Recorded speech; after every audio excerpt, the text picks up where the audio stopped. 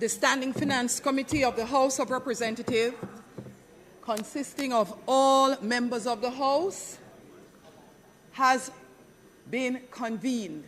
Members, I ask that we treat with the same reverence and respect the proceedings today and maintain decorum for the entire day.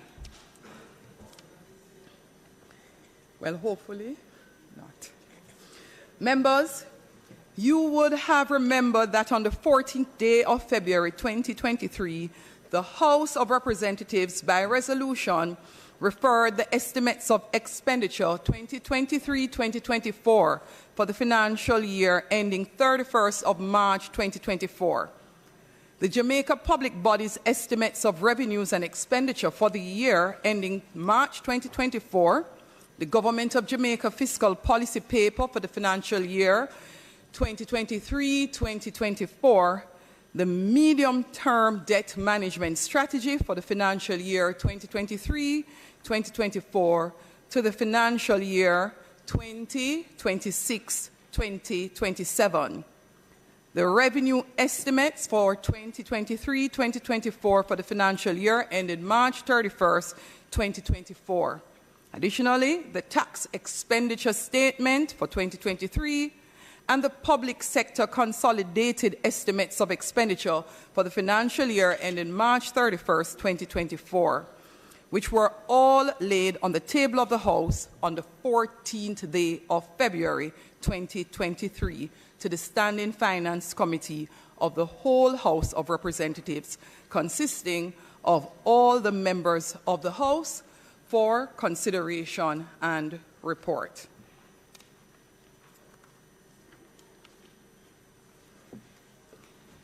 This committee is now ready to start its deliberations, and I ask the Leader of the House to inform us on how we will proceed. Thank you, Madam Chair. The arrangements today will follow the published schedule that each member has, beginning, of course, with the examination of the heads, starting with 0-100 to the end. The Minister of Finance is responsible for the entire process, and I will invite him now, Madam Speaker, to make his opening comments. Did I say 1,000 or 100? What, 1,000? Yes, yes.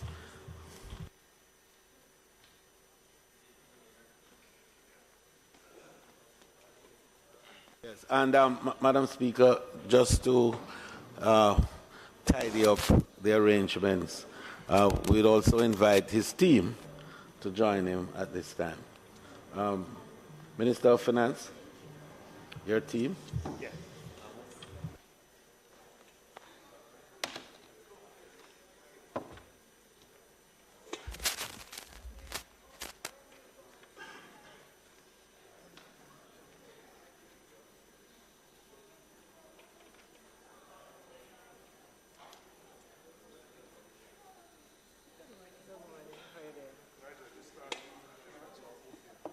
It was opium. Yeah. Opium is the first on the list.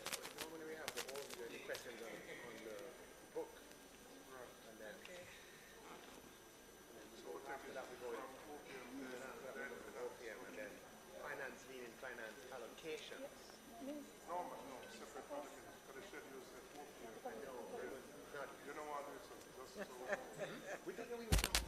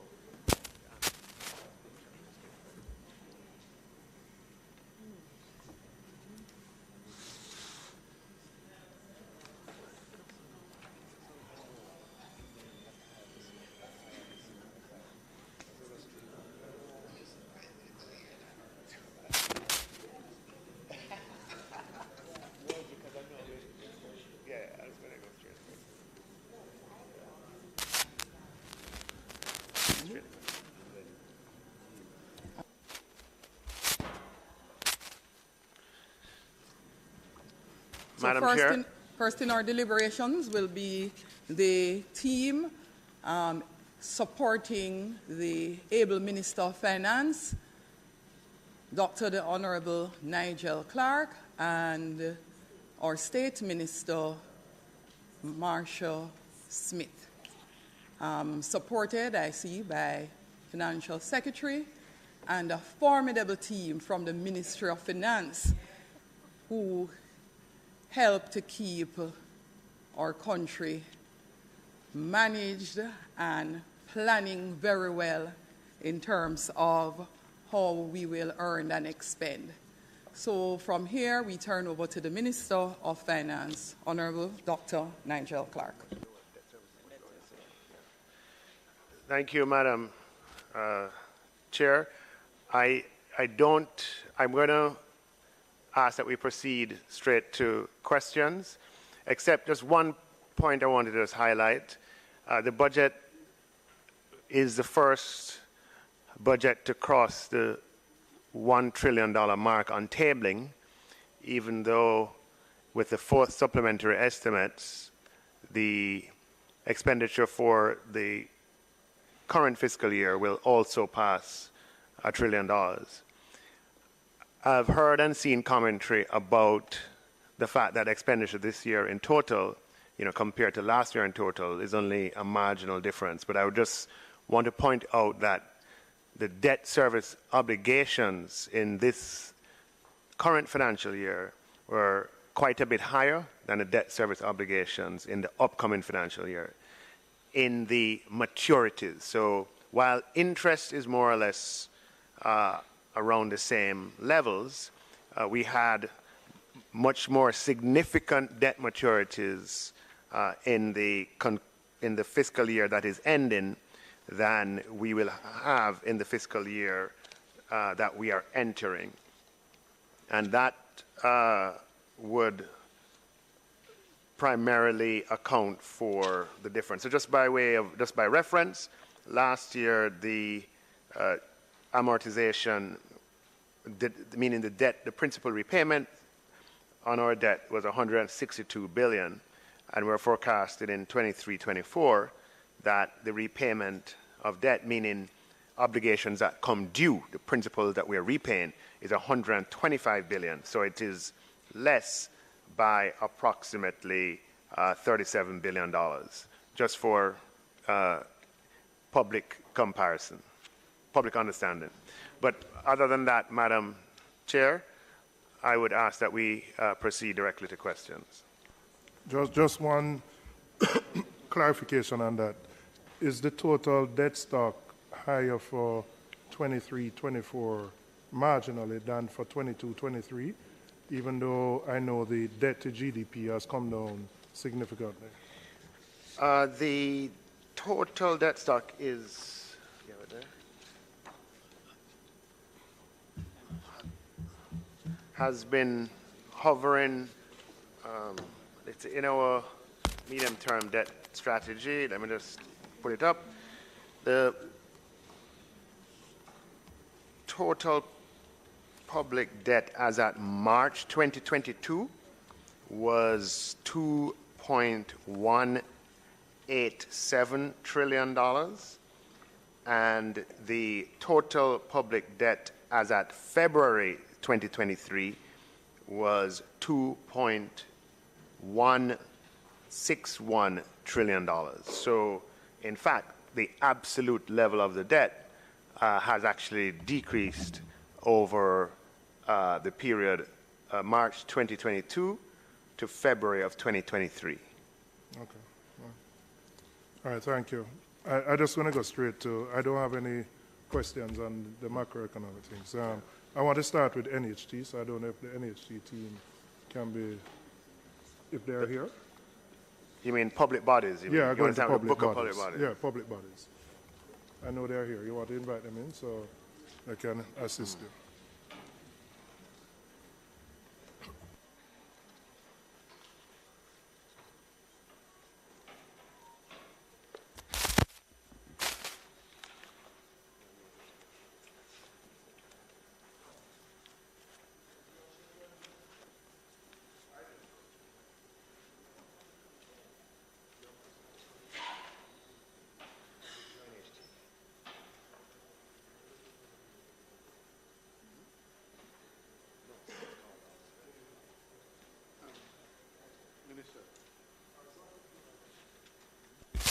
Where are we on the inflationary attempt to control? I didn't hear you.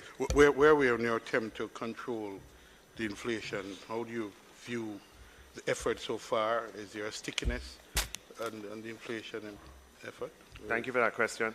You will remember that inflation, the central bank has a mandate to target low and stable inflation, and the central bank has acted using the various monetary tools at their disposal to have a downward impact on inflation. That strategy has been working, and the last outturn of inflation was quite a bit lower than the highs that we experienced last year. And in fact, what I've read from the central bank releases, and certainly the central bank contribution to this budgetary process, is that for the 12 months from April 1st of 2023 to March 31st of 2024, the central bank is projecting, if I'm not mistaken, that inflation will get back down into the target zone by the end of this fiscal year. The end of this? The upcoming fiscal year, sorry. Okay. But, Minister, certainly we hope that that is the case, of course. My concern from where I sit is that in the other countries that we monitor very closely on their inflationary targeting, they have not only used macroeconomic tools, but have significantly upped the use of the fiscal tool, and in particular, industrial policy strategy. We have principally relied on the macro economic tools, which has had its fallout and its consequences, as we'll discuss in the other sectors as we move along. But are you satisfied that the combination and the mix of policy strategies around macro and fiscal tools are sufficient as you see them to continue this downward trend as targeted and projected by the BOJ? And what do you see as the consequences of that? We see one of it, which is an increase in the debt payment, but I believe there are others to come, particularly in this MSME and other sectors. All right. So now remember the increase, the fact that we had debt maturities in 22-23 that exceeded debt maturities in 23-24 doesn't have anything to do with inflation. It just has to do with the scheduled maturity of debt borrowed in previous periods. Okay? With respect to sort of fiscal impacts on inflation, as you know, the biggest fiscal impact on inflation is to spend what you don't have. That is inflationary. So to the extent that the government has pursued a responsible fiscal profile, and where we have had a balanced budget in keeping with our fiscal rules, the government has actually aided in the control of inflation. And you've heard the central bank say that themselves, and that's not something that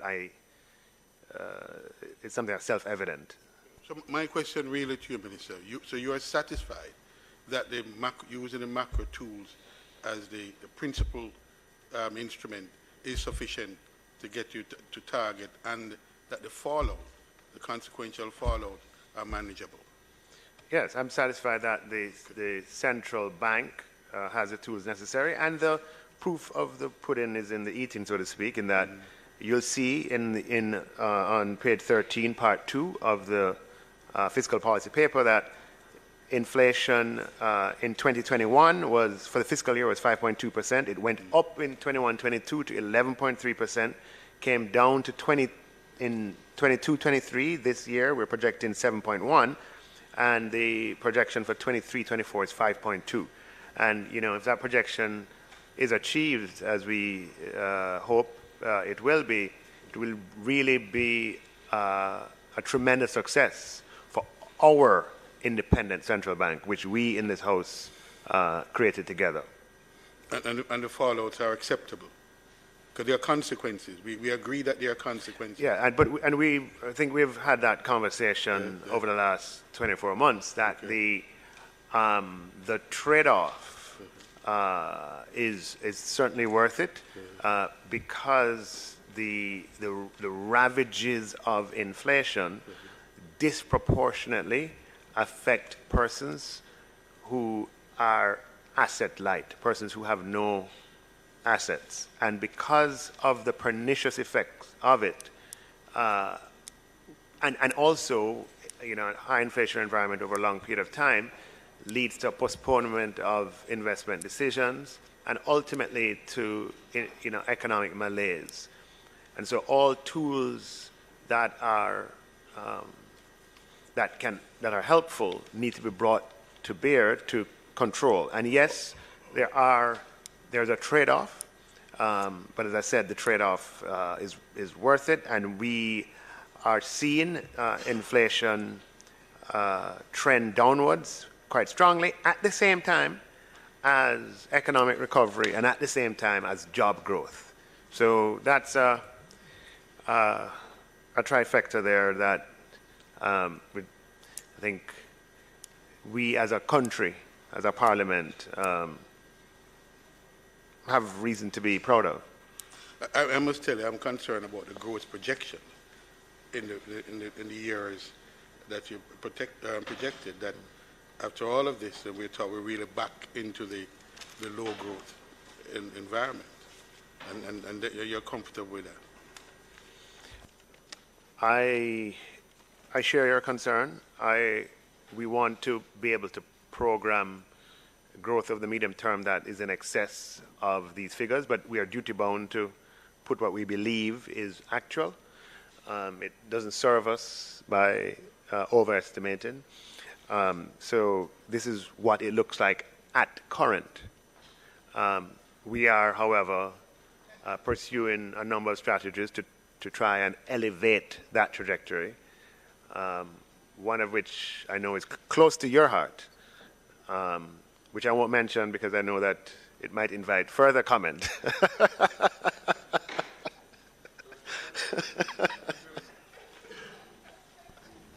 I have a couple of questions related to NHT and specifically to the Ruthven Towers development. Last year, there was flooding of the basement, which led to a number of cars being damaged. And I wanted to find out from the NHT the specific steps that they have taken to mitigate a similar occurrence happening. That's first. Secondly, the cost of renting vehicles in the short term for those persons who would have been affected. Third, whether replacement vehicles have been provided to the residents and whether those have been covered by insurance payments. And fourth, whether there are other issues that have been identified at the complex and how those have been managed.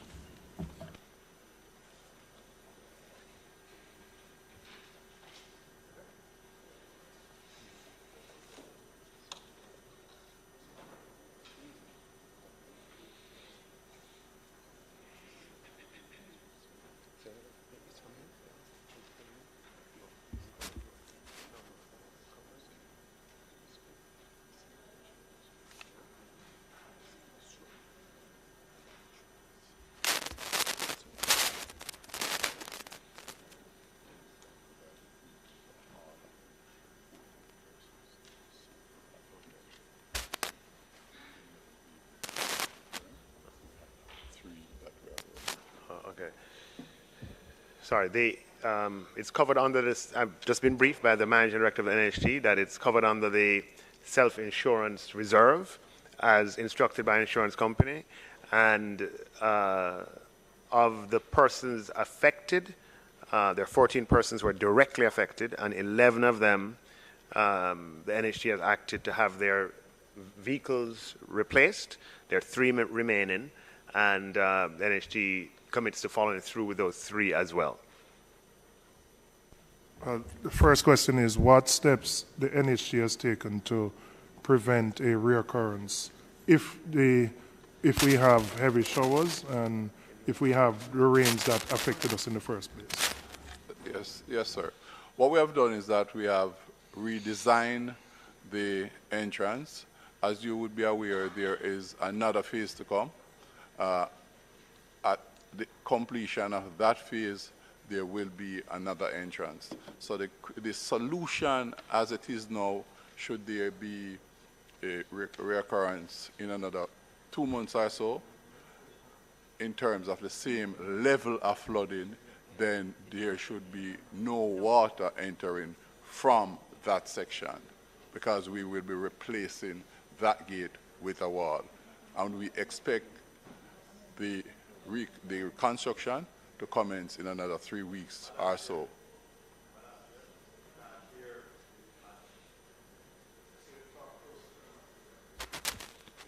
The second question, what does it cost the NHT in the short term to provide the replacement vehicles for those who have been affected in terms of renting vehicles? Right.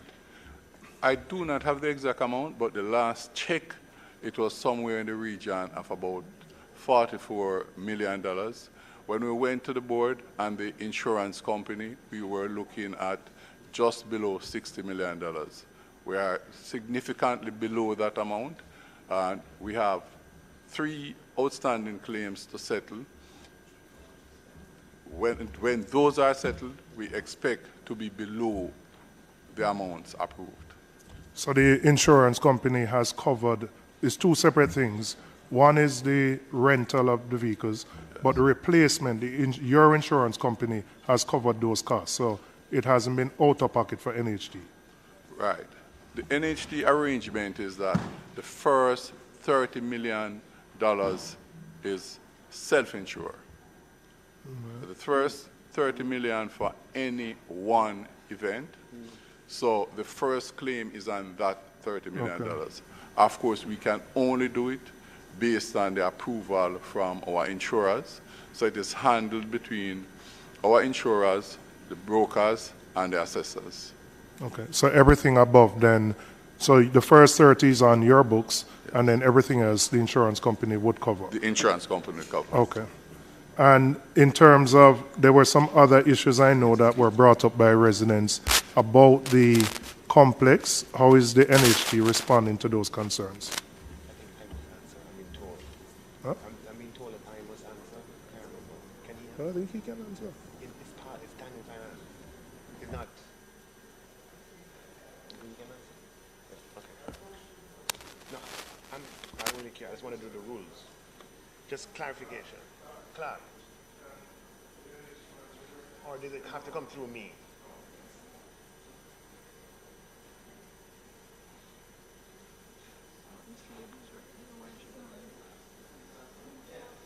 So I can ask. I can ask him to answer, right? I just want to follow the rules, that's all.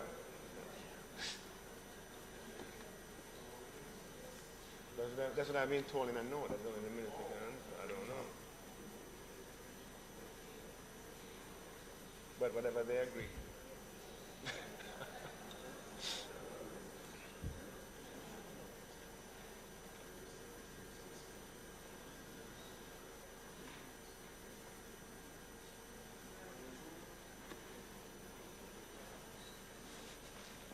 What's the ruling?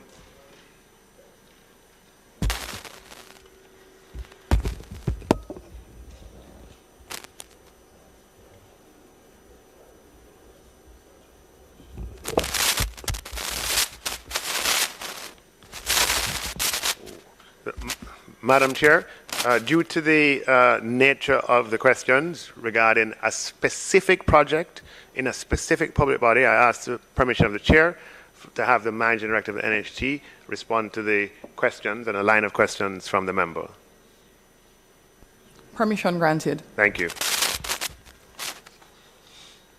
So my question was, there were some other issues raised by residents apart from the flooding at the complex, and I wanted to find out how NHT is responding to those other issues. All those issues have been settled. Everything, all the other issues yes. have been settled to the satisfaction of the residents. To the best of my ability. Okay, all right, thank you.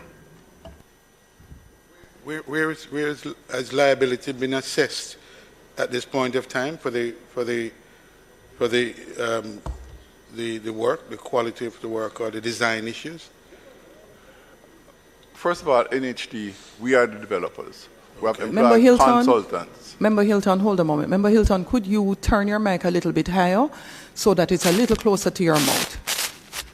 We did not hear your question. We did not hear your question. All right, so my question was, has liability been assigned in the instance where you have this flooding? Is it a design issue? We are still going through the process. I'm just making it very clear that NHT, we are the developers. We have employed several consultants, and what we have been doing is going through the process involving our legal team and the professionals to establish liability. But in the interest of time, we proceed just like how an insurance company operates, to settle and then to move where possible to recover. And that is the intention.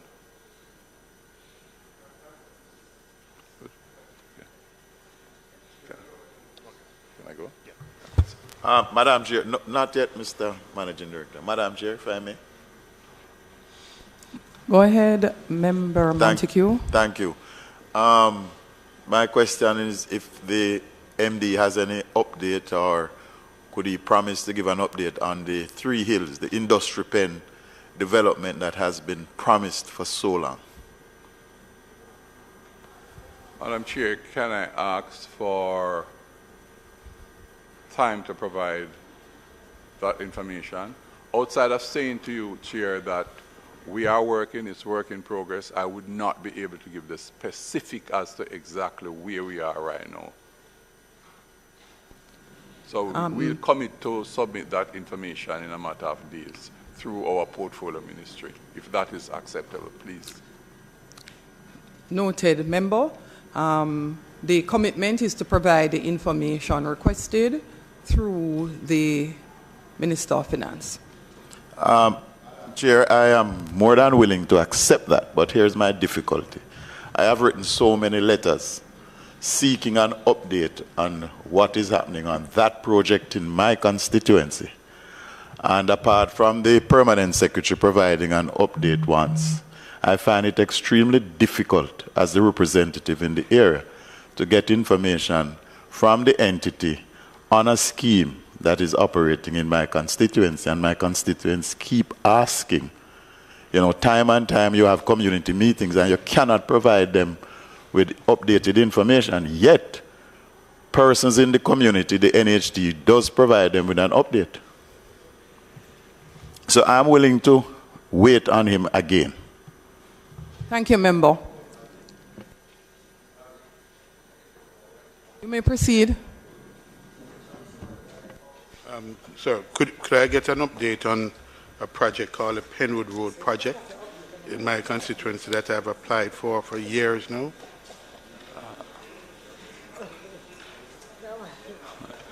Madam Chair, I'm going to ask for the same privilege to submit the information in days, again, through our portfolio ministry.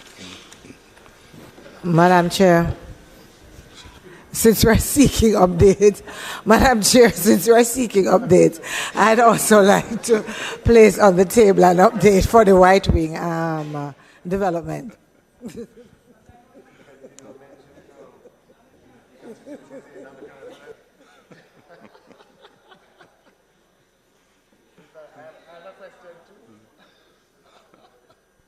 I'm awaiting the response.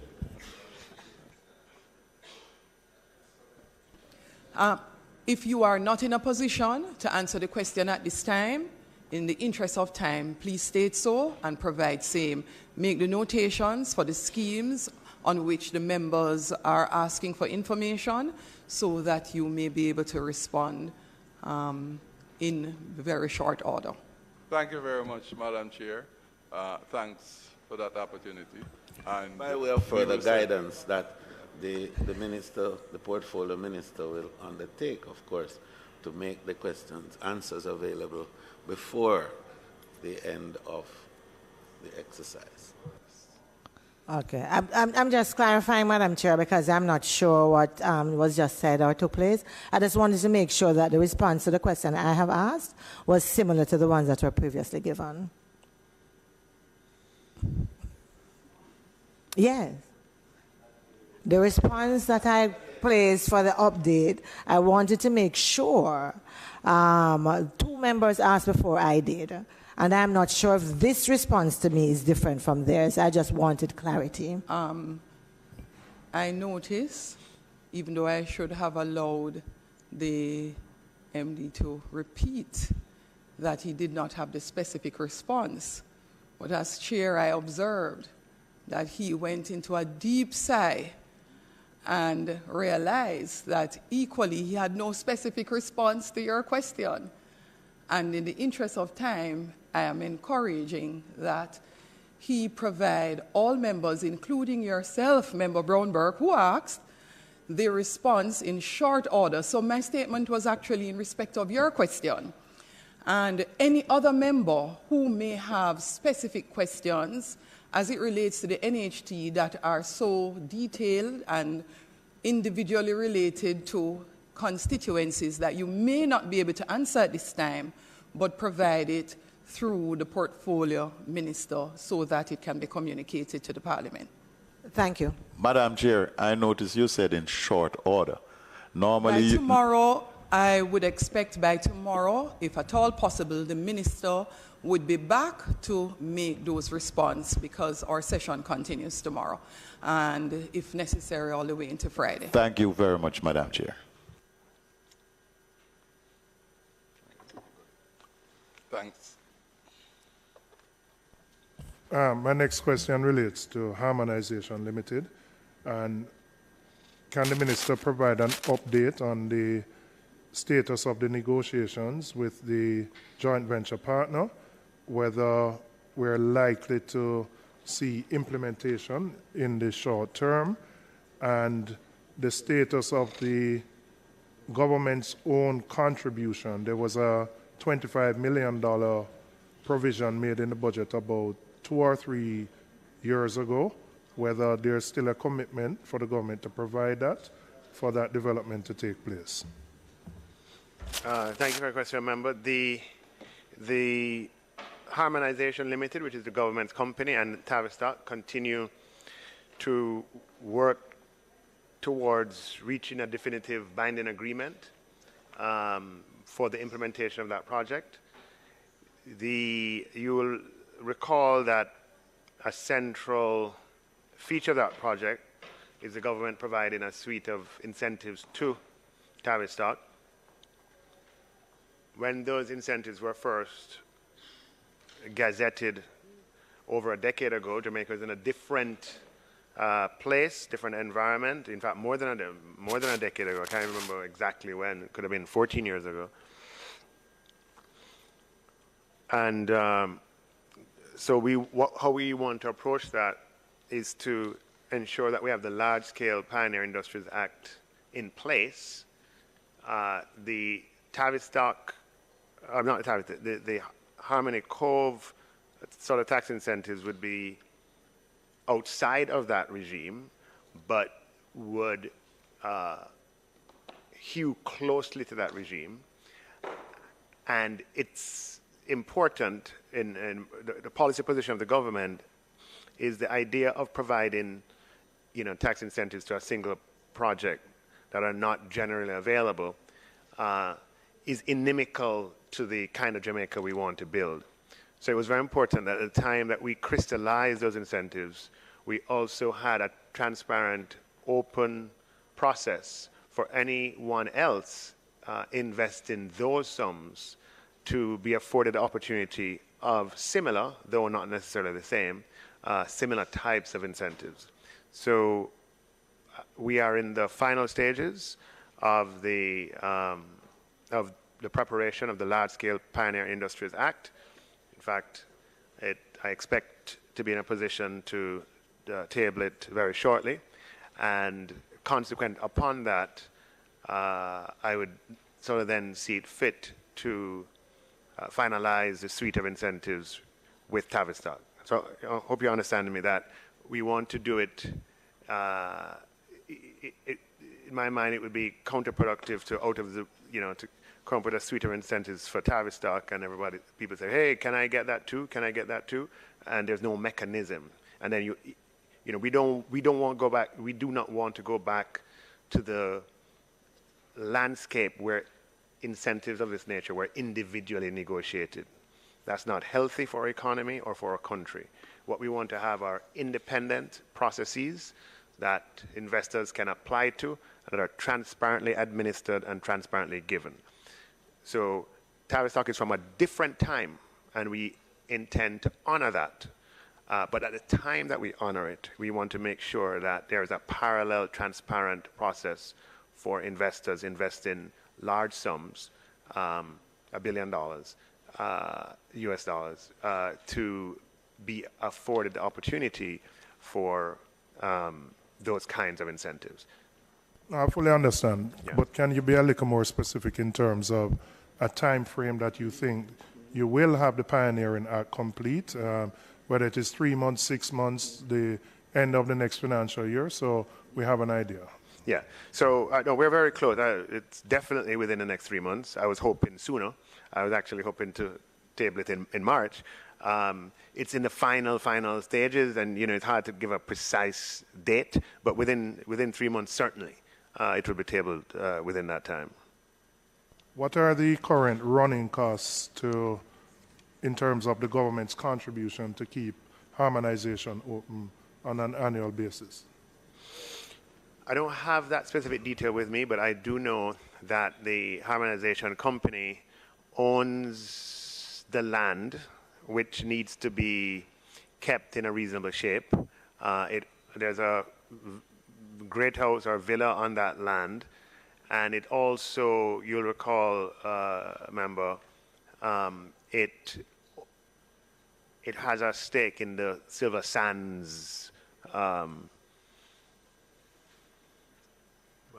establishment, shall we use that word, and it owns some villas. So the combination of those costs and the revenue associated with it leads to a net negative position on an annual basis, which is why I don't have the precise figure. I could probably get it. I mean, NHT people would have it, which is why it's incumbent upon us to resolve all of these matters and resolve them timely. But we want to, at the same time, do it in a way that achieves the objectives. Just a slight diversion from harmonization. You had established I plan to, on the harmonization, I plan in my budget presentation to provide more of an update on it. Yeah.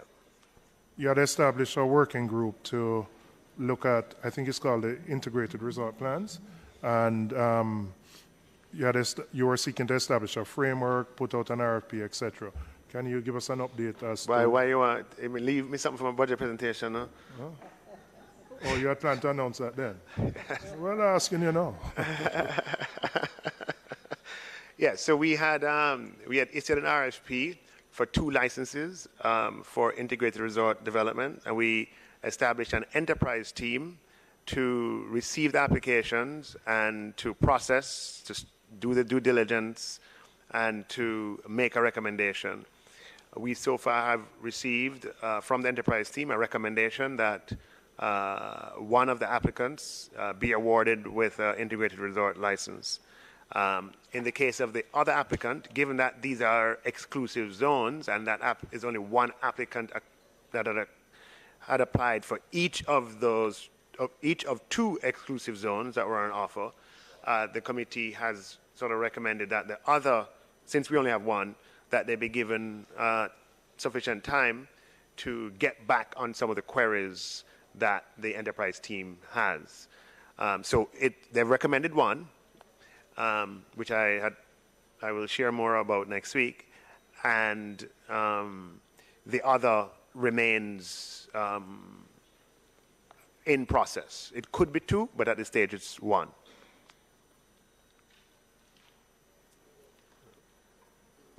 Minister, I'd like to, Airports Authority, anyone here from Airports Authority? Anyone here from Airports Authority? And specifically, I want to ask about the Vernon Field. Vernon Field is a big idea and I believe a strategic project. We have been... Yeah, you want to leave that for transport. Okay. I mean, if your question on the Jamaica, on the public bodies, yes. Estimates, yes. Then that is,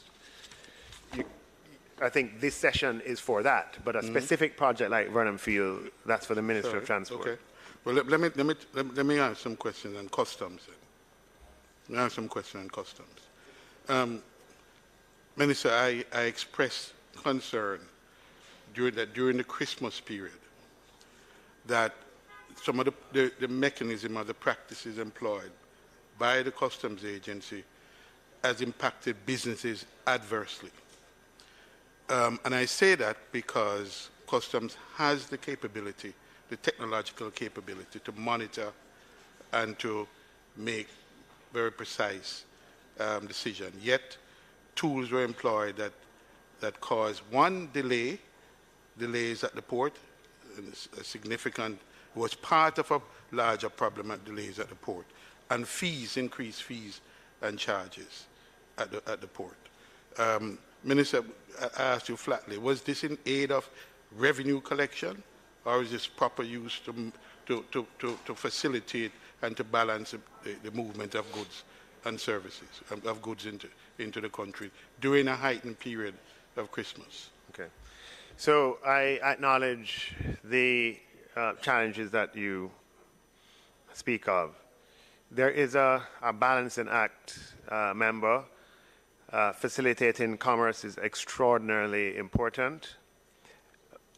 It's also important that, given the state that Jamaica is in with respect to organized crime, that our ports are not used as points through which illegal guns and ammunition can get through. The Jamaica Customs Agency has joined in the effort of the government to wage battle against the scourge of illegal guns, and a part of that process requires making sure that goods that flow across our borders are not used to conceal ammunition or conceal weapons. You will have observed that the numbers of gun seizures by customs at our port over the last 12 months has gone up considerably, including over the Christmas period into January. Just in February, January, 54 guns, 100 rounds of ammunition found at Freeport in Montego Bay. Unfortunately, that requires an intensive and intrusive scanning process to deliver those kinds of results. During peak times, it has the downside of what you describe, but at this point in our development, the trade-off is in favor of ensuring that illegal weapons do not enter our country.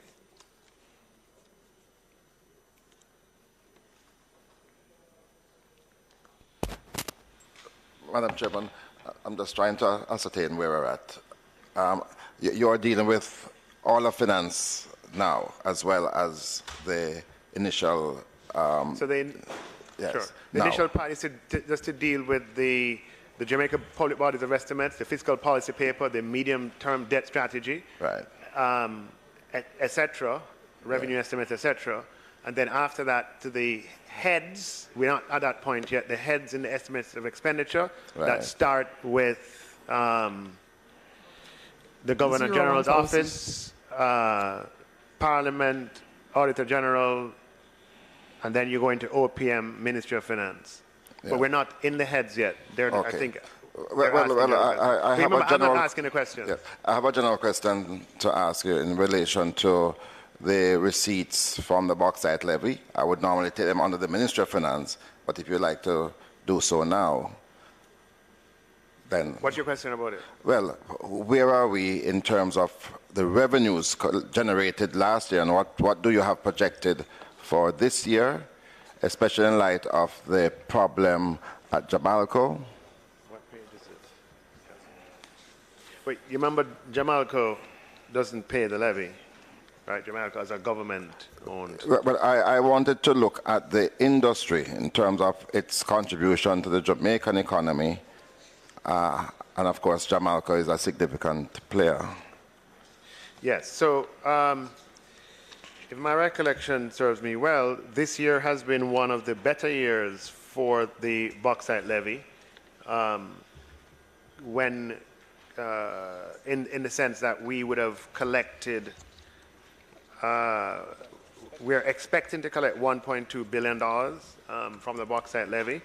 Some of that is with respect to payments from other periods that are coming into this period, you know, with payment terms that have been agreed with the some of the bauxite mining companies. So 1.2 billion for this year. You collect... Sorry, it's a slight reduction. Yeah. Yeah. It's a reduction from the previous year. The previous year had more of the... we had one company in particular where there was bauxite levy that was due over a number of years, and that came into the previous fiscal year. Sorry. So just to be clear, Minister, you collect levy from both UC Roussel and Noranda. Well, Noranda, you remember? Yes. Sure. Yes. In relation to Noranda, there is an agreement that stipulates a profit-sharing arrangement, and if there are no profits, for you to charge a particular amount for the levy. So perhaps you could indicate whether or not any profits have been declared, and if not, then how much would you have collected under the levy? And in relation to Roussel, what is the current arrangement for the collection of levy? Yeah, so that kind of question is one that you usually ask question time, where we can actually go and get the answers for you. Yes. Today is about the things tabled in front of us. Yeah. But I don't have a problem with the question. Yeah. I didn't come prepared to answer that particular question. But let me do the best. Because it must be a part of your revenue projection. Whatever you're projecting to... Let's rephrase it, please. Yes. The question I'm asking, what are you projecting to earn from bauxite levy for this year? And to give us a picture, sure. Could you indicate what you earned in this current... A general question. Sure, yes. I can answer that. Yeah, so by this year, you mean 22, 23, the one that's ending? Yes. Okay. So you recall we went through a period where bauxite levy to the country was zero. Bauxite levy in 2019-20 was zero. Bauxite levy in 2021 was zero. Then we collected 2.4 billion in 21-22, some of which related to 1920 and 2021. This year, 22-23, we collected 1.2 billion, and we're projecting for next year to collect 1.2 billion as well. 1.3 billion to rounding up to the nearest 100 million. Yeah. And because Jamalco plays a crucial role in the overall economy, could you indicate to us now whether or not Jamalco is back 50%, 100%, and also what is the state of repair for... There's some questions on the books from you. Yes. For me to answer. Which has taken a long time. So I have the answers for you. As soon as this budget process is over, yes. I will provide them. I might even include them in my presentation next week. but I don't know if this is the forum for it. Well, as long as I won't have to wait it doesn't a have few to do months. With no, you won't. Okay. You won't.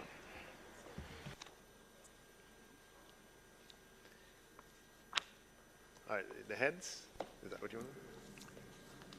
Yes, Minister of Finance, we'd appreciate that you would take the heads, both those for other agencies you're covering as well as finance.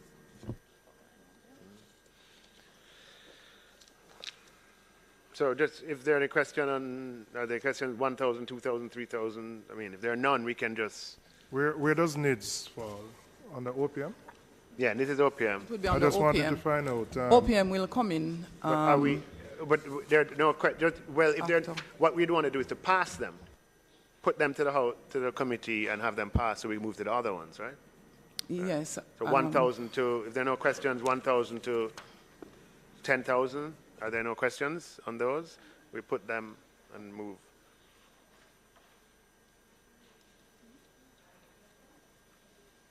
We put heads 1,000 to head 10,000 to include. Sorry. Under the Independent Financial Commission, I know a process has been engaged to, and somebody has been selected. Could you indicate when that person will actually begin operating? Yes. Yeah. So you see in the heads, for the first time, there's an amount allocated for the Independent Fiscal Commission. And that is because as you rightly point out, someone has been identified, and we expect any day now for His Excellency to swear him in. I don't have a window into His Excellency's schedule, but I believe that it's going to happen any day now, so to speak. The expectation is that the Fiscal Commissioner will set up that office, which is, from previous experiences, not the easiest thing to do from a standing start. Identify a location, get the organizational structure approved, hire the staff, network equipment, etc., etc. But it's our hope that he'll be able to do that over the next 12 months for the Independent Fiscal Commissioner to become operational in the next financial year. Not 23-24, but in 24-25. Yeah. Thank you, Minister. So I put heads 1,000 to head 10,000. Those in favor? Those against, the ayes have it. Robert, you want to come? Robert, the Minister.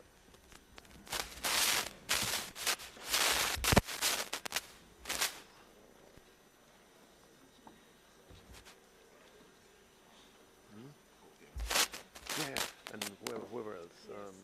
PS is here, and then Minister Green is here. Yeah, they never asked any questions or any others. So.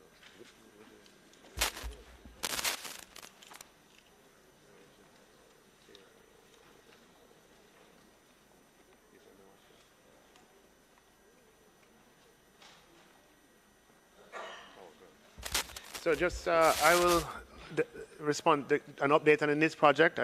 You want me to do that? Questions I have specifically, if you could indicate the implementation date from the perspective of when individuals will be able to get their NIDS cards, if you have a specific date on that, the centers of enrollment that will be available, and the public education campaign around that. Those are the three questions. Okay, so let me just provide you the update I have. In the 23-24 fiscal year, the NIDS project will focus on operationalizing the National Identification and Registration Authority and the National Identification and Registration Inspectorate, both of which are the primary institutions through which the service is delivered. Coverage will be expanded for enrollment with activities to begin in 23-24. I don't have a precise date, but what I can say is that with respect to the second part of your question, we're going to be modifying the post offices just using Kingston as an example, at Constant Spring, at Mona, at Halfway Tree, at Ligony as additional enrollment sites. And we're going to tender for 19 post offices across Jamaica to be modified as NIDS enrollment sites. The program is going to continue the implementation of the National Identification Card and Operation Birthright for people to receive free birth certificates to enable them to enroll in NIDS, even as the digitization and indexing of the civil records at RGD continue. And the project also requires continued work with PICA to implement electronic ID, the e-passport, and to enable e-gates at our major international airports. And the project will also continue to personalize public engagement around the identification card and the strengthening of national identification card security and privacy controls. Yeah. I'm going to ask Minister Morgan to tell us some more about the public education part of that campaign. Thank you very much, Minister. So, to update you on the public education, as you know, this is a project that is jointly being run through the IDB and the government of Jamaica. So there are particular approaches to the procurement process that has to take place. There was a procurement process for a supplier to deal with the public education campaign in the last quarter of last year. That procurement process is being finalized currently, along with the IDB, for final approval with the supplier.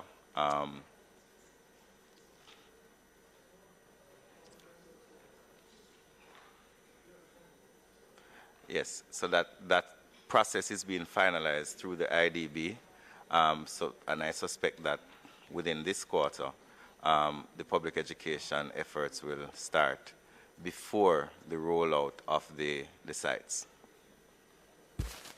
At this stage, do you know how many sites you plan to have on board once you start implementation?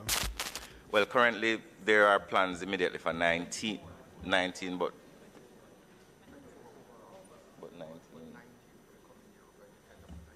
So we are going to tender for 19 in the coming year, but there will be 24 overall.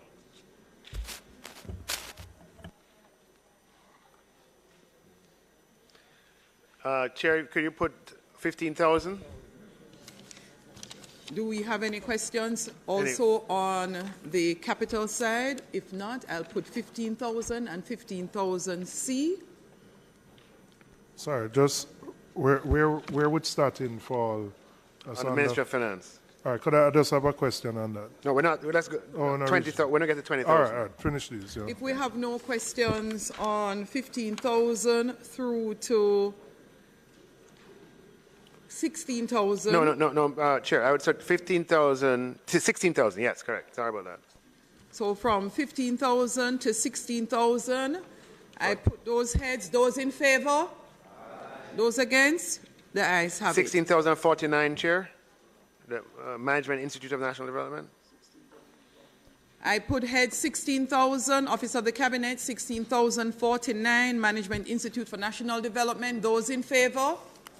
Those against? The ayes have it. Okay. No, Minister of Finance. We'll take Minister of Finance next, and questions on Minister of Finance. Yeah.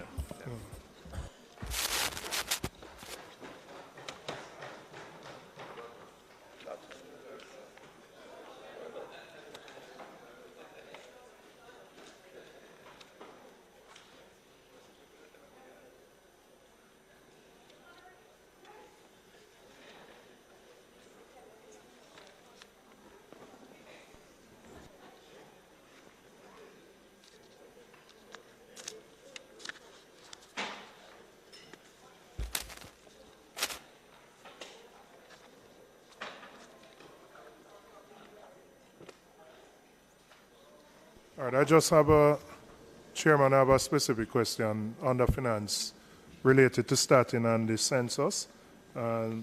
If you could indicate whether the deadline of March 31st, which was originally indicated, whether that deadline will hold for the completion of the census. And also, we seem to have a very high turnover of census takers, the people who go out in the field. I think it is, you trained about 7,000 and lost about 2,200. What accounts for, huh? That's a different issue. No, it's a different issue. Thus, what accounts for such a high turnover of the staff members who have been trained and recruited to go out in the field to conduct the census? Thank you, member. We are having, Statin is having challenges with the census. The issue that you identify, let's explain, Statin targeted a complement of 7,000 census takers, but have not been able to recruit at any one point in time more than 4,000. And with the 4,000 that have been enrolled at a point in time, there has been a fair degree of turnover in that people who have been trained have moved on. The nature of the challenge has to do with the tightness in the labor market and the availability of persons to fill that role. We have since responded with a significant upward adjustment in the fees, like a significant upward adjustment in the fees to census takers, and those rates are per questionnaire and per family, etc., to try and compete in the labor market for the persons that are needed. But in addition to that, Statin has had to innovate several weeks ago to introduce additional modalities of data collection, including electronic and other means. The tightness in the labor market is a real issue that, as a country, we're going to have to address. But let me say, I've spoken to a number of people who have actually been through the process of being trained, recruited. The issue they have raised is not about the tightness in the labor market. There's been a breakdown in terms of communication with people who have been trained. I know people who went through the process, did everything, awaited communication, had none, and went off to other jobs. So it's not just that there are plenty of jobs out there and that's why they move. There's been a specific issue related to how the workforce has been handled and people who have been trained that has led to such a high turnover. I know 2,200 people who were trained left, which is about close to 30%, which is exceptionally high in terms of turnover. And it's not just because they got new jobs. There was a breakdown somewhere in Statin's own internal management and processes. Yeah, so what I'm speaking to, member, is the primary problem. I'm not saying that there's been a single problem. The primary problem has been Statin's inability to recruit the 7,000 census takers. And at no point got further than 4,000. Had they recruited the 7,000 census takers, the turnover that you're alluding to would be much less of a problem than it is, or than it has been with the 4,000 that were recruited. That is the primary problem. There's a secondary problem that in the initial stages, there were, I'm going to ask the managing director of Statin to speak to the challenges that Statin faced in the initial stages, which accounted for this turnover. But I'm saying the primary problem is we needed 7,000 census takers, and Statin could not recruit or was not able to recruit more than 4,000, and we have since had to significantly adjust the compensation. Thanks. So in the initial phases, as you said, there were some administrative issues. Statin has addressed those issues.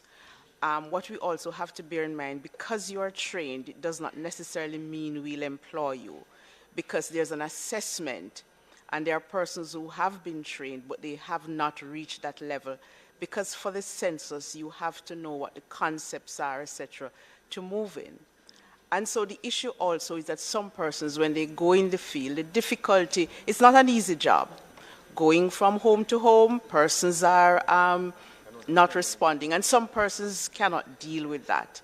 And so you will have persons, once they have started and they have seen what is required, that they would also have dropped out of the system.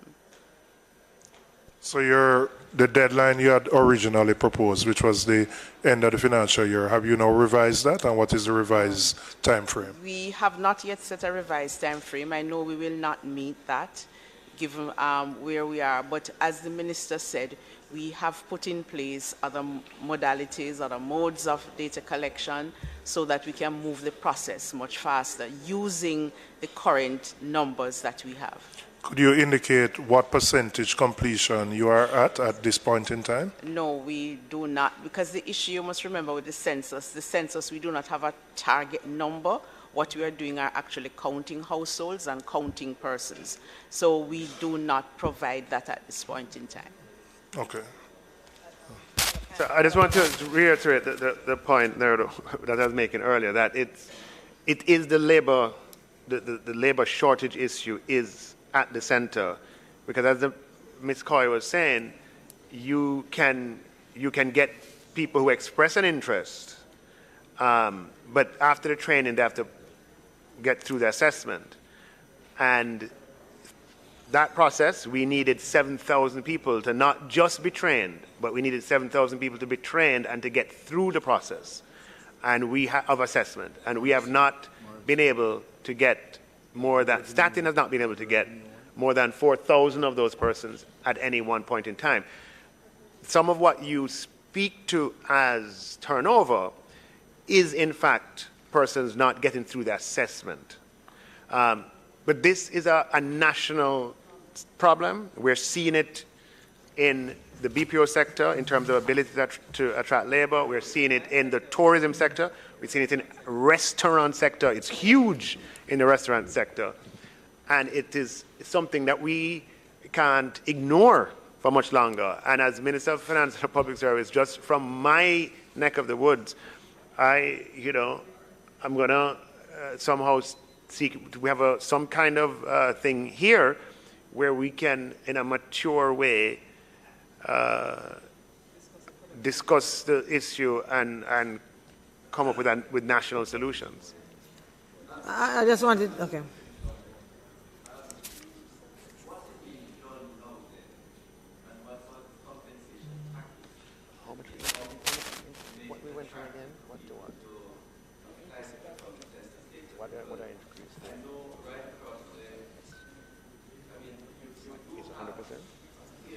You sure? But what was it before? How much? Give me the rates. Perfect. How many questions can you do a day? I wanted to add to that. But can you do 10? Can you do 10? Huh? How many? What about for a family?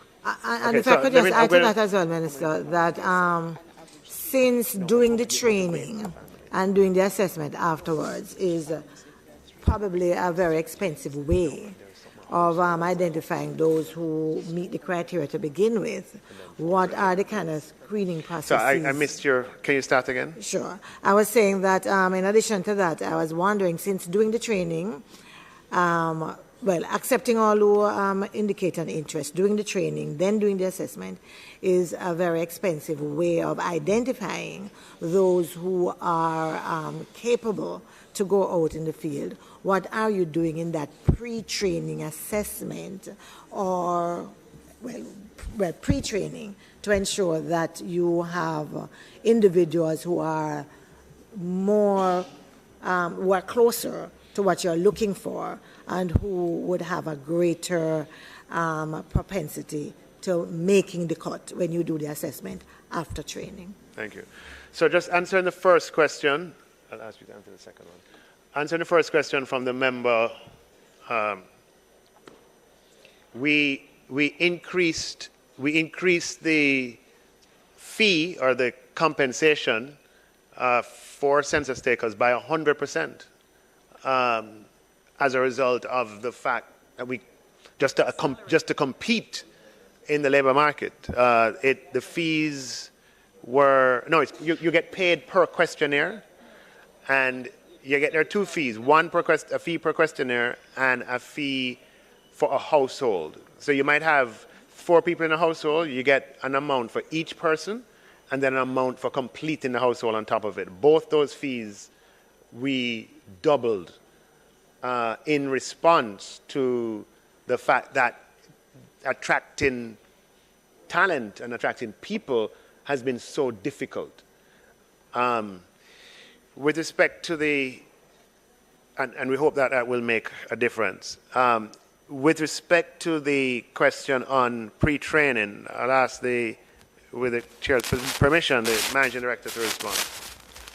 Okay, so in the pre-enumeration, before we started, during that process, we did an assessment, a face-to-face. It was a small interview. They were asked to read, they were asked to do a number of issues. So in that first assessment, we would have assessed them. After data collection, we have done about 3 or 4 rounds. Because we wanted to get them on board quickly, once persons applied, they would still have done that assessment. They would bring them in the class. It's when then the trainers would now assess, while they were doing that, whether these persons are capable. And they also do an assessment after the training. So in the first phase, we would have done that major assessment, but given the time frame that we had, we eliminated that phase. And because the classes were much smaller, you're dealing with smaller numbers. So at that point, the trainers, because we keep the classes small, about 35, with 2 trainers, so they are able to assess the capacity of these persons. Minister, are you doing passive or active recruitment of the census takers? Because, for example, I know of many rural communities that have a lot of students who have left high school, who have subjects, who are unemployed. So is it that they have to go on a website and apply, or is there an active effort to attract young people who are unemployed, especially in rural areas that need jobs? Yes, it's an active effort. It's not a passive recruiting. There's been an active recruiting exercise with advertisements, electronic, visual, print, even on social media, I believe. Yes, and the persons we have on the ground. And there are persons on the ground in communities that were actively seeking. But what I'm trying to say is getting up to 7,000 is quite a... And remember, this is an engagement that they would have to commit to for a period of time. You can't do it and stop, or do it and do something else. It's full-time. It will be full-time employment over a period of several months. But if you have people, please let Sassy know. Madam Chair, I think I want to agree with the Minister on having a real national discussion in this Parliament about how we get the productivity of our population to be not only locally competitive but globally competitive. About 2 years ago, those of us who sat in PAAC and looked over some of the education statistics coming out in terms of those who were matriculating in grade 4 and going forward, you saw where sometimes 50% of that cohort could not pass the grade 4 achievement test. And I think over time, in asking the PS in education why, it was clear that we don't have those kinds of remedial programs, so they keep being pushed forward. Now, that's one element. But there's another element that I am picking up on the ground in terms of a younger generation coming forward, the Gen Zs, the millennials, who have perhaps a different approach to work. Now, I don't know what is the age group that's coming or what the demographic looks like, but one of the things I can tell you is that there is quiet quitting in the workplace, that people are just doing just enough. Remuneration is one thing, but when I get the census on my phone, for example, it's not exciting. It's not, I don't even want to go on and log on to the website. No, I'm saying it for a reason, because I am somebody who is actively patriotic. and I want to participate. I sit in the parliament, so yes, I do go on. But if it's coming to my phone and I have to put myself in a position to then go on, log on, young people who are scrolling and doing a number of things, and you have a generation, you have about, what? There are 800,000 children, so you have to go into the households. What I'm saying is there has to be a more active approach, as Minister Morgan says, in getting the workers to become committed to even want to go out there in the hot sun. Those of us who are politicians, who have canvassers, who have to go out, you can't even, they don't want to go out in the hot sun either. So if you have young people who are coming forward, the salary is one thing, but they're also looking for other incentives. They're also looking for it to be an exciting program. That's why the Ministry of Youth should probably be involved. There should be another ministry, for example, whether it is some kind of motivation that goes on the corners, Minister Morgan, to say to people, look, this is something that we must do. This is something that we have to get involved in. This is important to understanding the objectives of where we go as a country, so that they're invested in wanting to transform and make the census exciting for people to participate in. I am not finding that that is the case. So increasing the salary, you find that people in workplaces, you could give them a salary increase, but if they're not motivated on the job, they're just going to do the bare minimum. I want to know how we can support you to get this done, because the census has been lagging. We know it needs to get done, and we have to get it done at some point. So I take your point, member.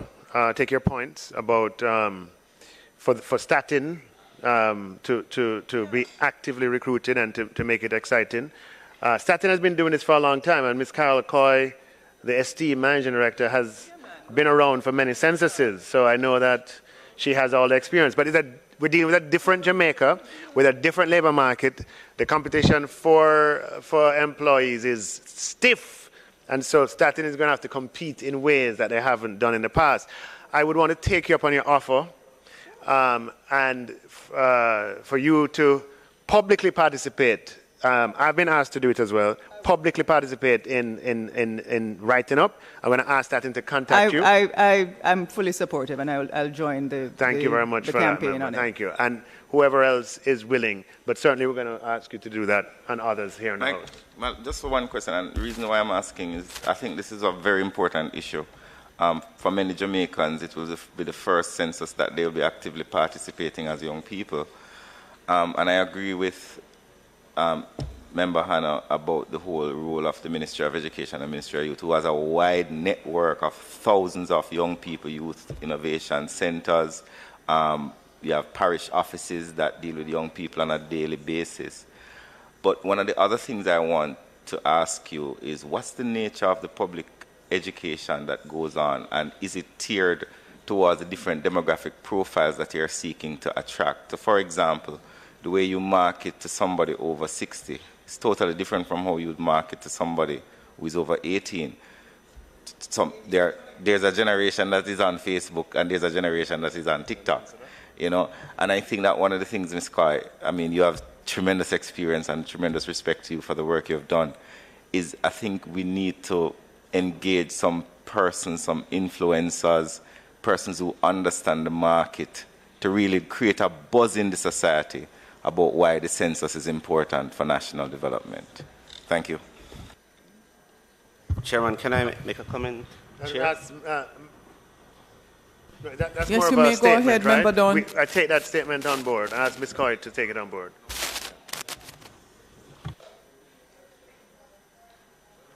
Thanks, Member Dunn. If we do not have any... Madam Chair, just a question with your permission. Dr. Dunn is on the floor? Oh, my apologies. All right, Dr. Dunn has yielded. Dr. Dunn has yielded. Thank you very much, Dr. Dunn. Thank you, Madam Chair. Minister, the compensation review, we always hear about the amount of money, but what I want to find out if there is a work output standardization, if you're looking at that, because you're paying a person more. What's the performance? Is it tied to any performance tool? Well, you know, that's an excellent question, member. No, no, no. Huh?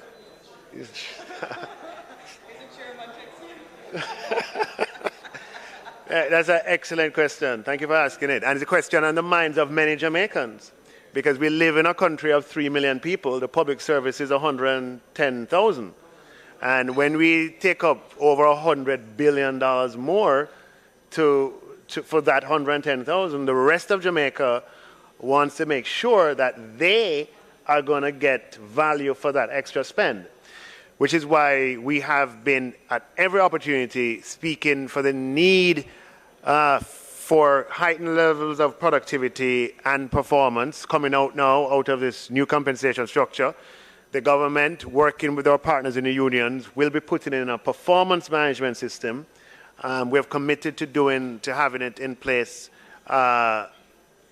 in two financial years from now. It takes time to design, and every part of government will have a different matrix of performance indicators that will have to be assessed, and it will work differently in different parts of government. But it is absolutely key.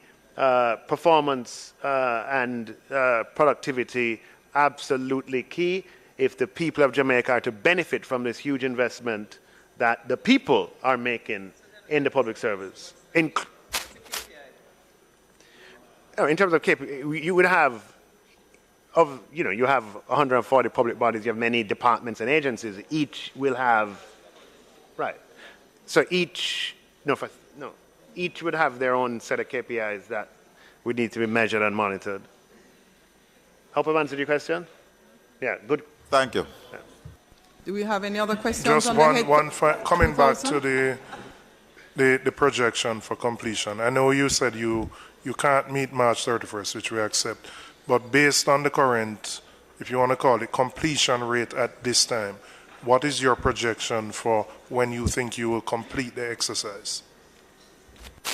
Okay, Statin has not yet done that because the mode we have put in, the additional mode of data collection, we are assessing it this week to see how quickly we will complete what we call an enumeration district. That is the target. And so at the end of this week into next week, we will have a better idea as to what we are doing. We're also thinking of using the web in order to get persons, especially in areas where persons will not allow persons to access their buildings, or they won't come out. And so what we want to see is what the take-up of that will be before we will make that projection. Can you state what that new method of engagement is beyond the face-to-face? Okay, so there's still the face-to-face, but previously it was one enumerator to what we call enumeration district. What we have done is created what we call sweep teams. So these are persons who are very, very efficient, they're experienced, and we carry a group into what we call an enumeration district. And so in about a weekend, 2 weekends, because it's mainly weekends that persons are at home, you will complete what we call an enumeration district. And what that also does, there's a fear factor, because security is an issue in certain areas. So when we carry in a team, we hope that we'll be able to get to those persons much better than when you send one census taker into an enumeration district. And how long have you been using this new method? Okay, we started this about a week, 2 weeks now, so we are now assessing how quickly they'll move through. Okay. Thank you. I now put heads 2,000 through to head 2,056. No, 20,000. It's 20,000, sorry. 20,000 to 20,056. Those in favor? Those against? The ayes have it. Thank you, Ministry of Finance. Next, we call the Ministry of Tourism in.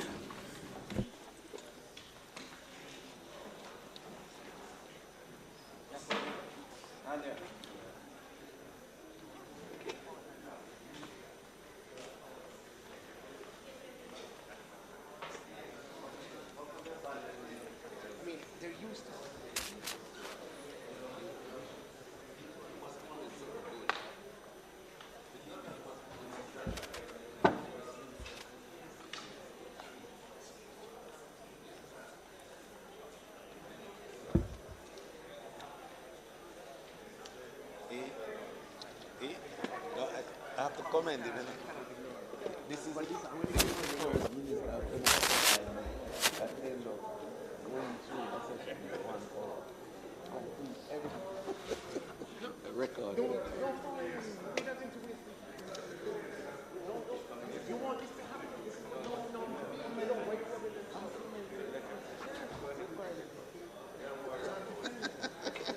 You look like this. No, I commend you, Minister. I can't commend your position.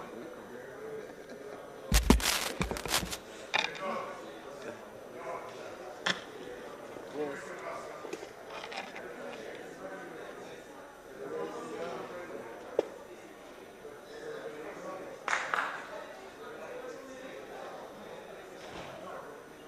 You tell is Marlene coming up to you?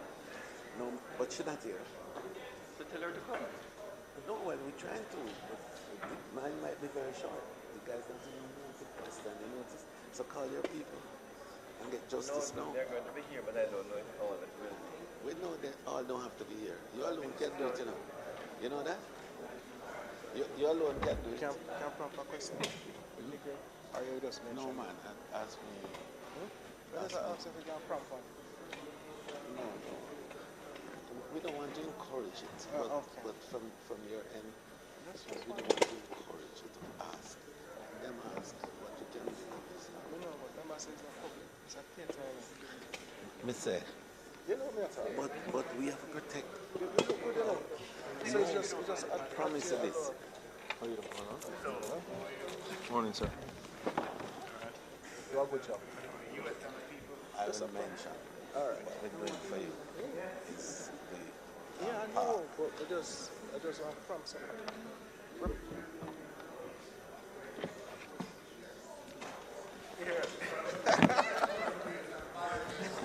All right. We don't want to be here long, so it's all right. No. There. You are afraid of the boasting. That's what you're afraid of. It's all right. Feel free. Because you will make the rest of your people jealous. So watch yourself when you ask about your project. With what I'm doing for you. For what I'm doing for you. Okay.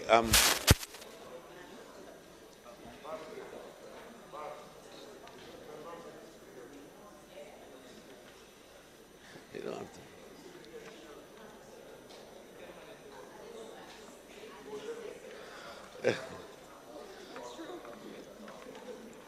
He's right.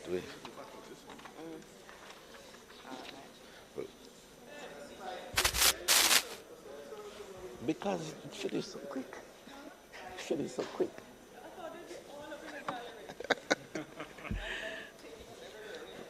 No theatrics today. Yeah. Okay.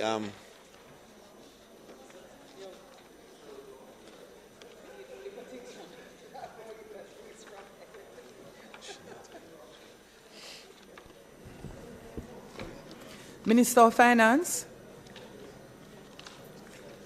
No. Minister of Finance is not allowed to interrupt the proceedings while Minister of Tourism is ready to take charge. Thank you.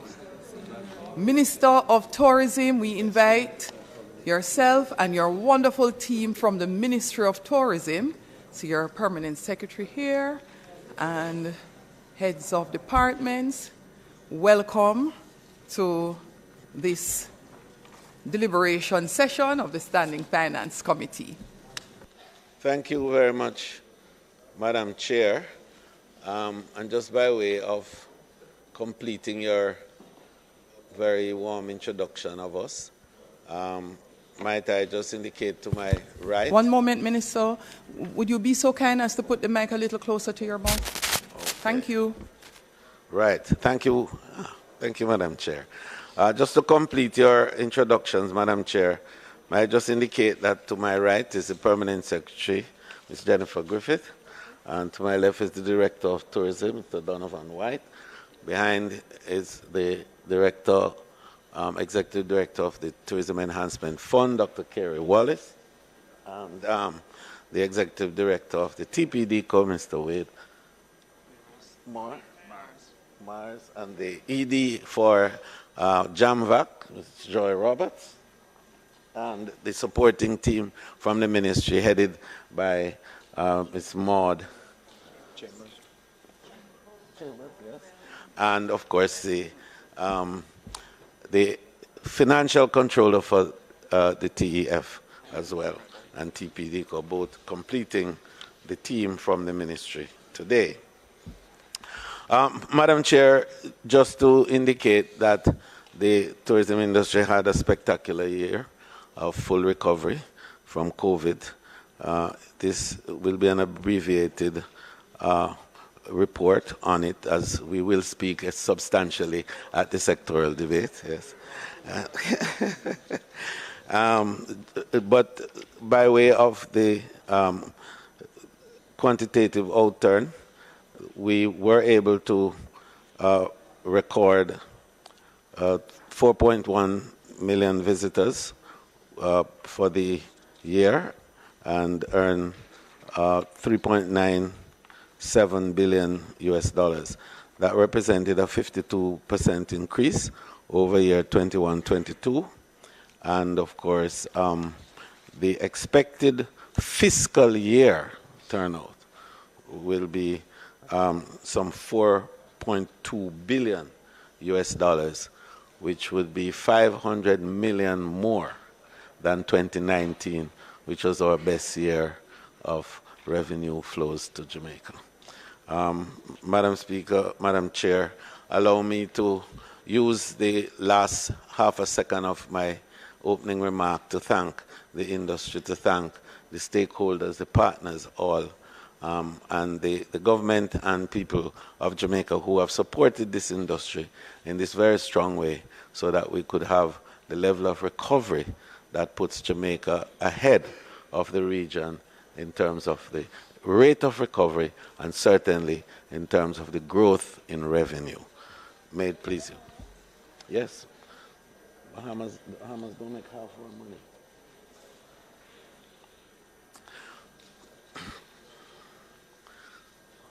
So if there are no questions, we want to thank the... Minister.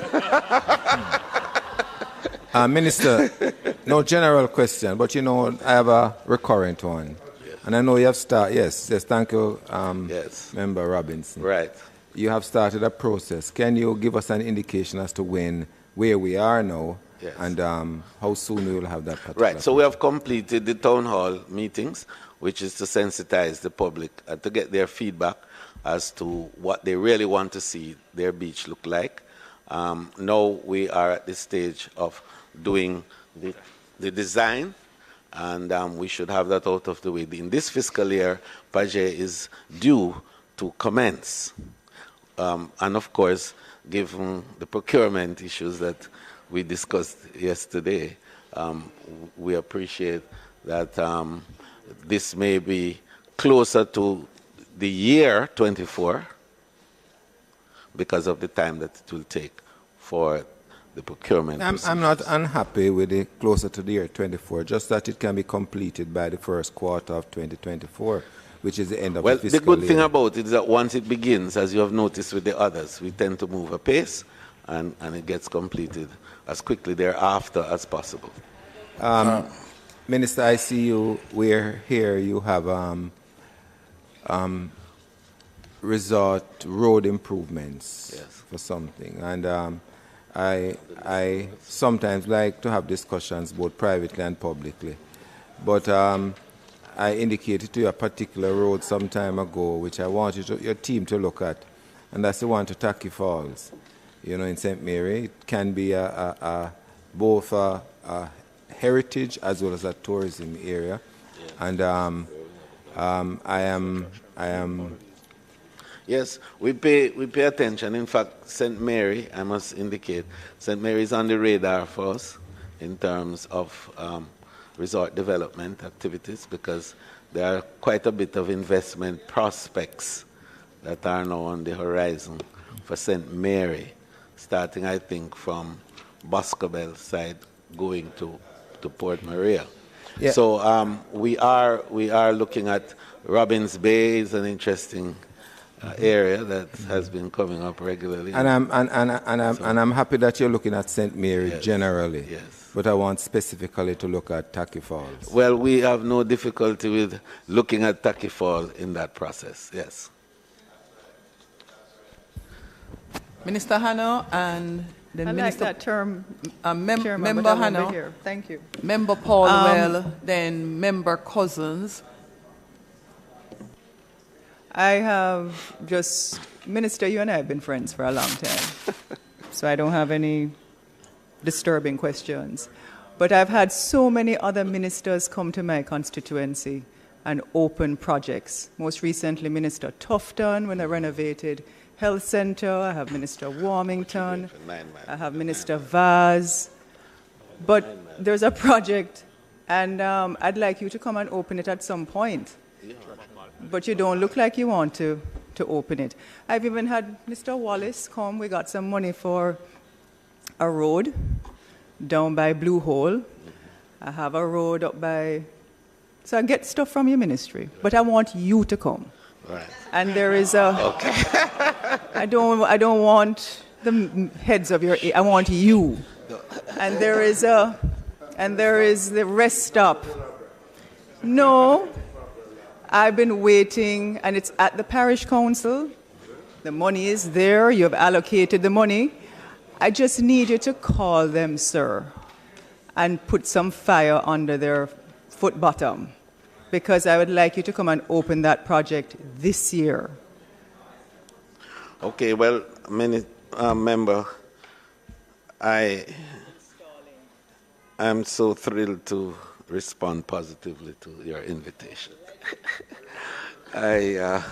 In fact, there's a 50 million project for the completion of the 9 Mile Road leading to Bob Marley's. Yes, Minister, I like that, but I want to hear about the other one too. I want the Parliament to hear what you're doing for me. I will definitely come to Yes. see the start of that in short order. Thank As a matter you. of fact, just to add that we do have a program that we have just finished crafting for a road show and visiting all the attractions and also visiting and cutting ribbons for the several projects that are completed across the island. And member Phillips will appreciate this one because we are overdue to come, yes, to do one of those. So what we are saying in general to MPs, particularly those who have had projects from the Spruce Up, this is ribbon cutting year. We'll be around to cut the ribbons for all these projects that we've had. All right? Hold a moment, please. Will the driver of blue SUV 0643K3, that's a long number, please remove your vehicle. What kind of vehicle? You only drive it.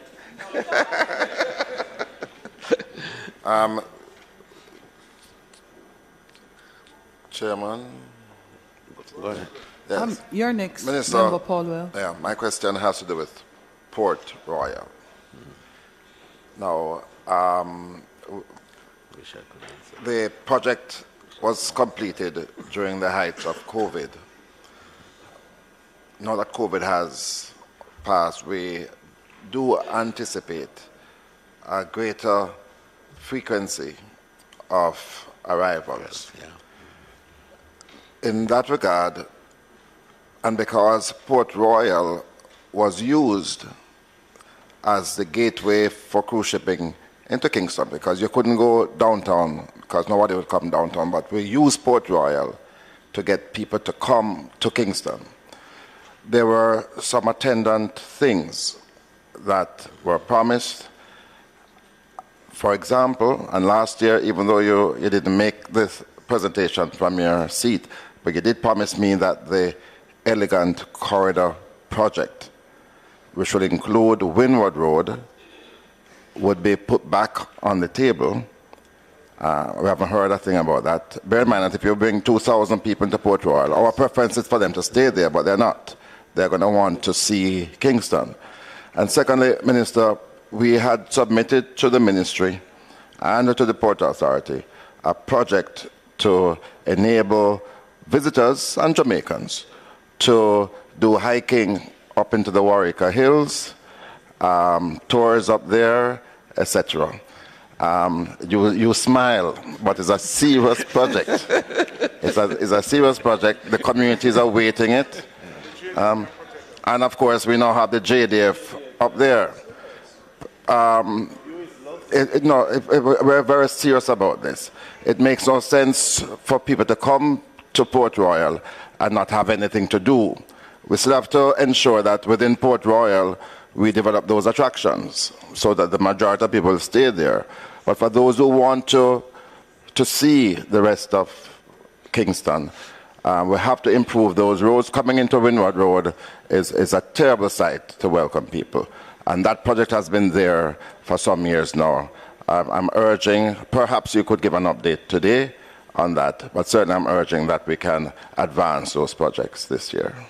Well, I want to begin by saying that as MP for Port Royal, you are a really blessed man because you have the full attention of the Prime Minister of Jamaica. That's his pet project. And I can assure you, I'm telling you, I've seen the plans that he has for it, along with the Port Authority, that is the executing agency for the development over there. And I assure you that it will be more than what will satisfy you as a member for that area. I can assure you about that. The Prime Minister will speak more fulsome to the development of Port Royal as it is in his remit at the moment. And we support every aspect in terms of the marketing of Port Royal, and we're happy to tell you that Port Royal is getting attention from the global market space, and more ships are likely to come. Mariella is likely to bring a second ship to Jamaica, and Port Royal is being considered as a home port for some of those. Yes, I'm going to let me help. So Port Royal, there is a discussion that we're having now.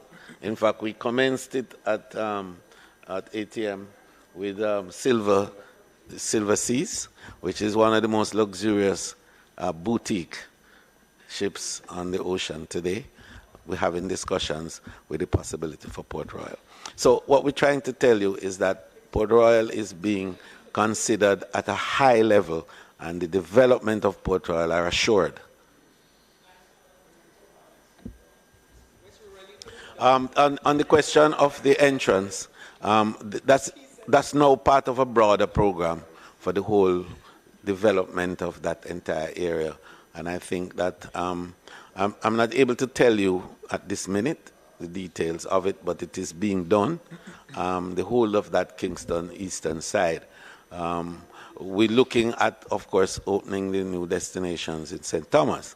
And the entrance to St. Thomas doesn't really start at the border of St. Thomas. It really starts from the Palisades. In the interim, we're doing work on the Norman Manley Boulevard, the Palisades Strip. And if you notice, we're putting the cat eyes. We have done that, tourism. And we're looking at other furnishings for that area.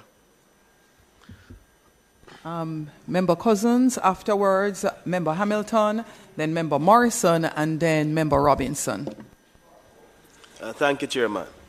Minister, I suspect you might have an idea the specific area that I'm going to ask the questions in relation. And I have an answer for you. Because the road to Milk River is actually on the list.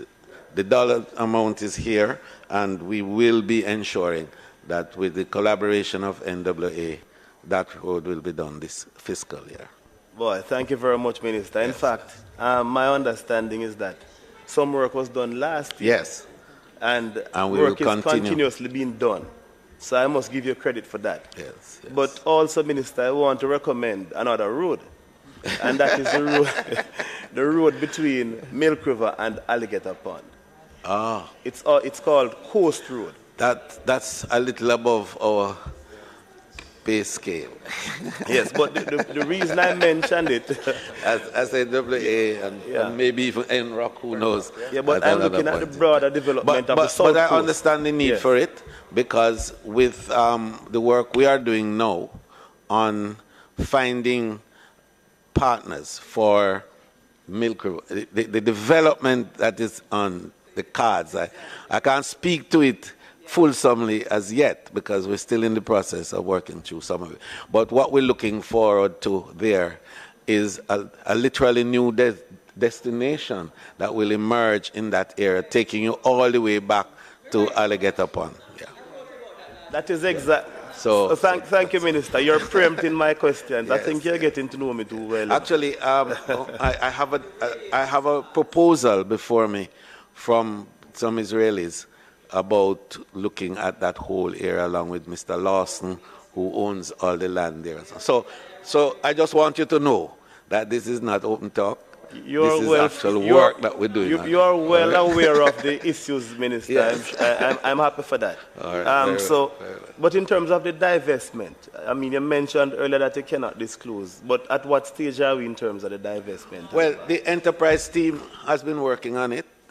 We have some legislative adjustments to make and some background studies to be done. That we hope will be completed. But you know the process. You have to go to DBJ, and we are there already. So we're hoping that in short order we'll be able to utilize the bureaucratic efficiencies that we are aware of to enable a quicker execution of that project. And of course, you know, as MP for But the you know, year, we tie that in with Bath as well. So Yes. it's both Bath and Milk River. Yeah, so as the MP, I'm fully in support of the position that you're taking in terms of the Bath and the development of the South Coast. Right. So anything at all you need in terms of support from my office, you let me know. Very well, thank you. Thank you, man.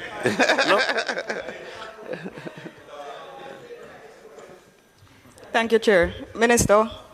Member Hanno, the announcement, Member Hanno, it was Member Hamilton, and then Morrison, and then yourself. Thank you, Chair. Minister, it is understood that the MOU with NSWMA in relation to the maintenance of the Elegant Corridor is no longer in operation. Since last year, however, we realized that for Trelawney Northern specifically, there has been no maintenance of that space, despite maintenance taking place in St. Anne and St. James. And it looks terrible. I'm just trying to get an update as to whether or not some consideration can be given to our Elegant Corridor. Additionally, we've not been hearing much about the Artisan Village that should have been opened, I think, sometime last year. So any updates on that? Right. So let's start with the Artisan Village. The good news is that we will open the Artisan Village in April, just ahead of my budget presentation. And we're excited about that. We have done the theming, and it really looks gorgeous now. It's really going to be an outstanding marketing, what I call mall. Not just a shopping, marketing, because it will have Jamaica on view. And it will also have artisans in situ, which is very unique for this area, where hopefully the visitor can come with their design off the ship, leave the design with the artisan. It's executed in the 8 hours or so, and on their way back they collect the finished goods and pay the price that is offered and move on with the authentication of their visit to Jamaica by authentic Jamaican products. So we're excited about that. The issue of the maintenance, I'm being advised that the program resumes for that area of Trelawney this month in March, and member, you will see continued refurbishing and cutting and cleaning. The reason I want to emphasize that is that Trelawney is emerging as a really very powerful and strong tourism area. Has emerged, Minister. No, well, it's not finished yet because we have a few more things for you. You know, the question was asked about harmonization and Harmony Cove in particular earlier on. That's coming, and that's going to be a big one for you. And then Planet Hollywood is coming with another big one for you. I will say no more now, but I'm only telling you that we're looking at ensuring a level also of diversification in that side of the North Coast. Villas, high-end villas, it's a big area, Silver Sands and Duncan's Bay and those areas. So there's a lot coming. I appreciate that, Minister, but in the interim, we still need the space to be maintained and looking quite resilient. Agreed. And we gave you the assurance that the program starts back with energy this month. So, Member Morrison, and after that, Member Hannah, and then Member. My apologies. Actually, Member Morrison, and after that, it is Member Robinson next, and then I will call the other persons.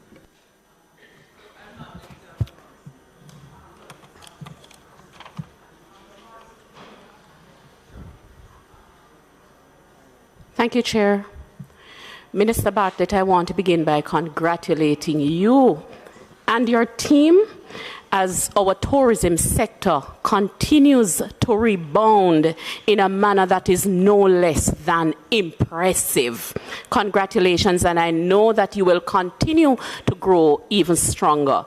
Now, I am very passionate about rural development, especially through tourism, and I'm happy that I think it was in my 2021 State of Constituency debate when I made mention of an attraction in my constituency, the baby pool.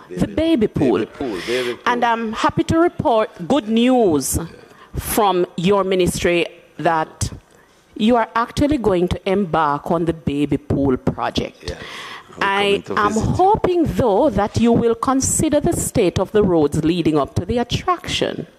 And in addition to that, I am going to lobby for Natural Bridge in Troja, which is, and Member Brown Burke, I remember her touring Natural Bridge in Troja. So I know that we will have partnership from you in lobbying. That was, I think, in 2022 when they had a particular ambition. But I know that Member Brown Burke will join me in lobbying for the development of Natural Bridge in Troja. Minister Bartlett, I just want to close out by making mention of the $3 million, I think, that all MPs have to develop the tourism product in their constituency. A great initiative. I can only hope that that initiative will be strengthened in a very robust manner in this financial year. Thank you so much, Minister. Thank you. And just to assure you, Member, that the roadshow we are embarking on has baby pool. So we will be at baby pool. Yes. Good. Minister, a couple of questions. First, could you indicate what the take-up of the tourism worker pension plan has been since its launch? Right. Secondly, could you indicate the plans for the development of housing for workers? Even though I know government is not going to lead the process, but where we are as you're building out more rooms. Third, could you indicate the cost of the artisan village that was completed in Trelawney? And I would end by just reminding your colleagues behind you of the project that you have visited in my constituency and the need for us to get it off the ground. But I'd start with the first set of questions. Right. So let's start at the last one that will please you most. Yes, definitely. We're committed to that project, as you know, and we hope to see that completed in short order. so that yours can be included in the ribbon cuttings for this fiscal year. The pension take-up so far, we have just a little shy of 10,000 members now, and the last figure I got was $400 million of contribution that's in it. The government, as you know, has put forward our $1 billion. Are we finished with our the last tranche of $50 million will be done in the new fiscal, and then we would have put in $1 billion Jamaican dollars. So the fund, as it stands now, would have just a little shy of $1.4 billion in it. We are moving apace to increase the take-up of members across, and bearing in mind that it is not the accommodation sector, this is a pension plan for everyone who works in any area related to tourism, including port security people, including the craft vendors, including the raftsmen, including the red caps and porters. Let me just ask you on that, everybody. what would be the pool that you would be, you say you're at 10,000 now, when you add up the numbers of all those, you're talking about what? We could go to 60,000? No, man, we could go to 350,000 contributors in the end, because of how broad and wide the tourism catchment is, and that we allow even for workers on the cruise ship to also contribute to this pension plan, because they are Jamaicans, and when they come back here, they can continue to work in any area in tourism and continue their savings. What is the public education like, so people are aware and know how to participate? So it's ongoing, but it needs to be stepped up. And in fact, I had a discussion with the chairman of the board, and for him to speak with, the administrator of the fund, who is responsible for, the public education at that level. They have a team that visits hotels and try to recruit members as they go along. We want to increase the number of persons who are going across the island, because we are aware of more than the safety net value, the social safety net value of the pension, because the pension pool of funds represents perhaps in the future the largest pool of domestic savings that will be available for us for investment, and that's a catalyst for growth. So beyond the fact that it offers social security to the worker, it also provides a pool of capital for development in infrastructure and housing and all sorts of other things in the country. Worker housing, now we have 535 families currently benefiting from a major upgrading in Grange Pen across from Iberia Star. And they're getting new roads in, water supply, electricity, and the sewage system that is being put in. We have a number of houses from Estuary. There are 3,000 houses being built with the NHT and a private sector company. And a number of those houses are earmarked for tourism workers. We are in discussion now with 2 new investors that are coming, building hotels, and tied into the investment arrangement is a housing component. One for 1,000 houses and another one for, I think, 500 or 600 in Hanover. So we are moving aggressively.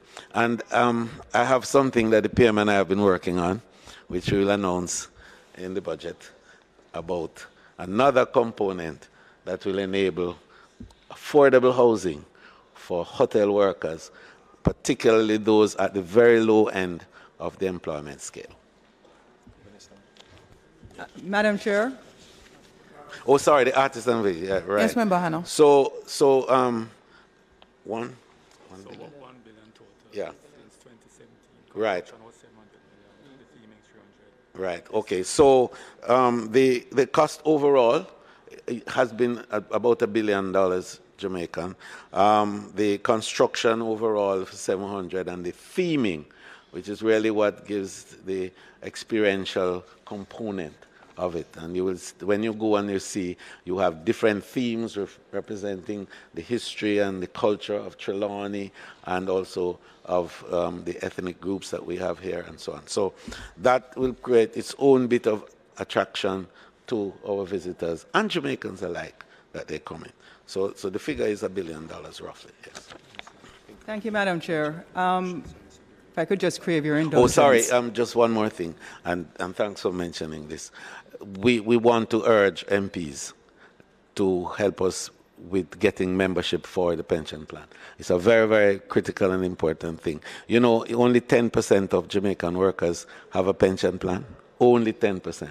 And what this particular plan that we have now will do is to double that. In one fell swoop, one plan can now double the number of workers in Jamaica that have a pension program. No. Speak the truth. See her here? She and I went to the airport, saw the problem from 2010. Wickham was nowhere near at the time. She's right here. We saw the problem with the 78-year-old porter carrying this luggage. And we said to him, "Why? How old are you?" He said, 78. He said, "How long you working here?" He said, 45 years. We said, "Why are you still here?" He said, "Because if I'm not here, I won't have anything to eat." And we said something is wrong with that picture. And we went back to the ministry and started the pension program discussion. So I want the records to reflect that. Thank you. My turn now, Madam Chair. Minister, I want to come back to a point that you made, and I want to crave your indulgence and the indulgence of the Parliament because I feel very strongly about it. Most of our iconic brands in Jamaica are not owned by Jamaicans, and I could go through a long list of them: beverages, properties. Last year, I was very specific in doing some research on Milk River against the background of the global cosmetics market, which by 2027, Madam Chair, will reach approximately $465 billion US. The global wellness market, Minister, in 2020 was approximately $4.4 trillion US. And the tourism wellness market was approximately $463 billion US. I raise these issues because wellness globally is a big deal. It's luxury. And the Milk River Spa is 54 times more active in radiative components than spas in Switzerland and Hungary. And Lucerne. And there are many spas, luxurious radiative spas, that people travel to in France, Italy, Austria, Switzerland. And somehow we have all of these gems in our country, and we divest them to foreigners. I remember some time ago, Kabaka Pyramid saying that Jamaica is one big Chinese loan. Well done, Mr. Politician Man. And it stays with me because all of us in here listen to people bemoaning the fact that we give away things. We don't give away the But we can do it ourselves. We can.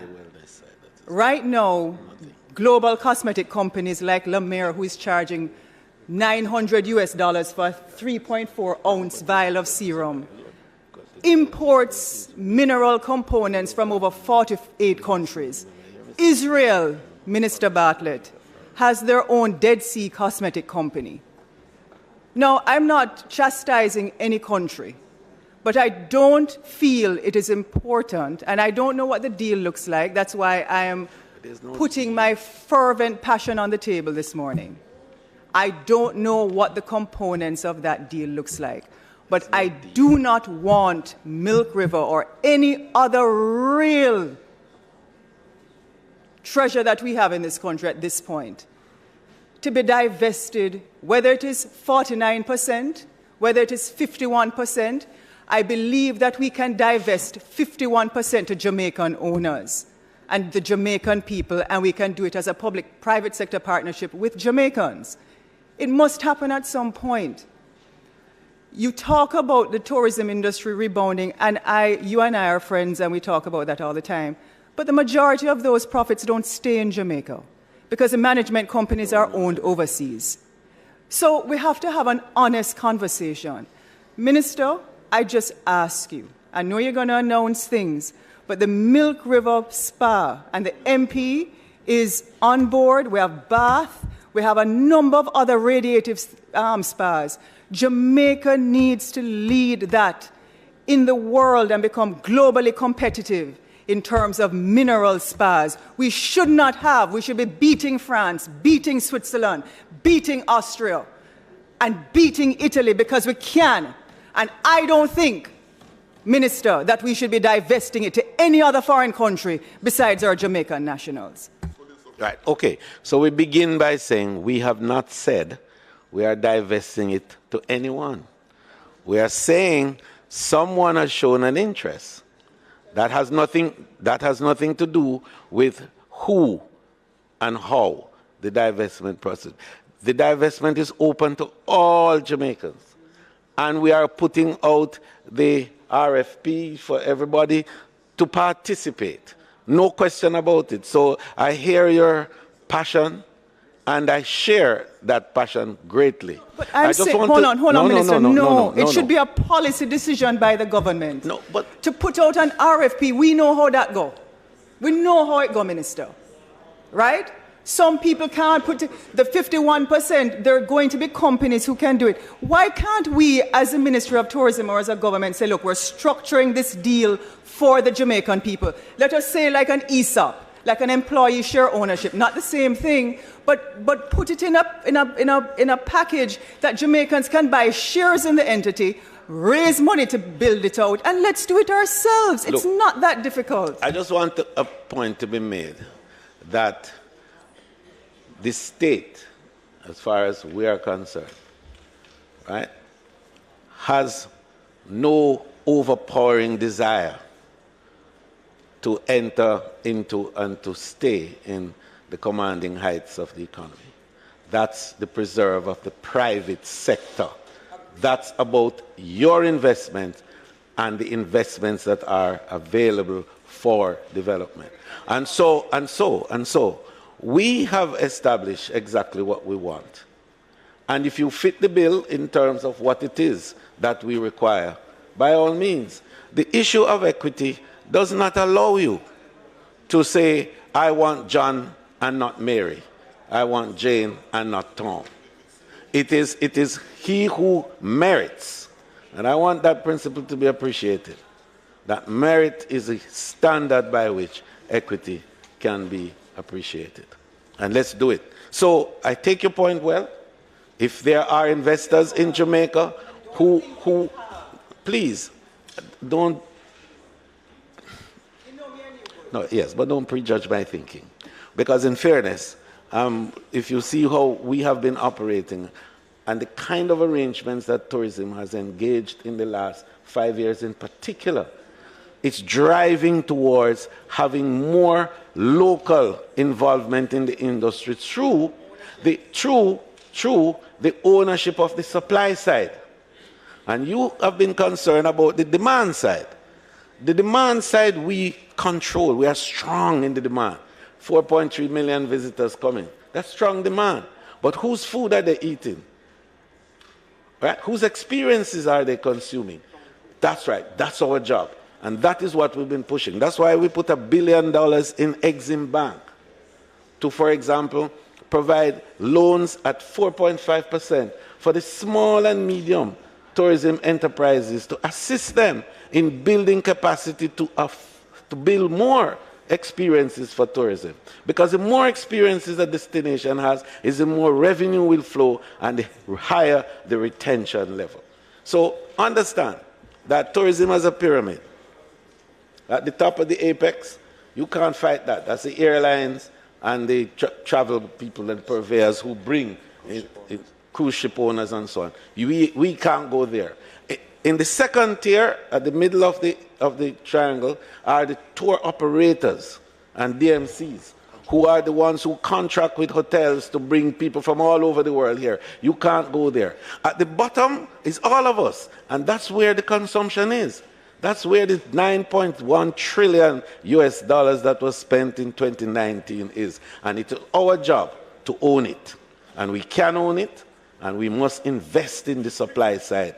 And stop thinking that tourism is about hotels. And if you don't have a hotel, you're not in the business.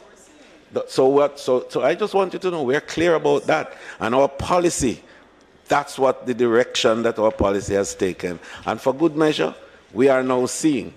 Would you believe that the accommodation subsector is in a state of transformation unheard of as a result of the shared economy? You know that it's now 29% of the accommodation in Jamaica that is in what is commonly called Airbnb? Good. All right. Now that is telling you how the dispersion of the value of tourism is across the country. Trenchtown has Airbnb, right? No, I'm only making the point to you that you talk about retention. You said that the people are coming, but the money is going back out of the country. And I'm pointing to you, that we are retaining more now in the economy than ever before in the history of tourism in Jamaica. No, I can show you them. No, I tell you, what's the figure? 60. What's the figure for Airbnb now? It's 29%. We just did a research. I can give you the numbers. We just did a research on that, which shows you what the shared economy is in Jamaica. I'm saying the government can have a policy in the same way that when you look through what the budgets are, you have the Ministry of Economic Growth and Job Creation getting $15 billion, but the Ministry of Investment getting $5 billion, a third of what they get. What I'm saying to you is that the government's policy needs to be on par, that our national assets are kept and owned by Jamaican people. Yeah. That's what I'm saying. Yeah, but the capacity to so do and to explore, exploit, and to take it to the level where it has the highest level of returns for the people of Jamaica must be a consideration. But you can. So yes, you can, but you have to have the will to do it by way of the investment. But ambition, Minister, I'm seeing to invest is not there. No, but I'm seeing billions of dollars. Investors. I am seeing billions of dollars being invested by Jamaicans for large projects, high-rise projects in Kingston.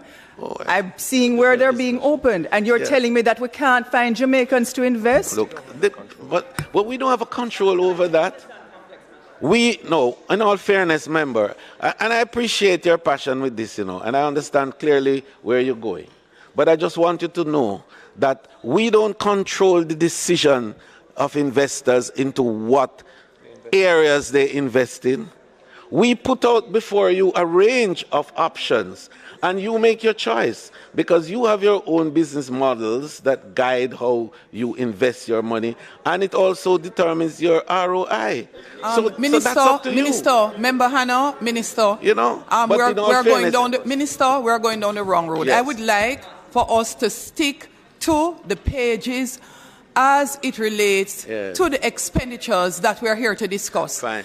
Member Jackson had a question. Thank you, Madam Chair. It's really a clarification. Minister, on the subject of the You went already, didn't you? Didn't I call? Milk River Spa, I too share the sentiment about the optimization of that natural facility. And the truth is that has spanned numerous administrations, both Bath and Milk River, for some time. I know there are many efforts been made in the past for tendering, etc., that have not yielded any positive results to date. But as Member Anna said, it remains a major natural attraction resource that can be optimized. And I've always been puzzled myself why even the established hotels, Jamaican-owned hotels too, have not sought to make it into what it could be. That said, Minister, the question that Member Anna asked regarding the divestment structure, and seeking to ensure a Jamaican ownership. The response you gave was a bit puzzling to me because I know as a country we have made such provision, particularly in the cannabis industry, where, for example, licenses are only granted to entities that have a 51% Jamaica ownership and a 51% Jamaica management. And that does not prohibit, even within the management control, contracting out of managerial services in specialized areas. So you might need some specialist service in the operational side, but they are contracted, and the final decision is left to the Jamaican management and ownership. So I was a bit curious, Minister, in your response seems to categorically, and I might be wrong, I stand to be corrected, that that is not possible because it's private money is going to come. We have demonstrated in the cannabis industry that as a country it can be done, it's being done, and even when it's being done in the cannabis industry, there is big complaint about the extent to which local participation is taking place. So I wish you could just give me some clarification. I want to, and permit me for half a second to do this, I want it to be categorically clear that the response to Member Hannah was not in relation to local ownership or the extent of it.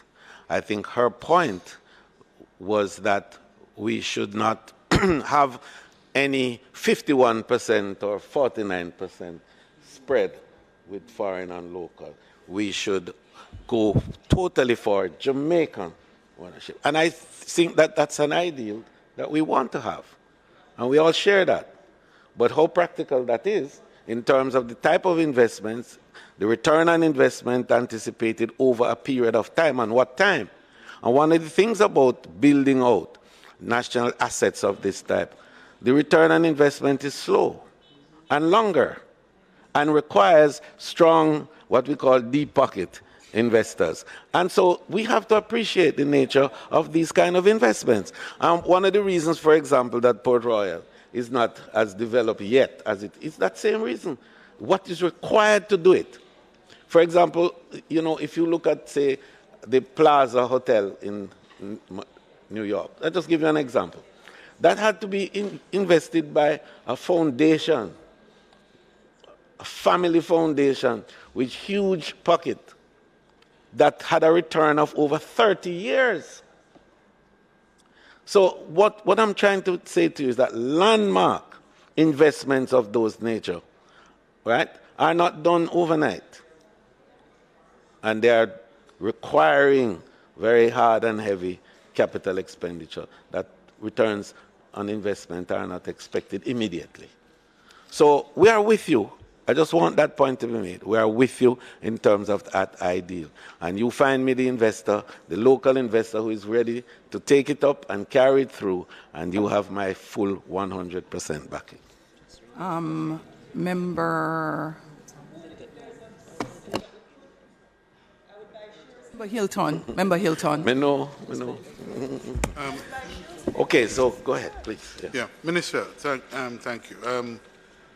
I just to add a comment that I believe it's something worth examining and looking at how we approach this spa industry, because they are specific and they have particular qualities to them. In that regard, there seem, if I recall, there's a constraint on the divestment of the Bath facility. Both. Could you just remind the country? I certainly would like to know, because there has been expression of interest. The benefactor was very clear, and there are some provisions in it which would make it almost impossible for investors to take on those projects at this time. So we have to try to remove some of that legal impediment, which we are working on at the moment. So our own situation has its peculiarities. The legal affairs can help. There's a rule against perpetuity. Right. It was that no pauper or indigent should be turned away at any time and it's to not be socially denied the use acceptable of either. it. So you can't have the debt controlling these us. are difficult in provisions that we 2023, have to. a man dead long time controlling what we do with with assets like that. That's nonsense. Anyway, there's a rule against perpetuity we can discuss. but the other point I would just wish to make, I think certainly commendation is due on the conference, the resilience conference. It is critical, and the supply chain is, you know, my passion about that. The issue I'd like to raise was the linkage program. Yes. How is that doing in light of Right. Excellent question. Thank you very much. And thanks for the commendation on the Global Resilience Conference. And just to indicate that I want to use this opportunity. Excellent. The declaration well taken by the world, and Jamaica's proposal for a resilient fund for small and medium tourism dependent countries is well received and is getting important attention. Next week we go to Berlin for another engagement with a number of players who are all now coming together. And just to say this, if I'm allowed, and not robbing from my future presentation, but that groupings of tourism-dependent nations are now coming to us. I just got a call from the Indian Ocean grouping, all those vulnerable countries. That's right. And they are inviting me there September of this year to establish a regional resilience and crisis management center. So it's happening. The Maldives, all of those are talking to us about it. So we want to thank you, and I must say that the support we got from Jamaica and those stakeholders was most commendable. Finally on that, I also just want to indicate how proud we are to have the United Nations declare February 17th as Global Tourism Resilience Day. That's the first resolution of its type to be approved by the UN by 95 countries since 1962, I think, when Mr. Shearer proposed the International Year of Human Rights. And so Jamaica stands tall in the UN in that regard. Thank you for your comments. But to say that for linkages, we're expanding our program with linkages now. And we have a study being done to establish the Tourism Supplies Logistics Center, which is what you talked about a while ago. We're excited about that because it gives us an opportunity to source supplies that can now be nearshored to countries in our region and elsewhere. And the sources of supplies are not related to material goods, but intellectual properties as well. Because with training and development, we are going to set the stage and present Jamaica as a center for thought leadership in the region. So you'll hear more about that in my budget presentation as we have it. We have also put nearly $100 million of this year's budget on doing critical studies and doing framework arrangements and developing new policies in relation, for the local involvement in tourism. 100 million. We have 25 million for the leakage, tourism leakages study, just to study where the leakages are coming from, how to plug the holes to prevent the dollar from leaving Jamaica by encouraging more local production. Also to do a study on the framework for the measurement of sustainable tourism, which is critical, and then our tourism incentives impact assessment project, and finally 33 million for the tourism supplies logistics center.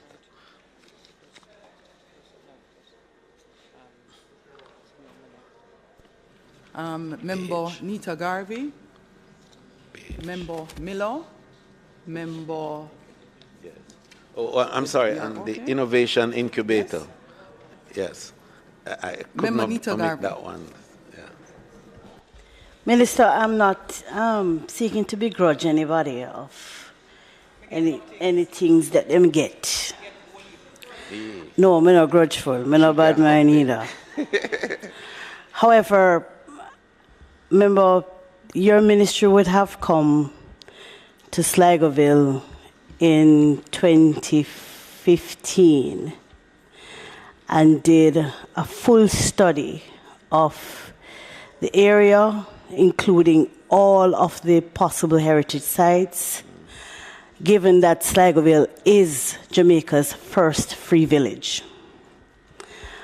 I indicated to you in perhaps every standing finance committee since you have been minister the need to give Sligoville the kind of respect that is due, considering the place it holds in our history and our heritage. And I was told last year that a team would come back to Sligoville to seek to see how best we can have that great house revitalized and that a plan for heritage tourism. The road is already there. I sought that years ago and got that done through the IDB. I'm begging. We even had tour guides trained through UNESCO. And those tour guides, having been trained, I don't even know where they are now. So we'd have to go and retrain tour guides. We still have a slave house in Sligoville. That's a structure which has been there since slavery. All of that was done. And I'm simply saying, at this point, I'm asking for the support to get that great house up and running and to have a plan of heritage tourism that will allow for Jamaicans and visitors alike to get a hold of the experience of the first free village. Right. So I believe my colleague, Minister Grange, is listening. She and I will have a consultation on it, and we'll see what can be done there. I'm not satisfied. Well, I can't say any more because I can't do with heritage sites without her collaboration. Heritage sites belong to her. Right. And what I do is when it is refurbished and in good shape, I market it. So I help her to refurbish them in order to be able to market them. So I think we both will collaborate and get back to you. So the collaboration is now going to take place 10 years later. Thank you. Chair? Madam Chair? Madam Chair? I will take pages. Madam Chair, I just wanted to make a... Yeah, I just wanted to make a quick comment. Minister... It's a matter that... No. Mr. Grange is going to... The slave house and work was being done, and then, yes, some years ago, yes. But I can provide the details when I make my presentation, because I know there was a lot of vandalism as well. No, but we not we don't have to argue about it here. I'll bring you the details. Minister, I want to give you the details because I've been member of parliament there for I also have some details from the Heritage Trust. Minister and Member Nita Garvey. No, I'm not quarreling, Member. I am going to stick to the estimates of expenditure because it is the most efficient, rational way to get us through the Standing Finance Committee deliberations. The members who had additional questions are standing down. So, Minister of Tourism, we are taking heads 17,000. Those in favour? Those against? The ayes have it. We will now take the Ministry. Thank you very much, Madam Chair. Thank you, Ministry of Tourism. We will now take the Ministry of Legal and Constitutional Affairs, and it will be immediately followed with the Ministry of Justice.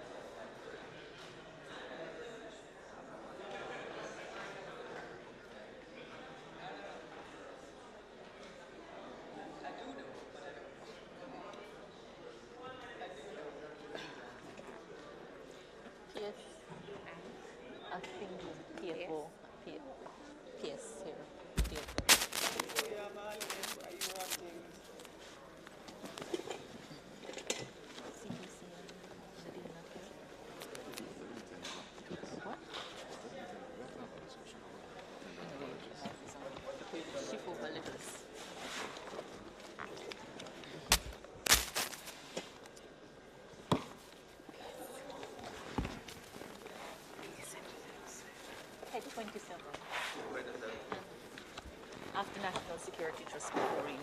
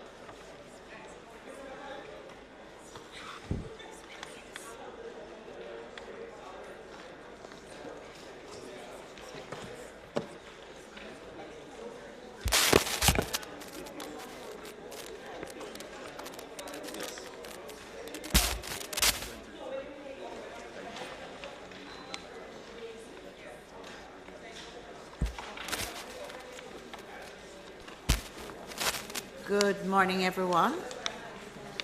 Oh, it's afternoon. It's after 12. Morning, Minister and your team.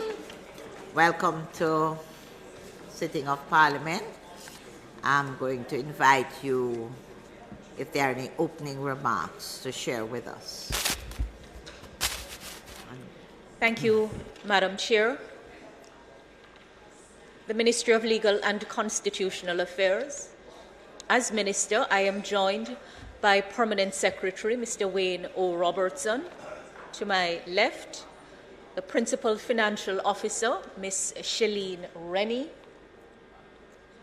and the Director of Management Accounts, Mrs. Stacey-Ann Burton. I tender apologies on behalf of the Chief Parliamentary Counsel and the Director of Legal Reform. Madam Chairman, we are the new kid on the block. The Ministry has been established to take charge of and give focused attention to Jamaica's legislative agenda and its legal and constitutional reform aspirations. The creation of the Ministry is the administration's attempt to holistically revisit the legal and constitutional infrastructure of Jamaica with the aim of accelerating the pace of reform. The Ministry is mandated, among other things, to protect human rights and to reform the Constitution of Jamaica so that it can effectively serve and reflect the will of the people of Jamaica. In addition, a robust legal education program is to be implemented across the public sector. For a start, to heighten awareness of the legislative review process, the role of all stakeholders in the process, and the need for full compliance with the law to prevent the government's entities' exposure to court action and ultimately liability. We envision ourselves in time to come as a center of excellence for the provision of sound legal advice and reform of the country's legislative and constitutional infrastructure. And it is our hope that the excellence that we seek to acculturize will redound to good governance, public order, respect for the rule of law, and ultimately the protection of the rights of the people. Madam Chairman, our mission is to work collaboratively with all stakeholders in advancing the legislative and constitutional agenda, to maintain a cadre of qualified, experienced, competent, and high-performing professionals who value integrity and who are relentless in the pursuit of excellence in service delivery, operational efficiency, and who will always operate transparently and accountably to the people of Jamaica. Our portfolio is small, technical, and deep. Our subject matters cover constitutional reform, legal education, legal reform in the broader sense, and the protection of human rights. The former departments, the Legal Reform Department and the Office of the Parliamentary Council, are now part of the ministry and do not stand as departments as they did when they fell under the Ministry of Justice. And we also have responsibility for the Council of Legal Education Law School, Norman Manley. Madam Speaker, we are small, but building out. The current staff complement, inclusive of the Office of the Parliamentary Council, the Legal Reform Department, and the Law Revision Secretariat, is a small 55. The details of how we break down are available should anyone have any question on that. For this financial year, the ministry's focus will be on constitutional reform and also building out our corporate office and populating the ministry to ensure that we can achieve the goals. So constitutional reform is a major focus and of the ministry and also of the Wholeness Administration. I'm pleased to say that our high-level Constitutional Reform Committee is now constituted and they begin work today. As I have indicated in the House, that the committee has been established to assist us in the process, to provide advice and oversight as we move on the most comprehensive and impactful constitutional reform work to be undertaken in the life of independent Jamaica. The work will be done in 3 phases, and the first phase will primarily fall within this financial year. It will focus on the matters for which the votes of the electorate will be ultimately required to make the changes to the Constitution through the constitutional amendment bills. It is our intention to transition Jamaica from a constitutional monarchy to establish the Republic of Jamaica within the Commonwealth as a parliamentary republic with a non-executive president.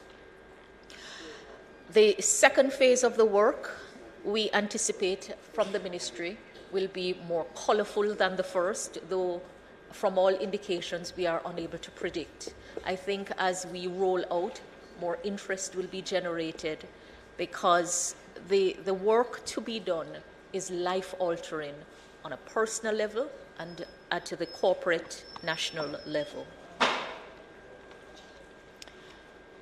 Madam Speaker, the work of the Constitutional Reform Committee will be assisted by a secretariat, and the work to put the secretariat together is now taking place. Moving from the constitutional reform work to the legislative review process, the ministry has been mandated to supervise the government's legislation program in each ministry, to provide technical guidance and support, to monitor the work program, and to implement strategies to close gaps. We hope to accelerate the pace of legislative reform without compromising quality and ensuring that all steps in the process are taken and properly sequenced. And if any is to be taken out, we will certainly look at that to ensure there is no unnecessary bureaucracy or duplication. I do not think it is any secret that currently the legislative review process is riddled with inordinate delays, culminating in numerous pieces of legislation neither being amended, repealed, and replaced, nor developed and subsequently passed in a timely way. And I think the situation is further exacerbated by the paucity of legal and policy officers with the required qualification and experience, not just a paper qualification, in the various ministries. And also, Madam Chair, what we see from our review is that every year the ministries create an overly ambitious legislative priority without sufficient regard for the steps that need to be taken and what can realistically be accomplished within the year. And with the turnover of staff at both the legal and policy level, many things are left undone in a given legislative year. I do not think it is any secret that none of us is pleased when we look at what is set out in the throne speech of the intention on the legislative front and how much has been achieved. We have taken stock and will be reporting to the Parliament our findings with proposals for improvement. So, Madam Speaker, with an effort to address the issues that we have found,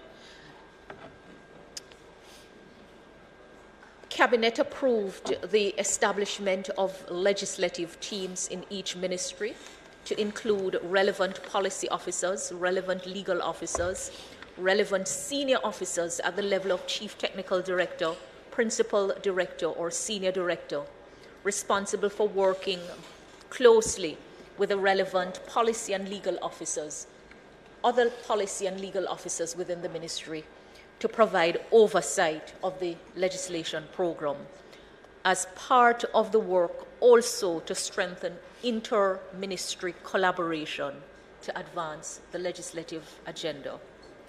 Our ministry has been collaborating with the Office of the Cabinet, and the Cabinet Office has provided support, as we also provide support in the monitoring work of the legislative program across all of government. And we have decided to take a projectized approach to ensure that we can monitor and evaluate and have realistic goals set, achieved on time and in budget. On the matter of legal education, Madam Speaker, the Ministry is looking at legal education on two tracks: the traditional sense of what it is known to be under the subject matter of providing support to the Council of Legal Education, Norman Manley Law School. That is one track.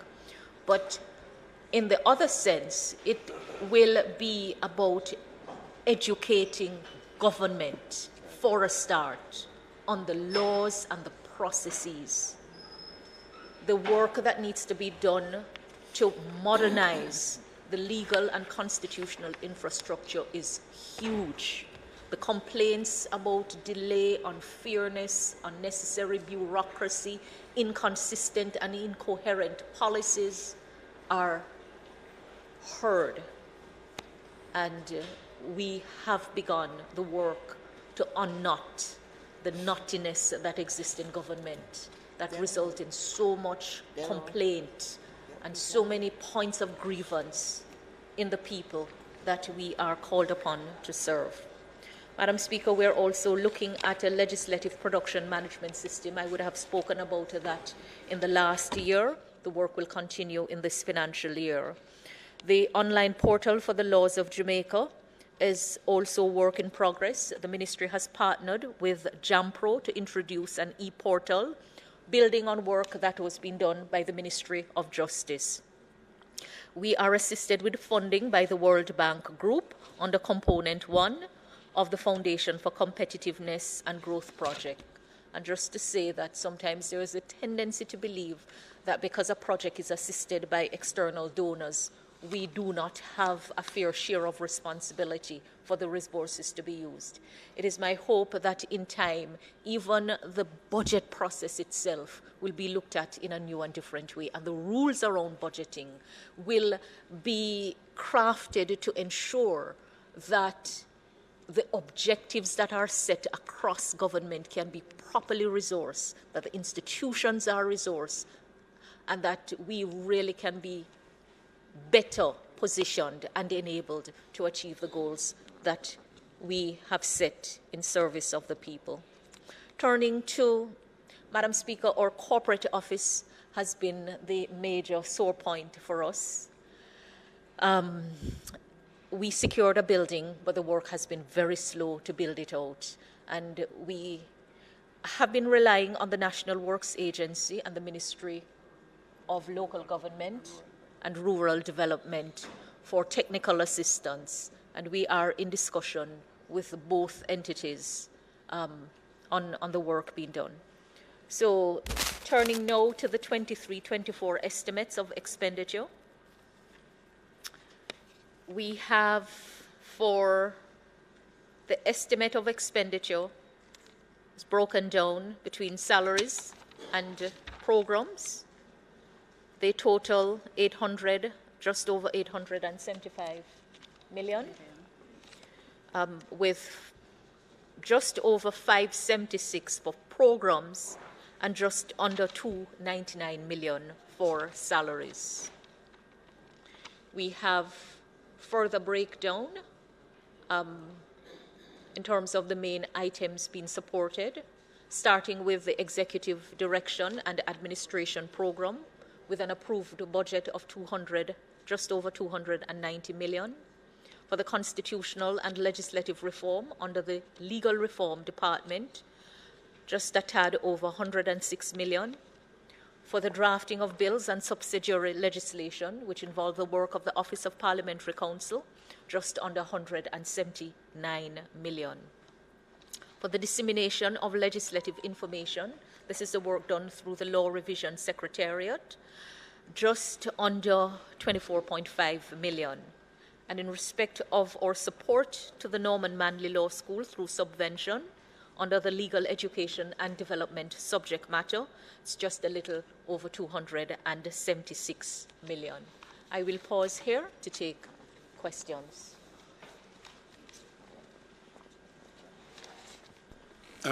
Minister, thank you. And let me welcome your staff as well. I share the view that the workload is significant. And it will not, the constitutional reform that is ahead of us will itself generate its own body of work, not just the constitutional level, but in the legal framework, the legislative framework. May I ask whether another area of concern for me has always been in the international sphere, where we enter these treaties and these international agreements, and the legislation to bring that into effect in local law lags way behind. In many instances, it never happened. Specifically, I'd like to hear your views. You've articulated that human rights is one of the areas. I'm aware that our framework on asylum, as that now, is only a policy framework. There's been no legislative underpinning. Is that an area of concern or focus for your work going forward? Through you, Madam Chairman, thank you, Member Hilton, for your question. Let me address it at the higher level first. As a legal expert yourself, you would know that Jamaica is a dualist jurisdiction. By that, we mean that when we sign and ratify international instruments, we are required to then pass domestic legislation to give effect to those international instruments. Unlike the monist jurisdiction, where there is direct application in the domestic sphere of the international instrument, it is not so for Jamaica.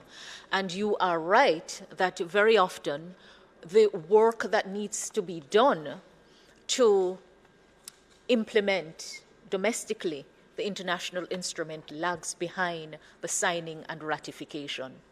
You should also know that the way government is organized, subject matters and departments are assigned across ministries.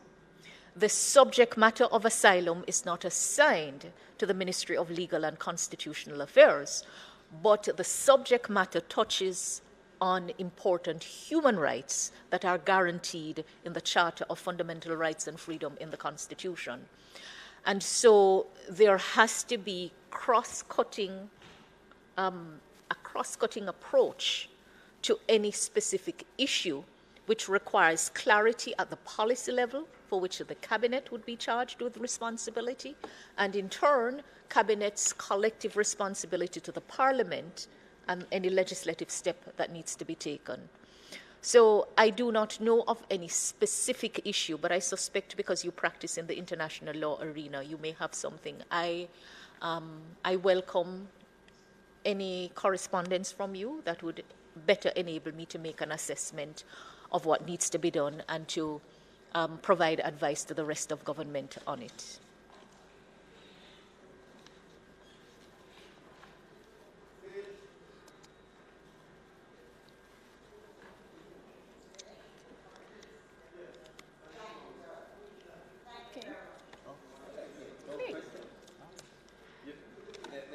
Just to say, Madam Chair, that the ministry shares corporate services with the Ministry of Justice, and the team will also work with the Ministry of Justice. Friday.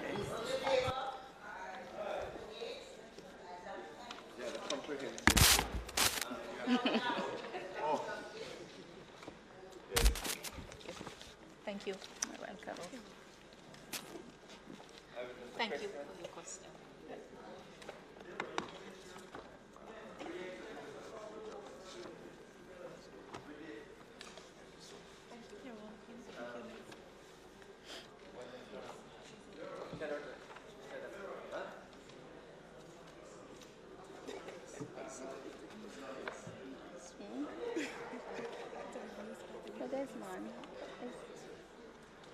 Is Russia seen over there? Okay, how you doing? Nice to see you again, man, for sure.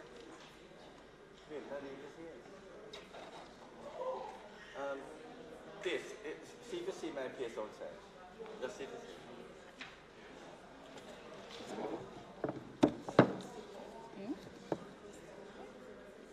What's the full name again? Stacey and Burton. Stacey and Burton, sorry. I should know Miss Burton. Miss Burton doesn't visit me at all. She? It's because I always have Miss Burton.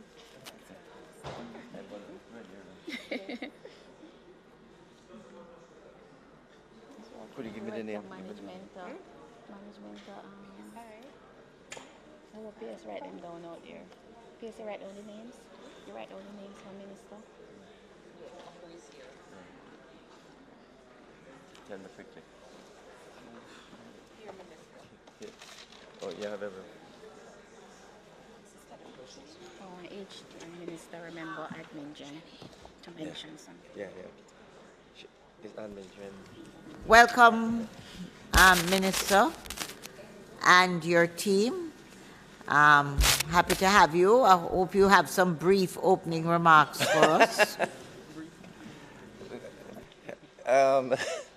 Yes, Chairman. May I just say that we're happy to be here and to be taken quite early.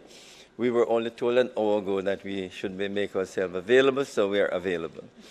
With me is the Permanent Secretary, Mrs. Grace Ann Stewart McFarlane, the Chief Technical Director Acting, Kayla Sewell Mills, Principal Finance Officer, Ms. Shalane Rennie, Stacey Ann Burton, our Budget Officer, Mrs. Lona Brown, the Administrator General, Chief Executive Officer, and with her, the Director of Finance and Planning, Admin Department, Mr. Patrick Wright, and Mrs. Dion Watson, who is the Executive Director of Legal Aid. Chairman, I can be brief to say that the Ministry of Justice has had a very successful year. In everything we have endeavored to do, we have been succeeded, though not as well as I wanted to. Certainly in the courts, we really wanted to make sure that all the courts achieve at least 1 star. We intend for all courts to be 5-star, but I don't think we have achieved many being 1 star. But we have succeeded to improve many of the courts. Many of them have been supplied with additional equipment, especially air conditioned. And in particular, the Clarendon Court has now undergone quite a bit of renovation. So persons visiting the Clarendon Court will see almost a brand new court in Mayne. After the burnout of the Brownstone Court, Madam Chairman, we were able to put in a fairly new courthouse at Addison Park, but we are hoping that we won't be there for much longer than 2 years, because we intend to rehabilitate the Brownstone Court. In addition, Madam Speaker, the Director of Public Prosecution has now moved into very new first world accommodation, which is about 99% complete. Still one or two little matters to be completed. And generally, Madam Speaker, the infrastructure is going well. What I can say is that the Ministry of Finance has given us enough funds for us to continue the improvement of all the courts across Jamaica during the next fiscal year. Madam Chairman, I'm happy to report that the Ministry of Justice have been able to pay all its indebtedness. The Executive Director of the Legal Aid Council is here. All the lawyers have been paid up to date once they submit their claims. And any who hasn't submitted their claims yet, please ensure they do. That's one of the achievements of this minister. We make sure we pay our debts so that all the lawyers, no lawyer can complain that they have any outstanding bills that have not been paid, and we will continue to do so. In addition, Madam Speaker, all the claims judgment debt were up to date, and we have a little more money remaining, so those persons who want to settle with the Attorney General's chambers quickly, we can pay up some more before the end of the fiscal year. And so, Madam Speaker, in terms of any indebtedness with the Ministry of Justice, nobody can come to the Ministry of Justice saying that we owe them any money. We have tried to ensure that we have not only been prudent, but we pay our bills on time. The main focus during the past year, though, Madam Speaker, has been to take justice to the people of Jamaica. And we were able to build additional restorative justice centers in Pembroke Hall and also in Greenwich Farm. And the Minister, on a monthly basis, have taken the team of ADR across the island because we want people to be aware that they can, in fact, get justice without going to the courts. So we have been promoting restorative justice, mediation, victim services, and to a great extent, Madam Speaker, we are succeeding. But as I go across the island, I recognize that much, much more work needs to be done. Far too many people are taking the law into their own hands, and that is why, Madam Speaker, Madam Chairman, we have put a toll-free line, 888 Justice. Anyone who has a problem to get a lawyer, to get information about victim services, restorative justice, mediation, or any justice problem, they can call this number and information will be provided for them to get assistance. Because the country, Madam Speaker, Madam Chairman, people tend to take the law into their own hands when they need advice, and they should get advice as quickly as possible. We have entered into a very strong MOU with the Ministry of Education. Last year, we had restorative justice in 232 schools, and this fiscal year coming up, or this calendar year, we're hoping to visit about 500 schools. Madam Chairman, yesterday, Minister Williams and I were at Haile Selassie with Dr. Angela Brown-Burke. We had a fantastic day there. The students were so happy to see us, and they kept saying, why don't we have more of this? So believe me, unfortunately, though, Madam Chairman, they say this is what they need, not what they're teaching us. But the truth of the matter is that it was very well received, and we intend to do more of this across the island. Madam Speaker, the courts have been doing a fantastic job, the parish courts. The backlog is now under 2%, which is fantastic. And over the past year, the latest report I had is that for every 100 cases that come into the parish courts, in excess of 125 are disposed of, which means there's a continuous reduction in the backlog. A case is in backlog if it is 24 months. The Chief Justice hoped to reduce it to 15 months so that cases, if it goes beyond 15 months, it goes into backlog. And that, Madam Chairman, is something we hope to achieve because we would really like that all cases that come to the parish courts can be dealt with in under 12 months. The average time in many of the parish courts now, Madam Chair, is under 12 months. But we hope that all cases can be dealt with under 12 months. So, Madam Chair, we have significant successes, and we hope during the next fiscal year, with the provision of what the Ministry of Finance have provided for us, that we will continue on the successful path of bringing justice to the people of Jamaica. These are my opening remarks. Before I forget, I would just also like to say to Madam Chair that the Administrator General Department has been doing a fantastic job. Sadly, though, Madam Chair, I could not convince Mrs. Lona Brown, who is with us, to stay on. She has indicated her family wants her home, so she will be retiring at the end of this fiscal year. And we want, on behalf of the people of Jamaica, Mrs. Brown, to thank you for the service you have provided. You have done a remarkable job at the Administrator General Department. And we wish you well as you join your family in retirement. But we are hoping to have a party, she doesn't want that, Madam Chair, but I intend to have a party at her office for her. If I might, just before, add my own word of thanks and say how efficient and gracious the Mrs. Lona Brown has been. And I speak for myself and a lot of the young attorneys who reach out and find her so helpful and so gracious in all her Absolutely, Madam Chair. Yes. Okay. Minister, let me thank you and your staff. I use the opportunity to join in the commendation, the congratulation, and the gratitude on behalf of the Jamaican people, certainly the opposition, for the work that she has done in the Administrator General's Department over these years. And we know of some of the reform that have been put in place. And I think the institution is in a much better place today than it has been for quite some time. The backlog and all of that being cleared up.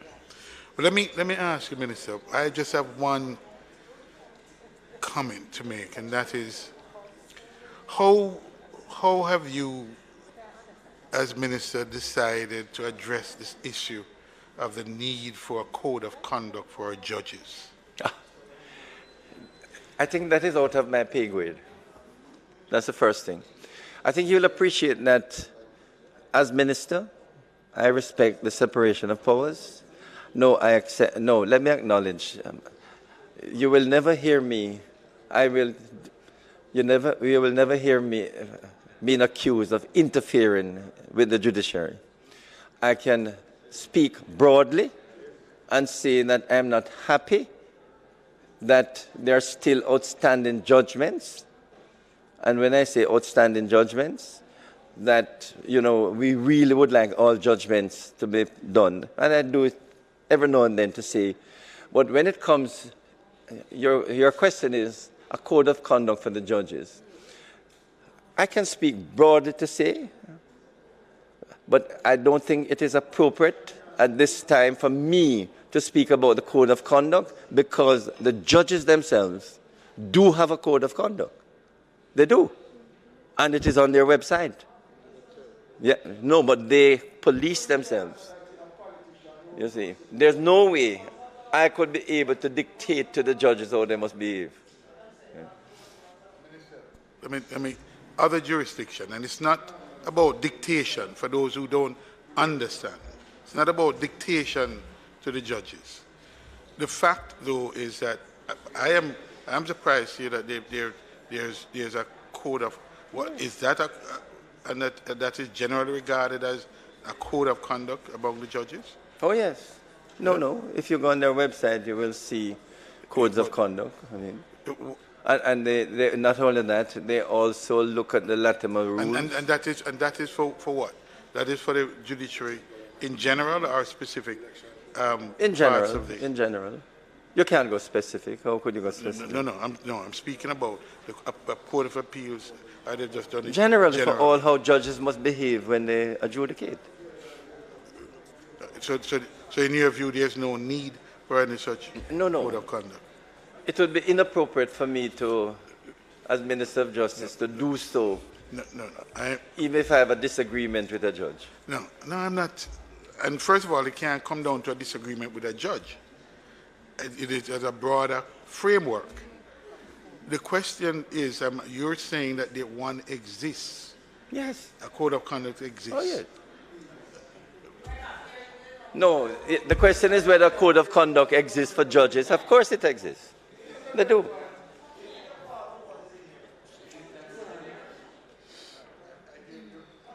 You're concerned about your role in that, but I think that is a broader issue that is complained of. So why does that continue to be a complaint generally? Pages.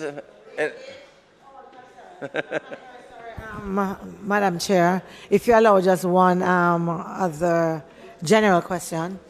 I wanted to just ask you, Minister, in terms of the child diversion policy program. I remember when it was first introduced, one of the concerns I had was how we would be able to ensure that, especially in communities where we have a lot of crime and violence, how we make sure that we identify youngsters before they really got into trouble. And I wanted to ask you, especially because I like to follow your Minister of National Security about there being a southern band in Kingston for sure, and some other areas where we know them to be hotspots. If there is any direct program and emphasis to make sure that the programs are active, or the individuals who know what to do and how to move them are active in those areas. Well, as you know, because we were together yesterday, that we are bringing child diversion into the schools and urging the guidance counselors to refer wayward children to the child diversion officers in the parish. We have a child diversion officer in every parish. We are now taking most of the cases from the courts and from the police. But we are looking at encouraging communities to refer a wayward child. But that is very difficult, as you will appreciate, because we don't necessarily want to be the police or the judge. So what we normally do is to say, refer them to the police, to the court, and let the court refer them to us. The program has been very successful because in each parish we have access to psychological support. And usually any child referred by the courts, they get a psychological assessment, they get mentoring. We have trained hundreds of mentors, most of them are justice of the peace, to assist these child diversion cases. And believe me, the response has been so good that many times the children ask to remain with the mentors, and the mentors agree, especially in the rural parishes. But the point you're making is it can be expanded, but we only started 3 years ago, and the cases have been fairly successful, but we are still utilizing the process of police and the courts rather than the community referring matters to us. Thank you very much for that, Minister. I asked Minister because I believe that when we talk about joined-up government, especially when it comes to creating a safer society and communities, that these are some of the things that we have to link into one another to make sure we can get the best results. Well, you know, we're working with the Ministry of Education, and especially one of the MOU we want to put in place right away, where we have a wayward child, especially where that child has engaged in a fight. We want to bring the parents, teachers, school friends into a restorative justice circle.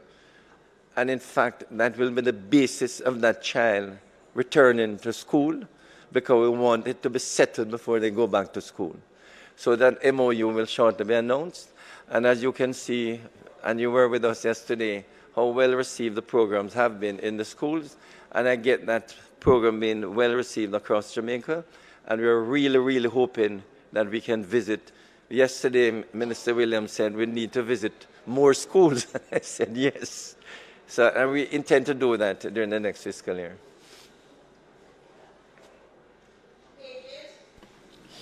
Um, 1 to 10, those in favor? Aye. And now put the head 28,000C, pages 1 to 6. Under the heads, 28,025, pages 1 to 4. Heads 28,030, pages 1 to 5. Those in favor? Aye. Heads 28,031, pages 1 to 4. Those in favor? Heads 28,033, pages 1 to 3. Those in favor? Head 28,052, pages 1 to 3. And head 28,058, 1 to 6. Those in favor? Thank you very much, Minister, and your team. Thanks again for having us early, too.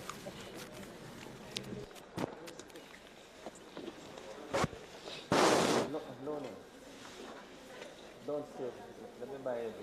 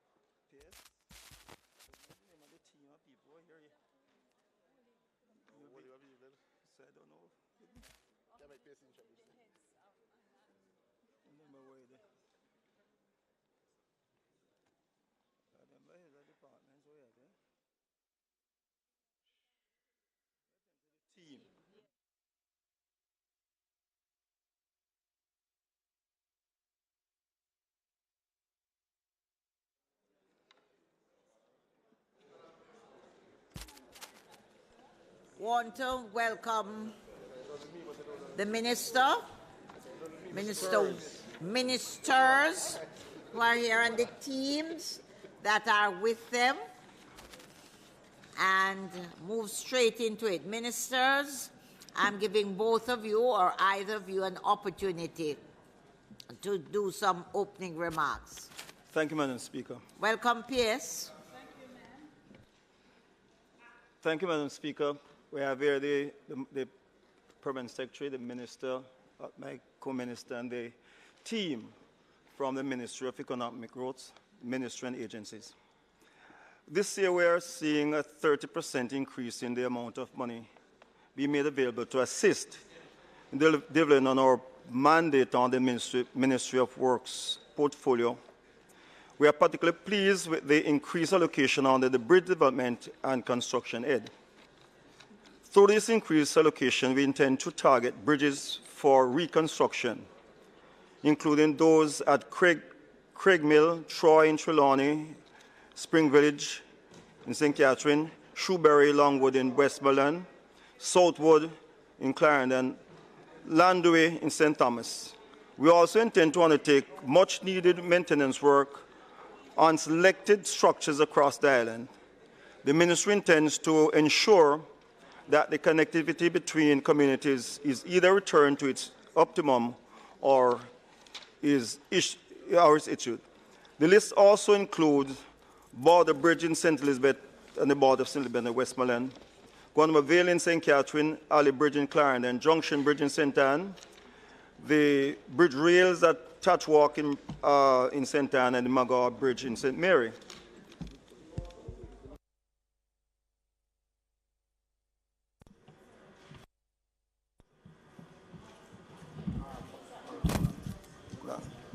We're also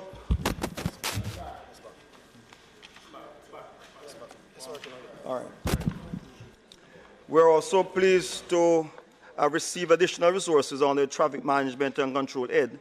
It is the intention of the Ministry of Economic Growth and Job Creation to, among other things, procure additional cameras, signal controllers, and enable cloud service technology to ensure greater reliability and sustainability. We also intend to upgrade systems at some intersections in St. Andrew. Importantly, too, members is that the Ministry of Economic Growth and Job Creation, through the National Work Agency, will be focusing on making the roads safer in terms of marking, signages, and raised pavement markers. Our flagship locally financed works through the maintenance of secondary road program will continue.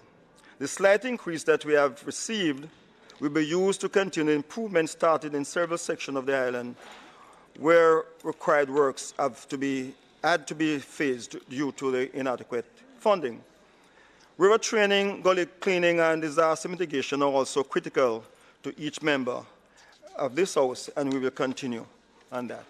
It is the Ministry's intention to undertake regular three tranches of flood mitigation this year, as we have done before. We intend to close out several of the projects now underway as part of the Southern Coastal Highway Improvement Program. At the same time, we will commence work on the other 5 outstanding packages between St. Thomas and Portland. The outstanding packages include Fair Prospect to Boston, Amity, Audley in St. Thomas, and Arcadia to Amity. The widening of the Grange Lane in St. Catherine should commence during this year, as should the work on East Kings House Road, Lady Musgrave Road. Those projects are to be executed on the CAPEX program. The Ministry intends to be very diligent in our spending this year, as it has been in prior years. It's our intention to strengthen areas of our operation as we seek to deliver to the people of Jamaica quality and lasting works. For NROC, the Southern Coastal Highway project, China Harbour Engineering Company has been contracted by the government of Jamaica for this highway. Section of the approximately 23-kilometer 4-lane highway, the upgrading of the scope is construction of approximately 33-kilometer 4-way highways, upgrading of approximately 5 kilometers of existing Melrose bypass, a 4-lane rural artery divided highway. After construction is finalized, Czech will have no stake or ownership in the highway. It will belong to the government of Jamaica. To date, earthwork 97% complete, bridge construction 100% complete, box and pipe culvert 96% complete. The National Work Operation and Construction Company Limited, January 2000. Jersey Barrier is 86% complete. Asphalt paving 49%, overall percentage complete is 90%. The contractor has requested an extension of time for completion from March 2023 to August 2023 due to, one, delays due to the COVID-19, delays due to the adverse weather conditions we experienced during 2022, an expansion of the scope of work to remove the roundabout at Glenmore and build a full interchange. The overall project completion due to 90%. The Montego Bay St. James Highway, our bypass, is also well advanced, and this includes the design and construction of the perimeter road, design and construction of the Long Hill bypass, upgrade of the West Green Avenue and Barnett Street, and the drainage study of Montego Bay area. And these, Madam Speaker, are well advanced.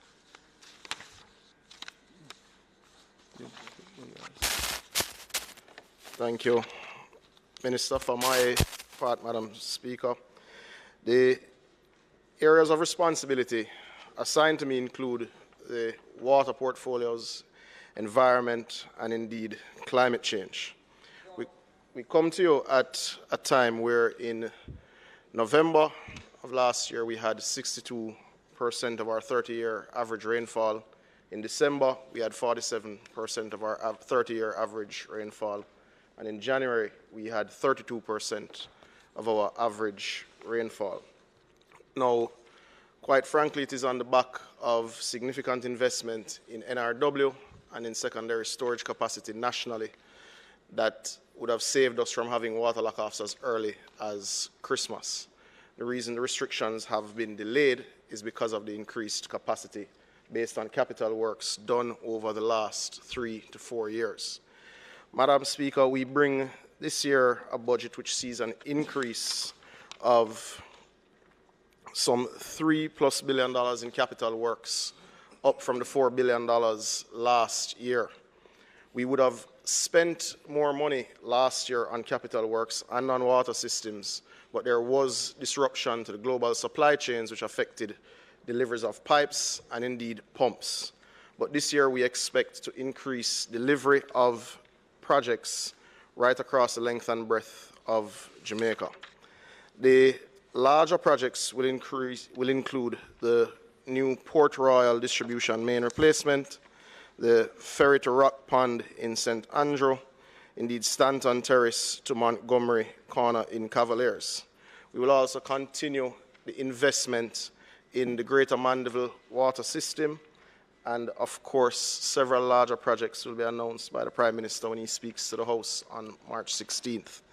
We also have dozens of smaller projects which range from 20 to 100 million at the community levels, Madam Speaker, and we expect this to significantly not only increase the utility footprint to move the National Water Commission from 73% of households being serviced by it, but also to add significant secondary storage to ensure that persons move from an average of 18 hours of service to 24, and those who are at 1 day to move them to 3 days, Madam Speaker.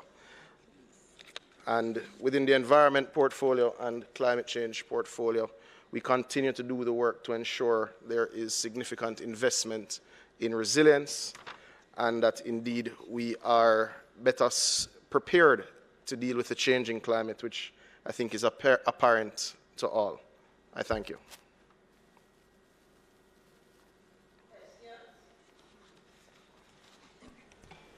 Thank you, Madam Speaker. Thanks for the opening remarks by Minister Warmington. Madam Speaker, I'm sure, just like me, you're happy to hear that Troy Bridge is on the list of bridges that will be replaced. But also, to be fair, I'm happy to see an increase in the budget for bridge maintenance and replacement. Because this is one that I've always been saying that with hundreds of bridges in disrepair, that some attention needs to be paid to them. And if you look at the book itself, shows that over the last 3 years it's only 70 million, and it is now $1.36 billion that is now in the budget. So I think it's a step in the right direction, Minister. But the process of spending this money, as we came out of the PAAC yesterday, where there was concern about the procurement in getting and expending the money within the financial year once it is in the budget itself. Can the minister say to me if these projects that he listed will be initiated within the coming financial year, or has the process started for procurement for the bridges that were listed, especially the Troy Bridge in Mainster? I can say yes, the time period will be shortened, not only for bridges, but for all of the projects that we have to procure. It has gone through Cabinet and approval was given. Further detail will come afterwards. Okay. But it's been worked on whereby the procurement period will be vastly So we can be shortened. satisfied that no other layer will be added to lengthen the time. Remember, if we are trying to take out some layers that are on bug, why do you think I want to put more inside there? Just want to make sure, Minister. Because as I said yesterday, it was a complaint of many members in the House. Yeah? I wasn't here yesterday. Yeah. All right. The road safety program, and again, this is one that I'm happy to see an additional amount being given to.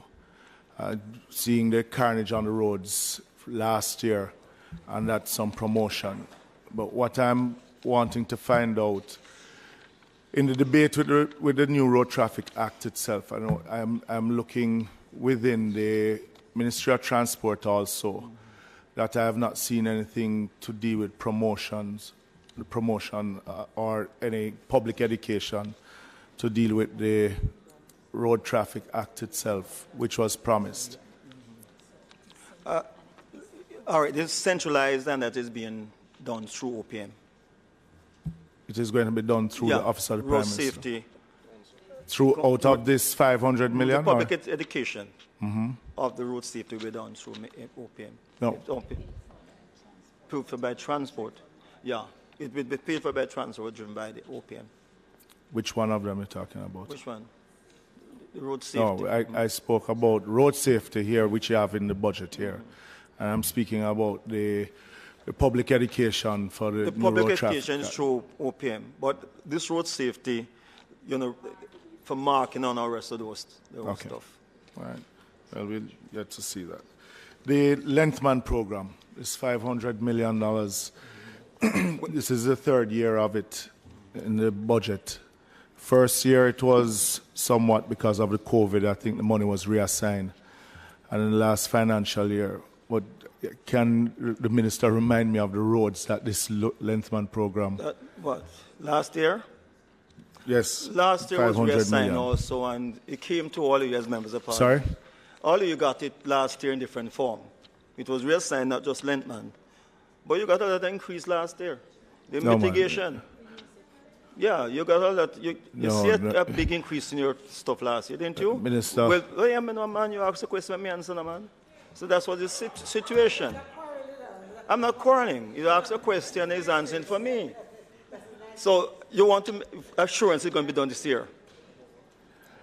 The Lengthman program was introduced by the Prime Minister in one of his presentations.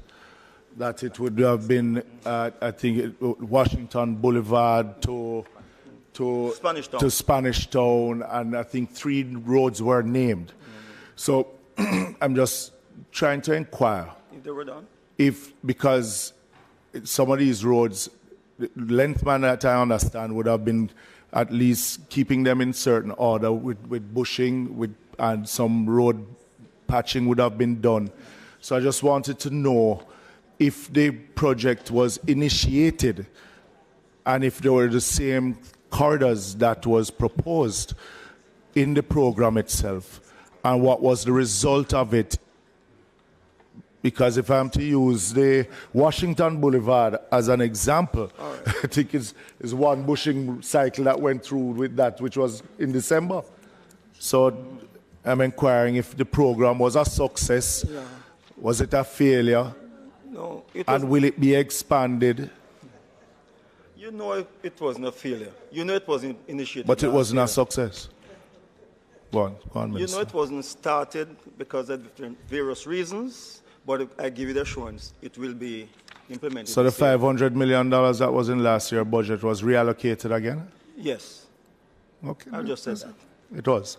So it has not yet started. This is going to be the first year of It will commence this year.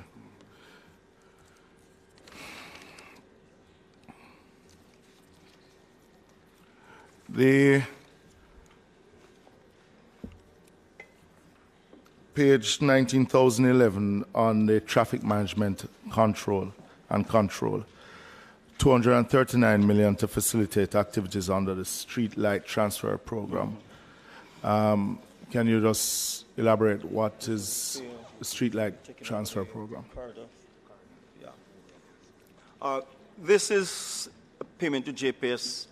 They are taking over the several corridors.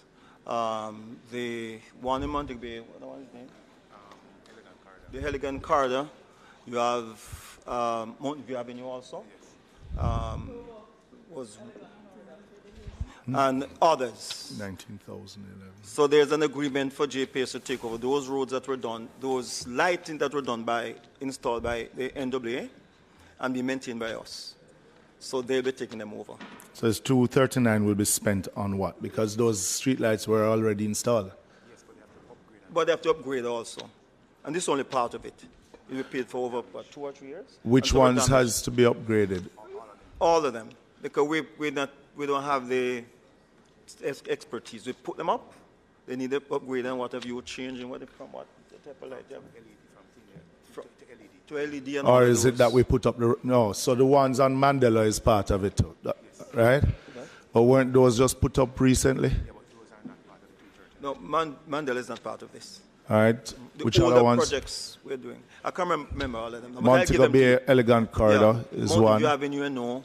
I think it's need to pop in also. And I can give you it after. Please. But I have the list. I don't remember. So this 239 will be putting in new hardware. Yes. For these corridors. And the urban traffic management system. What do they want? All right. This is to procure additional cameras, signal controls, and enable cloud service technology to ensure greater reliability and sustainability. Can I ask, because the National Works Agency operate, if not most, all of the cameras that are on their traffic lights. What percentage of those are in working order? We don't have the figure right now, but I can give it to supply to you. No, and why I ask is, or I should ask the question, what are they used for in the first instance? First, we monitor the traffic rather. For example, if you're coming down Constant Spring Road and the traffic is light and it's heavy and down Robin, we shift the light, we synchronize, so you have a smoother movement. So why there's... And then it's shared with Jamaica High? Jamaica, the police also.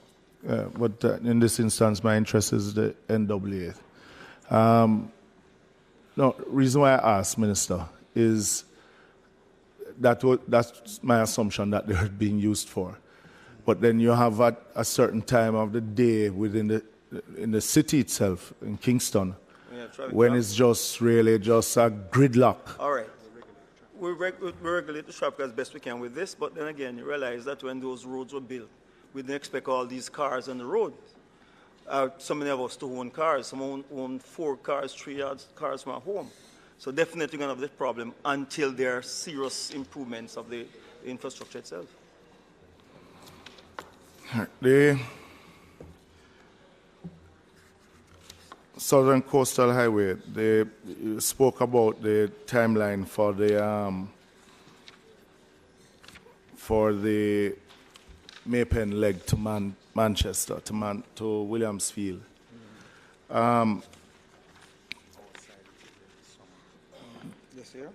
That roadway itself will have toll plazas on it. And the highway will be operated by whom? The concession has just been over. So TGH has the first right of refusal, Yeah. and they have submitted a proposal and it's being evaluated. Which one am I the first right? TGH. TGH has the first right of refusal. That's Trans-Jamaica. And they have applied, and it's being proposed and being evaluated now. Trans-Jamaica Highway is, The one remind east me, to west. East-west highway. which is the publicly PG traded Parks and company That's what they control. operator. So they would take a concession on the new leg, if that is the proposal. Okay, all right, no problem. Still negotiating.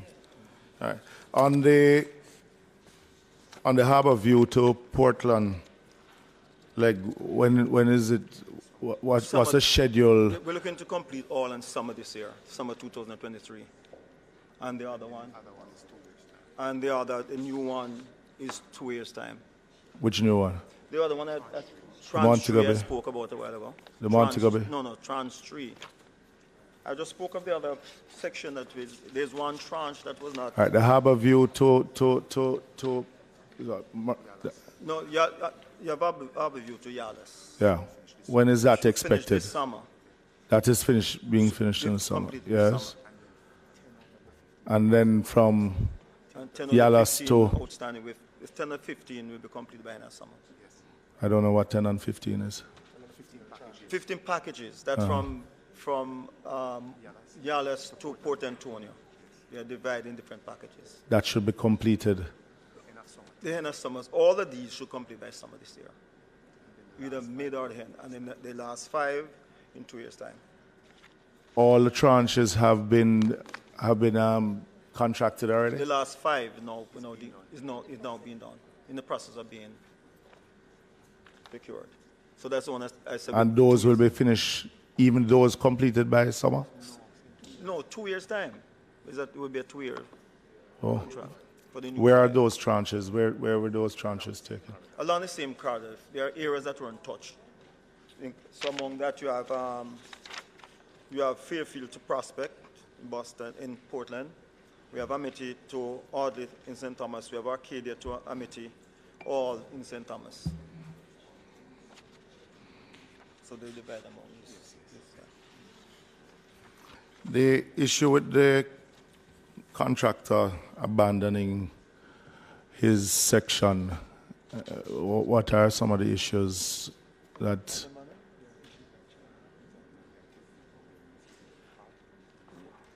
There are issues that China Harbour may having with some of the subcontractors, and China Harbour, as is required by the contract, is taking off some of these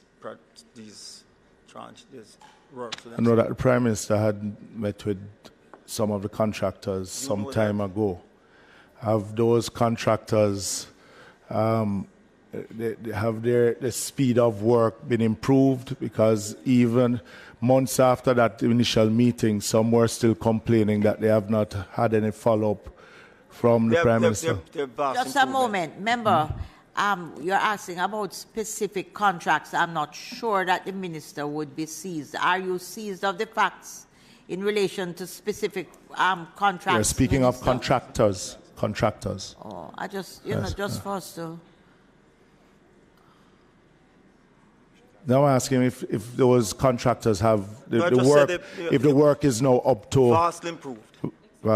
Except for one. That one here that China which is the one that the contractor had, that they're replacing the contractor. All right. I don't know if anybody else has any questions.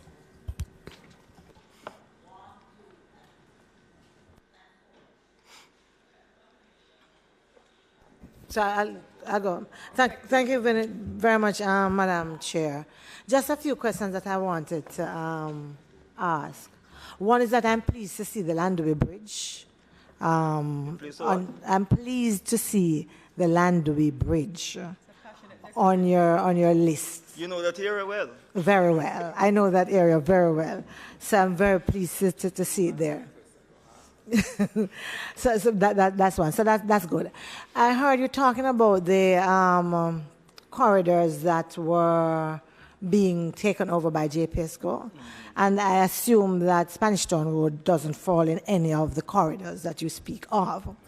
I wanted, though, to ask you, just in terms of how concerned we are about road fatalities, if you had given any thought to some kind of a partnership with JPSCO to make sure that Spanish Town Road is properly lit, especially at nights, that our pedestrians and our cyclists could feel a little bit safer than they currently do, because it's a real challenge. Well,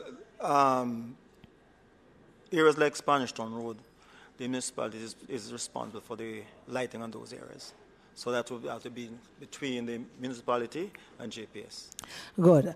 I don't know if you know, but I'll tell you that Jamaicans don't care whose responsibility it is. They are expecting the government to work in a way. And certainly the people that I represent, I'm not going to them with that response, I can tell you that much. I am going to them with what you say the government has failed with. So as the minister, I am saying to you, and enough people use the Spanish Town Road. Thankfully, it's not just those of us who live and work there, but people traverse there from all over. It is an issue. It is a dangerous corridor, and I believe that the government must find a way to make sure that persons are safer there. I understand your concern, and I understand your statement, but the issue is that NWA can't do nothing for you there. You have to direct your question to another minister. The issue is that NWA did not upgrade Spanish Town Road, so we did not install those lights. We have not yet upgraded Spanish Town Road. So you're saying that contrary to what the government would like us to think about a government not working in silo, but in partnership, joined up government, it really does not exist in this administration. No, I'm asking the minister, and I'm sure he's able to respond. The exercise this morning is for whichever minister is sitting in the chair to be questioned on the ministry what is before them in the book. And whether it's not an issue this morning, whether we joined up or we singular. What we're dealing with is questions that relate to what we have in the book. And I was just going to remind us that when we're asking questions, let us not go to specific projects that the minister might not have the information of at this point. What we want to do is concentrate on what is here in the book and the questions that relate to it. Madam Speaker, I think my point has been well made, regardless of the other comments, well made. And so I'll go to my third and final comment, and that has to do with Minister Samudo. Minister, you made a commitment. I'll check your social media later.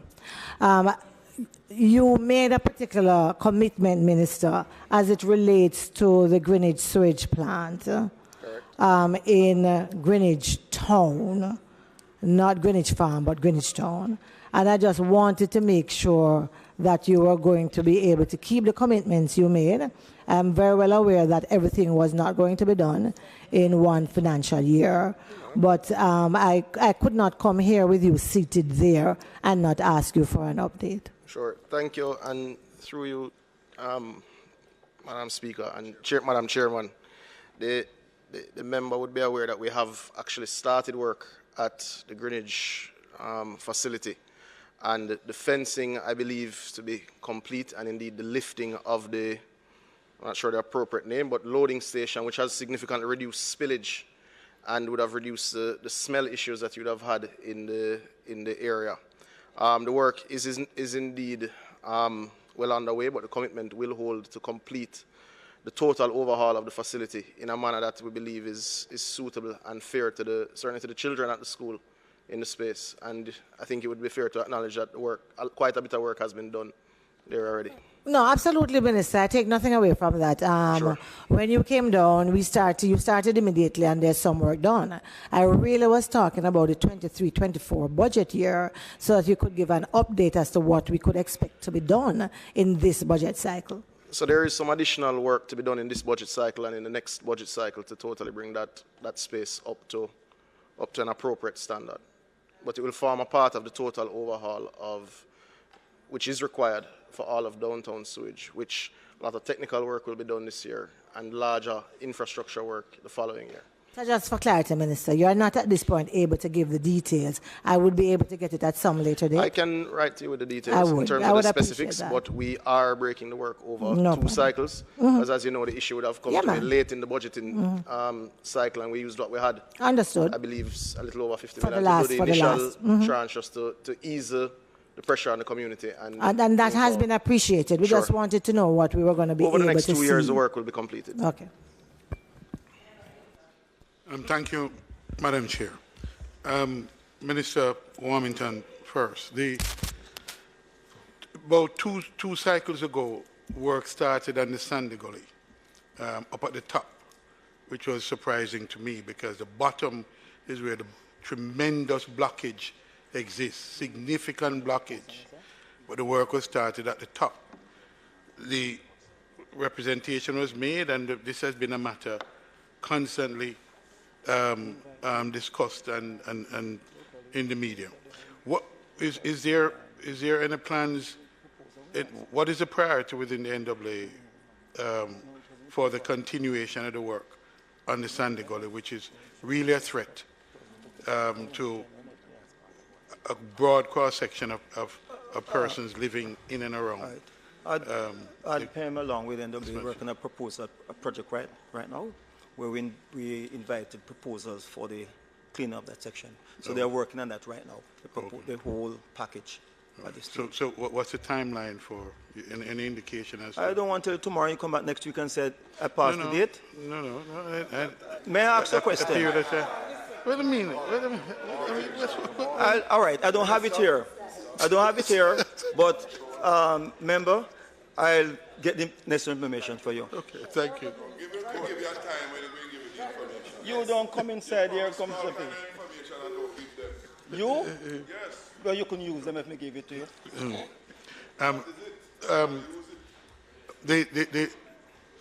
Madam Chair, the other question I'd like to ask is,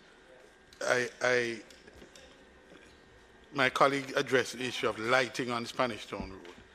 Major work was done, pipeline laying on Spanish Town, the NWC. The question I'd like, I'm told that you work together in these major projects. There's some coordination.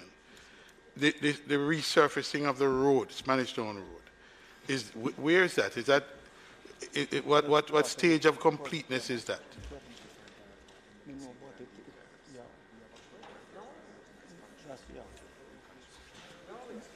There's a plan, a project for the entire reconstruction of Spanish Town Road.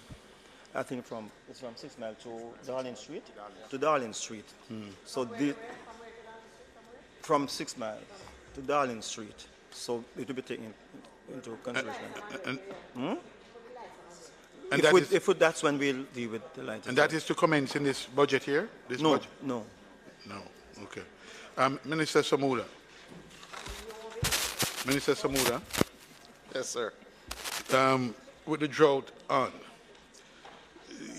a specific request was made for an area in the hills of the constituency where there's no water. You have an update you could share with me?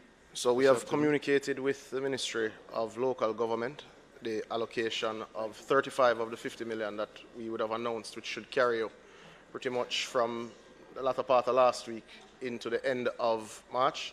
And we've made arrangements with NWC for $15 million for their allocation. Because your area is within the utility footprint, I had spoken to President Bartlett and we'll be making arrangements to give you support. Now that would also hold true for other members who have raised issues. That sum, though small, is to carry us to the end of the fiscal year.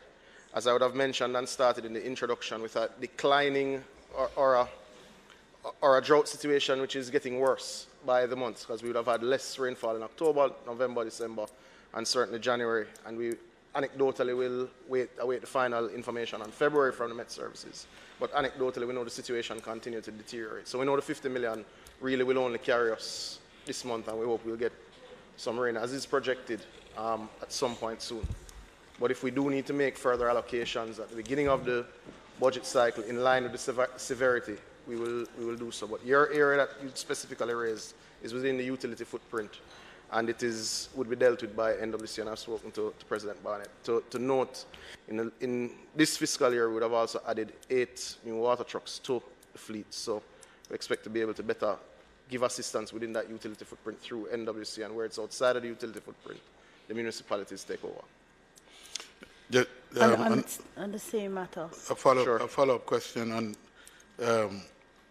the Green Climate Fund. Last time we had a conference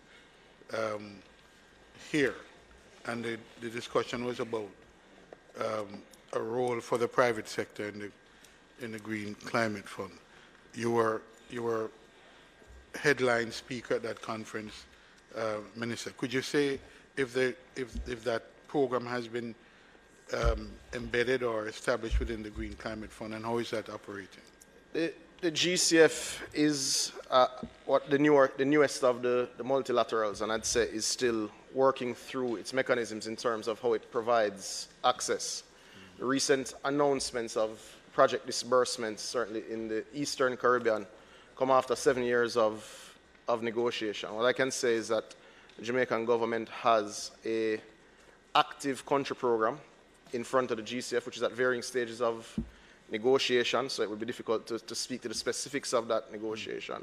But yes, it does include a private sector component. It does include the fact that JCF is now an accredited entity and is able to submit for projects that meet the climate requirements. And we expect DBJ also to become accredited within the course of this calendar year to deal with larger projects. But even outside of those accredited entities, Jamaica is working with other international accredited entities, including CDB and the CARICOM Climate Center, etc., to mobilize funds through project submissions at varying spaces. One of the experiences that we've had with the GCF is that what we assume to be logical climate spend is not necessarily accepted by the international community as logical climate spend. So, for instance, the GCF has not, I'm not aware of any seawall that the GCF has invested in which should seem as obvious adaptation spend. They've been much more interested in agricultural projects in terms of climate resilience projects. They've been much more interested in water projects, and their primary resolve is still on the issue of mitigation by way of bringing down emissions. That's where the GCF's appetite seems to have been strongest within the developing world. The Adaptation Fund and indeed the EU Climate Fund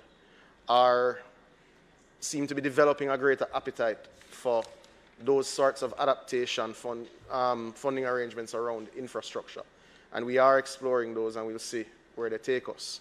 But certainly, in the Prime Minister's speech, I expect that some of the funding arrangements that we'd have tied up in the last year, that he'll be able to speak to those.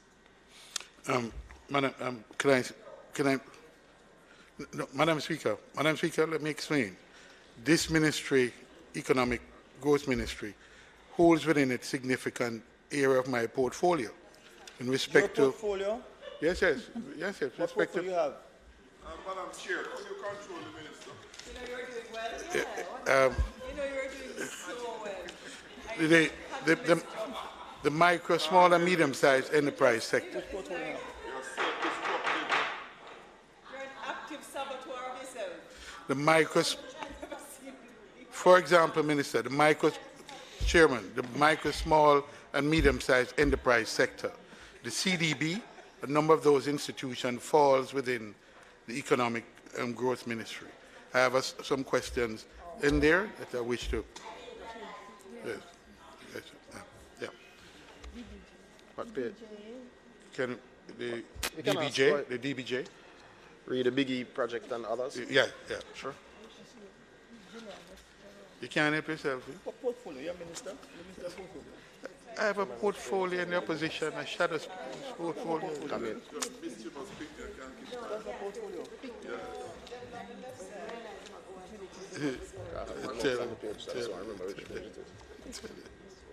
He can't help himself.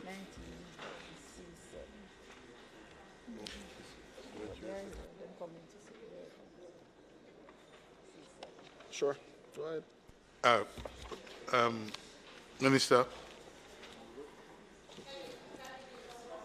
Yeah. Go ahead. Minister, it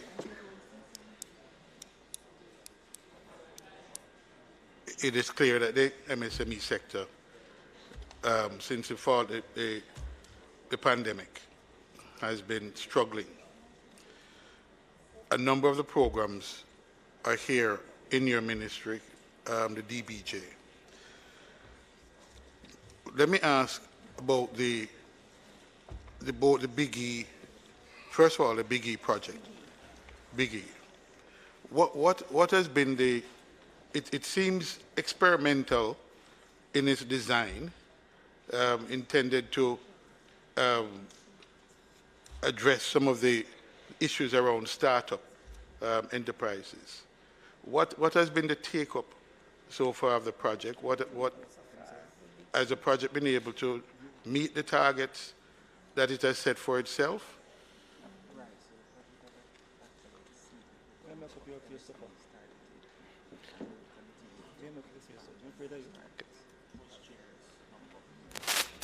So the project has indeed actually exceeded the targets that were originally set in terms of the number of sign-ups from MSMEs.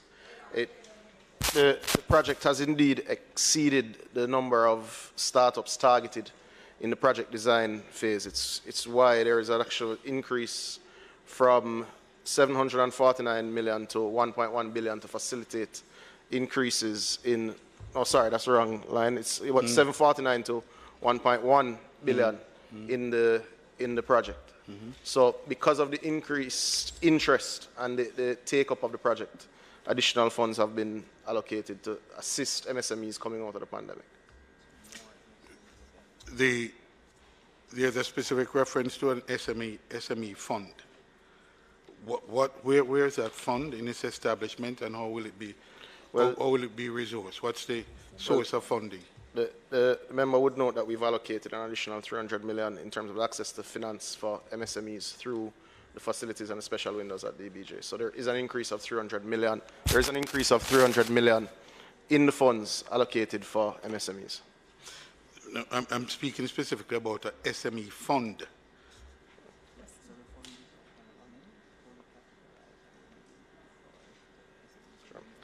So to the specific fund, the fund is indeed up and running and will begin to deploy capital this year.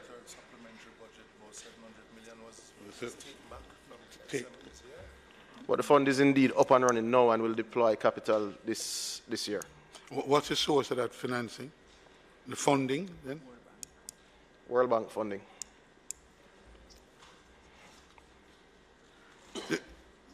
Minister, there is a discussion about integration of the Exim Bank into the DBJ. Where is that, and why is that?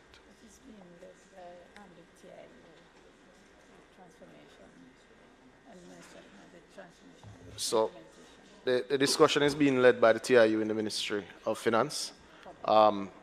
It is, I'd say the conversation is underway, and I'd say at a later date we'd be better able to speak to that and what steps will be taken to protect MSMEs in that transition.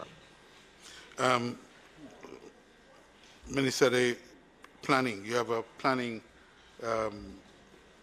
the spatial planning exercise that has been ongoing for some time. Where are we in that spatial planning exercise, and when are we likely to see a mapping of sorts or the end product from that exercise?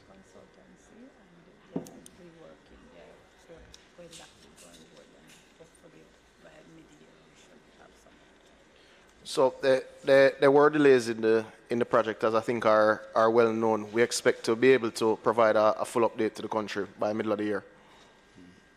And finally, Minister, So part of what affects the SME sector is the informality of the sector. Is there any approach, specific approach that is being discussed as to how we can address that fact of the informality and to reduce that informality if we're going to make that impact on the sustainability of the sector? If I'm not mistaken, I know of projects of such target in MIIC as opposed to MEGJC. So I don't think that is the particular remit of DBJ. But yes, the government itself is undertaking such, but I wouldn't be able to speak to that. Okay. All right, thank you.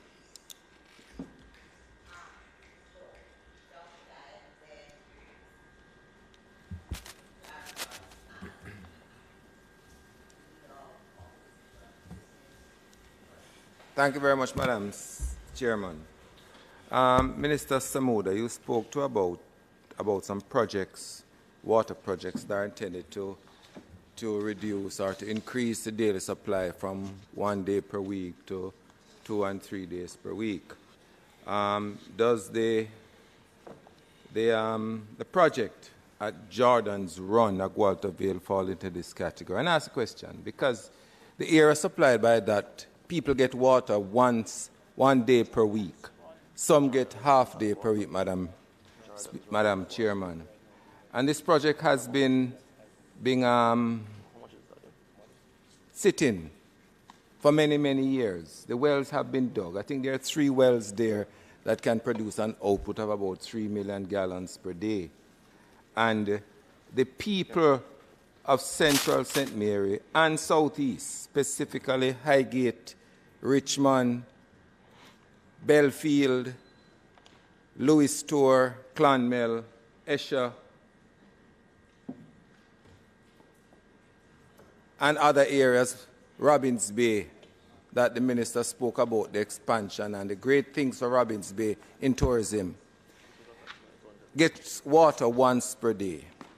And people have to have tanks so that they can have supply for the entire week. And sometimes, Madam Speaker, when the pumps go down, you get water once every 2 weeks. And it's not for want of trying by the National Water Commission, because the workers there try to do their best. But it is simply because the source that we get from now is inadequate. And this has been sitting for many years when there's a greater supply, greater quantum of supply of water, and it is still not going. Where are we with that now? So the investment required for that is in the range of approximately 200 million to deal with both additional sourcing and connectivity issues.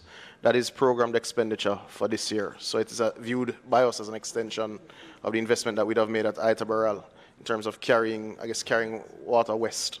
And that will be done this year. That should move those areas that you've mentioned, not to a state that we want them to, but certainly from 1 day a week, which we are aware of now, to 3 and 4 days a week. So it should create a significant improvement to the living experience for residents in those areas. So you're saying, and to be clear, that it is an extension of the IB scheme of this $200 million? Certainly the distribution network compartment of it, and then there is water to come from some private lands which we're completing negotiations on, and we'll have to put in the infrastructure in that space to increase the sourcing gaps that you would have mentioned. No, but I'm reading 2 things from yours, and I want to know what percentage or what amounts are going to be dedicated to improving the Jordan's Run connectivity, as opposed to that is going west. So those tests are actually being done now by the technical team. So I couldn't give you a percentage-wise. I can tell you that we've allocated $200 million to the project for this fiscal year. Are the tests that have been done now? Are being done. Sorry, equipment for that.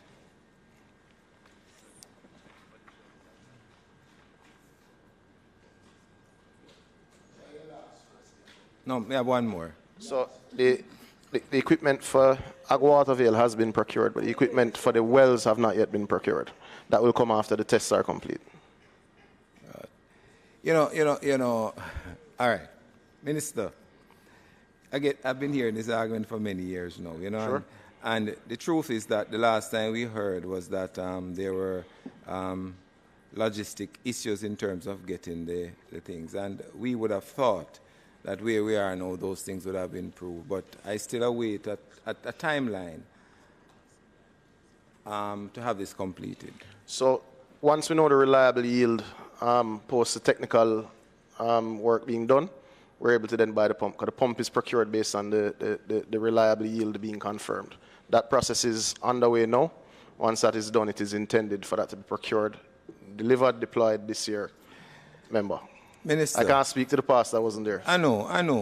But I can speak to the fact that what you you get have it this been year. told now, right. But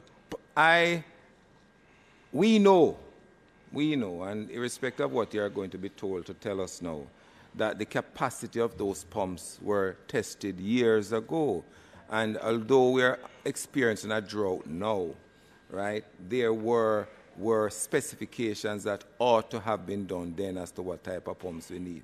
But I'll go to the other question. As opposed to being told to tell you, I'm receiving advice, yes. Member. So the advice that I have, based on the assessments that we do on a regular basis, tells me that you will have $200 million deployed to the system that you have raised the question about, and the system will deliver 300% more water at minimum to the citizens there, which will significantly improve their lot in life at the moment. Next question I have, Minister. I don't know if it's to you or Minister Warmington. It concerns a project on, we can turn to this book, the public bodies, HAJ. Frontier Phase 2. That development was done by HAJ as a private entity. It's not an Operation Pride upgrade. And the people purchased their land with the understanding that electricity and water and road and all the other infrastructure. Sorry, which one are you referring to? Frontier Phase 2. Frontier Phase 2. Roads, water, electricity, all those infrastructure would have been in place because that is part of the contract for the purchase of the land. The matter of water has been outstanding from day one. And yes, it has crossed many administrations. Can you give us an update as to where we are now with that particular project as it relates to water?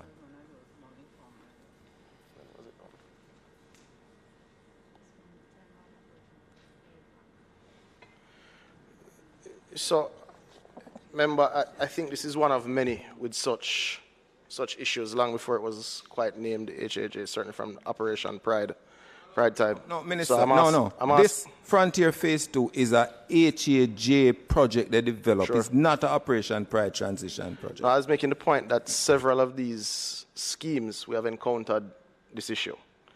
Some that go way back. This one is not budgeted this year to be dealt with in that space. I don't. It's just not in the budget this year in terms of the supporting infrastructure that should have been there. I'm not sure how long it's been outstanding. I'm not familiar with that one, so you'd have to tell me. How long it's been there? Sure, I'm not aware, so I'm saying it's the project was developed, I think, in 2008, 9, thereabouts. Sure. And as a state, we'll have to do better, but it is not in the budget for this year.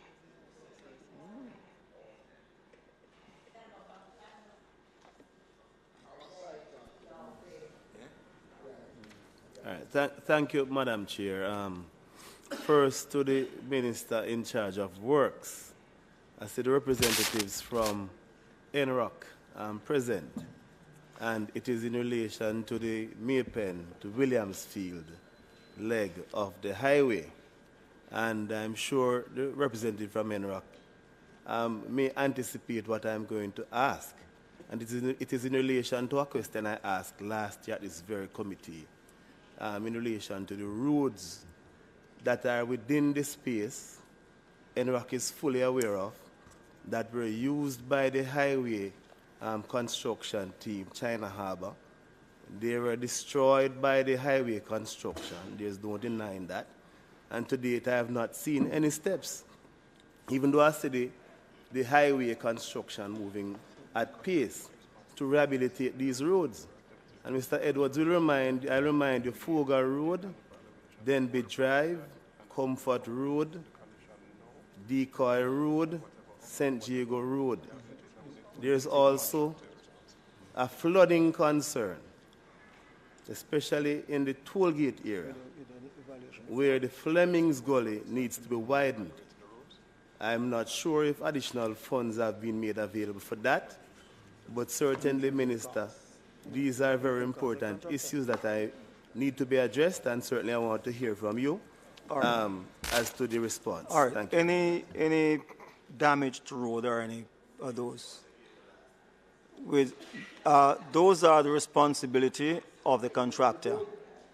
An evaluation, I say give you the same question last year. So you said I'm not lying then, because every line I change my mouth and say something else. Any damage to existing infrastructure with the responsibility of the contractor. An evaluation was done before the work was started. At the end, it will be done to see what is damaged and what was, what condition is in. The contractor, it's his responsibility and will ensure that the necessary corrective measures are done. My concern is how soon, though. It can't be after the highway is open.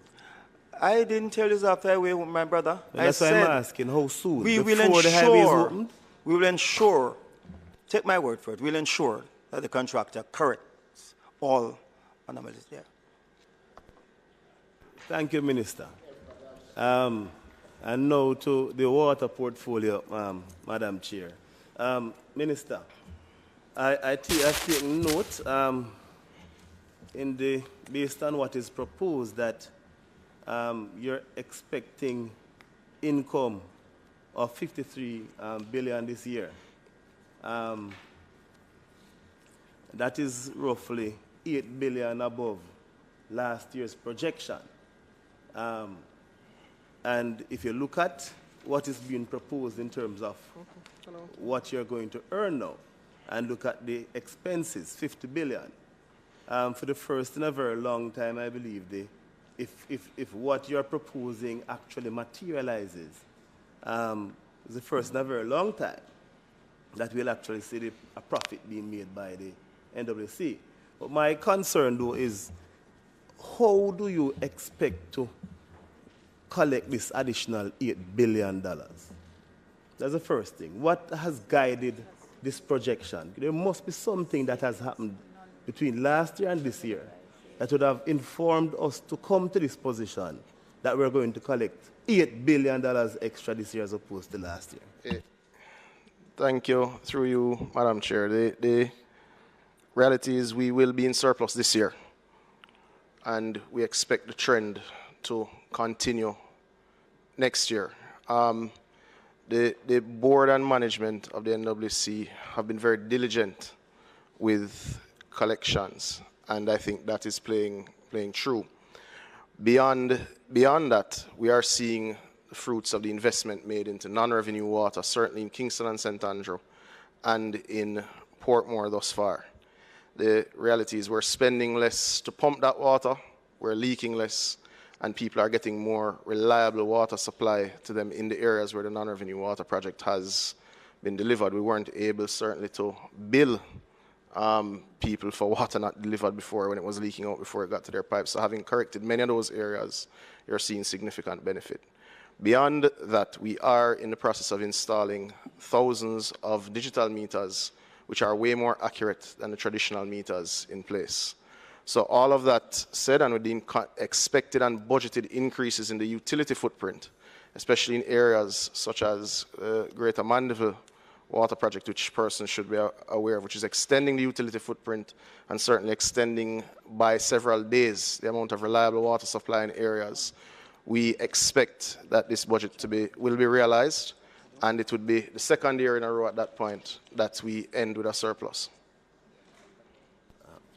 I would say that we would be more than happy if you will be happy. Realized. You will be happy. There's a reason why I asked the question, because sure. I see you have 35,000 meters. How many meters in total are on the system? overall? Over 300,000 meters are on the system.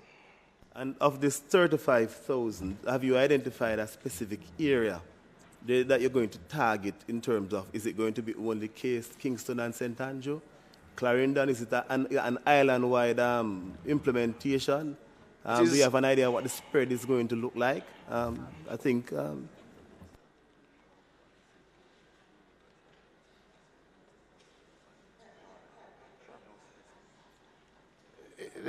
The policy is and has been all-island metering, and this is equal distribution. Because I'm particularly passionate about rural Jamaica and that it should not be left behind. You know, we understand that Kingston is not Jamaica. And there are many communities across Jamaica that have not seen a drop of water in them pipes for decades, you know.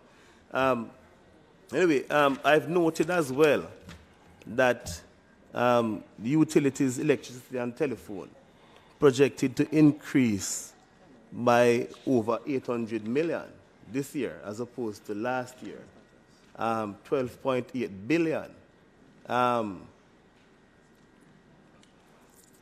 Now, when you look at, do you have an idea of that 12.8 billion? How much is actually electricity and how much is for telephone? The $12 billion represents the electricity cost alone. So a third of what the NWC generally collects a month is paid in utility costs. So the overall electricity cost is 12 billion. It will be over that at current prices. And I've noted, Minister, that there are two projects for this financial year, solar projects. What is the expected savings from these two projects?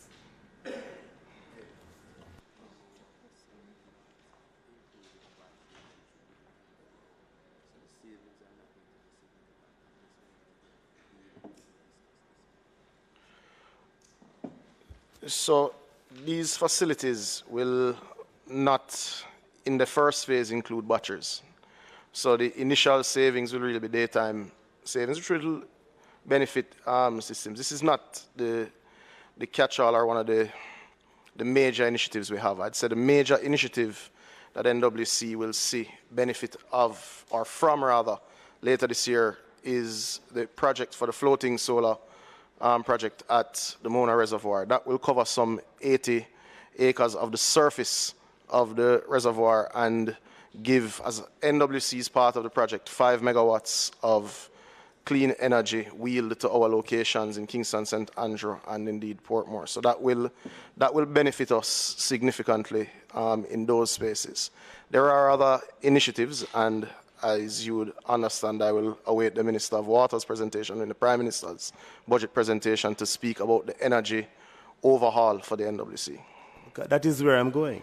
It is absolutely critical. You're saying the major project is in Kingston and St. Andrew, but certainly the major, which is the solar, floating solar, that is coming on stream, that you said earlier, is Kingston and St. Andrew. But the $12 billion certainly can't be Kingston and St. Andrew alone. So what other plans we have across Jamaica to help to lower the energy cost? And we have projects at Leaders Avenue. We will have projects on the Martha Bray River. Also to note, remember, just this year, but just to be clear, the wheeling license basically brings down the bill, which affects citizens regardless of where they live. So where the energy is generated is not the issue in terms of bringing down the overall cost, because where there are savings, and the maps that if we were projecting would show where the capital projects are largely taking place, it would be rural Jamaica. So they benefit first and foremost from energy savings, because that is then reinvested in increasing the utility footprint, which is most needed in rural Jamaica. So energy savings in Kingston directly benefit the rural consumer because we're able to extend the utility footprint faster. I'd be hard pressed to make that case to a person in rural Jamaica. Well, I'll be able to show you the map at a different location, at a different time. So we're now at the point where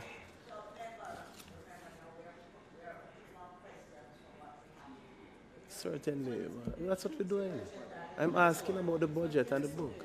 Yeah, well within line, Madam Chair. Thank you. Thank you, Madam Chair. But I'm certain that I've been following that rule strictly. Based on this proposed budget, how much do you have in budgeted for trucking of water, especially in light of the drought that is on us now?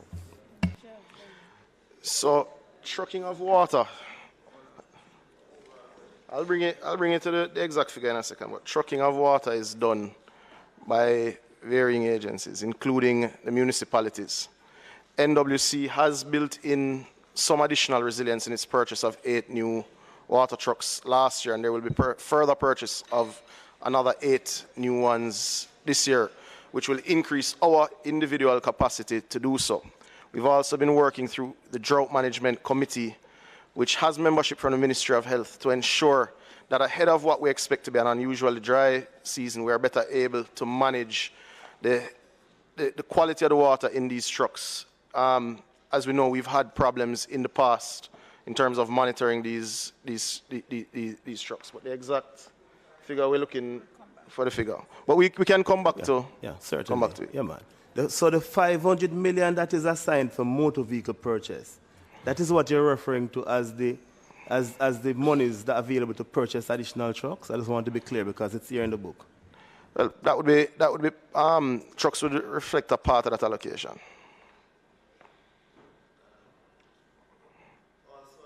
I know that you have K-factor projects, other projects, etc. In terms of Kingston and St. Andrew now, and the Mona and Hermitage dams, is there any allocation within this budget to improve the storage capacity within any of these 2 facilities? There is increase.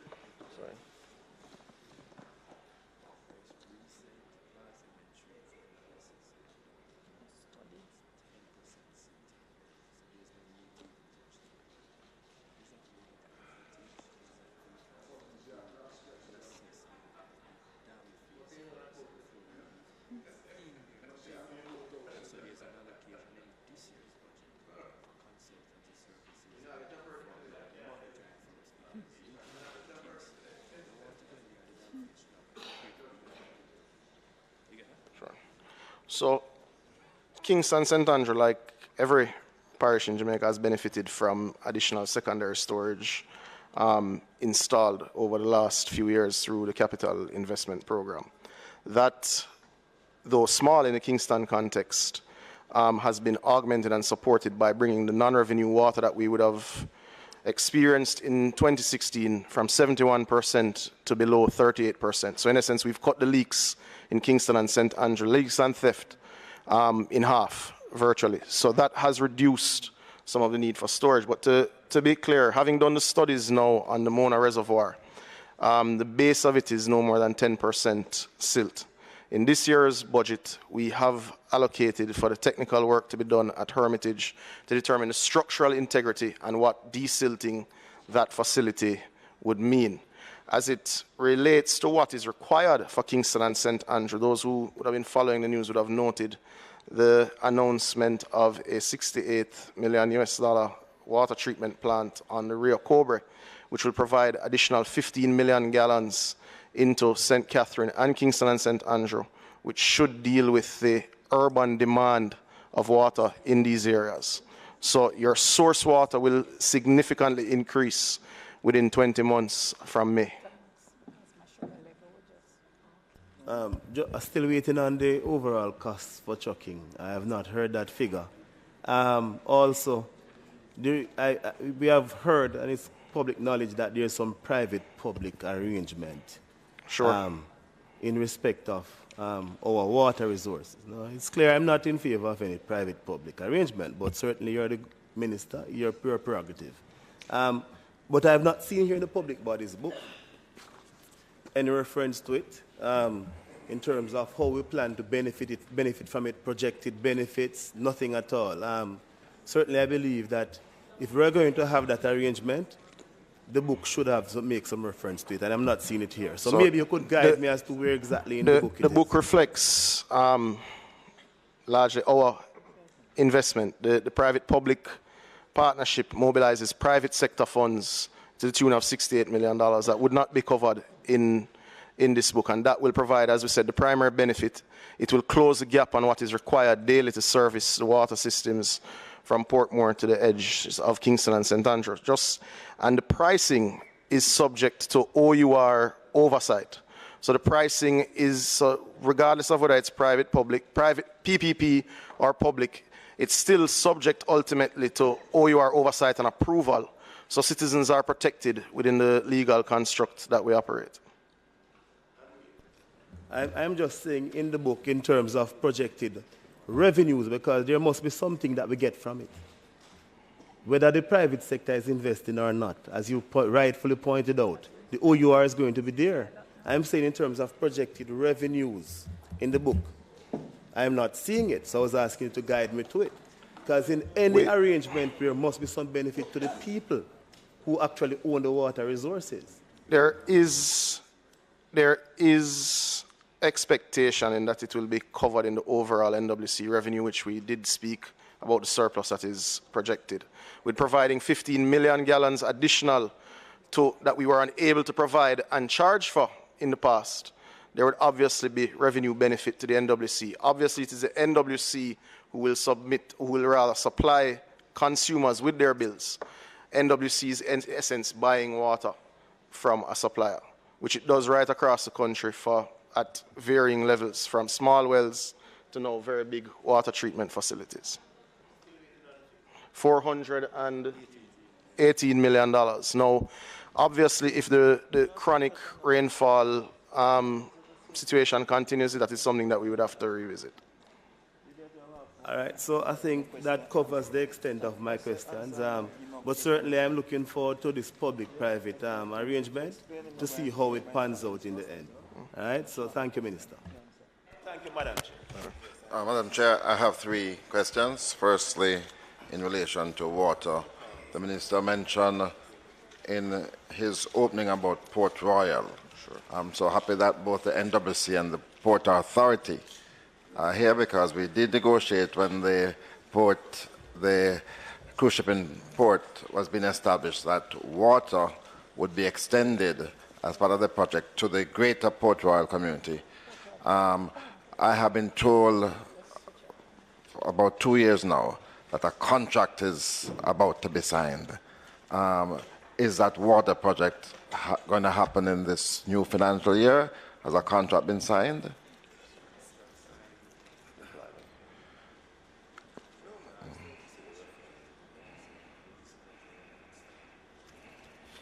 The contract has been signed and they've received instruction to commence works. The contractor is responsible for procuring the equipment and pipes, etc., and they've started that process. Yes. Normally the MP would know these things, so it will be, because we assist, we facilitate all of this work. No, we don't want to be a part of any contractor being appointed, but trust me, people need to have the information. Perhaps in that same regard, I could use the opportunity to really commend the Port Authority on a fine establishment at the port, and I know that the project to establish the museum is well advanced, so commendations to the Port Authority. In relation to the... Here. In relation to works, the Minister is aware of this ongoing concern at Harbour Drive, where 2 budget cycles ago we were told that this facility to establish, to solve the problem of the drainage problem in Harbour Heights would have been attached to the project that China Harbour is doing on the south. Is that still the situation? Is there now a budget for that? We're not attached to it. Right. No, not at present. So that is no longer the situation. It is not going to happen. We're not attached to it. The issue is the cost of the stuff right now is pretty prohibitive. Right, so we were told it was 70 million. It was 80, now we're at what? Almost 400 million to the host. 400 million? Yeah, almost. Because the thing is, My understanding, you can't do the drain without a lot of retaining walls along the riverbank where the houses are. Yes. We have to protect the houses with retaining wall, then we start about the drains. So is there a timeline for this to be done? Because I can't say any that. heavy rainfall in that area will see not only houses being destroyed, but lives taken. Let's hope that doesn't happen.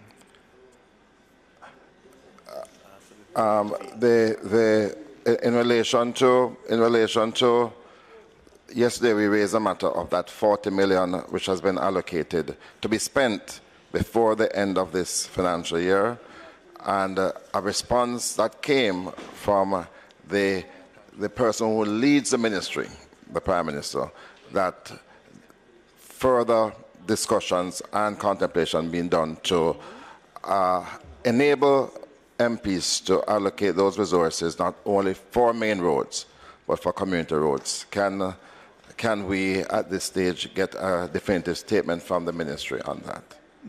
To my knowledge, I'm not aware of community roads. I'm not aware of the inclusion of community roads. Because we're aware that community roads have been... Where? Can you name one? Well, the Minister of Finance, in responding to me during the debate on the third supplementary estimates, did indicate a road in his constituency that benefited from the 40 million. I am not aware of community roads. It's supposed to be NWA roads, or if you have a heavily trafficked parish council road, it can be included, or a parish council road that's connected to NWA road. So you're saying that there has been a variation to allow for roads that are not main roads, but are connected to main roads? Yeah, connecting main roads, heavily trafficked. Yes. Well, doesn't mean that you're going to 3 or 4, 1. Okay, so that is the policy now. So one will be allowed. I just want to be clear. One will be allowed? Hold on. He asked me the policy at this stage. Yes. When you asked me, it wasn't that way. Why won't you? I don't need to tell you anything. All right, so yes. I'm talking about you. All right, so the modification, just to be clear, yes, is that we can submit one adjoining road, not the main road. Connecting road Yes. our local municipal road that is heavily trafficked. Yes, well, all of my community roads are. So. You always have. I have an addendum to that question.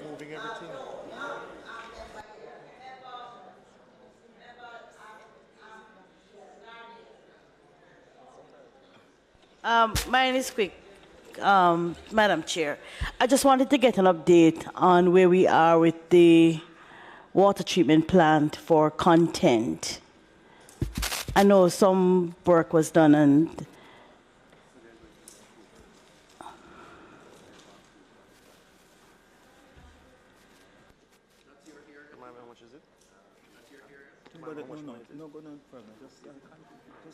Just answer question. You know, gear enough. Just answer question. Sure. Just answer question.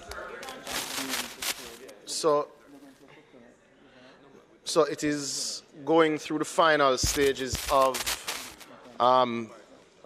review with Parish Council approval, NEPA approval, but we expect to be complete with the process to start in May. To start construction in May. I noticed the Minister was indicating that it might be parochial, but it's not so parochial because though the treatment plant will be in that constituency, it will be service to the country. Correct? All right. My other question simply, Minister, is when we call on the Water Commission, and I know you know that many communities across Jamaica are not on Water Commission supply systems, not on the Parish Council supply system either. They have no pipes anywhere. Those deep rural communities, which at this time are not on anybody's lists of servicing. And when we ask of the Water Commission to assist us with trucking water to those areas, their response is are you a customer of the Water Commission, right? Of course, what? You are minister and you are minister for the country, right? Relating to water. It doesn't matter which ones are NWC customers or not, especially in areas where the NWC doesn't have any water systems, right? So I'm asking, what is the plan for the trucking of water to those communities where there is no minor water supply or major water supply at this time? So ultimately, 73% of the country is where the utility footprint of NWC ends. We know we need to get that to 90 as soon as is possible, and we're making the investments that would hopefully get us very close to that point by 2030. But you are right, especially in deep rural areas, there are a significant number of communities, and invariably not very densely packed, which makes the cost of trucking and the logistics behind it that much more challenging. NWC's mandate has the technique to more or less deal with their 73%. So the investment in the trucking has been predominantly to ensure that they build resilience in supplying their customer base. There is a pretty large component of trucking which is done at the municipal level, but you are right that again there is still a gap in terms of where they don't service those areas. There is deep concern. We'll have to work together between myself and Minister Mackenzie to look at the communities which are least served and use the trucking funds that we have to give some support. But the ultimate solution for those communities cannot be trucking. It has to be better solutions, because it is a necessary use of funds, but it is terrible to see those funds, when you see $418 million going to trucking that you have nothing to show for at the end of the time, it's very upsetting when you could probably fix 2 or 3 other communities out of the $418 million.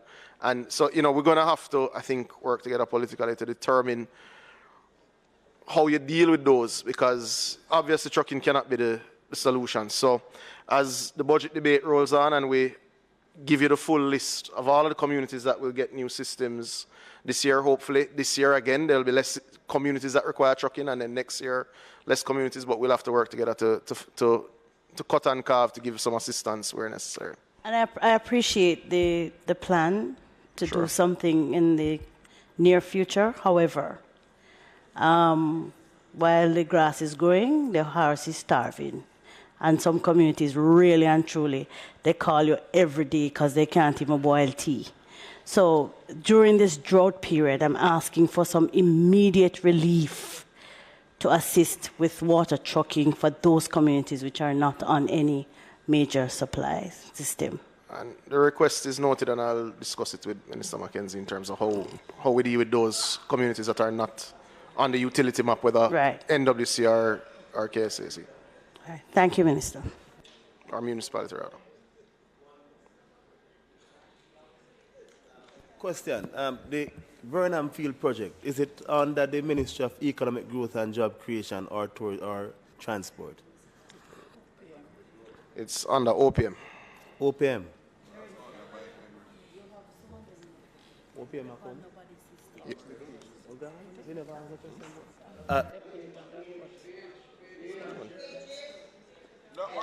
Madam. I put my hand up earlier on. Sorry, I don't know you. Two questions, essentially. Short one for NWC. Is the policy for restoration of road services after NWC effect repair still in effect? And what is the provided period after such repair works for the surface to be restored?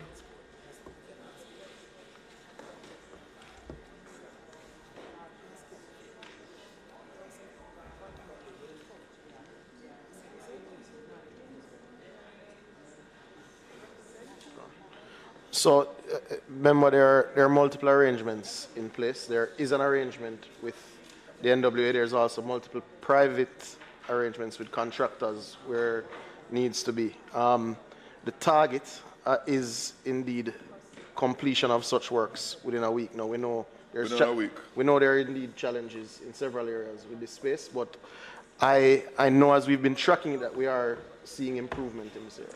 What recourse do I have? You have communities where the repair work's been done and it's outstanding for an extended period. What should I do? Because the residents have been able to get nowhere. So, systemically, we have to look at a broader customer engagement with our citizens, where customers can report any works not done. And I think very soon it will be much easier for customers to interact with the NWC and report issues of concern. But certainly if there are areas that are outstanding for a prolonged period, I'd hope you'd bring them to my attention. I think other members who have brought areas to my attention can attest to them being Now that I know, before you leave, I'll bring one in particular to your attention. No problem, member. NWA. And I'm sorry Mr. Hunter is not here himself, but Mr. Downer, I think, is quite close. Page 1921. I see here something very, very different. I see. On the capital. Very, very different from what was announced. I see on page 21 the widening and dualization of Grange Lane, St. Catherine. Previously, what was announced is the entire package, including the entrance to Portmore from Mandela Highway, inclusive of a bridge over the rear Corbry, and the redesign of the roundabout. Secondly, the widening of Municipal Boulevard, properly known as I-95. Third, the widening of Grange Lane. And fourth, the widening from Nagahead along Brayton Road to Elshaw Road. And of course, Mr. Downer, Mr. Minister, you are aware of my dismay in your my disappointment. You're always dismayed about everything, so I'm not surprised at you. Yeah. Just ask a question. Chairman, could I get some protection from the minister? So on page 21, Madam Chair, I only see the widening and dualization of Grange Lane without any mention of the others that I noted, for which funding we were told was secured for over $8 billion. Madam Chair. And no mention of it here. So Madam I want Chairman, to get an update on that. And why is it? And lastly, Madam Chair, before the minister interrupts me, why is it that he has deliberately excluded the widening of Brayton Parkway, which is in between the two widening exercises, creating a parking lot in between both? Why deliberately? What? Why deliberately left it out? Because you're a member of Parliament. But the others are in this constituency. You know, Madam Chairman, I had it all along that he was my friend. I had it all along. But I'm told I'm wrong. I acknowledge that. Fitz, when you have a certain friend, you don't need an enemy. The issue is, member. Yeah, remember, the issue is that they've been done in phases. They've been done in phases. The design has been completed for all the projects you mentioned, but they have been done in phases. So Grange Lane is in one phase. I think Grange Lane and East Kings Oats, Little Musgrave in one phase. You have different phases. I think the other one from Roundabout, from Mandela. That's the third phase. The third phase. Fine, I can. They'll be done. And Great Nelson Road also in the third phase. But Madam Chair, I can understand what the minister is saying, but the truth of the matter, we were led to believe that all of these, with the funding secured, yes, but you have to think about design on all of those. It takes time. So once it was set that we design get these out, you couldn't get it all together. So in this financial year, nothing will be done with the rest. in terms of, because no mention is here on the capital side. Brayton Elshaw this year also. Brayton Elshaw? Yeah, this year. Yeah. But why it's not in here? Don't. Huh? It's in the PIMSEC. Yeah, going through the what do you call it? The process. But I know why you're worried, you know. You want to see all these done before you're gone. You know, Madam Chair, my demise has been predicted 29 years ago. Right? But they found a candidate 29 years ago it has been predicted. But I'm still here. But your party has so wishful thinkers that's what I'm talking about. Have nowhere to go. So just to be clear, amidst all of the mumbo jumbo from the minister. But you can talk to me off here, man. You won't. The minister won't talk to me anymore, Madam Chair. He has become evasive and elusive. Well, all right. I tell you, they have in his room for communication again. I hope they have you for communication. And I hope communication and action. Yes. Yes. Well, no, Mr. Samuda, just the tank and pump program. I see there was a vast increase in 2022-23 and just a nominal amount. Is it coming to an end? Have all the...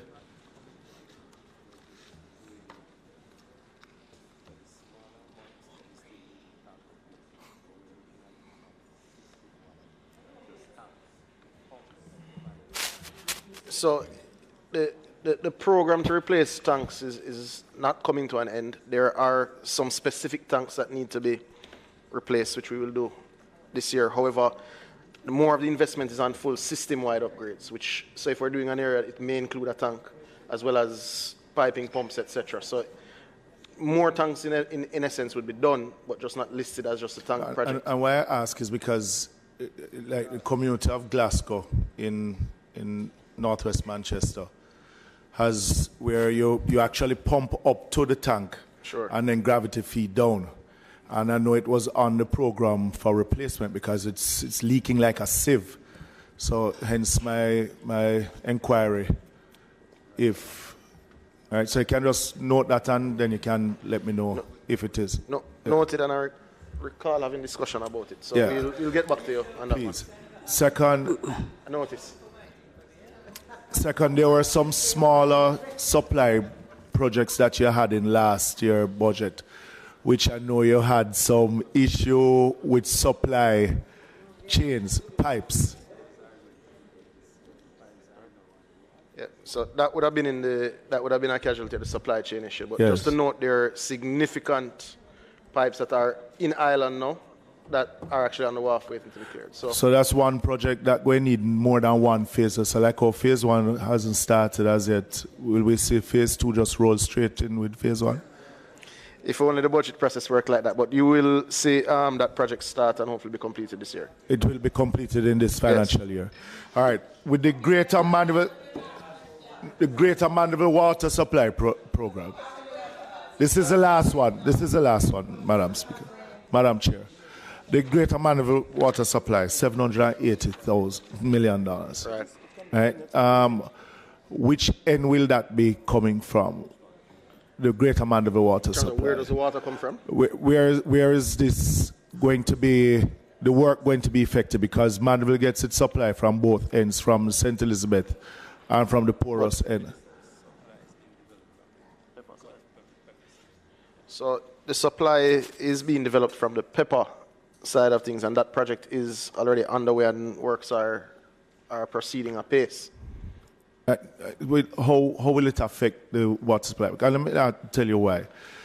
You have some sections of Mandeville itself that, as the years go by, they used to get water every day, now none at all. And these are NWC supplied customers. The current program that you have here now is going into the Greater Mandeville itself, but the outskirts of the town where Winston Jones is concerned. I know that there are some communities coming from Kingsland that has no supply now will get some, but those that are current customers of NWC, of the Winston Jones, how will they be affected by this program?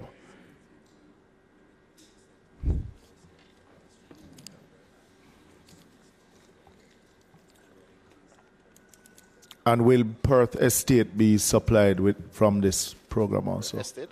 Perth, the NHT. So yes, Perth Estate will be supplied by this, but the areas that are within the utility footprint of the NWC will see a vast improvement in volume, in the regularity in their water supply within the Greater Mandeville area, so including the areas that you've listed. But this mainly will be for Perth? No? Okay. All right. Within over the next 2 years, the project will increase significantly. Just wanted to take the opportunity. I mean, I've been coming and I've been bashing for a long time. But Minister, you have come to the constituency. No, I'm not talking there. No, I can't talk to Wami because now it cost me.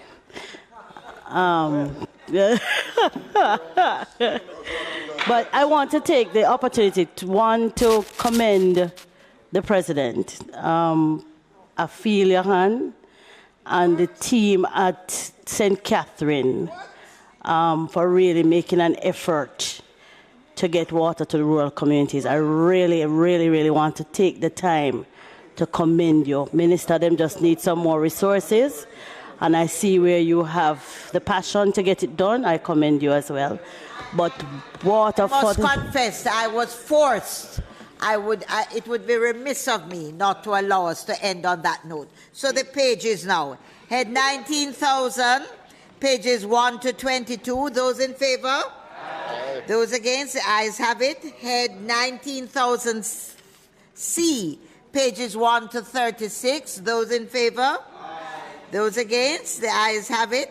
Heads 19,046, pages 1 to 5. Those in favor? Those against? Head 19,047, pages 1 to 8. Those in favor? Those against? The ayes have it. Head 19,048, pages 1 to 11. Those in favor? Those against? The ayes have it. Head 19,050, pages 1 to 8. Those in favor? Aye. Those against? The ayes have it. Then head 21,000, pages 1 to 7. Those in favor? Aye. Those against? The ayes have it. Heads 21,000 C, pages 1 to 2. Those in favor? Those against? The ayes have it. And head 21,046, pages 1 to 3. Those in favor? Those against? The ayes have it. Thank you, both ministers, very much, and your team.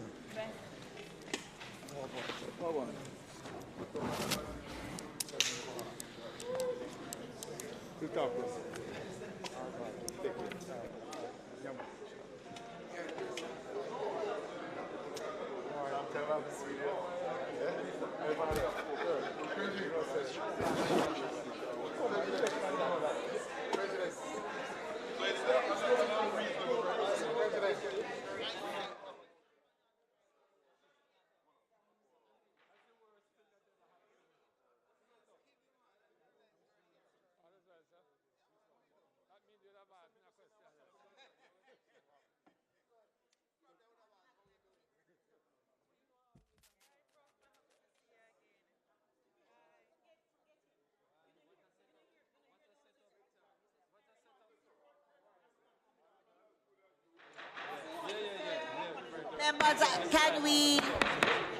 can we clear the room to make way for our next ministry?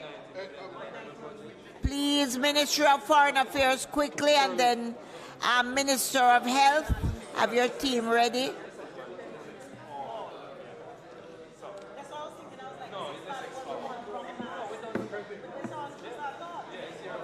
Look here, if she...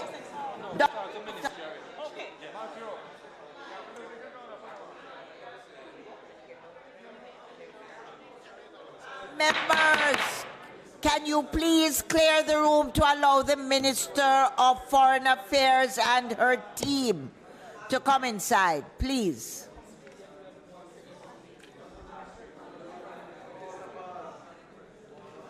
This is diplomatic week and our hands are full, I gather.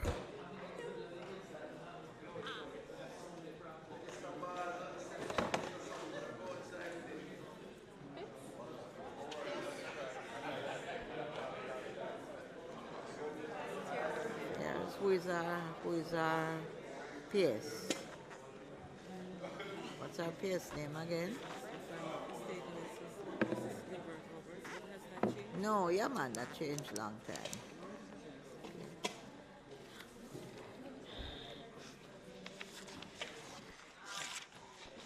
Members, good evening.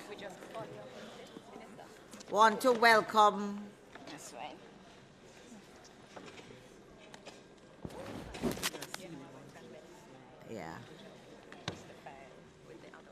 would like to welcome Minister of Foreign Affairs and the State Minister of Foreign Affairs, Ambassador Monteith, and the staff with you this evening.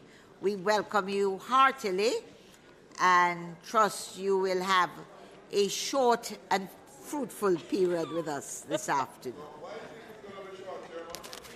I'm wishing for her a short and fruitful period with us this afternoon. It's a big word. It is a big word. All right, Fritz, make it small today. Members, will you be quiet and allow the Minister to go right ahead? Thank you, Madam Chair. Good afternoon to you and to members present. If you would allow me to introduce the team, of course, you have recognized Senator Campbell and the Permanent Secretary, but just to also recognize behind me is, well, let me start from the right, Acting CTD, Ambassador Alison Stone-Roof. Right behind me, Undersecretary of Bilateral, Regional and Hemispheric Affairs, Ambassador Janice Miller. To her left, my left, is Viola Walton, our Principal Financial Officer, behind Mr. Bertnell Salmon, who is our Management Accounts Director. So thank you very much for having us here, and it is my honor to once more share elements of the Ministry's programs that will be enabled by our proposed budgetary allocation. I think it's important to set the context for this discussion, of course, recognizing that our pursuit of our foreign policy priorities continues to take place in an environment of global uncertainty, that is international socio-economic and political uncertainty. I would just briefly look at the 2022-23 financial year, where the Ministry at headquarters and through our 21 diplomatic and consular missions utilize the allocated budgetary resources to advance our priorities of 1, leveraging international relationships at the bilateral, regional and multilateral levels and with the diaspora, with a special focus on partnerships for Jamaica's COVID-19 recovery and resilience building efforts. 2, advancing the inclusive, sustainable economic growth and development agenda of Jamaica through the national foreign trade policy and economic diplomacy strategies, promoting and pursuing attainment of the Sustainable Development Goals, and optimizing management of the foreign affairs and foreign trade portfolio. In this regard, we of course facilitated royal, state and official visits, as well as other bilateral encounters, resulting in the strengthening of relationships with many countries, including Namibia, Rwanda, the United Kingdom, the USA, Trinidad and Tobago, among others, and the signing of MOUs to secure cooperation in various areas, including tourism, logistics, diplomatic training, security, and economic cooperation. We entered into diplomatic relations with 5 new countries, bringing the number of countries with which we enjoy diplomatic relations to 167, and we further expanded our consular network, which is over 90 now, thus broadening the significant opportunities that exist for global engagement. We organized and hosted the 9th Jamaica Diaspora Conference in June, which witnessed a record participation of more than 5,000 persons. It was a hybrid conference. We tabled the national diaspora policy in Parliament in November. We played a critical role in the evacuation of 21 Jamaican students from Ukraine in April, following the Russian invasion of that country. We coordinated the election of Jamaica to the Council of the International Civil Aviation Organization for the term 2022 to 25. We also currently serve as the Vice President of the 77th session of the UN General Assembly and as Vice Chair in the presiding Bureau of Clarke. We hosted the 6th Jamaica-EU Political Dialogue, where development cooperation, the impact of the COVID-19 pandemic, and financing to mitigate climate change and implement climate action were focuses. And we served as coordinator of the Organization of African, Caribbean, and Pacific States group in Geneva, and that was in fact over a 2-year period they asked us to stay on, facilitating until MC12 the successful negotiations on fisheries and on WTO reform and our participation in the wider areas on which there were also outcomes. Additionally, in keeping with the Government of Jamaica's Service Excellence Program, which itself supports the Vision 2030 goals, the Ministry established a customer service unit to enhance its service delivery to the public, promote accountability, and ultimately improve performance. I'm pleased to also advise that the Economic Diplomacy Program, which we execute jointly with JAMPRO, is increasingly generating leads and benefits in the areas of trade and investments with our overseas networks, securing leads in sectors including agricultural exports, rum, nutraceuticals, ICT, health and wellness services, tourism, and film. And this program really leverages our informal network, our honorary consuls, in addition to the traditional diplomatic personnel, to reach out at a business level and pursue economic diplomacy in its true sense. Looking ahead, Madam Chair, the Ministry of Foreign Affairs and Foreign Trade's proposed budgetary allocation is approximately $5.842 billion, comprising $3.3 for programs and $2.53 for compensation of employees. It represents an overall increase of 2%, or $91 million, over the previous financial year, or rather our current financial year, after we account for the supplementary estimates that have also been provided. And this amount also represents a gross budget after appropriations in aid of $100 million, funded by projected earnings from the provision of consular services overseas. Madam Chair, looking forward to financial year 23-24, the broad priorities named earlier remain the same, and we will continue to act on them or to pursue them with appropriate adjustments to reflect current developments and to enhance impact. For example, our work in the area of diaspora engagement and the strengthening of relationships at the bilateral, regional, hemispheric, and multilateral levels will continue to prioritize mobilizing support for post-pandemic recovery, for resilience building, and for enhancing opportunities for political and economic cooperation and national development objectives overall. To ensure that the Ministry is operating at optimal levels, we will prioritize improving our organizational capacity, our program management, and our service delivery. The further building out of our customer service apparatus is expected to complement and support our performance in meeting stakeholder needs across all our portfolio areas. I want to just highlight some of our key programs and initiatives for the next year.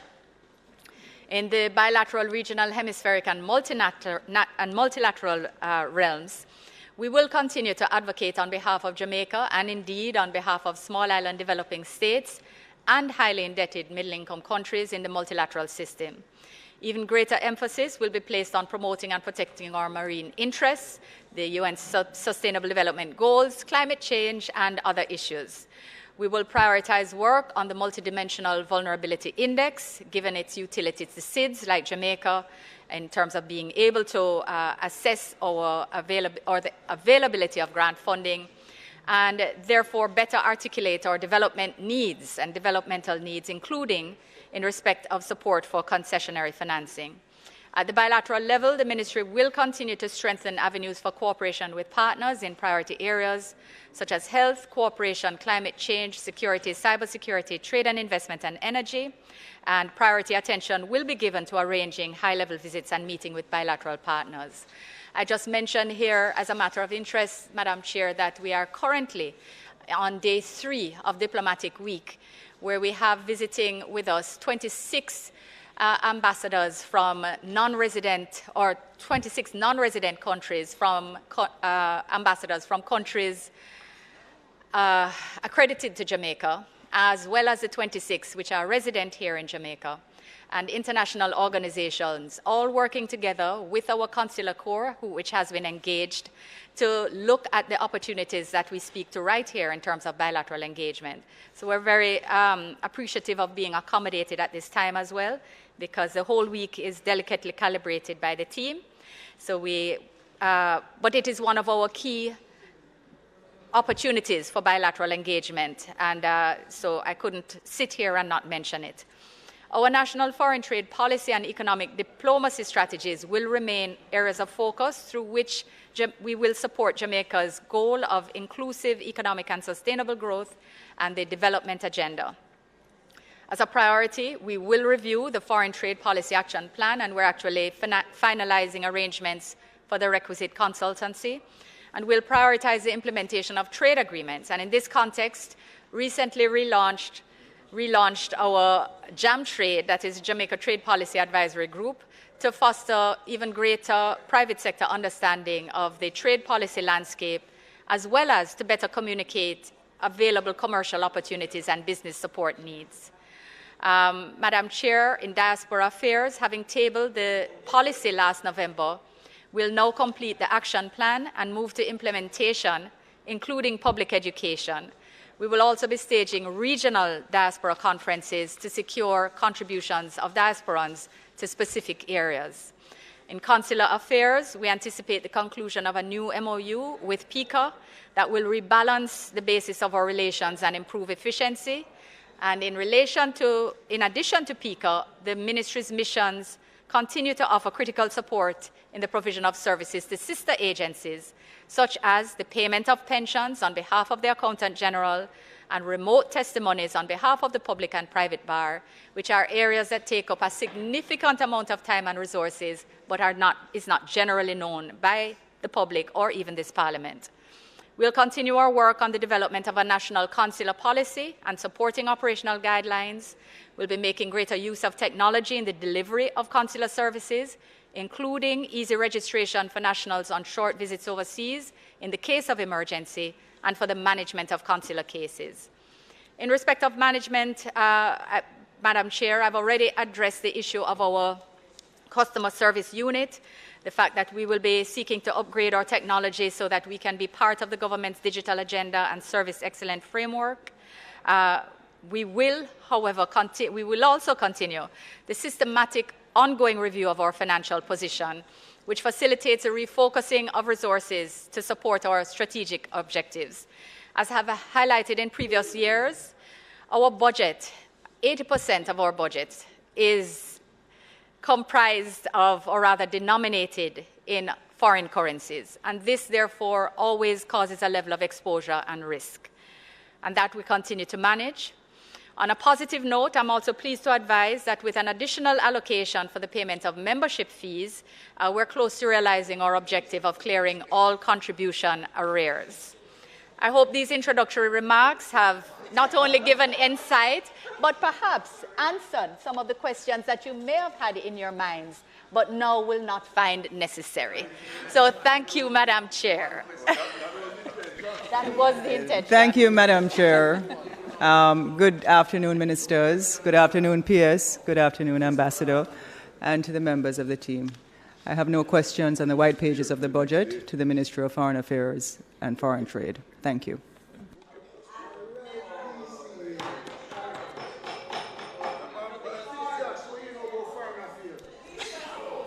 That's a problem. You only know about West Kingston.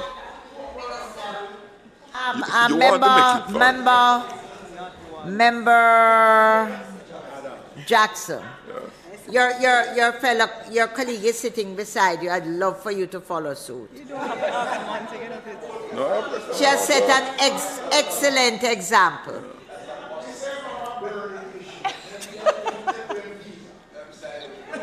You know, next, leave him alone. I need visa to go to Portmore. Madam Chair, thank you. Minister, thank you. Just a couple of brief questions. On the successor agreement to the Cotonou Agreement, the successor agreement had some outstanding issues to be resolved. So my question is, where are we in terms of the concluding elements in the successor agreement? One, and I'll just touch on the other questions. In your introductory page in the paper, you underscore one of the critical importance of the foreign minister facilitate trade, etc., where Jamaica has an interest.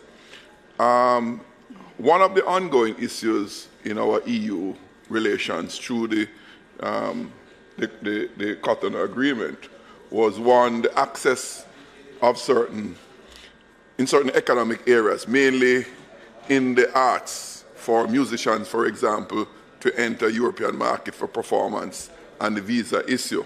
It has been a burning one, and particularly for us in the Caribbean. And secondly, tourism, which we have a built-up expertise in, being for persons from that sector to enter the EU market, and of course with the whole issue of access for them, visa, etc. And thirdly and lastly, in terms of products that are admissible, could you just give an overview?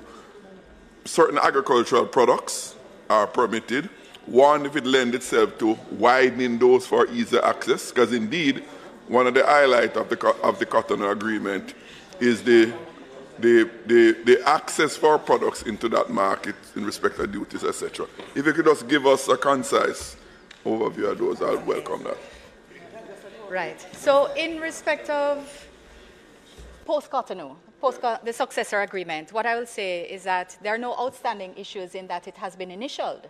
We have initialed it. The issue is that it requires final agreement by the Council. And so far as we understand, there are one or two countries that have a concern that they have taken as domestic issues and have therefore not given their approval. So the matter has been at a bit of a stalemate. They've been trying to resolve it politically. As you know, we've had to therefore have transitional agreements to extend the operation of the existing agreement, although that hadn't been intended. But we all, as member states of the OACPS, at every opportunity, raise the issue of the need to sign. And it is that Samoa still has put forward to have it signed in Apia this year. That remains the intention. There is the CELAC EU summit, which is scheduled to take place in the middle of this year, and it is anticipated that OACPS member countries who are participating in that will have that as an issue for engagement if it has not yet been resolved by then. So there are no issues, there has been no reopening of negotiation, but they're trying to politically resolve the issue on the one or two holdout countries. On the matter of trade, which is no longer really dealt with under the Cotonou Partnership Agreement for us, because we have an EPA that's actually in its second 5-year review now. The Mode 4 visas, which is what I think you're referring to, still continue to be an outstanding issue for our artists. What they have been saying is that they're changing, most recently, they're changing the method by which everybody applies for their visa to simplify to an online process that will work better for everyone. We hear that and we welcome that, but we are still advocating for accommodation by these special visas, the touring visas that we had been promised from 2019 and have not manifested. And just today I had 2 bilateral meetings where that was raised, and so we're building advocates in partner countries to also take our side on these issues when they are among their EU partners. And that will address on the matter of tourism. I actually do have meetings lined up for when I next visit Brussels to address this issue. Our mission is scheduled to meet with the Home Affairs Commission to clarify some of the issues around the criteria, because of course you recall, from some perspectives, it's a national issue, and from others, it's an EU issue. And somewhere between that gap, countries like Jamaica have not been addressed exactly. So I just give you the assurance that these matters remain actively on our agenda, and we continue to press for progress on them. So thank you for the question. Minister, what are you mentioned market expansion. What are the markets that you're currently looking at, either bilaterally or with CARICOM, for possible expansion? We are you're speaking about the economic diplomacy program. So we're approaching it by region generally, because we're not a large producer, we're not a large volume producer, and so our opportunities are not going to be found always at the major trade fairs to, we focus on niche markets through our regional approaches with our honorary consuls. We have trade missions. I'm being reminded that we have just recently had 2 to Guyana. We have another one planned shortly for Trinidad and another one for the Dominican Republic at the end of this month, close to home. Externally, we continue to reach out within the EU to try to identify in Eastern European countries and others, which are not traditional locations, but they do have a taste for our rums, our spices, our sauces. And seems to be working quite well through Carib export and through our honorary consuls as well. But we continue to look in the Middle East and everywhere, because it's at the smaller level as well as widely. As the adjustment to the new building, how is that gone? How is that gone? Very comfortable. It is a much more comfortable accommodation of staff. It is fit for purpose in that we now have the space to hold meetings. In fact, Minister Mackenzie has hosted his UN Disaster Risk Management Conference from our conference room. Minister Grange has hosted UNESCO meetings in our Kingston Hall.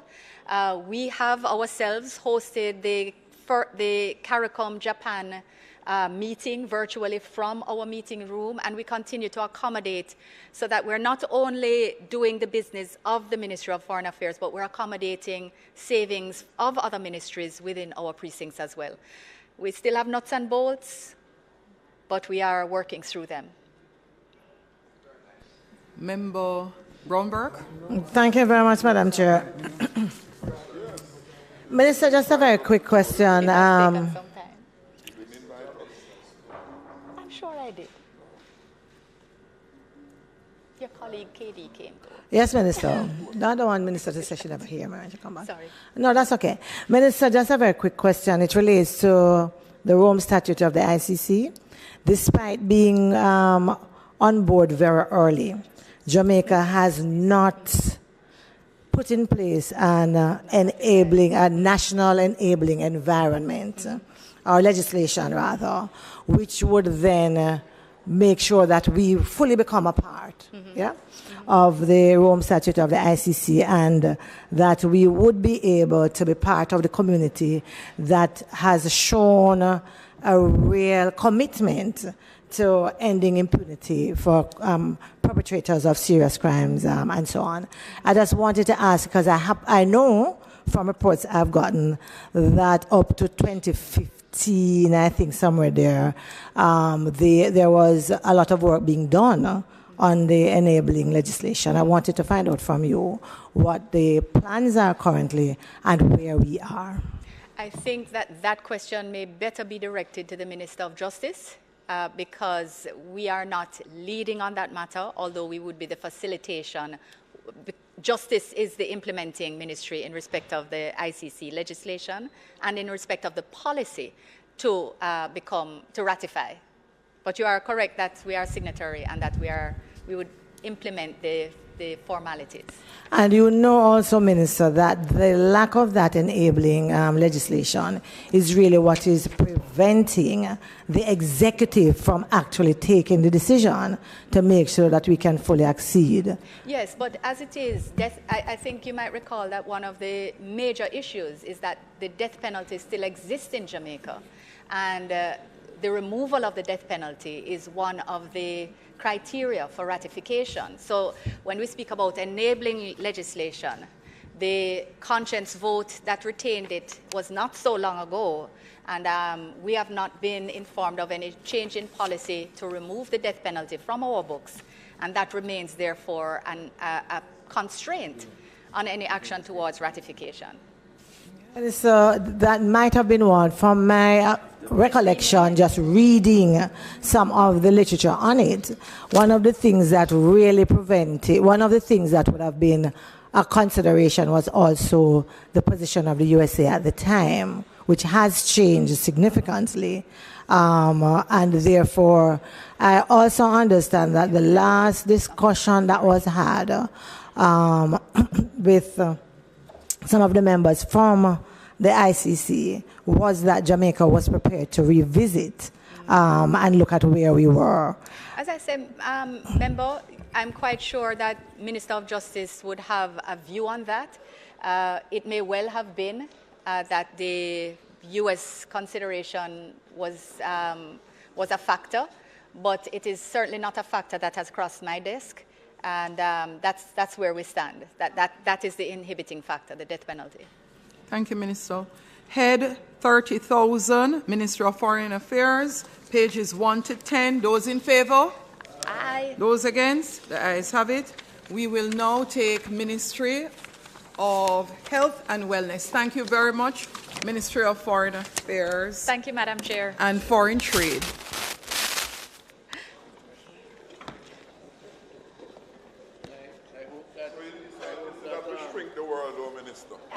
Significantly, thank you. I hope that member guy will follow in the footsteps of. Not. But have a good one.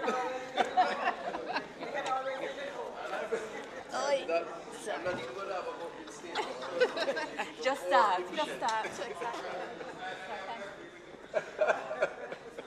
Good afternoon, Minister. Okay, thanks.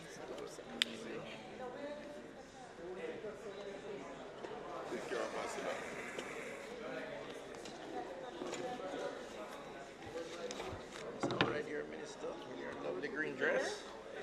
Oh, well, either way, whichever one you prefer. All right, come over the other side then. You have the book? Make sure you have the big book, you know. And you sit on right here. Or not remember which one. Whichever one. Yeah, I can take it down. I'll link him with it. Where is it? By the way. Just find the page. Thank you very much. We now thank and invite the Ministry of Health and Wellness to make its short presentation and accept questions. Welcome to Minister Tufton. Thank you. State Minister Juliet Cithbert-Flynn, Permanent Secretary, and the team. Minister, you want to introduce Thank you very much, Madam Chair, and good afternoon to my colleagues. My team is with me, headed by the Permanent Secretary, Dunstan Bryan, and the Chief Medical Officer, Dr. Jacqueline Bisesa Mackenzie, and of course, my colleague, Minister Juliet Cithbert-Flynn. I will avoid the opening statement in the interest of efficiency, and just to wish my colleagues good health and togetherness, and I'll stop there, Madam Chair. Any questions of the Minister? Thank you very much, Madam Chair. Minister, I won't be very long. And I hope that in your answers you won't be very long too, so we can get through the things. Because we know you have a tendency to, but all right. I start on page 1 of the $530 million, Minister, fees collected in appropriations in aid. General questions initially. But what are those for? Because we've been told that healthcare is free. Right. So there are 4 different reasons, but primarily when a patient attends to a hospital or a public health facility, if they have private insurance, we would normally request of them a charge against the insurance card. It's something I've said publicly before. And that would then be a collectible resource. But they are not required to pay out of pocket, as you know, in keeping with the user fee policy. All right. Your ministry's objective, Minister. Oh, and there are other fees like food handlers permits and so on. All right. Your ministry's objective. I just want to get an idea as to where we are now. And the two I'm basically interested in is to reduce the attrition rate of critical health workers by 5% by 2024. Where are we now currently for you to want to have that? I don't have a reference point in terms of a base year or the data with me. What I do know is that we have created an opportunity for enhanced retention through a number of things. The most significant being the establishment of permanent posts. I think those were about 1,500 or so for nurses, which was one of the big issues for migration and for leaving the ministry.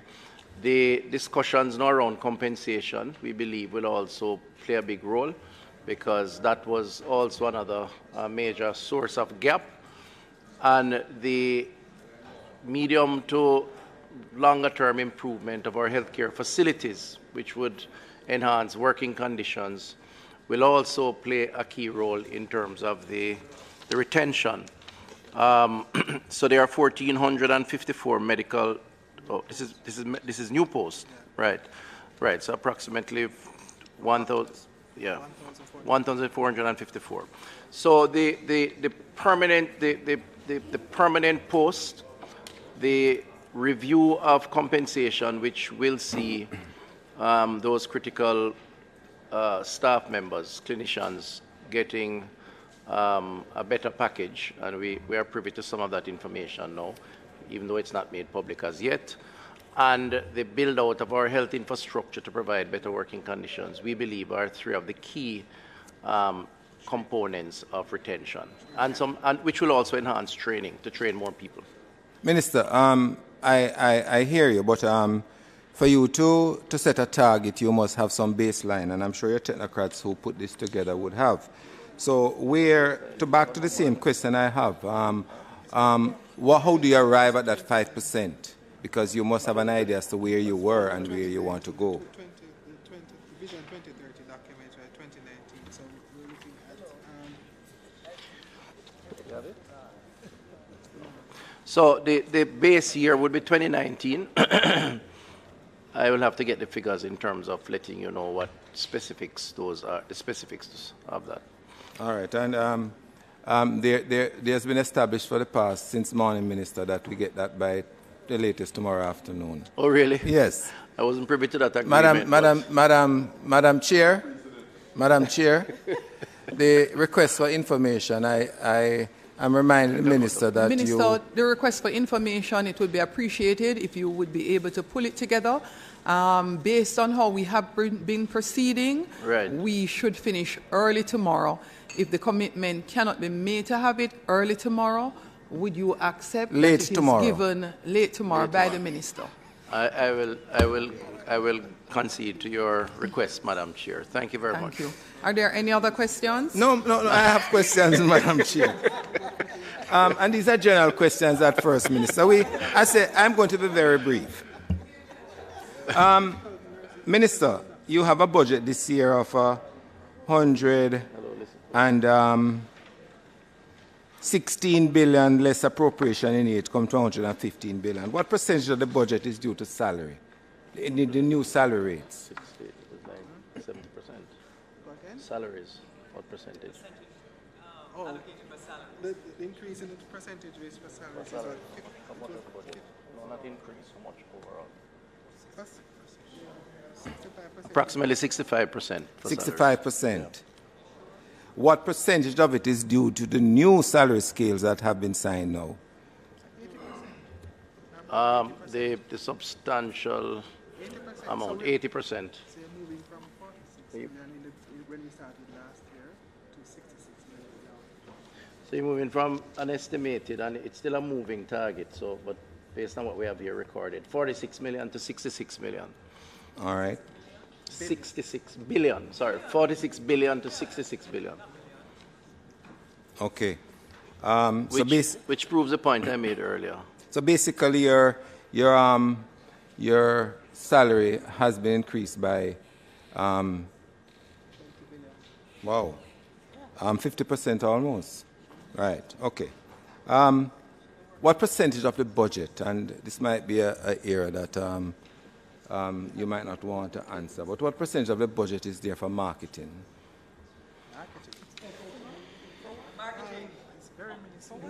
In comparison to the overall budget, very minuscule. No, there's always it depends on the element, the area of marketing.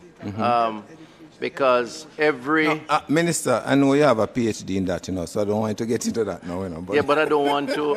I don't want to mislead you, and by extension, mislead the listening public. All right. And I'm saying to you that the different areas of the ministry have allocation for different communications programs. So if you're talking about the blood bank, they would have their own health promotion in the ministry. If that's what you're referencing, I can find out. You know what the budget is for that? Approximately 300 million. 300 million. No, that is for all right. Minister, recently... Hold on. Let me just clarify. I'm being assisted by our accountant here. No, it's just a portion of that $300 million that is for health promotion, education.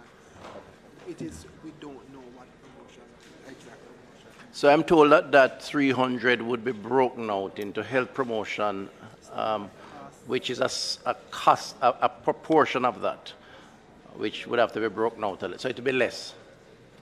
All right. Okay.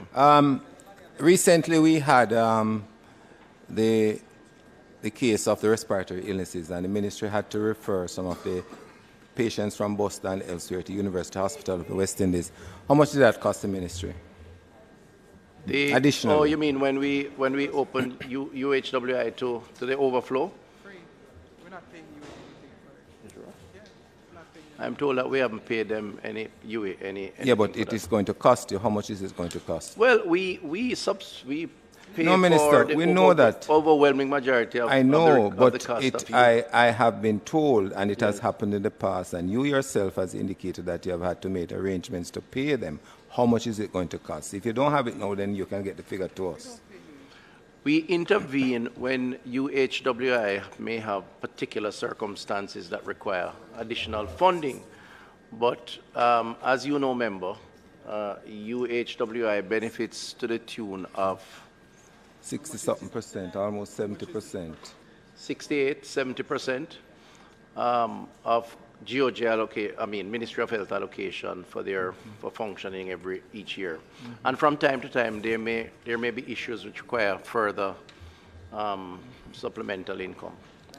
Minister, in your sectoral presentation last year, you said that the investment of some $4 billion over 2 years starting this fiscal year, which is 2022-23, will see all Type A facilities having an MRI and CT scan machine, all Type B facilities having a CT scan machine, all hospitals having ultrasounds and X-ray machines. Where are we with respect to that?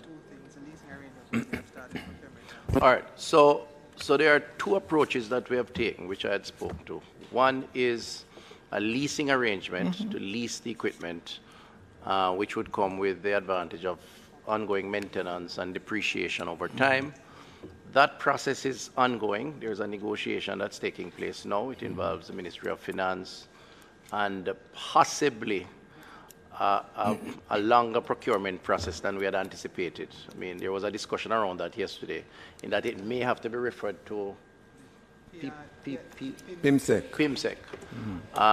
Initially, we were operating on the basis that it would not, but there are some indications that we may have to, and so that may delay the process. But the discussions are well advanced on that. The other is the natural procurement process to acquire these additional equipment, and that process has started also. So you can guarantee the country that, based on what you said in 2021, that 2 years over the we're following through with the plans. But bear in mind, member, not to be long-winded, but just to make the point that through the outsourcing arrangement, patients do benefit from the various diagnostic tests, and that which is the important point. Which is why I asked the question, not the process to get there, but getting there. Right. Right. And you said that over the next 2 years. Minister, 42,003. No, man, you can come back to the general question after. I noticed that there is nothing there for COVID response. Is it that is assimilated into general? Yes. Short answer is yes. All right, okay, and we want some of that too. Thank you. The following page, Minister, page 4. You have allocated some funding there of $2 billion. And this activity facilitates the Ministry of Health, Human Resource and Management functions. And you list a whole series of areas that would benefit from. In terms of Kingston School of Nursing, and in terms of the nursing program, can you break down that and tell us how much is it for nursing training out of this 2.076? No, because it is staff costs. Can you add that to the list of tomorrow, end of tomorrow day? That's all right, Minister. We don't have that breakdown here. All right. I appreciate the question, but yes, but I don't have the... And I right after that question, is there embedded in this amount any amount for training of, scholarship for nurses, nursing students? Not off the top of, no, I don't think so. I don't think so. All right. Minister, 42,005, activity 10918, planning, project planning and implementation.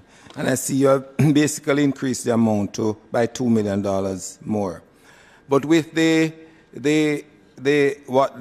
activity supports the cost of project plan as well as monitoring and supervision of locally and international funded projects managed by the ministry. In light of what is happening now, the expansion of Spanish Town University Hospital, is this sufficient for you to get proper persons to project manage that activity within the ministry? I'm aware that you are employing other persons, but from the ministry's perspective, is that amount sufficient for the technocrats in the ministry to properly monitor and so the projects? No, there's a restructuring exercise that is taking place because you are correct. The ministry has embarked on perhaps the most significant infrastructure build-out since probably independence or maybe even pre-independence with all that is taking place. So it does require restructuring that involves internal monitoring and project management combined with external project management. And so these funds don't account for all the capacities that are going to be engaged. There will be other independent sources of funding to support what is a major undertaking to build out public health infrastructure. Does that independence that you're speaking to, Minister, reside within the budget for those capital B projects? Yes. Okay. All right, let's move to page 9. Performance targets, financial year 23-24. 95 maternal mortality per 100,000 live births. What is the current rate here? What is it?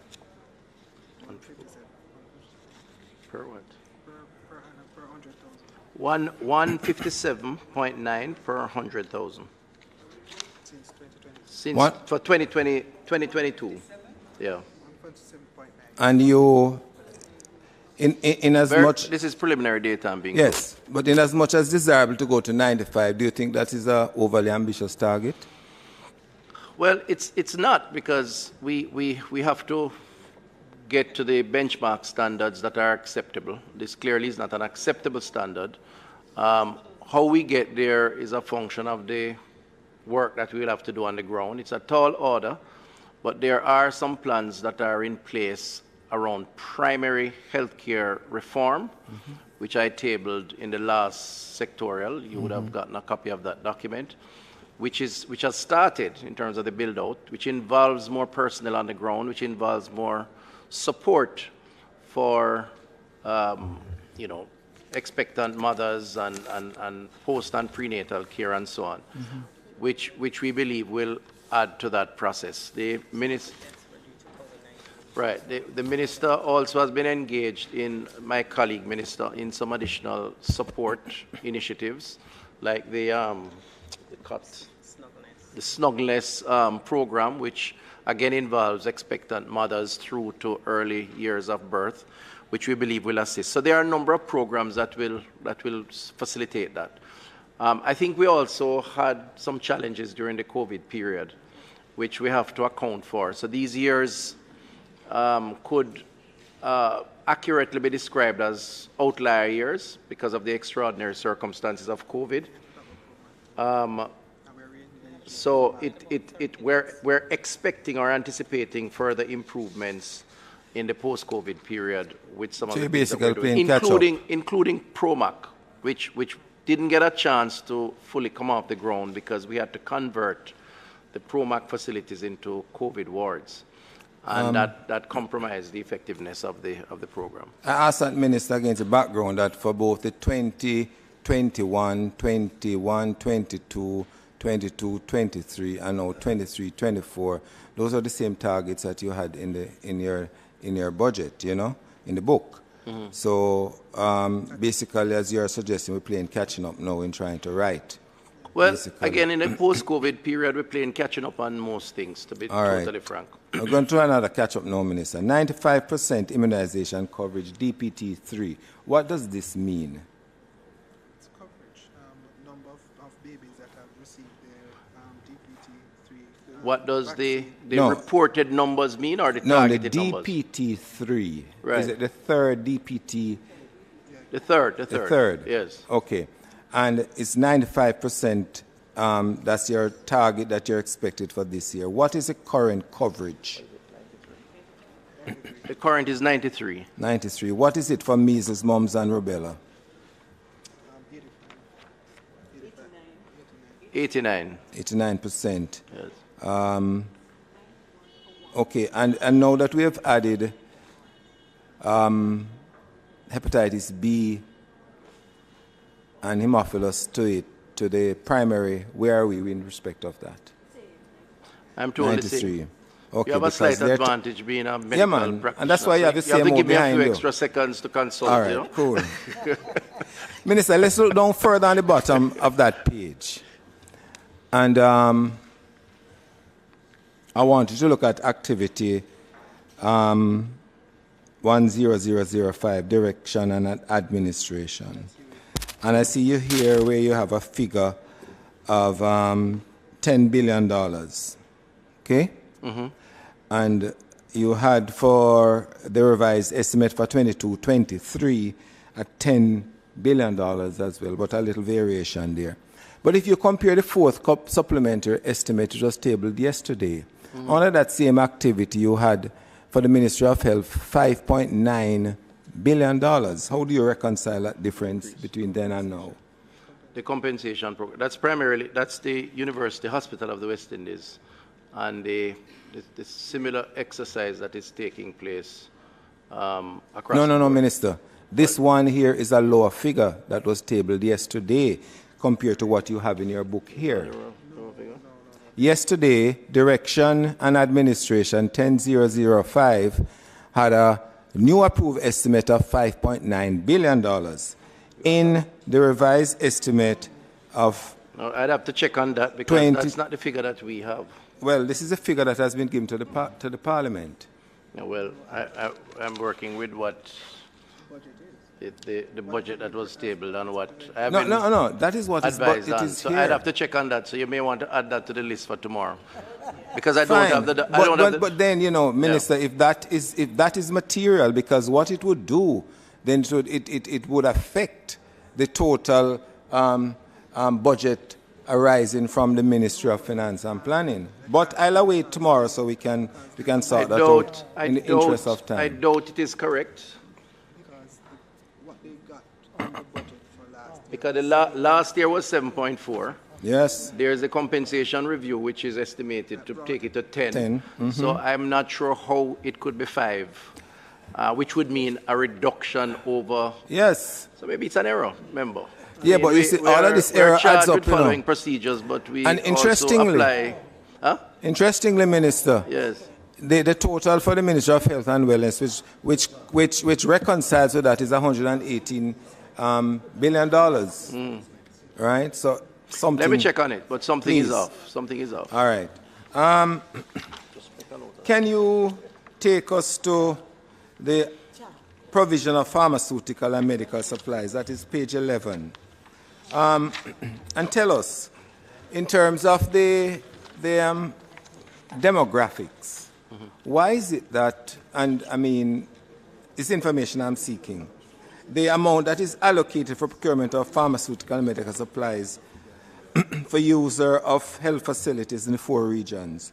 Now we see that in terms of Western Regional Health Authority, which has 4 major hospitals, and Southern Regional Health Authority, which has 1 major hospital and 4 minor ones, that the budget that is allocated is less for Western than Southern. Is it because you deal with more patients in the Southern than in Western? That's right.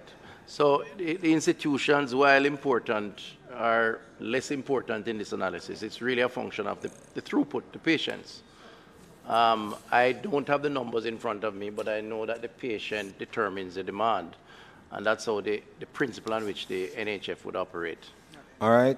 Minister, let's move on to, and you know, I'm going to be very brief. Let's move on to the blue pages. And we appreciate that. All right. 42,000 C2. Yesterday there was a reduction in, as per the supplementary estimate, of $1.2 billion from the Ministry of Health on the activity 29552, that is prevention and care management of non-communicable diseases. And the reason that was given was that slower than programmed execution. What areas has this affected primarily, Minister? Or which areas?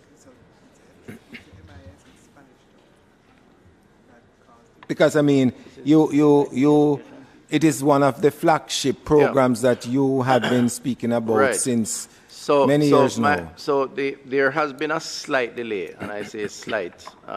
The discussions around Spanish Town have advanced fairly well. Yesterday you would have seen, or may not have seen, the signing of the contract the health information system. Yeah, I saw that one. The breaking of ground and build-out is a function of a couple of things. It's a function of clearing the path, the grounds, and replacing some existing services in some new buildings. That is now taking place, and the timing of that in order to have access to the greenfield site it has to be coordinated and synchronized.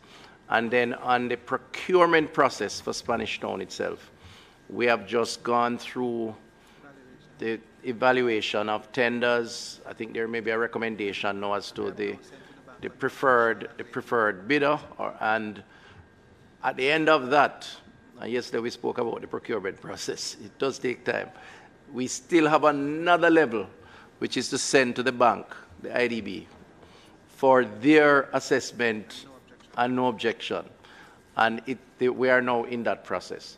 So all of that combined would have pushed back the process a bit. It's not a very long pushback, but it would have accounted for some adjustments in the budgeting.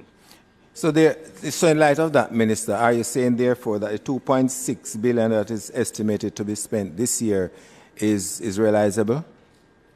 Yes, yes. You mean, are we going to spend that? Exactly. Based on the revised projections, yes. There's a lot of activity that we anticipate. We expect to break ground for Spanish Town. Hopefully not. You mean this year too? This financial year? This financial year. Yes, because of what is going on elsewhere. We have spent, I'm told, 80% so far. No, I'm not following you.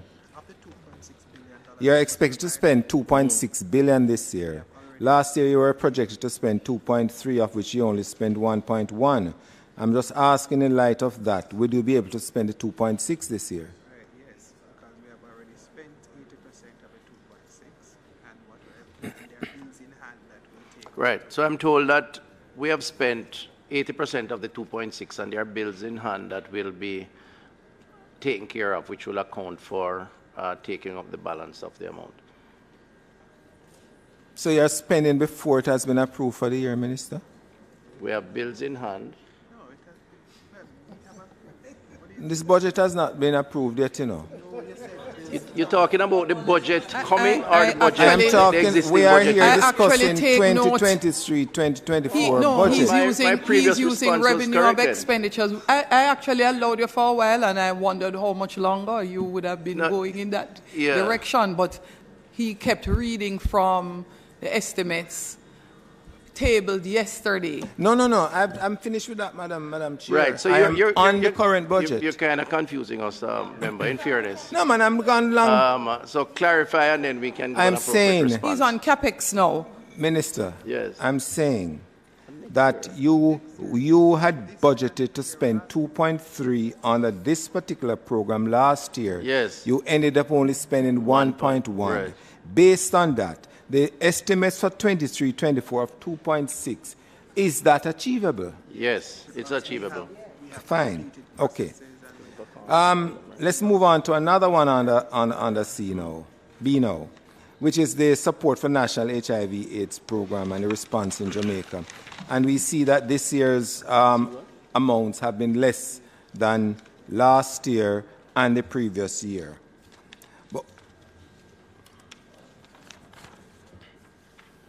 Right?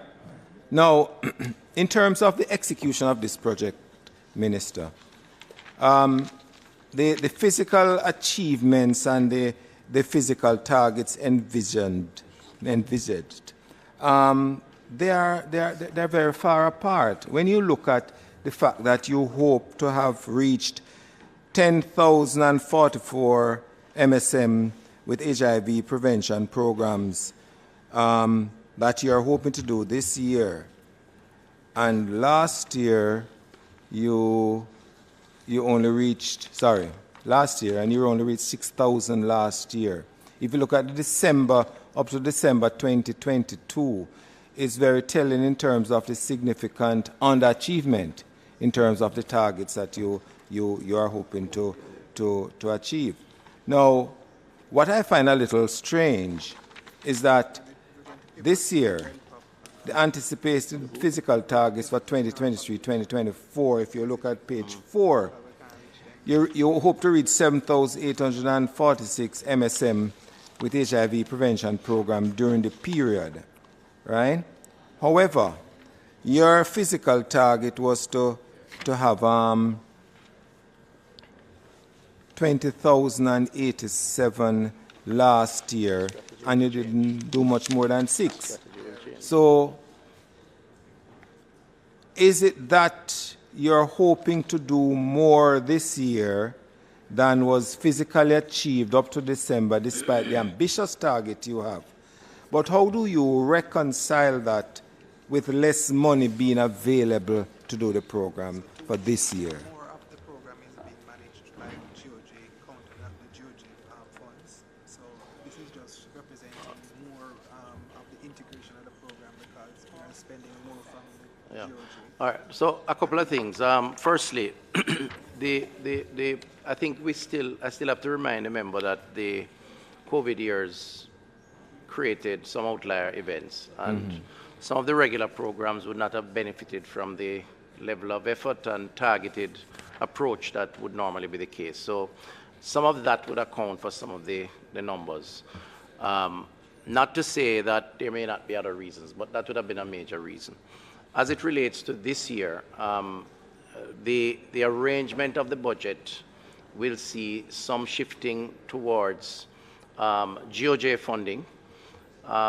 The approach to targeting the population will shift to more general population, which will affect also how we spend and the efficiency of that spend as opposed to a targeted population. And so we do believe, based on those variables, we can achieve, or certainly have a realistic chance of achieving, the new targets that have been set. But that's achieving more with less funds, even with this widening of your parameters? Remember I said, that the GOJ funding will also will pivot to spending more of GOJ funding. Now I'm talking the total amount, which is a combination of both international as well as local. You spent 1,041.04 billion last year, and you're spending 838. Yes, but again, the expenditure is a combination of the promotional component, but also things like the human element component. So in terms of things like staffing, that would fall in the recurring side of the budget. So you wouldn't account for the total amount that is spent on the program under this particular heading. And I would add to that the other reasons that I have advanced in terms of the approach and the targeting of the general population as opposed to a specially targeted group. All right. Minister, tell us what is happening at Western Regional Adolescent Hospital now. Where have we reached? So that project is going fairly well. Obviously, again, a victim of COVID, so a late start, but nevertheless, the contractors are moving very nicely. They have, I think, achieved about the fifth floor of 8 floors, and are working to meet the 18-month target for delivering the project. There is some collaboration with the Cornwall Regional, which I'm sure you'll get to in short order, in terms of some shared services. So it is coordinated with the work that has to take place at Cornwall Regional. But for all intents and purposes, given when we started and where we are now, I think we are in a very comfortable position to deliver on the project within the time frame that we have set.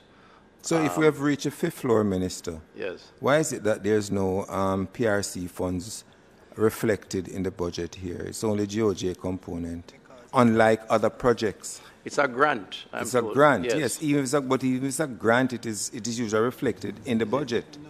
It's not reflected here at all. It's direct from the yeah. I'm told that it's not a cash grant, and so it's not reflected for that reason. No, but Minister, hold on. It has a value, and we see a value here of a PRC grant of $6.5 billion.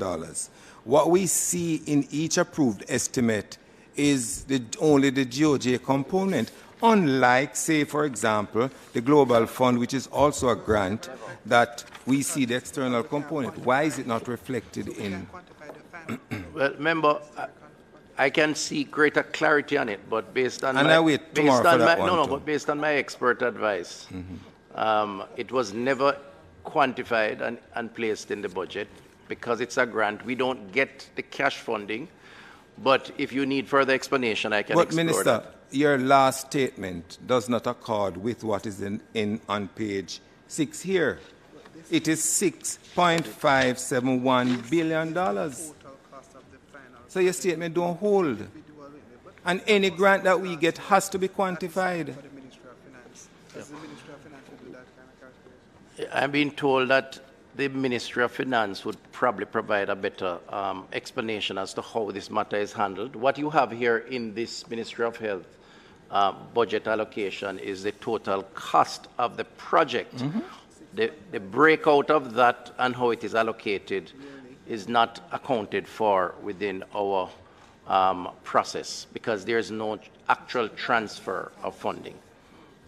But Minister, you would agree that if this is not done and if the Minister is not aware of it, who determines what level of whether the actual grant meets the actual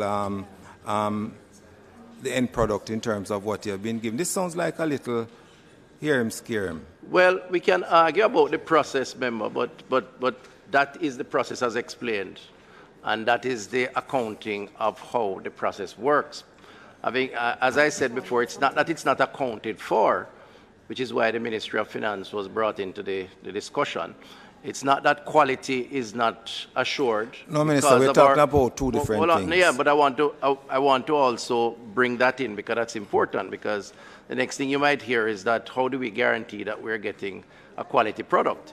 And to that extent, we are involved at the technical level to working with the contractors through the UDC to ensure that the product meets the standards that are required within our dispensation. So all of that is dealt with. But as it relates to the actual funding and accounting of the funding, we only have the information that is placed here within, which is before you.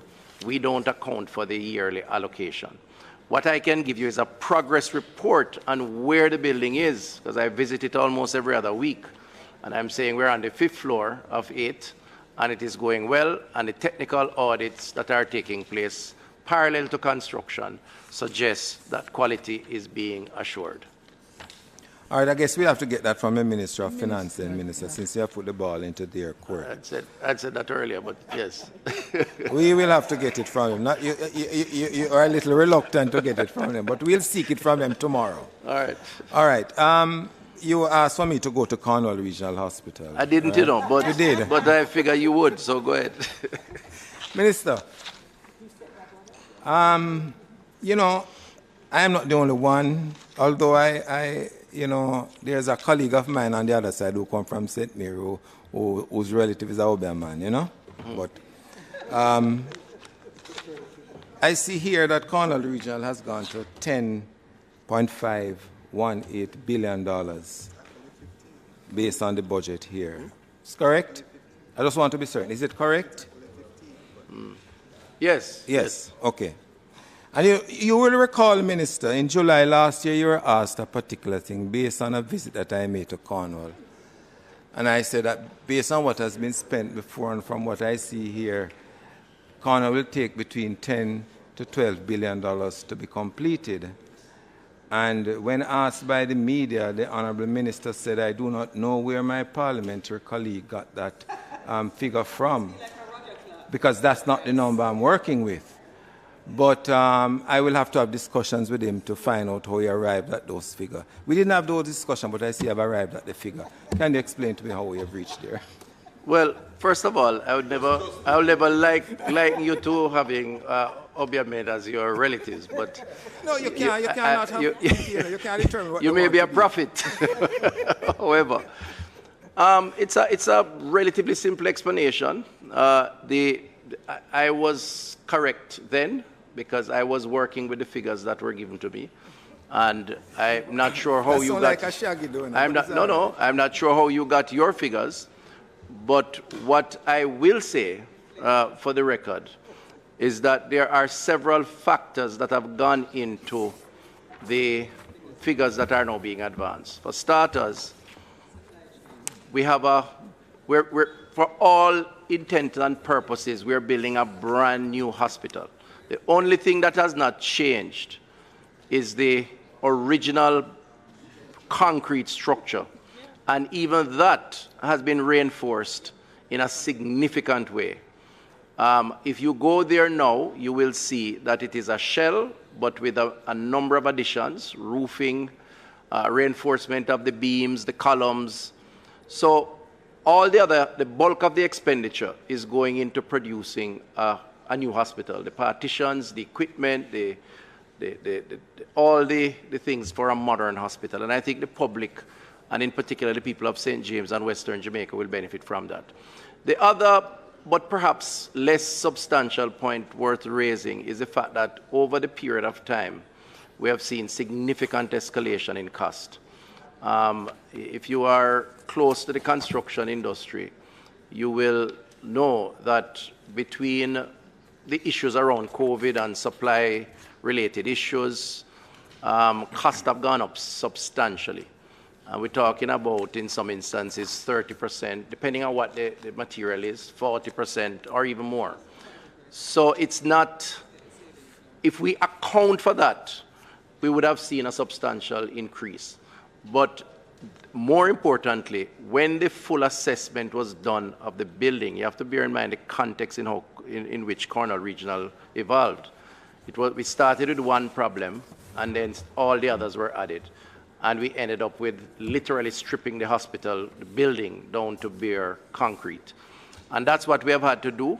We took the long run approach because we felt too often administrations come and they do a patched up job, and then we fall back into the same position.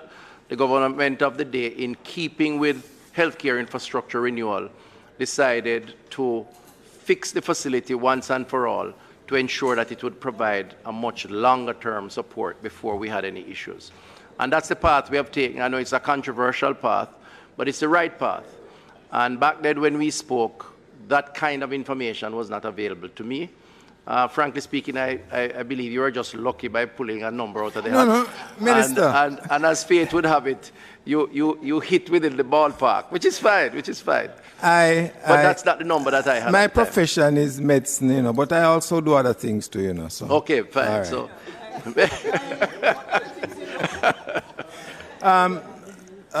Minister, I won't be long. I'm on my final question.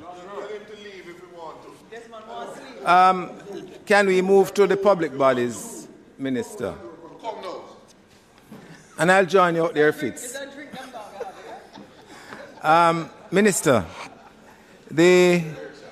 let us look at page 178, National Health Fund. 178, really? Public bodies. What?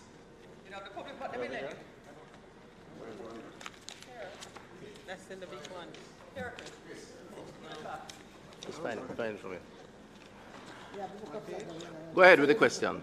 Yes, page 178. I see here expense recovery from the Ministry of Health of 3.6 billion. Can you indicate where in this big book here that is accounted for? Okay.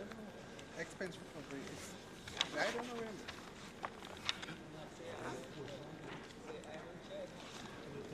This sounds like a question for tomorrow, but I'm checking. No, the question is for today. The answer probably might be for tomorrow. This is the for UE.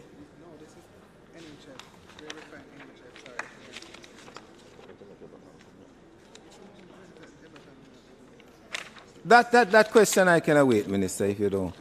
And the second one, as we look at that, also, all right, I'll get back to you on the question. Also for the National Health Fund, I notice in the current expenses, and I can be corrected here. What is it that the pension fund for the employees at the National Health Fund is only a contribution from the members themselves?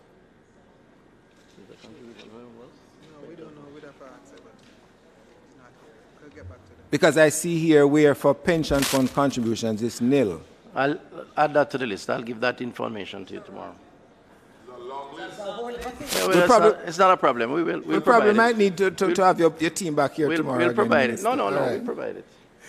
That's, Madam Chair, I think I've... I have two questions. Member Bromberg have a question. Sure. Before. Just very quickly, two quick questions, Minister. One is that the compassionate unit is really very helpful. Yeah? So I want to say that. I have had a couple of individuals. Thank you very much. Yes.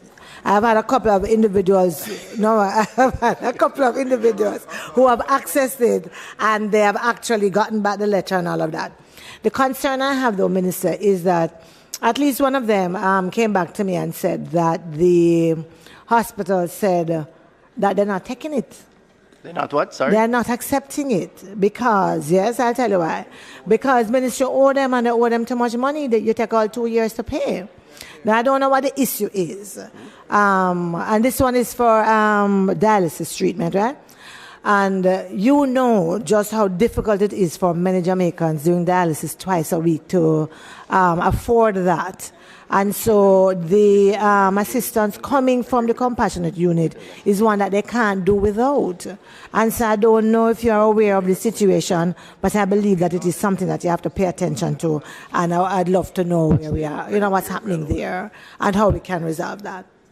All right, so my understanding is that those debts have been cleared. We try to do within 30 to 60 days. Okay. In fairness, sometimes it goes over to a little longer, which is unfortunately not unusual for a number of reasons, by the way. Sometimes the documentation has to be validated and so on.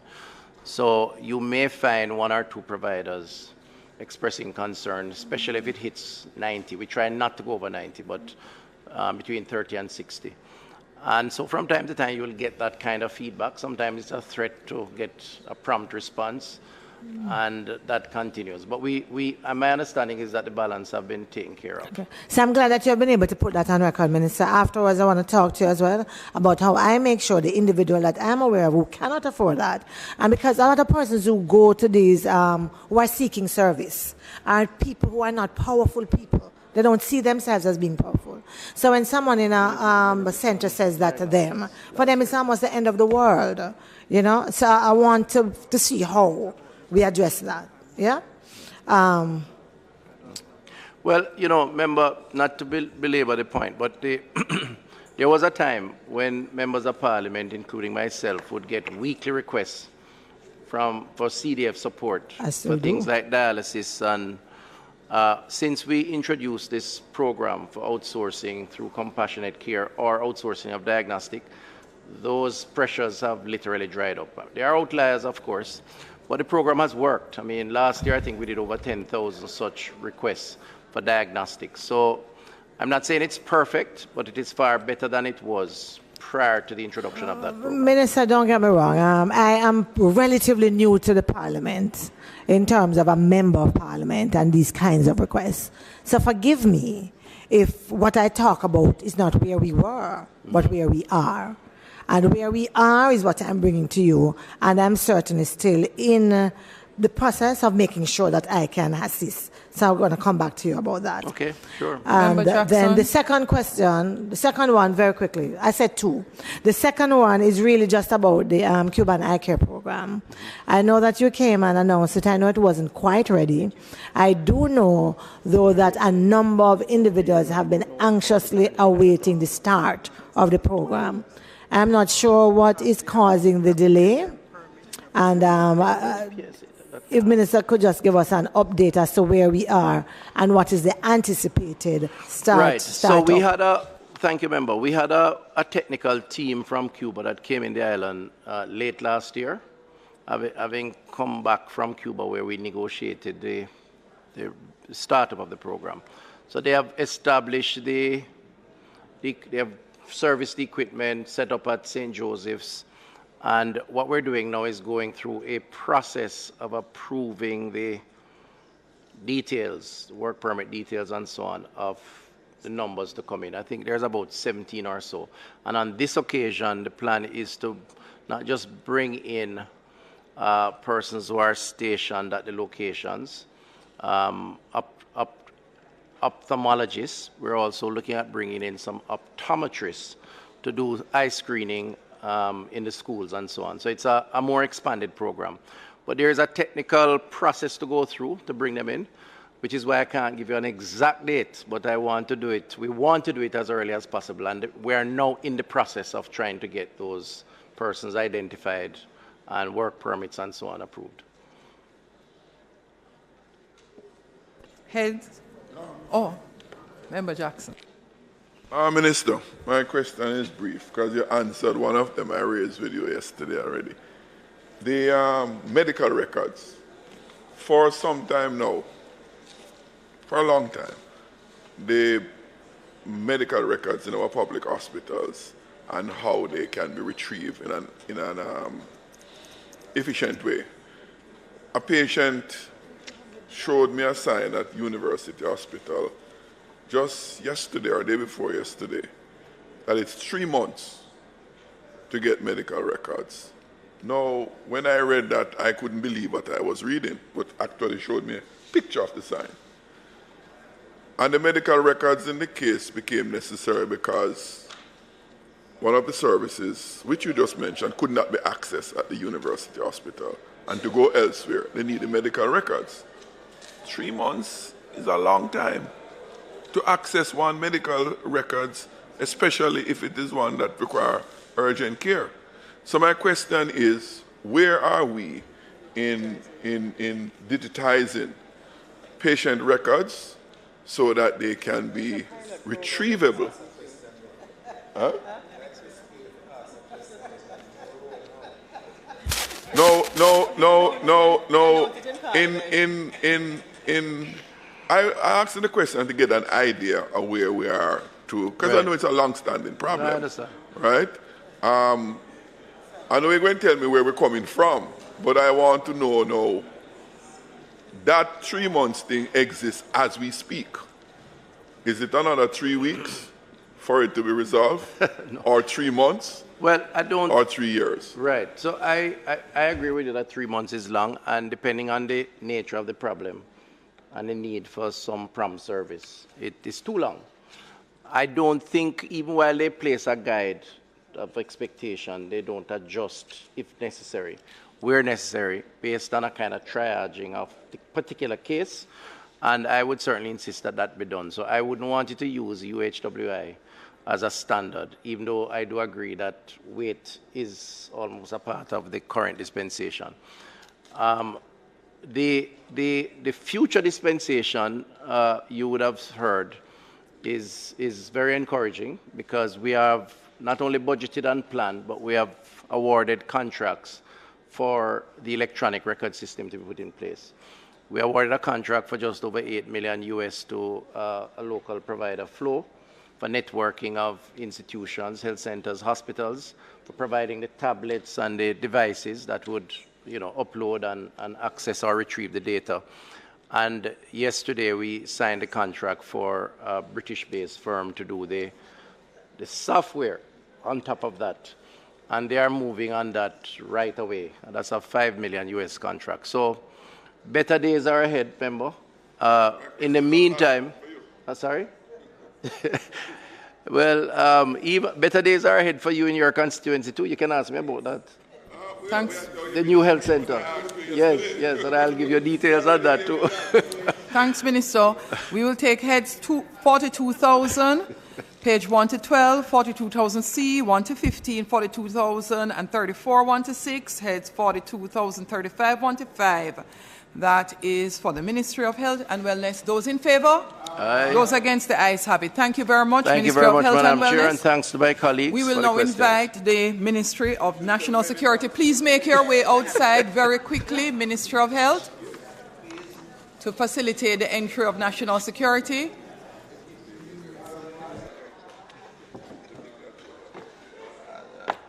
Mr. Bryan.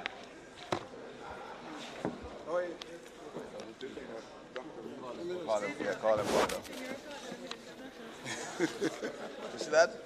Come to sent on, That should be sent on right.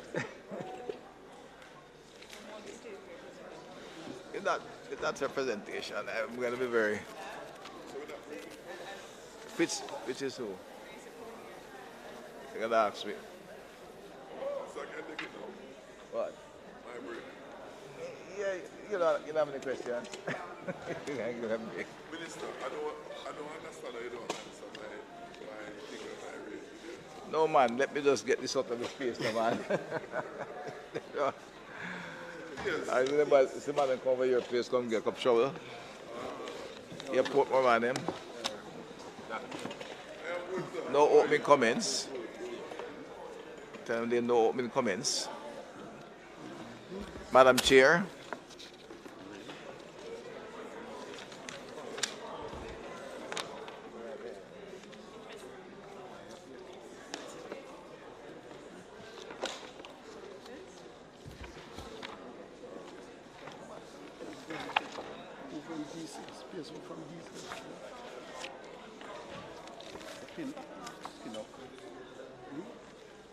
Yeah, we have two young guys who are Give me the names.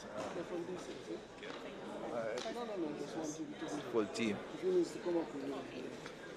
All right. Too many to call. Yes, so we'll indicate we have all the technical team present to answer any questions. Except how fast we're going to get up to, we're going to knock out all the criminals.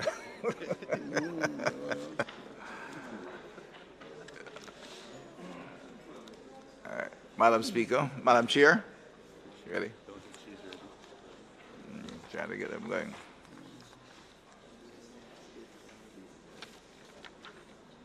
I'm going to read one sentence from this and tell you that's a statement. And we're going to. Thank you very much, Deputy Prime Minister Dr. Horace Chang and the team, including State Minister Zavia, Mayne, and Permanent Secretary, and the rest of the team here to give support from the Ministry of National Security. Please go ahead, Minister. Thank you, Madam Chair. You have indicated I'm here with my Minister of State, Permanent Secretary. Minister, the standing orders. The standing orders require a motion to appoint a subcommittee of the Standing Finance Committee to consider the defense estimate.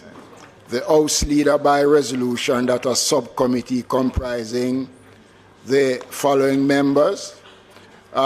Member from South St. James, Omar Davies. Member from North East, St. Anne, Marsha Smith. Dwight Siblis, Clarendon. Tamika Davis, Hanover. Dr. Angela Brownberg, St. Andrews Southwest. And Mr. Fitzjackson, South St. Catherine, be appointed to consider and report on the defense estimate, Ed 2600, page 3, Ed 2600, page C, pages 2, 3. I so move. Ask you, Madam Chair, to put to the committee. Those in favor? Those opposed? The ayes have it. Committee is established. Thank you, Madam Chair, and thank you, Acting Leader. As indicated, I have with me my Minister of State, Minister Zavia, Mayne, and Current Secretary Courtney Williams. The team, this full technical team is here to answer any question, but I should maybe identify ACP Warren Clarke from the police. I'm here. Miss Phillips. Miss Phillips, Principal. Ms. Roseanne Phillips, Principal Financial Officer of the Ministry of National Security, and from the Correctional Service, it's Commissioner. No, Joseph Pinnock. Mr. Joseph Pinnock of the Correctional Service are here. And we have someone who is from Mocha. Miss Wittick, Nicola Wittick from Mocha. So we have a cross-section of a team here that will be able to answer any questions that may be required by the membership, and we'll deal with the defense for the whole side. I'll be very brief on opening, Madam Chair. The vision of the ministry is to be the model national security of excellence in the Caribbean region in order to achieve for Jamaica goals 2 and 5 of our 2030 vision. A secure, cohesive, and just and safe society. We'll take any questions now from the beginning on 2602. I have Member Brownberg. a few general questions, Minister. Thank you. So, Minister, one of the reports that we have been seeing out there is that the Ministry of National Security spent only 40% of its capex budget. As you can imagine, Jamaicans can't understand how that could be, what could have led to that, and what would have been the feeling, and really what does that mean in terms of the management of the ministry and its priorities. I don't know if you could shed some additional light on that. Yeah, well, I think that statement was corrected. The vote indicator part of the capital budget, and there were due to be bills to be paid in the last quarter of the year, which was not spent at the time. All the money that was required, all the capital expenditure, and those on both capital and those in the project section of the recurrent were spent and committed in time. But there was some ongoing expenses, I think, on the ship.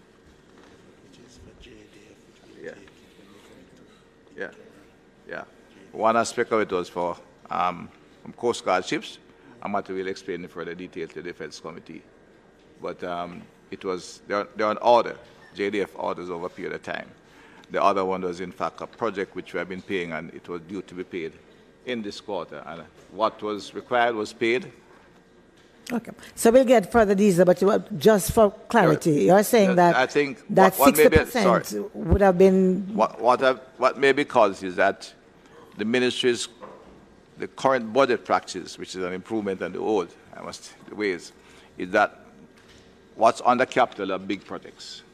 Much of the other expenses that was considered the old time were in recurrence, such as, for example, purchase of vehicles, purchase of capital goods like, and they, of course, repair to police stations, all come under recurrent in the IA. So a significant amount of what used to be considered capital is now recurrent, and correctly so, because they are regular maintenance, even of significant size, as well as procurement of vehicles, radios, and uniforms.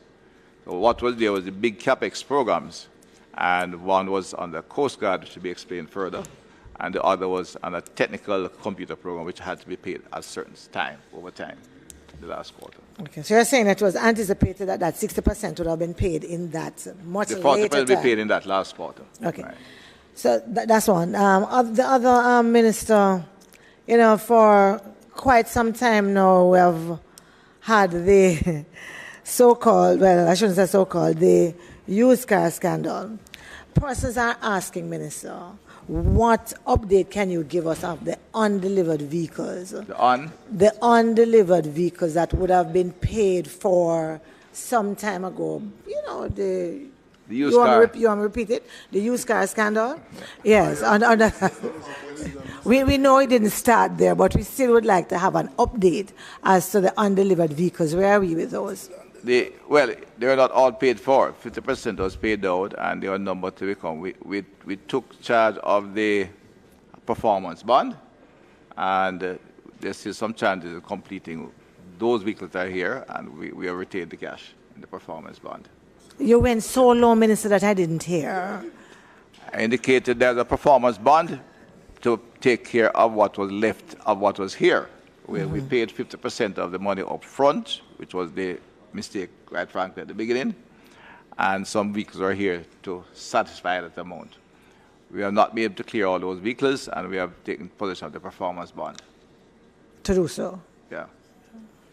My other question, Minister, is really around your the fleet, right? Your fleet of vehicles. You know, this is Jamaica, so everybody hear everything, you know? So the argument on the road, in the streets, is that there are significant arrears in payments for repairs to vehicles. I wanted to find out from you, what is the size of the fleet now? Yeah? And what is the condition of the fleet? And then, of course, to come back now to this question about the repairs and whether or not some of them small garages that actually do the repairs, how are they being treated, and if payments are being made on time? Let's convert. The number you quoted is the current number, the 1153. Well, there's 1153 on the management. What about the others? Right. There are some others, old ones.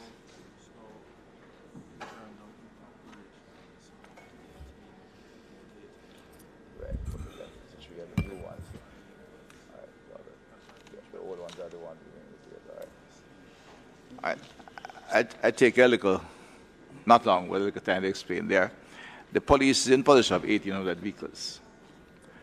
1153 of those are what they call the fleet vehicles, which we have acquired in recent times, and those have under the fleet management system that we have installed, all new vehicles that have been acquired recently. That means we maintain a real-time location on them. We can tell you where they are, what they're doing, and if they are being badly driven, and we can manage that. The other 700 is the plethora of old vehicles they had. They had at the time some 16 brands of vehicles of varying quality and standards. And they're in varying state of repairs because getting parts and keeping up with it can be a challenge. From time to time, special efforts are made to bring them on stream. And that's where we have a challenge, which is 1 or 2 graduates work on them outside, but most of those are actually operating at our TMR unit. There may be funds outstanding on the new vehicles, but we have a service contract. Once the vehicle is acquired, a part of the bid at the time was to ensure there was a period of service guarantee assured by the company. So, of course, it's paid on an ongoing basis. So at any point in time, there'll be some outstanding liability. And they're paid according to the budget. Naturally, in a situation like that, the requirement of the vendor will be a little bit different from the budget. And that's where we get some arguments. I asked a question, Minister, similar to the one with the question that I had asked of the Minister of Health, right. Because we do understand that there sometimes is that kind of arrears. But what I'm talking about here, really, we're talking about years of arrears. And especially because, you know, there have been reports, I don't know if you have seen them going around, making the rounds, of police taking taxis to carry out their responsibilities and so on. So you would imagine that that would be of national concern. Yeah, we have heard those comments. They're basically that there's very little to confirm that there's any widespread use of this. And in fact, I think the statement coming from Particle Division was not, was taken out of context, quite frankly, put it diplomatically. Because we did check on that, and although it was repeated by a senior officer in the division, somebody raised the commissioner. The fact is we would like some more vehicles, and we're in the process, instead of moving the numbers up, because there are a number of smaller stations which still are low on vehicles or have only a single vehicle. The fact is that we moved to the fleet, which comprises primarily of three sections of SUV, pickups, and motorbikes in the urbanized areas. And we made a fleet, but they are really, we are down to essentially 3 brands. We have the brands that are the primary grouping, which was the one on tender, national tender. And in between, when we're buying quickly, we buy some of the other vehicles, which has been tested and approved by the technical team in the ministry. So there are just 4 brands also we buy from. But we try to keep the dominant number of the fleet that we see on the road. We are moving to, as I said, there are 1153 of those vehicles now, which are under the new fleet management system. What we're looking to expand that and ensure that each station has. Now, when a station runs into a problem, of course, if they speak to the requisite assistant commissioner, adjustments are made. And this is where I said when we get these complaints, it's a little bit unfortunate.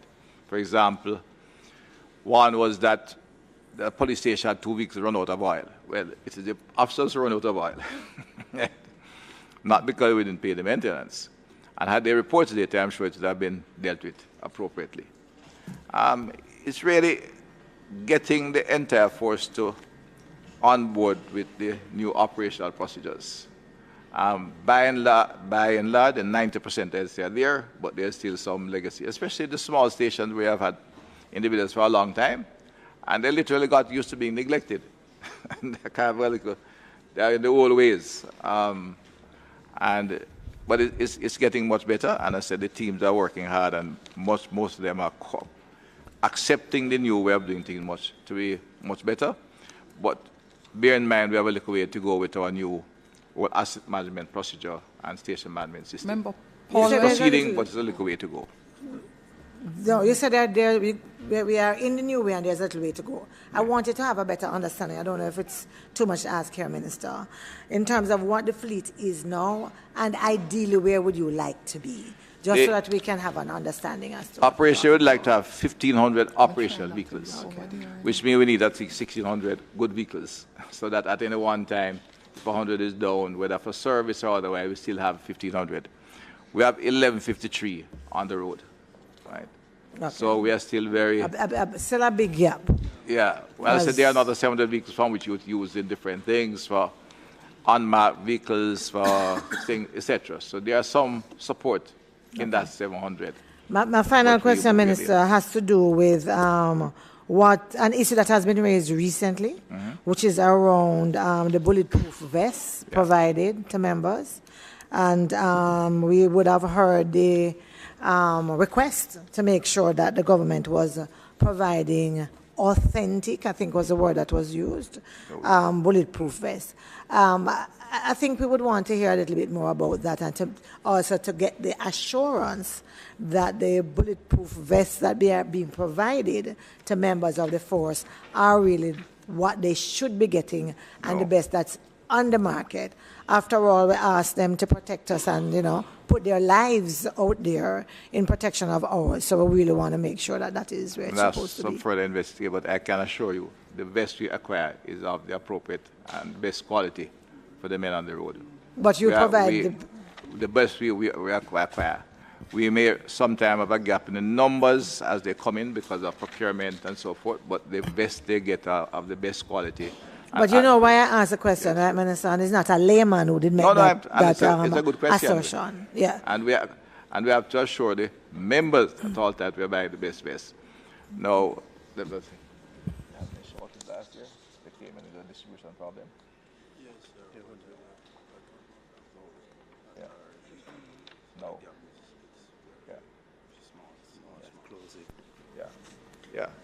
And I said, there's a small gap in supply, and when you get that gap, and there are about 1,000 now being distributed, and we're ordering again, because we try to order ahead of time.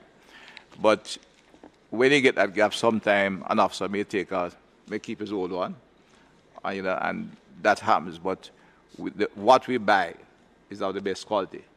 It's when we are changing over because they have a lifespan, and we have to buy in time to remove them from the service in due course. So we accept, and I said we are seeking to overcome some of that in terms of improving our whole asset management program, as I said, which is being automated and put in place. Minister, as the response, but just based on where the assertion came from, I'm hoping that there's going to be a proper investigation just to make sure that what you say here is really what obtains, and that there's not more that needs to be done to ensure that our officers are properly protected. Okay. No, accept that. We certainly check that. Member Paulwell has 2 questions, and Member Hilton has a question.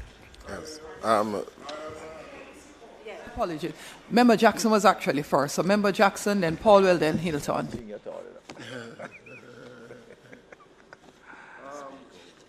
Chairman, I just have a few questions. Generally, Minister, the national security portfolio is all about seeking to ensure the safety of Jamaicans from one end of the island to the other. Objective 30 or 2030 vision. Objective 5. Jamaica remains a very unsafe place. And that is not an opinion of mine. The data supports that. And it's a concern of all of us across the aisle. To the extent that it is so and prevailing as we enter a new budget cycle, a new fiscal year, the question is the financial allocation adequate to make Jamaica safer? Oftentimes, Minister, we hear numerous contributing factors. Deficiency in legislation, in the laws, and you have spoken to a number of legislative reforms to help to strengthen our ability to deal with crime. The question of resources, providing the equipment and so forth that is needed. And the other amongst them, personnel that is needed. The number of boots that we have on the ground. You have oftentimes, and the Prime Minister, I dare to say, boast about the substantial expenditure in national security. And that is not debatable. It is a fact. Substantial amount of monies have been spent for national security. But notwithstanding that extensive amount of additional expenditure, the problem that we are seeking to resolve gets worse. So it's obviously not a question of just the expenditure by itself. It's the question that arises for many Jamaicans, are we spending in the right direction? Because the problem prevails. So as we enter this new cycle, Minister, I would want you to tell us, and not just us in this chamber, the country who is living in daily fear, what in this budget that will help to transform that situation? Notwithstanding, one of your colleagues told us in this House in a standing finance committee meeting already, not to pay this any mind. Remember Samuda? Right? Not to pay this any mind. I am paying it some mind. Right? So I want you to tell me, Minister, what in this book that will cause Jamaicans to feel that by the end of the financial year in 2024, their sense of insecurity, level of fear will be diminished. That's one. And I just put them down here and can answer them. Second question following from that background comment. The question of prisons. I look in the capital budget, I don't see any provision for a prison, but one has been talked about. If you can comment about the absence of anything here and what those plans are. And I raise that question particularly, Minister, because, well, one of the reasons why we need a new prison, and I won't go into the background of what transpired with other initiatives, was to build a new prison. Be that as it may, and the whole country knows that. The inadequacies in the current prisons are contributing to our current crime problem. Specifically, Minister, and the Commissioner of Police are aware of it, the Prime Minister is aware because I've raised it with everyone, here and elsewhere. The ability of convicted criminals to carry out criminal activities from behind bars. Right? As I said, nothing is in the capital budget that speaks to either modifying existing prisons towards that, or, as I said, nothing in the new prison to mitigate that vulnerability. And I say that, I asked that question, Minister, against the background, that much have been said about the legislative changes to increase minimum sentences. But if you put them in prison longer and they are still able to give instructions to commit murders out of the street, then it doesn't help to mitigate the crime problem. So I wanted to tell us what is being done, if anything at all, to ensure that those who have been caught, convicted, and imprisoned is and or will not be able to commit other murders through instructions from behind the bar. I think Jamaica needs to get an answer to that. Thirdly, my good friend Commissioner is here. That police station out at Green Acres, there's no recent rain, so there's no recent flooding. And I know the member for West Central, St. Catherine, have a vested interest in having an answer. He has asked me to speak on his behalf in that regard. Is the station complete for occupants? In October, it came before the PAAC, and the PS assured us that the matter would have been dealt with, and I interpret being dealt with to mean being resolved, so that this police station that no doubt the communities around it is in need of. I am listening to hear the assurance that the problems that contribute or the issues that contribute to the flooding no longer exist. They have been dealt with. And also, we never got the answer then at the PAAC. I'm asking it now.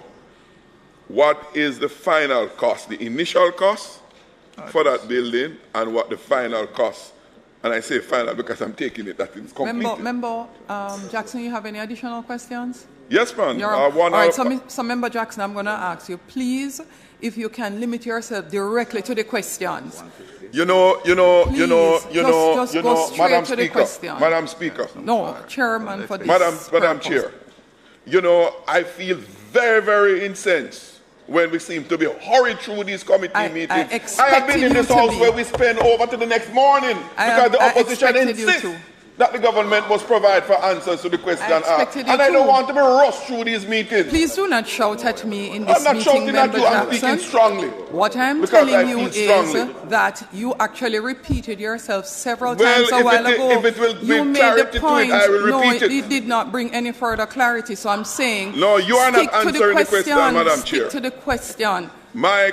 I seek my clarification to your where next answer question, the Member song. Jackson, stick to the question. It's not for speeches. Right. We'll answer. It's not for speeches. Stick to the question.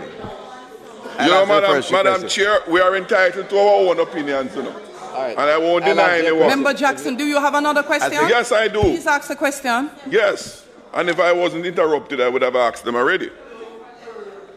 The question asked by my colleague from Southwest. You do not need to repeat.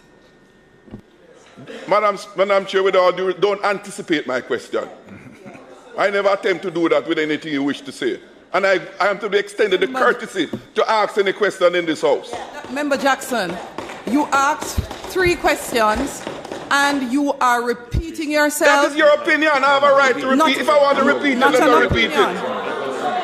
There's a tendency to want to shut up people in this house because you don't want to hear what is being asked. Right? I am not going to submit to that. Member Jackson, please ask your question and do not be abusive. Madam Chair, if the strength of a question is considered abusive, then many over that side would be guilty. Well, okay, just listen. So let me go on. I know that part of it. I'm trying to figure out. Let me go on, Madam Chair. Madam Chair, my next question, as was mentioned, the question raised by my colleague from Southwest St. Andrew about the used cars.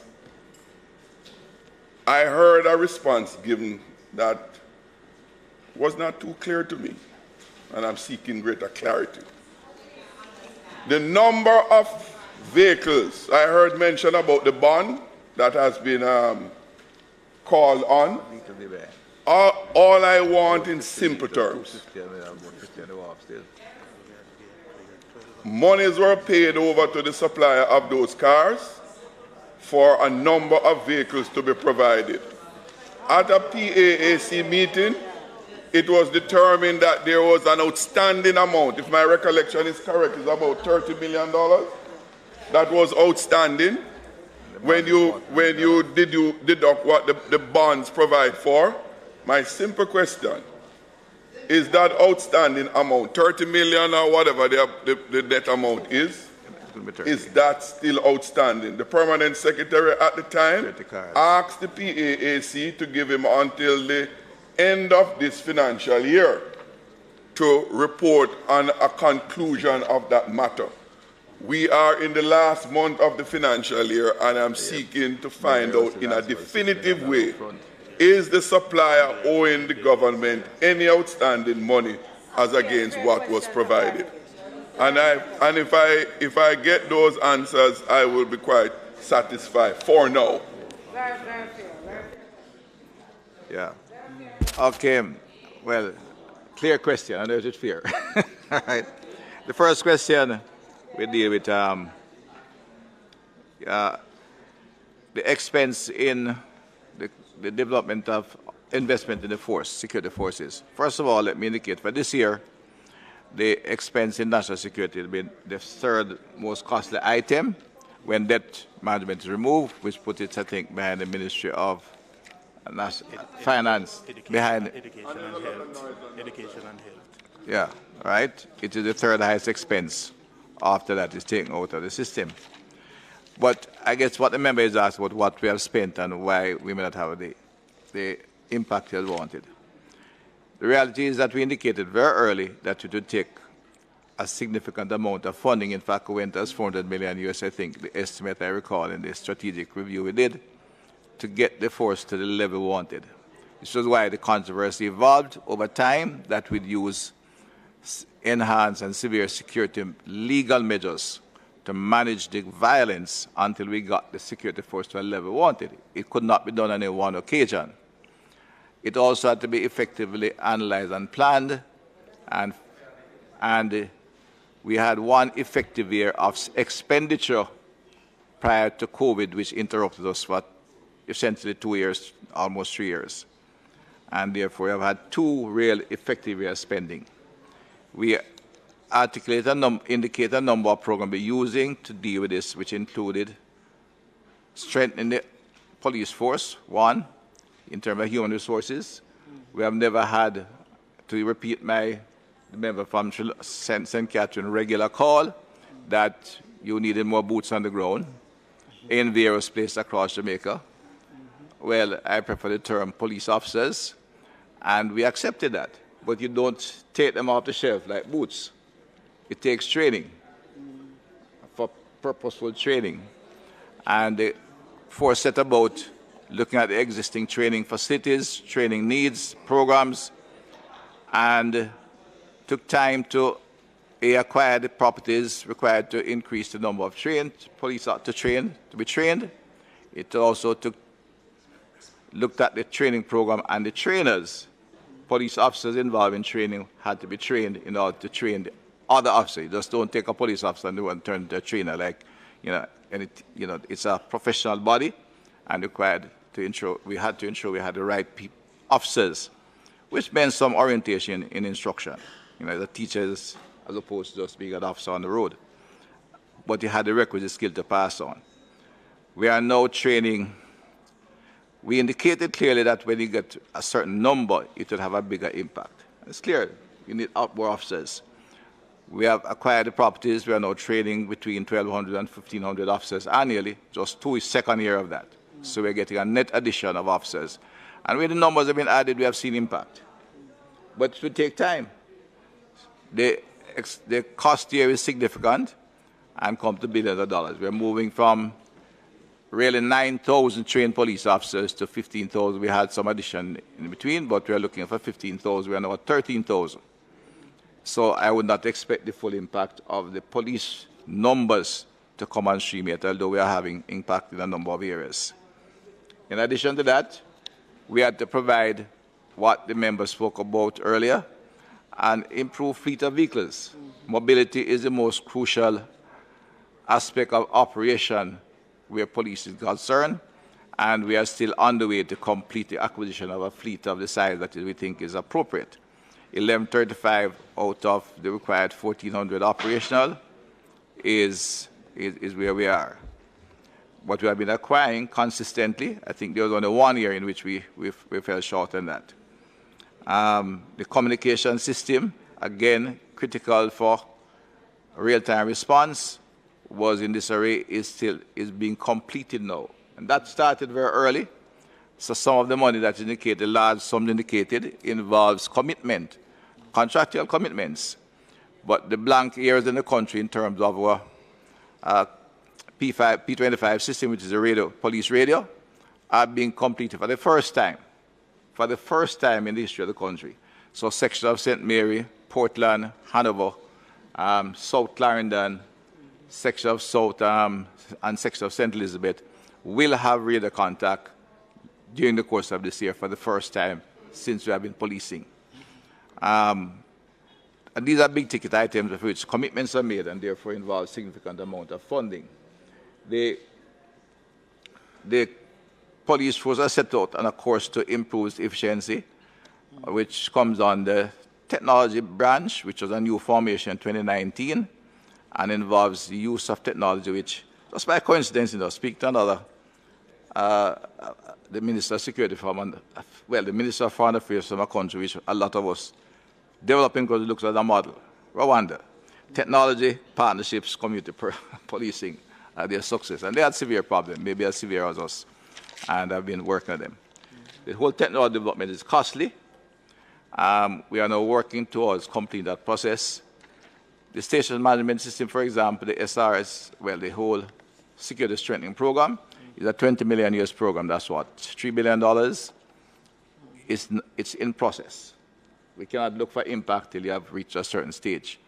We are now at a point where we'll increase the speed and we have been able to iron out some of the procurement processes in that, and we should in fact complete the program next year. So we are a year behind in it, much of it because of it was a fairly novel program for both the ministry and the police, and it took them some time to settle in addition and the time required.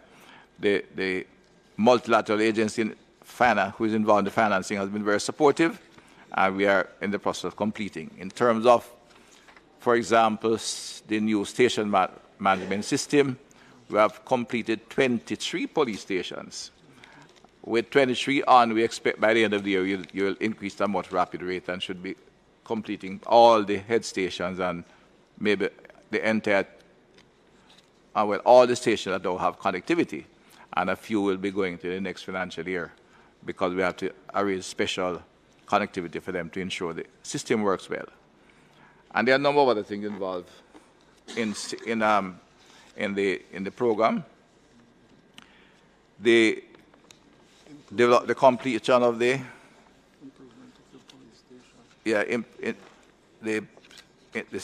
autopsy suite, the IFCM, which is crucial to prosecution and effective prosecution, is just about complete, but there's still a lot of money being spent there, and you will begin to have impact.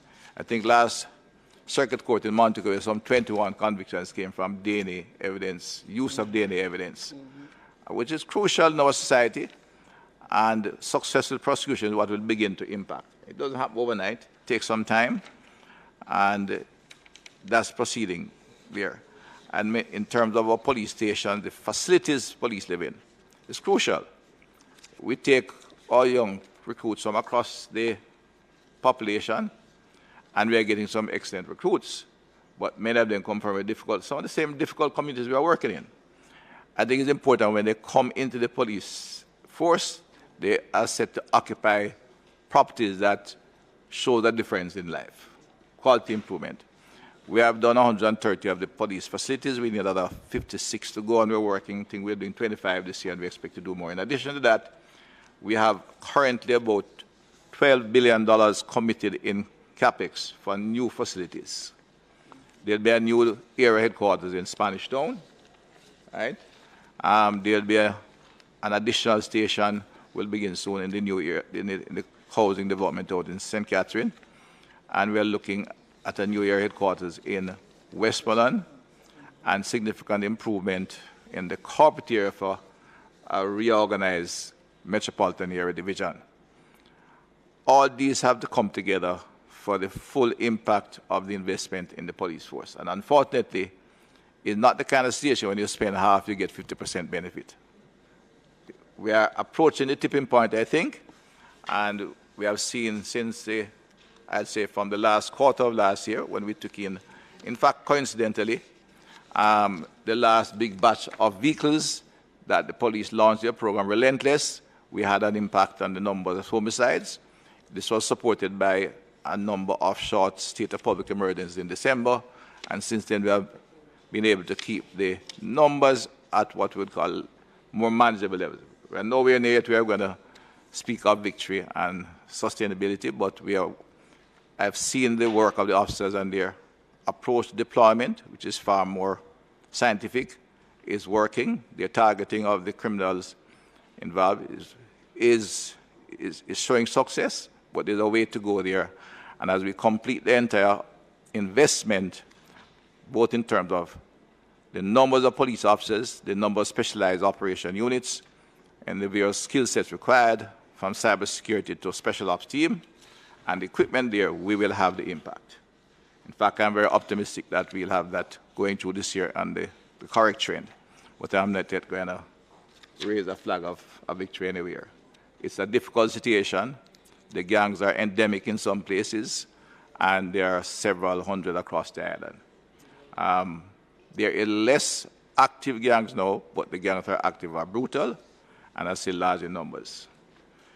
We have shown success. I said we have one big gang on trial. We have another 4 gang trials coming up, 3 of which were arrested in the last couple of years. One involving another 27 number. So the anti-gang operation is having impact, and we are beginning to get the results we want in terms of less gang conflict, but there's a way to go. member from St. Catherine, and I'm confident the investments will bring the impact. They're in the right direction initially, to use a term the Commission used, especially in the last 3 years. We focus on areas that can have immediate impact and violence. So in addition to the motor cars, the vests, uniforms, police station, we have expanded domestic violence centers.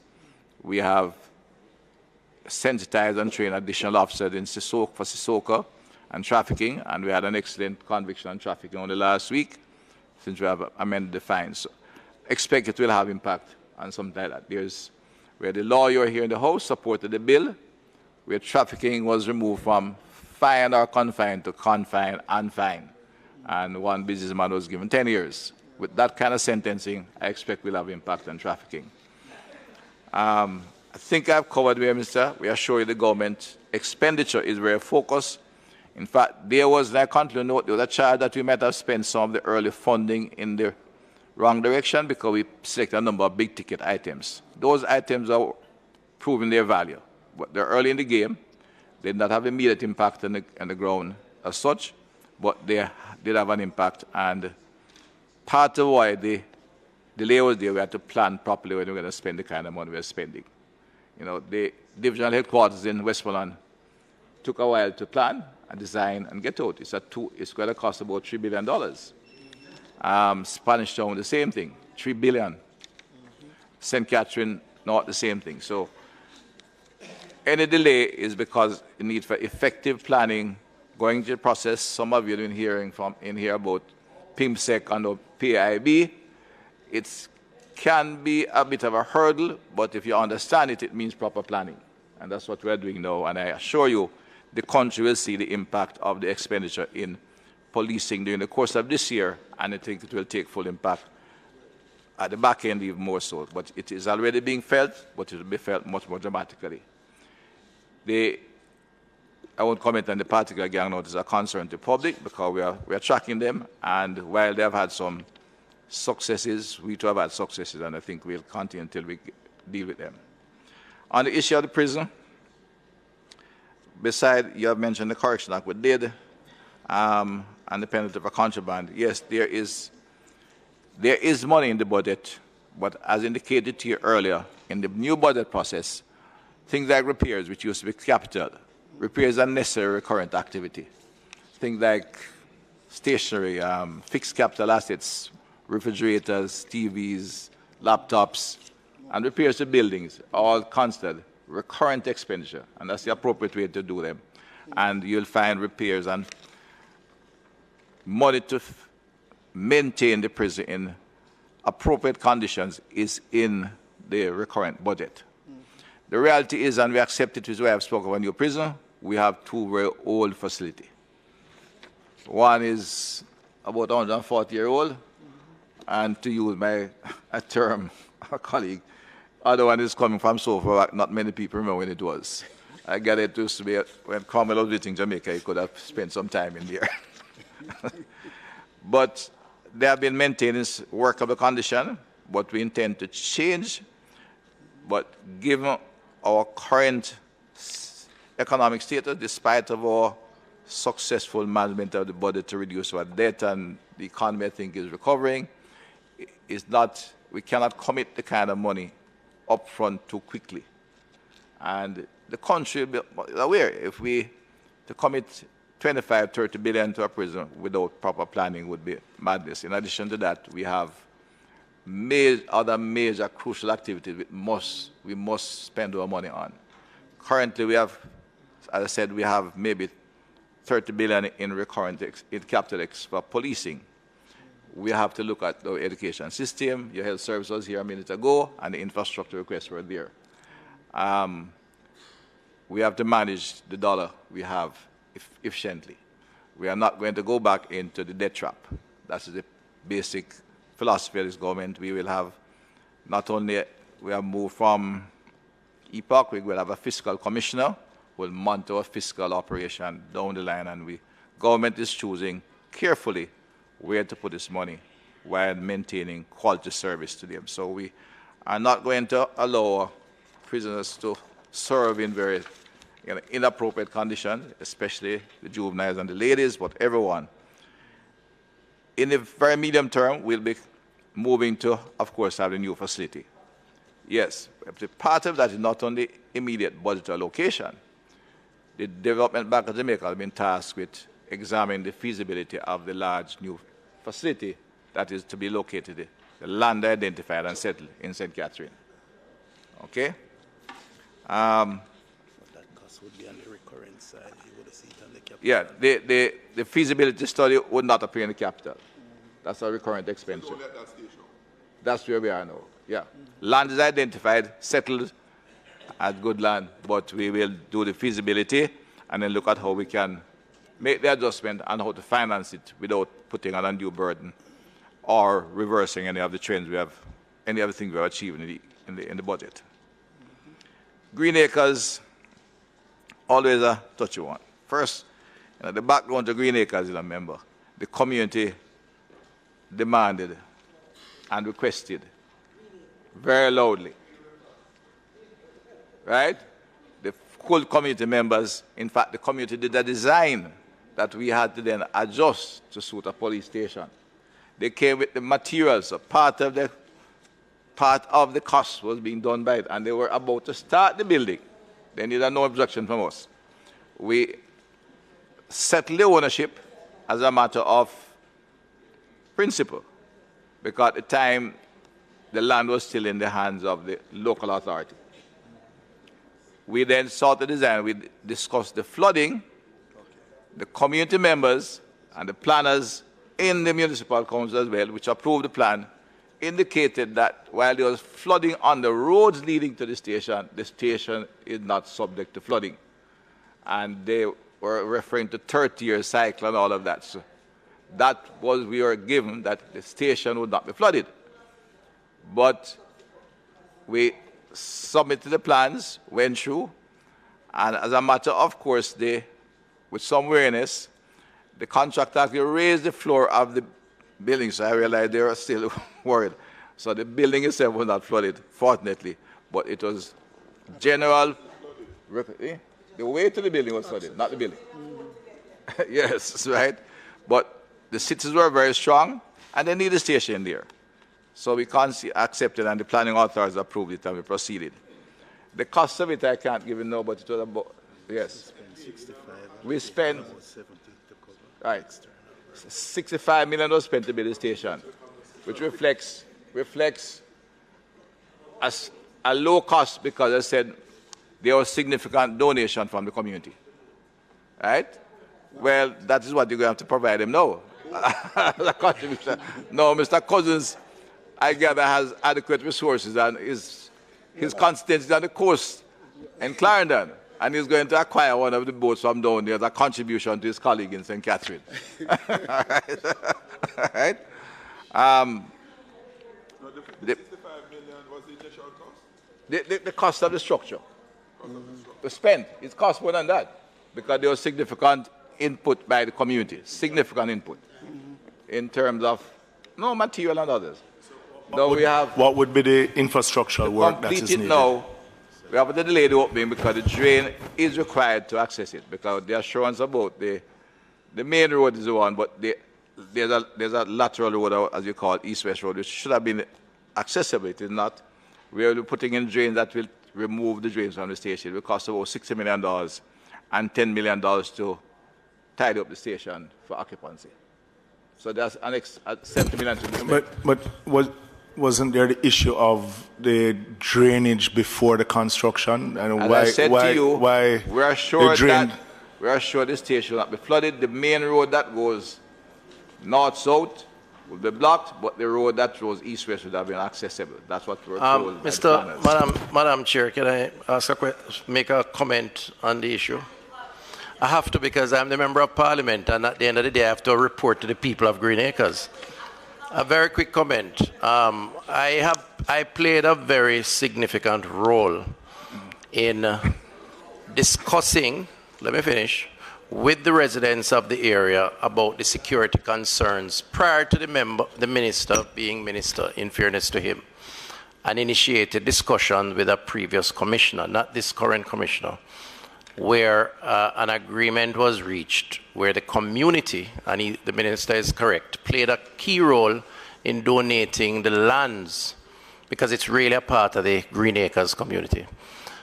As Member of Parliament for the second term running, that area is prone to flooding. The road in particular, it's impassable, and as you know, it's a busy thoroughfare, not just for the residents who have to access all the communities beyond that point, but also for the commercial activity, in particular Dovecot Memorial Park, which is extremely busy, particularly on a weekend. The security concerns were justified in terms of the analysis, and there was always a conversation around trying to deal with the drainage. So just for clarity, that was never absent from the conversation, but it requires a comprehensive plan. And in fact, there are plans for major developments in the area.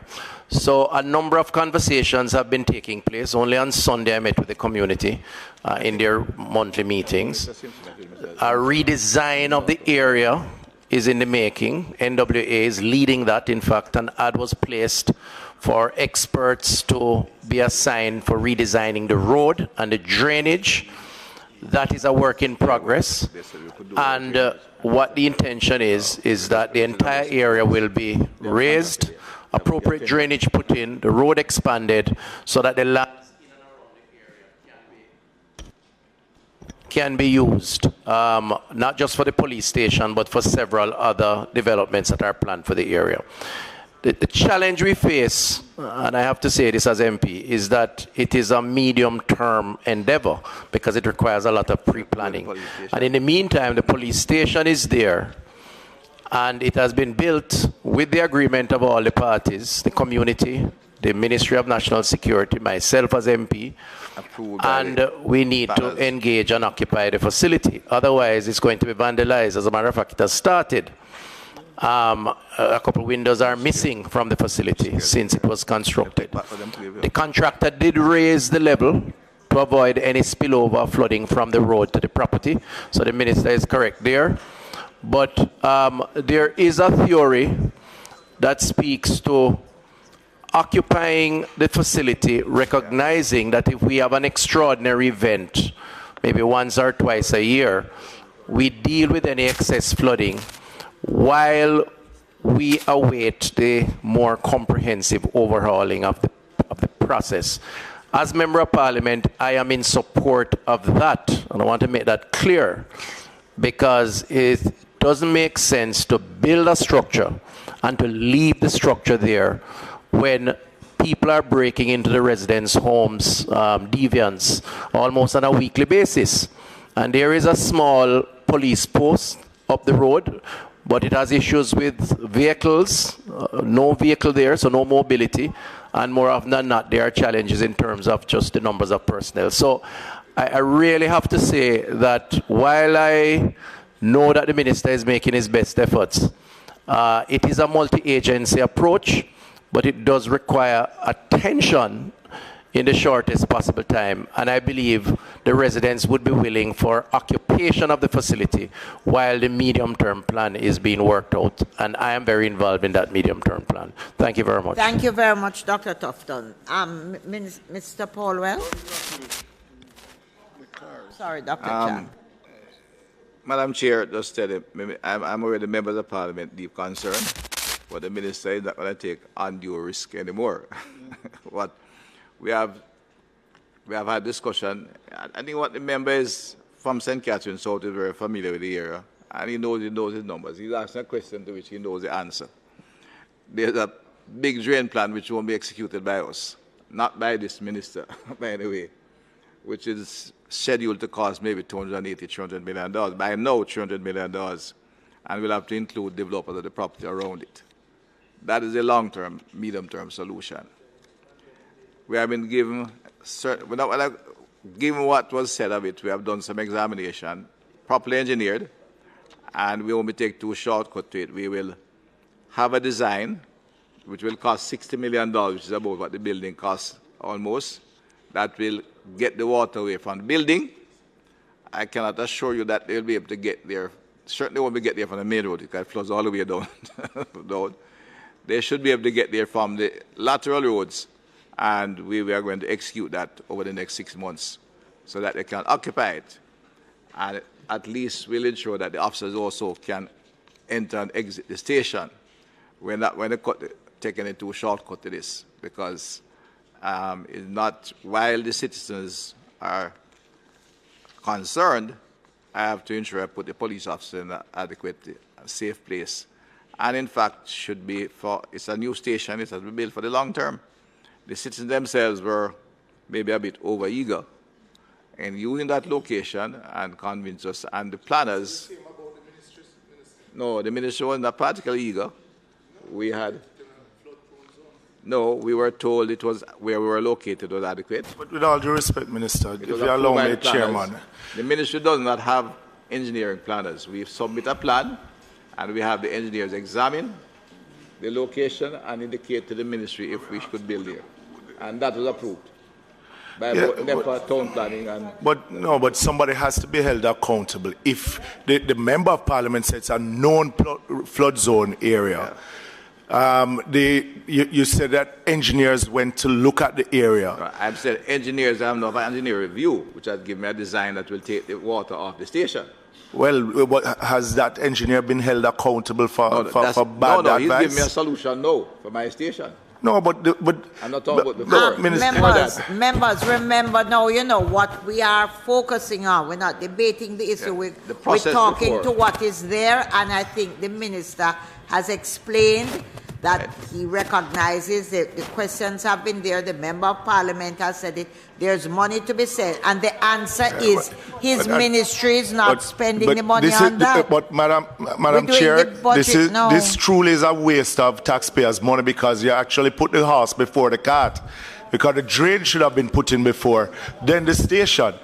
But somebody has to be held accountable, because if an engineer gave a report that the place is not flooded, and you have the result of flooding, then somebody has to be held accountable. This forum is to examine the budget. Point is well taken. Yeah, I know, and we have explored it, and I agree. And this is not the forum to put. I agree with what you have said, and you have questioned it as is your right to do, and we have recognized it, and the minister has responded, I think, accordingly. Madam Chair. Before you intervene, member, we take note of the point. You need not debate it further, that someone should be held accountable, but where we are now, that's a process as well. What I'm seeking to do is to ensure that what we have spent will not be wasted, but I agree that given the process involved, those who approved it, somebody in the technical team should be held accountable. Okay? Well, that is more palatable, because Madam Chair, you raise a question about the minister give the response. One of the duty of the Standing Finance Committee is to look at the estimates of expenditure here to satisfy ourselves. Member, I am very aware. You know, there's an attempt that anytime you open your mouth and it sound good, you must shut up. Members. I resent it. Members, engage your brain before you talk. I think my colleague there is becoming oversensitive. There's never any reason that the chair would want to shut you up. What we are trying to do is to examine the estimates, and indeed, neither Member Phillips nor your name has been placed because you didn't put up your hand, but we're still allowing, because this is what it's about. There is no need for any of us to curtail the views of any member, and there's no attempt to do so. But we have to examine what is there, and I think the minister answered and said he recognizes it, and I said it doesn't make sense for us to debate it any longer because we have questioned it and he has answered, and we'll move on now to Mr. Paulwell. No, he hasn't finished. No, I still have outstanding questions. Yes. Oh, you haven't finished? Yes. So I should not have allowed you, Member Phillips, to interject because he had not finished. Right? You know, Madam Chair, when we get committee representation, and it's raised up quite a few issues beside us in here, because high pressure community response oftentimes leads to pull up the mic for us. You have to be aware of that. But we are resolving this. The last question the member asked, Madam Chair, was about our well-known used car activity when some used cars were acquired, and that was which delivered to fulfill the cost was not. I'd give the member two things. We have come a far way. I think there may be about less than 30 vehicles that should be delivered to complete the process of what was paid, and the year is not yet finished, I want to assure you. Some arrangements were made with relevant financial companies and the individual involved, and the wharf that has possession of the vehicles is giving us some concession, which is they should give, because they will have no value for them to acquire now. That will allow us to possibly clear the other 30 cars before the year is over. I have one follow-up question, the one about the prison. Minister, I fully understand and appreciate about the new prison not being here, but a part of my question in regarding the prison was what provisions there are in respect to convicted persons in the existing prisons and their limited ability to restrict them being able to really give instructions to kill people. Right, this as the police has confirmed. Yeah, this is a long legacy issue, as you're aware, Minister, affected more than one minister and one government. In fact, there are two well-known characters, current trial of a famous faction of the famous gangster initiated his operation on prison.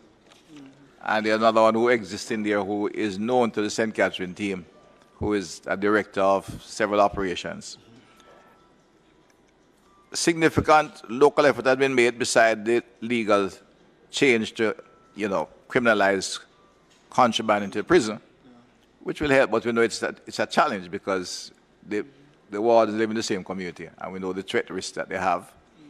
But there's more frequent search, and there's a move to make amendments to bring into the prison center monitoring system, which are more effective, that is audiovisual monitoring, etc.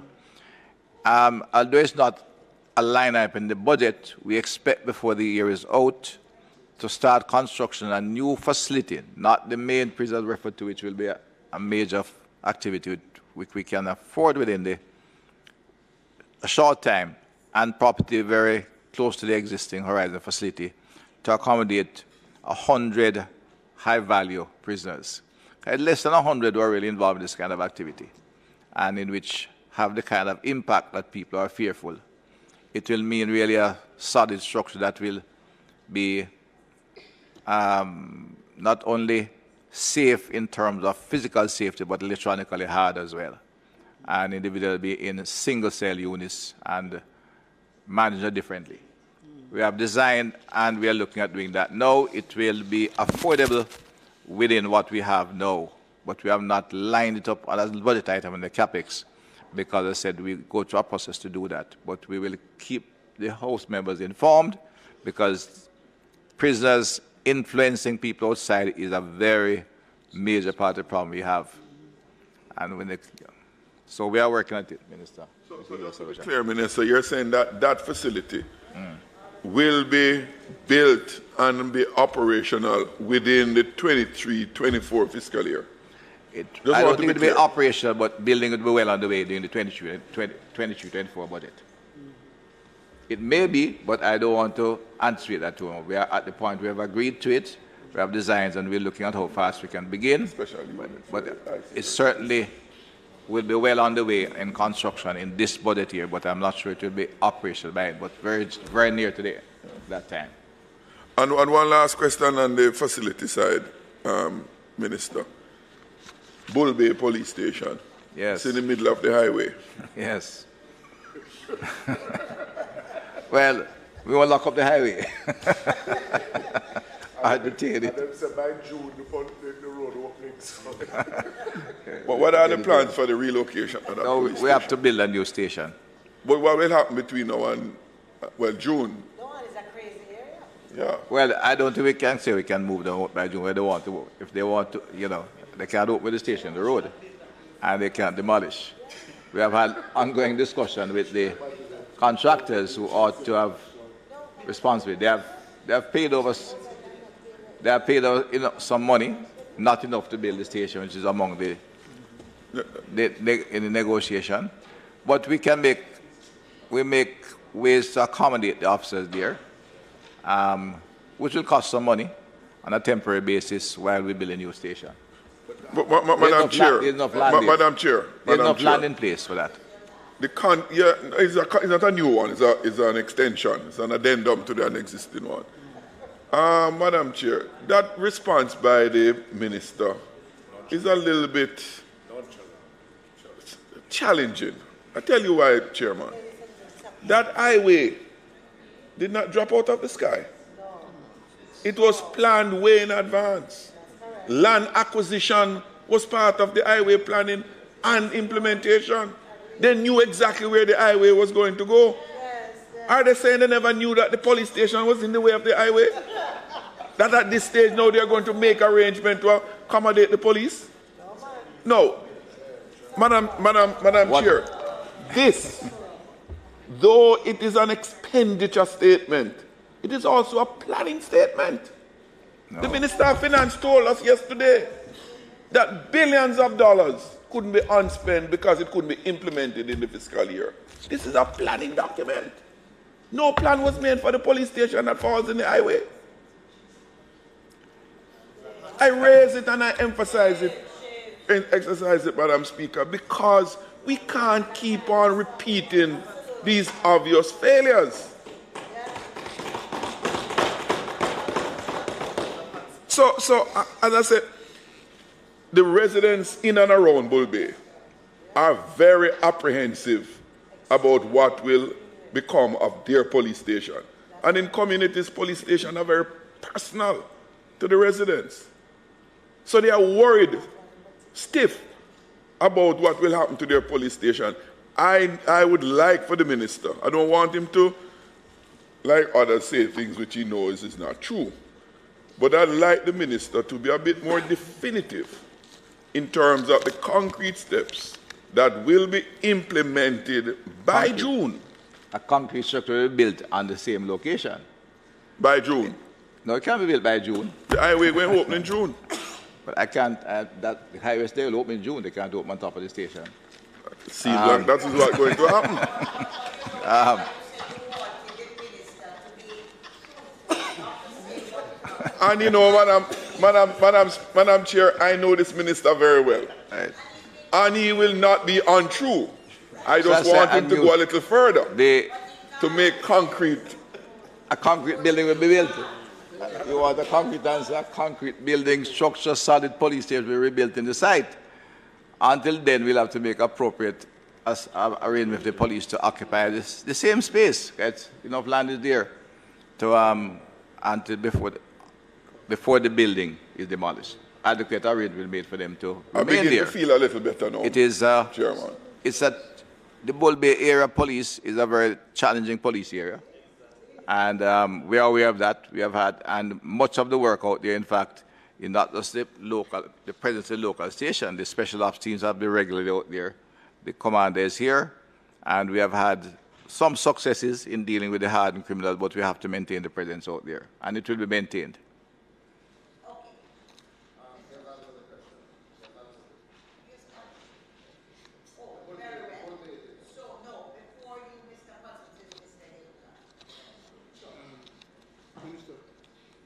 We've talked about the land-based systems and capabilities. What about our borders and our operational capabilities in our maritime borders in particular? In the maritime borders, because that's a source. It has been termed as porous at times. That's a source of weapons and also the pillar, also the theft of our economic resources. What is our capability, like in the sea, as well in the maritime borders? All right. Two parts to your question. Remember, the maritime space is governed by the Coast Guard, which has been re-equipped and now has a pretty effective fleet of covering the maritime economic zone. From a point of the economy and the blue economy, we have also had significant impact on interrupting contraband going through Jamaica.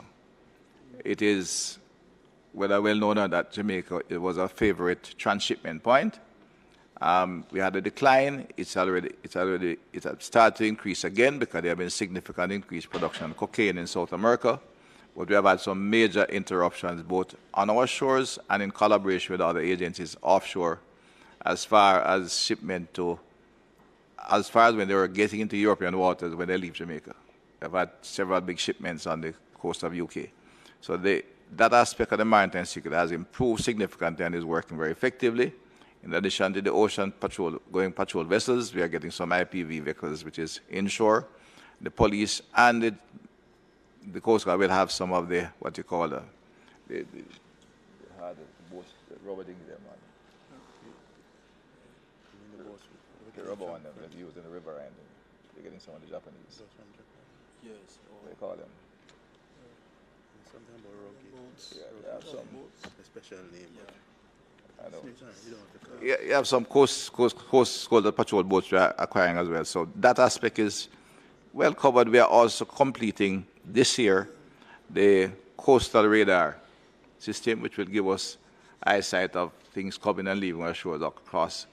We have one aircraft that does marine patrol and can assist us. And because of the presence of that and our collaboration with international partners, when that plane is down to service, we get cooperation from others. So we are improving significantly our coastal control, and intercepting at fairly high numbers. I think we're gone about 12,000 key of cocaine. That's a huge amount of cocaine in the last 12 months.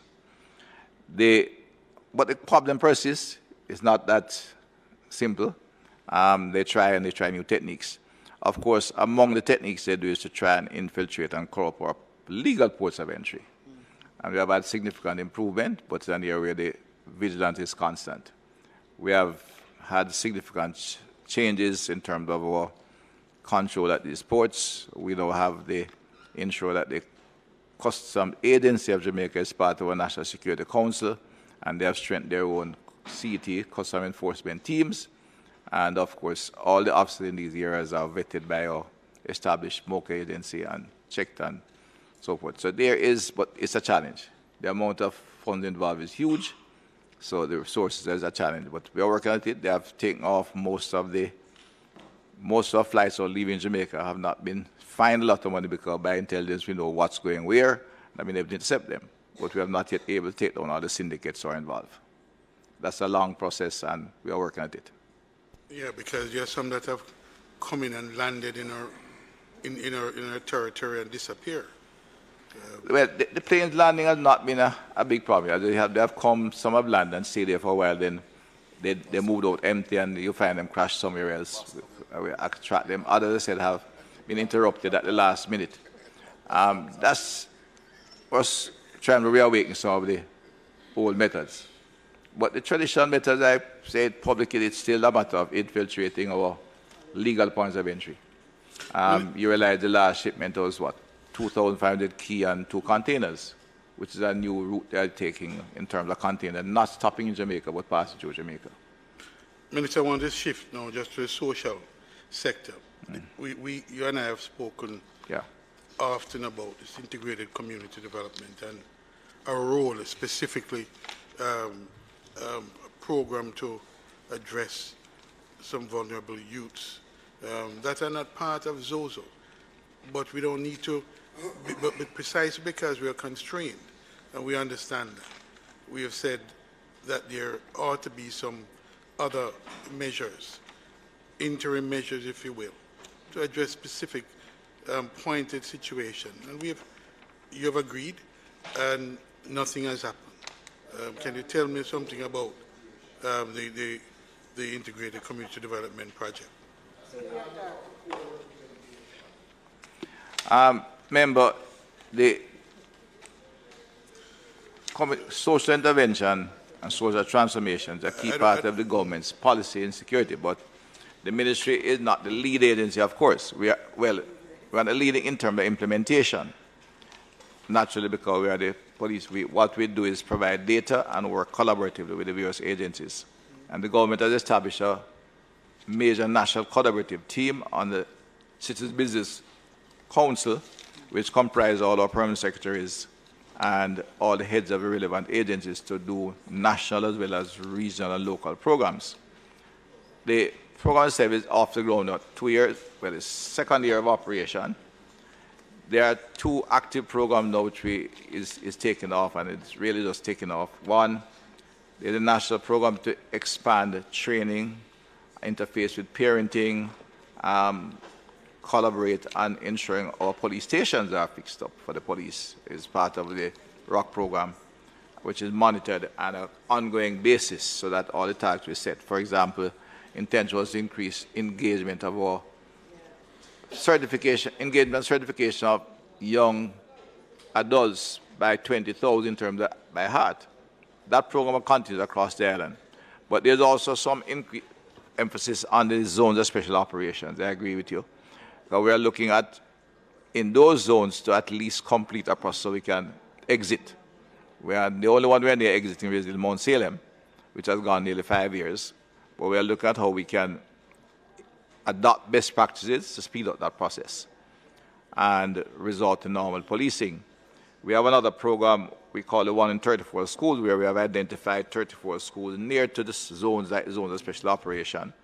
And we have launched that program this year to seek to use the school as the kind of entree into the community, doorway into the community. So once we identify a child who has a truant or a challenge, we get to the family, we work out a program to get them in school, follow through, and we try to assist the school with activities that can keep the attention of the challenged kids. It also has a strong psychosocial component in which counseling is adopted and clinical diagnostics is made in relation to the family.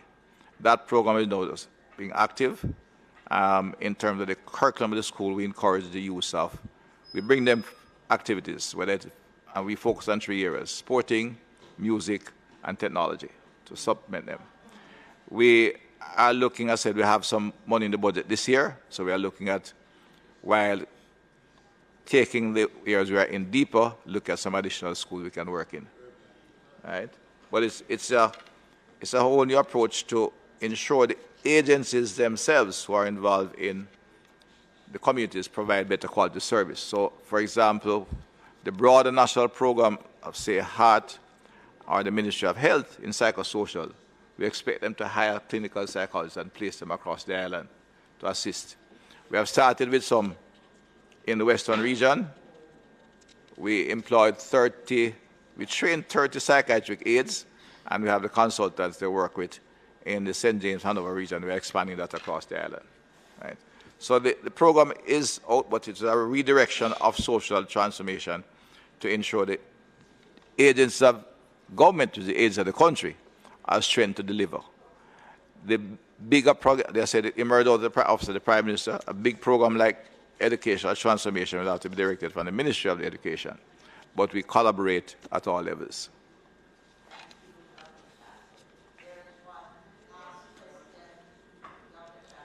Mr. Cousins, I have some questions and we can discuss after. So, Clarke. Thank you, Madam Chair. Minister, my question is in relation to the pre-last unit. Yes. I scoured through the budget as it is proposed here, but I have not seen a line item that treats with it. So I wanted some clarity as to where exactly the funding for that particular unit comes from, and to what extent is that unit funded or underfunded? No, there's not yet a line item for pre-last. The Ministry of Agriculture has some activity they pursue, but unfortunately, a significant amount of the pre-last today is organized criminal activity. And therefore, the team focused on organized crime have to be involved, and CTAC is involved, as well as the geographical divisions with their proactive intelligence team to give us the appropriate based intelligence. It's something we have to increase on. The parish here in is one of the critical areas. It is known that they would steal livestock in particular, and people have been killed for their livestock and then take it to Haiti to get guns. We had one 2 nights ago. So we have 2 nights ago. We view it very seriously, and but I said it has now become strictly organized crime, and it's a matter of expanding and strengthening our organized crime unit to deal with what aspect. Just as, you know, the unit deals with, there's trafficking, there's money laundering, organ and drug trafficking and drug transshipment. Pretty last year has reached that level, unfortunately. The little guy in the village who will steal a goat here and there can be dealt with by local police, but the organized criminal activity is now a major problem and is hurting the primary producers parish, including Clarendon, St. Elizabeth, and Manchester in particular.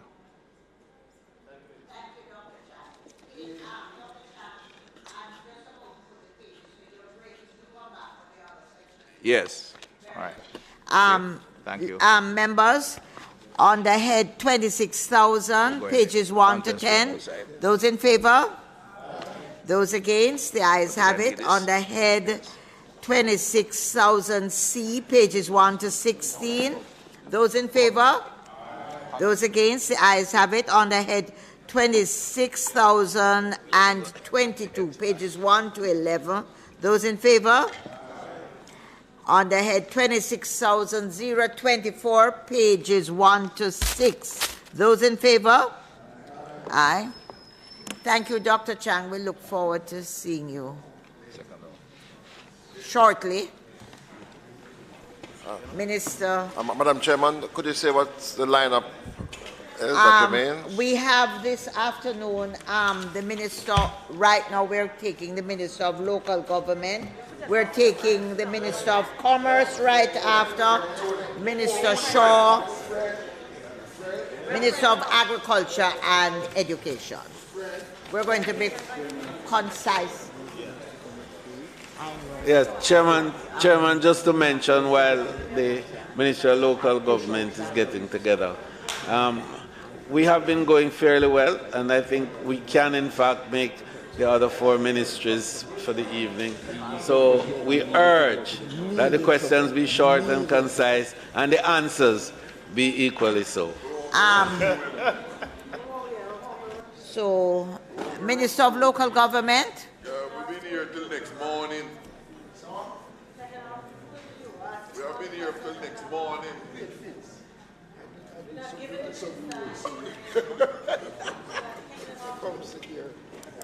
I'm telling you what. They called them, you know. They called them. I didn't. NHF called them. They told them. Let me call them. I didn't speak to.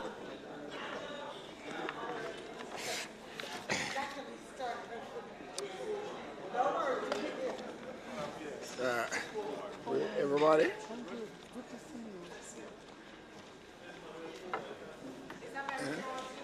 Yeah, there's no member who weren't supposed to be here today, you know. Yeah, and then them acts and things.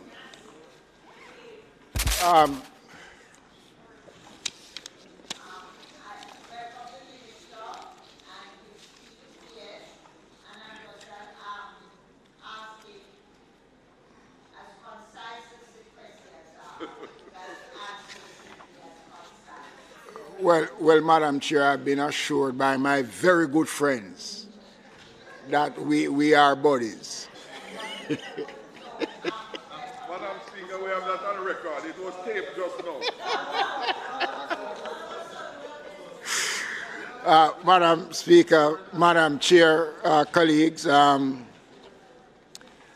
Ministry of Local Government is present. Not all of the heads are here. The Permanent Secretary, the Chief Financial Officer, the Commissioner of Fire, the Board of Supervision, and the support team from the Ministry. In a brief summary, colleagues, the policy programs of the Ministry is centered around improving fire safety protection to include rehabilitation of fire stations and the acquisitions of firefighting gear, equipment, etc. Waste management, enforcement, community development and empowerment to include local economic development and other social programs, social protection to include improvement and establishment of care facilities for the homeless, disaster management and mitigation, local governance including parochial roads building, approval, rural water supply, rural electrification and house wiring. The ministry will strategically execute plans and programs around these priority areas within the context of the resources available. So therefore, colleagues, the 2023 financial year special focus will be placed on social protection program, rural water supply system, rural electrification, public cleansing infrastructure, upgrading and development.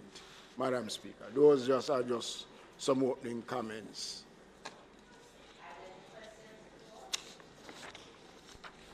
Yes, comrade. I like it. Yes, Madam Chair. Yes, there's camaraderie in here. Yes, lots of camaraderie. Minister, as it relates to, and I'll just get into the questions so that we can get through it quickly. Yes. The extension of pole lines, rural electrification. I've noticed you have mentioned that that is one of your areas of focus. I'm, however, a little confused because on page 8, it is suggesting that Nestle is your agency for handling same when, if I'm not mistaken, this was turned over to JSIF. So I'm not sure where it is now. Is it at, yeah. I'm not seeing. It actually said, you know, formally provided by,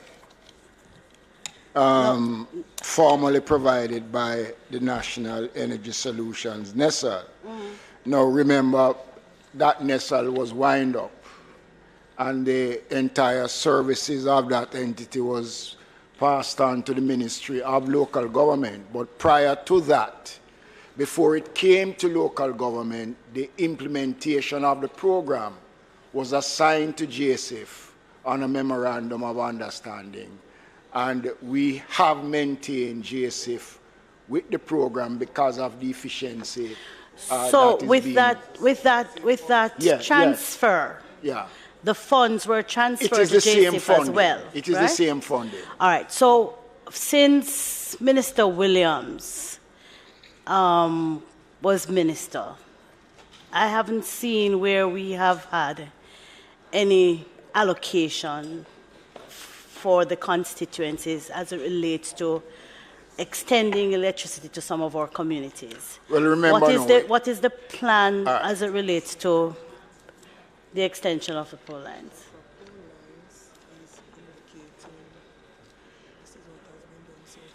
Well, remember now, we inherited a number of ongoing programs, which we are still executing those programs in various constituencies across the island.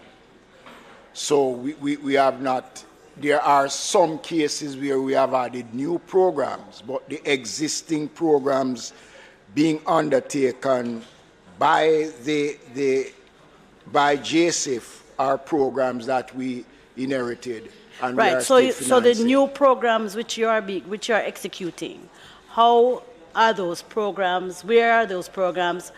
How do you determine where? Is there a system of ensuring that across the island the needs can be met as we move towards 100%? Once the request is made, and when we do get requests on new programs, it is investigated, and once the space is there, we have accommodated. So I just remind you that I've written to you for about 3 years now. No, so well, I'm asking you just to revisit. I know that. Just to revisit that one, please. I know that. All right. I know that. Okay. I know that. So, Minister, the minor water supply systems across the municipalities, I'm not seeing where there really is any budget allocated for the proper maintenance of minor water supply. In addition, I'm not seeing where we are fortifying the process of trucking of water to these communities where there isn't steady water supply. And some municipalities have one truck, some have none. And I'm not quite sure what is the process to ensure that they are in a position to help our citizens, especially during this period of drought. All right. To start with the trucking, we are providing trucks for all municipalities. At least 7 municipalities so far has been provided with brand new trucks. Coming from allocations that we had made in the last financial year from funding that we had, and trucks will be provided, more trucks will be provided, new trucks will be provided for those MCs that have not yet received trucks. We have provided substantial funding for the trucking of water, and we are continuing to do so. A number of municipalities and members of parliament have been given allocation for trucking of water once the request has come in. So our members of parliament, through your ministry, through currently the ministry, able to apply to you for trucking of water? Yeah, because we do have funding.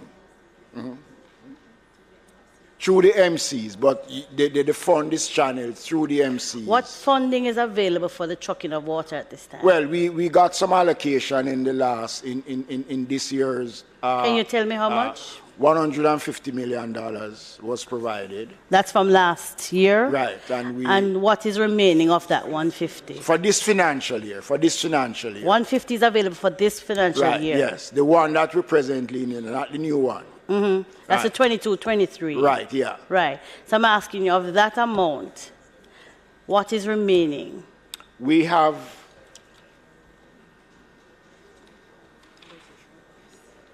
about 35 million, and we have requests for about another 25 million out of that, which will be paid out by Monday, the latest. Minister, it's on the basis of where the requests come from and not necessarily an assessment which is done by the ministry as to what areas are in need? We do make assessment based on drought conditions because we work closely with the Ministry of Economic Growth and Job Creation. And there is some funding that has been provided that will be shared between economic growth and ourselves, which I think the minister spoke to earlier on when he was here. So we do look at the areas that are affected by drought conditions, and we do make allocations to those areas. And most of the requests that we are getting are from areas which actually fall within the areas which is prone to the drought conditions at this time. Water supply is one of my pet peeves, yes. Minister, and it really is, because it is difficult for families to exist without proper water supply. Difficult. And I'm worried that the municipalities really don't have sufficient funding to do the kind of maintenance of the minor water supply process. 1, and 2, that we are going to be able to utilize more of what is available to us through rural water. Some community they have rivers and they have streams and they have that are viable, and I'm not seeing enough of that. Well, I'm glad being you harvested. touched that point, because when I was in Manchester, I spoke about the project that is being undertaken by Rural Water, and I think we have identified 4 parishes that they have gone in to do a survey to find out where there are streams and rivers. As a part of their mandate, Rural Water, for the new financial year, is to find these areas and to see how we can now get water into communities using this. Which four the parishes, rivers. Minister? I think Manchester, Clarendon, St. Elizabeth. I don't remember the fourth. I was hoping you'd say St. Catherine, but I don't remember the fourth parish offhand. But alongside that, we are going to be building more water shops. Right? We are going to be building more water shops in parishes that are affected. Not seeing that in your budget, though. No. Well, it comes. Right. We have some $18 million for upcoming projects for investment under rural water. And then you know that there's the equalization funding that provide other support to cover areas where there are shortfall in financing. It is my hope, Minister, that the equalization fund to which you speak would be utilized as well to add to what is needed to repair our parochial roads, because they are in a deplorable state. I can't speak enough to it because, and I'm sure you are aware, how difficult it is for our people to traverse these roads. I mean, people in housing developments, I mean, I am down there by Lakemore, Villemore, Avon Park, Monticello, those Strathmore Gardens, and you're aware because you have toured with me, and I thank you for having done so.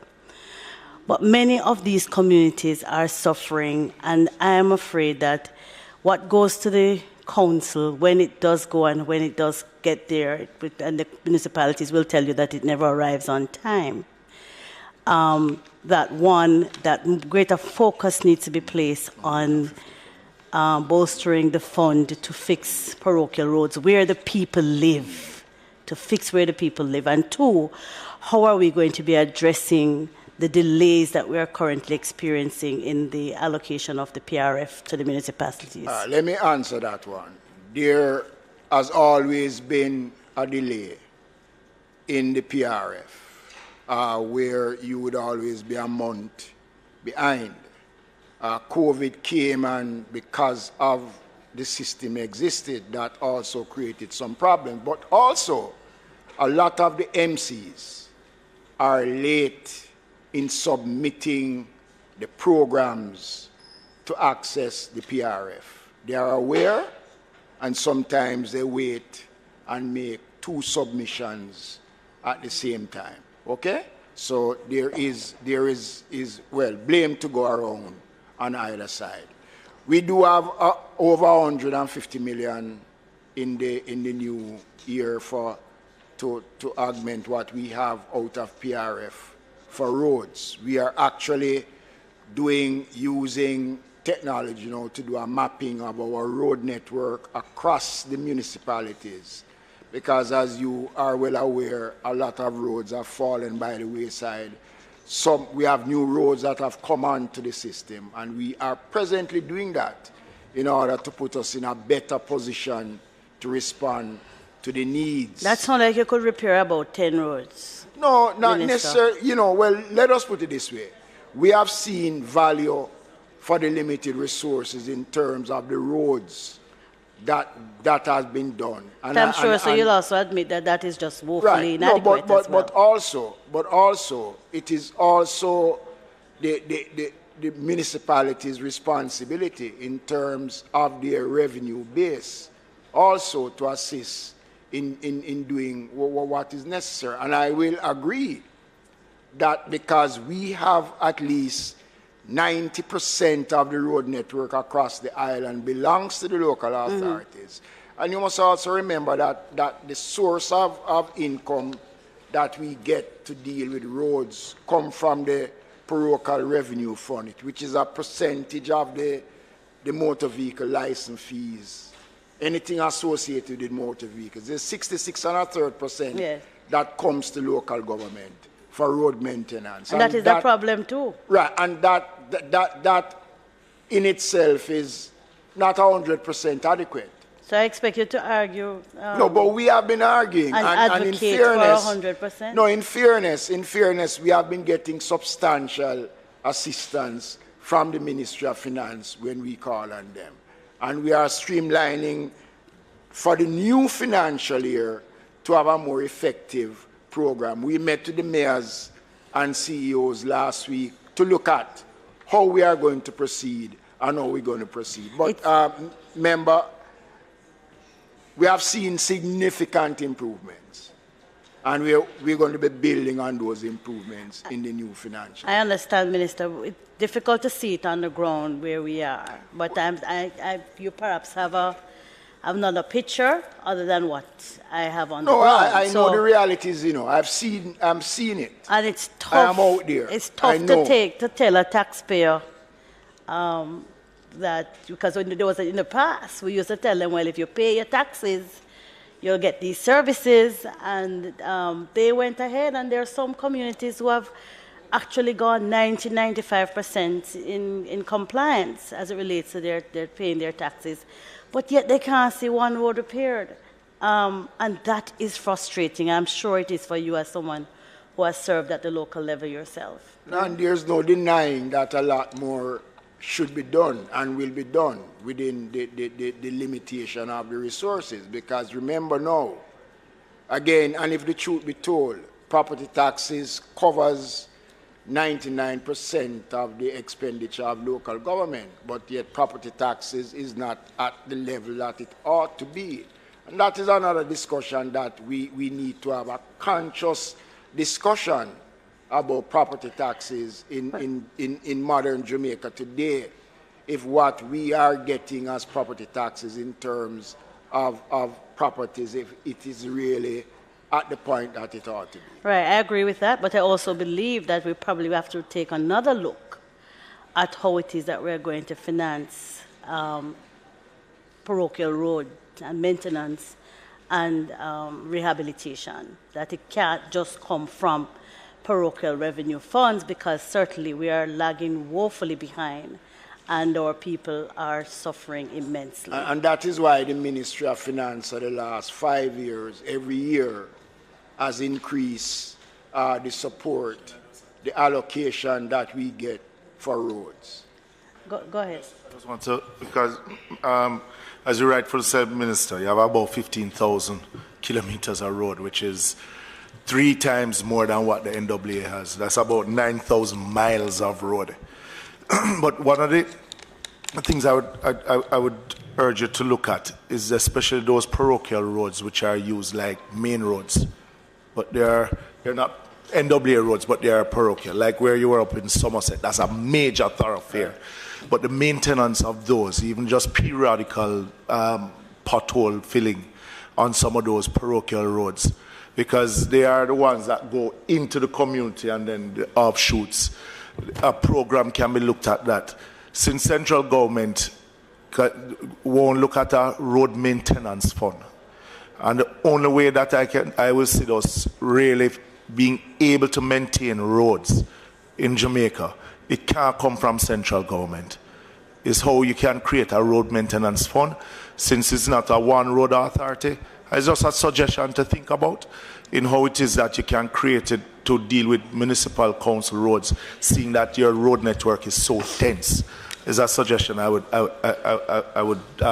put to you, sir. And it is worthy of consideration, because already at a different level we are discussing the question of roads and to see how best we can amalgamate and to treat with the condition of roads.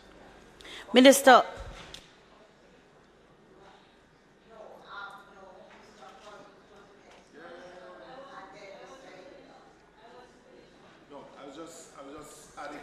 he just added something to a point that I was making, but I certainly was not finished. Right? Yeah, I have a couple more. It certainly isn't. But they're quick, and the minister has been giving very quick responses. Minister, I want to just address for a few minutes the Solid Waste Management Authority. And what do you believe is required, based on your analysis, to really get Jamaica clean right now? What kind of funding would it require to get Jamaica clean right now? Solid waste requires about 17 billion in order for them to execute effectively and efficiently, to include capital investment to, across the country. To exclude the capital investment for public cleansing, what would that take? Around $11 billion. Okay, and that's 11 billion per... Yeah, every year. Per annum. Right, per annum. Right, and what are you getting now? We are giving them now about 4 billion. You don't get so much. Huh? You don't get so much. Take out the salary them and the administration. No, but no, but all right, Minister, I just pulling your legs. But I just wanted to know that there because are about 5.8 billion. Yes. 5.8 billion. And I see the point you're making. Yeah. And again, the Ministry of Finance over the last 2 years have really come in and to provide assistance when necessary. And again, the reality, member, I just spoke to it. It is property taxes that takes care of our public cleansing. Property taxes does not only take care of public cleansing, it takes care of the entire administration of local government. And I'll say it again, we perhaps have to start looking at the additional funding required, because this year your budget for public cleansing is basically the same as last year. Yes, right? yes. And your fleet has increased, and you're expecting to increase some more. You've gone 50, and based on the budget, you're expecting another 50 trucks. There's another 50 trucks. So I am pondering, how will the maintenance of these trucks take, this addition to the fleet, take place with the flat budget that you are now receiving? How will you do all of the things you need to do to improve the garbage collection if your budget remains flat? We do have some funding that will take care of the trucks that just came in, and additional expenditure that is going to be required. Let me say that what we are presently doing now, we are working on the enterprise team. We had a meeting yesterday that is well advanced, well down the road as to where we are going. And there is some significant funding that has been provided to help in the public education campaign around the National Solid Waste Management Authority.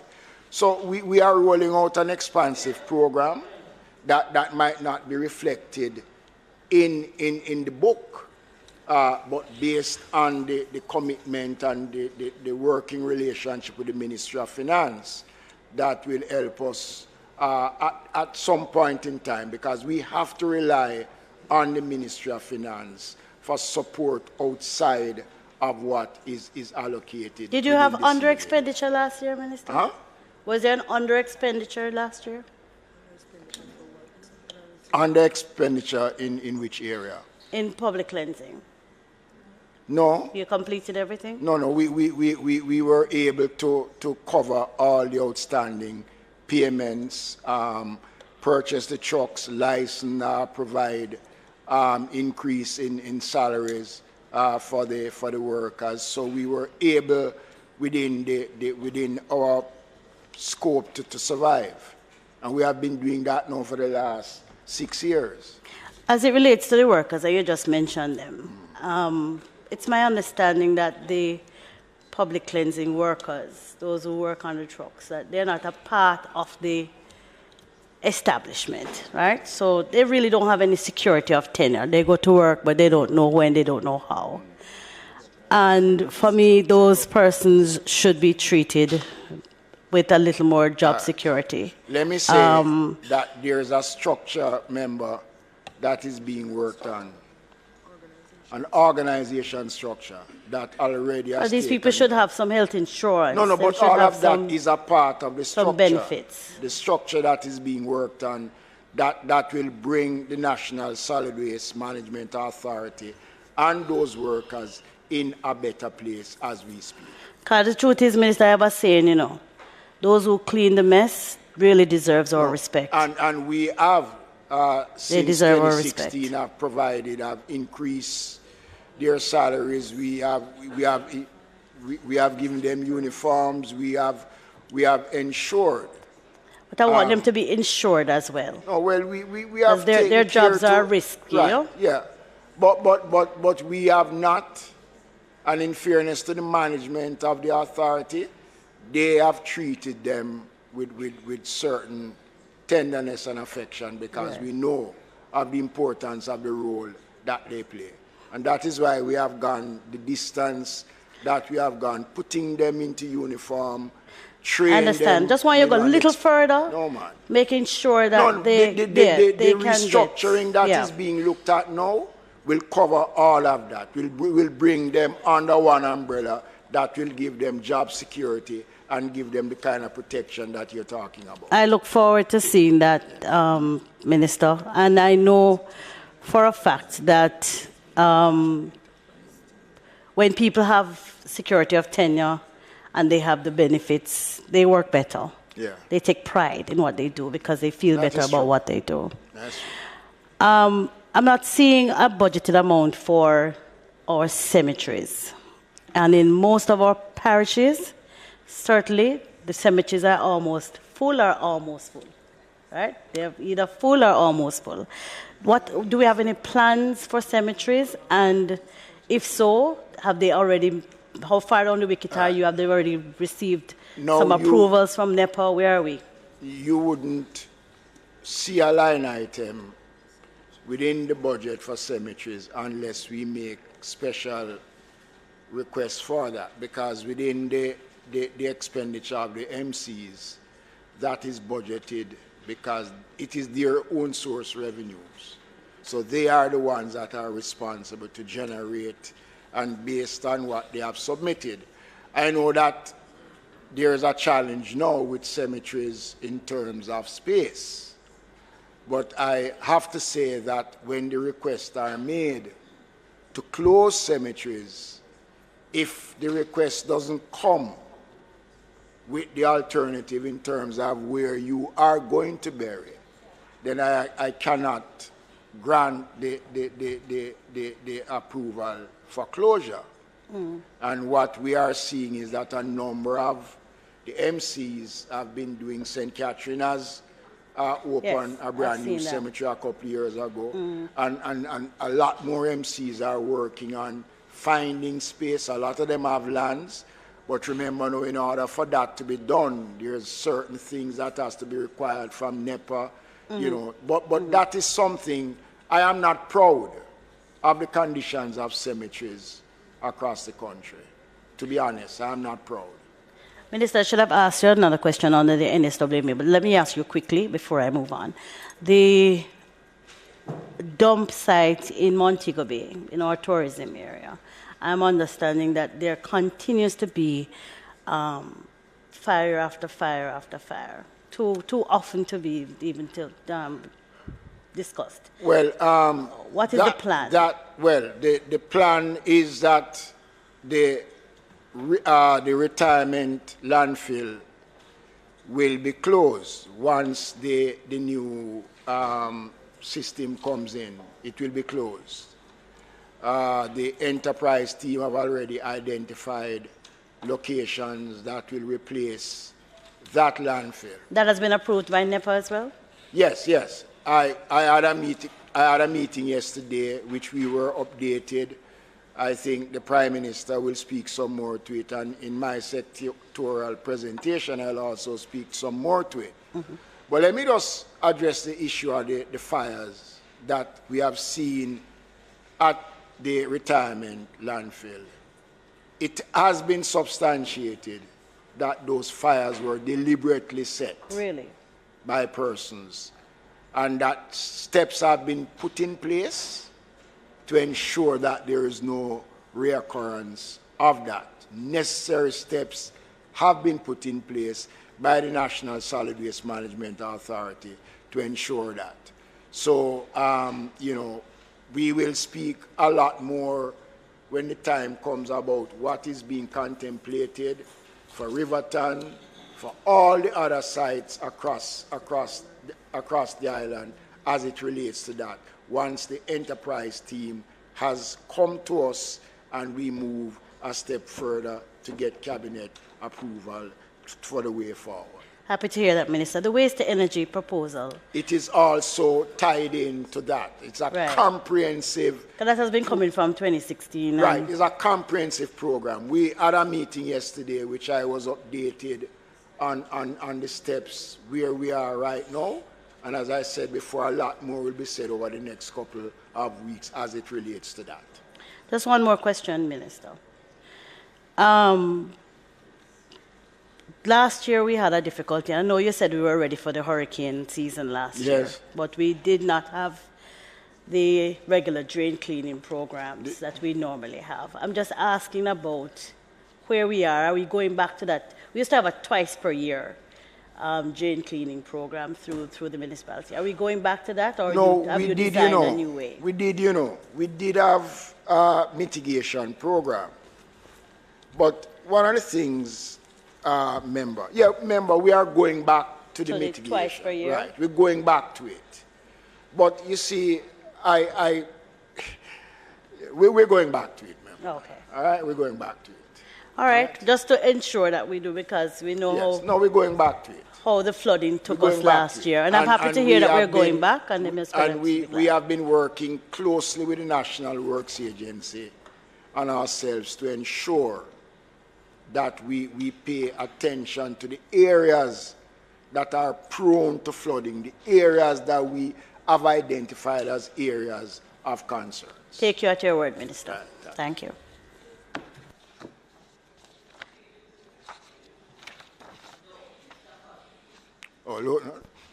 Thank you, Chairman. Minister, I think it was in the early part of the 2022-2023 budget cycle that we announced that there were going to be some major projects across the country in certain communities. Right. And one was selected in southwestern Clarendon. Yes. I have not heard anything about it since the press launch, but I want to find out if there's anything programmed for it in this year's budget. There are, we have Cheswick. Cheswick is the Banks. Banks. The southwestern Clarendon, Banks. Yes. Banks is a part of the rural development. Yes. I will speak to Banks in my sectorial presentation. Okay? We don't have to include it in the expenditure for the new financial year for the program to start. Because when we announce chamber spend, we put chamber spend into the other budget cycle. But we have already identified the communities. Chamber spend is well advanced. We are now in Cheswick in St. Thomas, and I will be speaking to Banks within the next couple of weeks.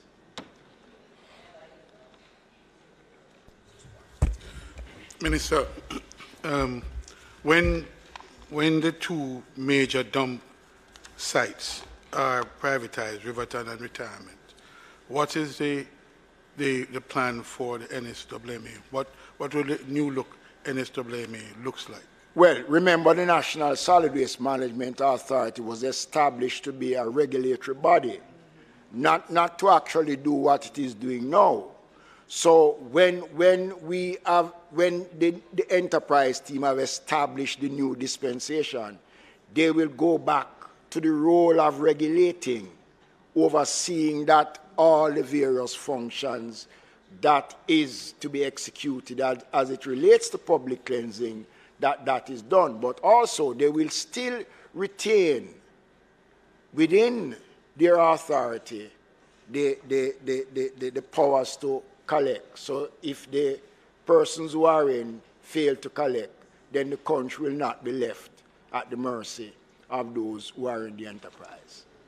So you will make the cohort of employees that, have all of that will have to be right size. Yes. The meeting we had yesterday spoke about the way forward, how it is going to be incorporated, because we're not just going to throw those persons who have been loyal in bad times, and when things get better, we throw them away. That is not going to be the position.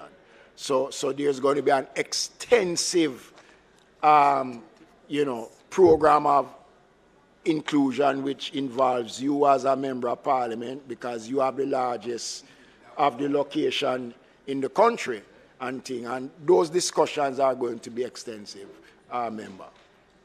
Minister, I think you can confirm that when the transition of the rural electrification funds were made from NESOL to JCIF, I was one of the first to write requesting assistance. Yeah, we have your request, member. I did say to you, and I'm not going to say it publicly, but since then I've had discussions with certain officials there, and they have now indicated a willingness to work with us on that. Okay? Yeah. Just want an update, Minister. Page 72,000C5 to do with the emergency communication systems. JICA. Yes, because that has been a... Right. It is going well. I am really pleased to say that the progress that is being made. Remember, this is a project that is going to be stretched over a 5-year period. We are now in the process of waiting for the equipment. The consultants are here. So the situation with the consultant, because that has been settled, because this is a project that should have started in 2016. Right. What I want to know, what is the difference in the cost compared to the 2016 estimate that was, because looking... The cost has not changed. The cost has not changed. So this... The grant amount remains the same. The same, 1.6 billion. Right, yes. Okay. So the cost has not changed, No, even with the delay. Even with the delay. Even with the delay, it has not changed, because we were doing all the things that we could have done until you got the consultant in place. Yeah, right. So and then the Japanese have been very cooperative, working with us to ensure that there are no pitfalls in the program. Fortunate enough to not lose this grant money for that extended period of time. Thanks. Thank you very much, members. The program is a program that is to be rolled over, over a 5-year period. Right, yeah. Thank you very much, members. I now want to put the heads. Head 72,000, pages 1 to 18. Those in favor? Those against? The ayes have it. Head 72,000C, pages 1 to 7. Those in favor? Thank you very much, Minister. Thank you, to your colleagues. team as well. Thank you. We are going now to do the Ministry of Commerce, and right after the Ministry of Transport. Commerce. Yes, ma'am. You better believe that. Currency. I'm going to start them and ask you to just sit for a minute for me. Yeah, for a couple of minutes, yes.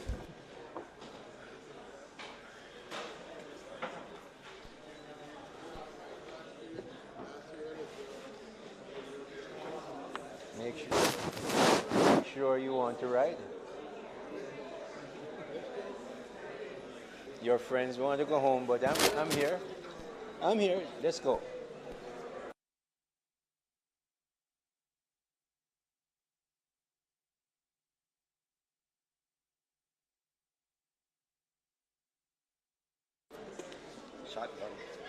No, more people are coming, man.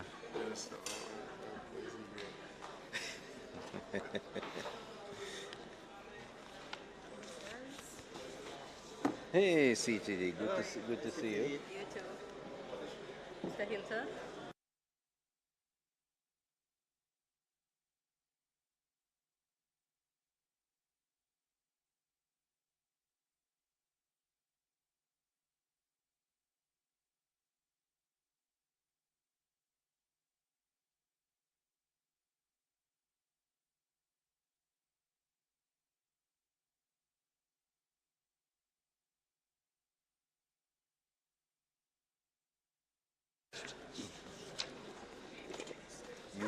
handle the book there. Yes. Yes. I know, but I just saw the question. I know, it's all right. Yeah, thank you, dear. Sir, I welcome yourself and your team, and I'm inviting, if you don't feel like making long introductory remarks, we'd be quite happy. And your Minister of State, I didn't see him, Dr. Dunn. Welcome, and your team. I welcome you both, and I trust we'll have an informative and short period with you here. Over to you now. I shall be informative, and I hope my friends are short. Thank you, Madam Chair. It has to be as concise as we ask the questions to be. Thank you very much, Madam Chair. Clearly, I have our Minister of State here, Dr. Dunn. Very pleased to have him. He had to go back and forth twice to be here. Glad for that. P.S. Sansa Bennett Templar is with us as well. The team, CTD, heads of agencies, and or I'll call her because I'm from another institution, our Chief Financial Officer is with us. And I won't have a further opening statement, Madam Chair. I'll just go straight to the questions.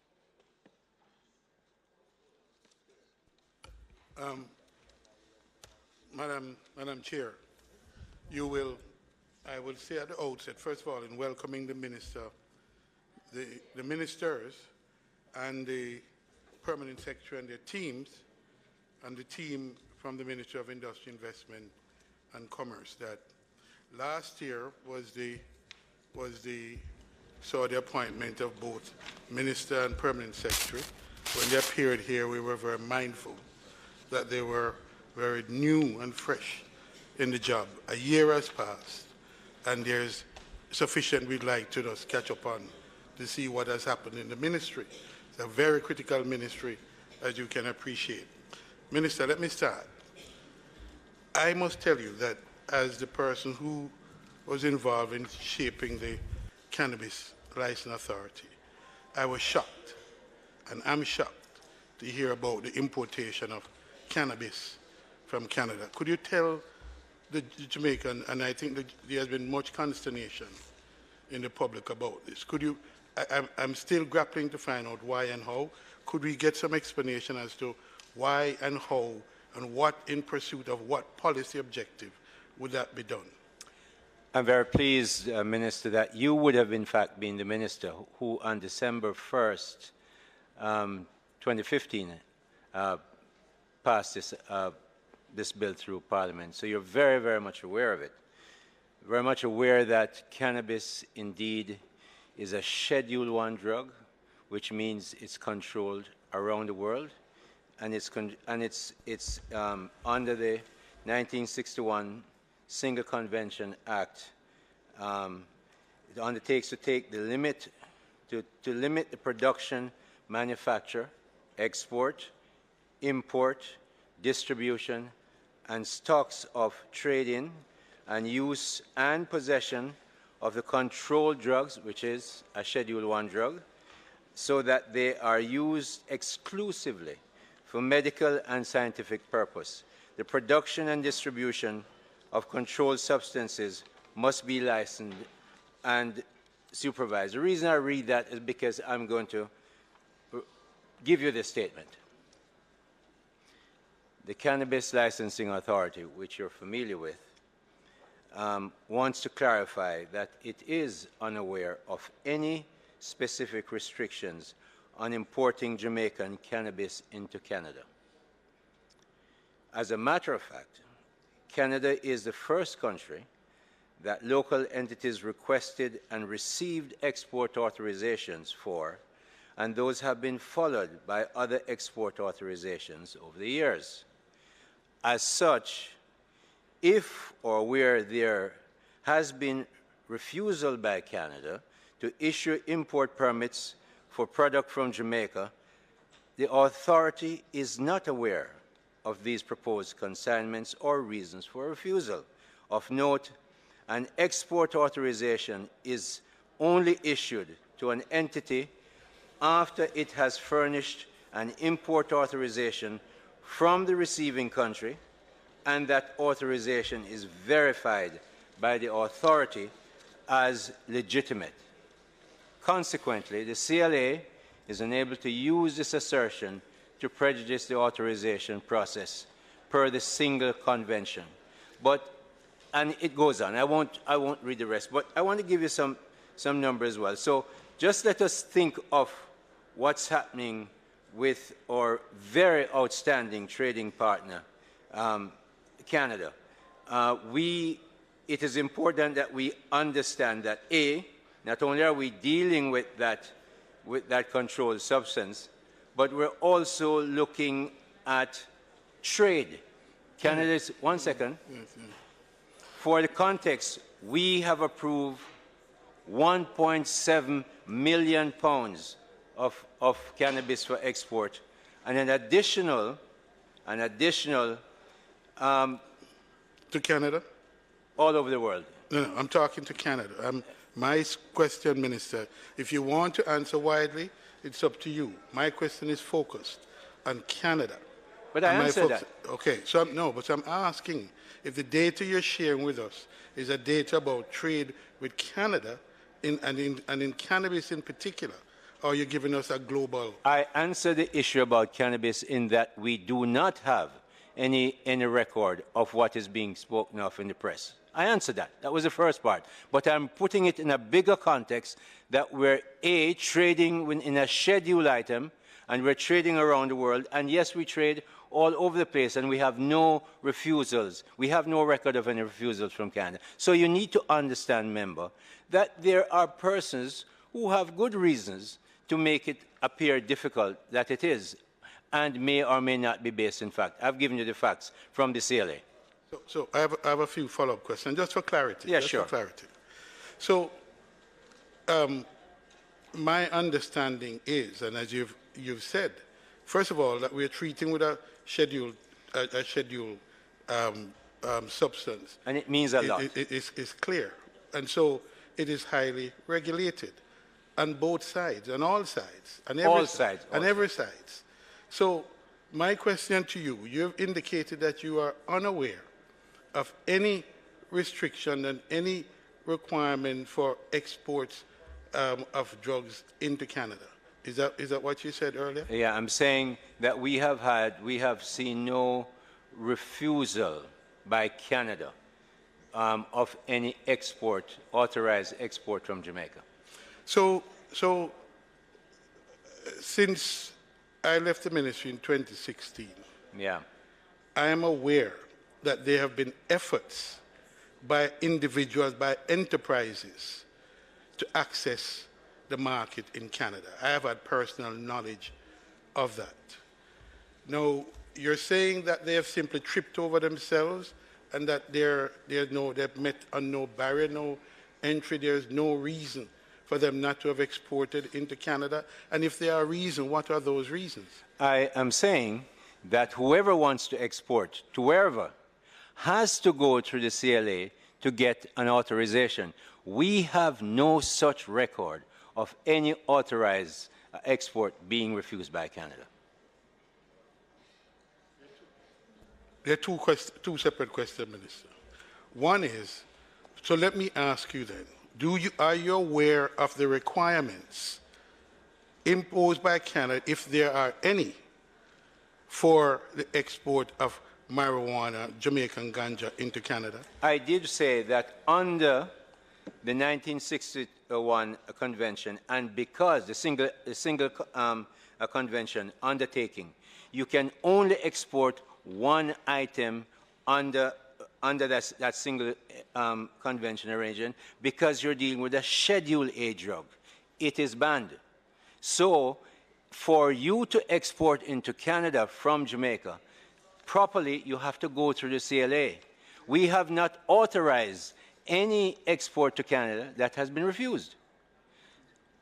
That's what I'm saying. That's a very neat answer. Let me unpack that answer. Let me unpack the answer. Go right ahead.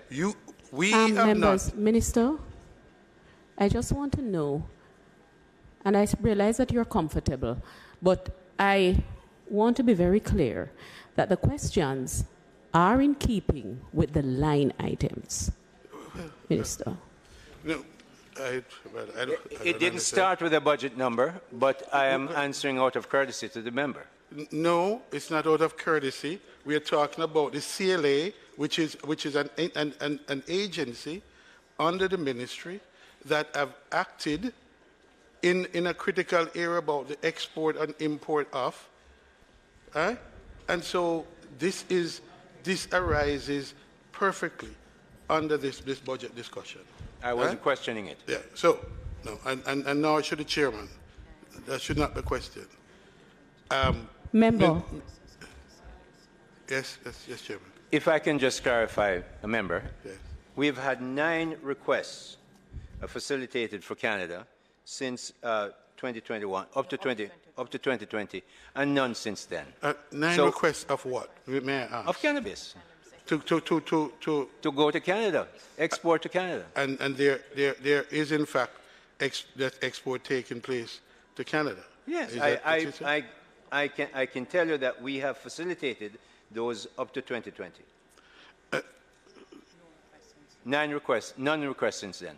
And those are single entry? They have to all be single entry because it's a Schedule A item. Okay. So just to be clear, what then is the approval? What then is the approval being reported by the media into Jamaica from Canada? What precisely has been approved? Can you share that with us?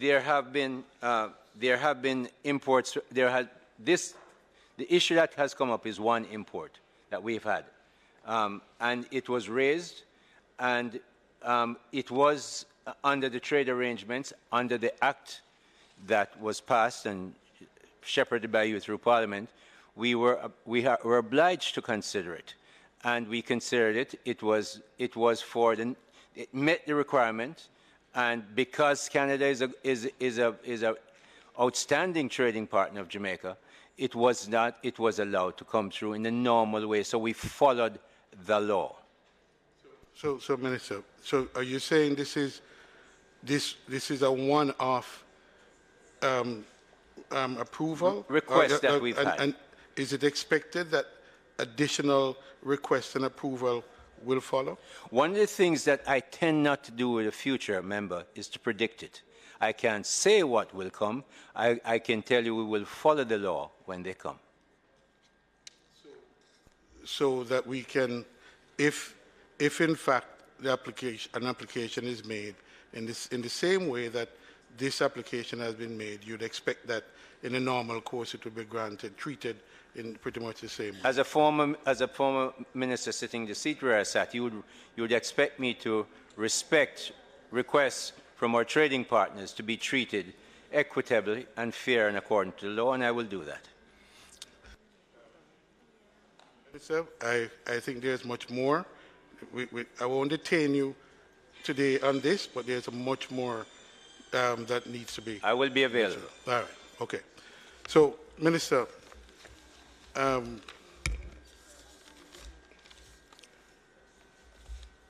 let me turn, Minister, to the MSME sector. Yes.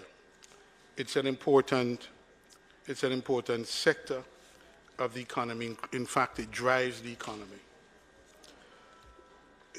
To that end, you have a strong department in the ministry that oversees the business of the SME. You know it well. That's the MSE sector.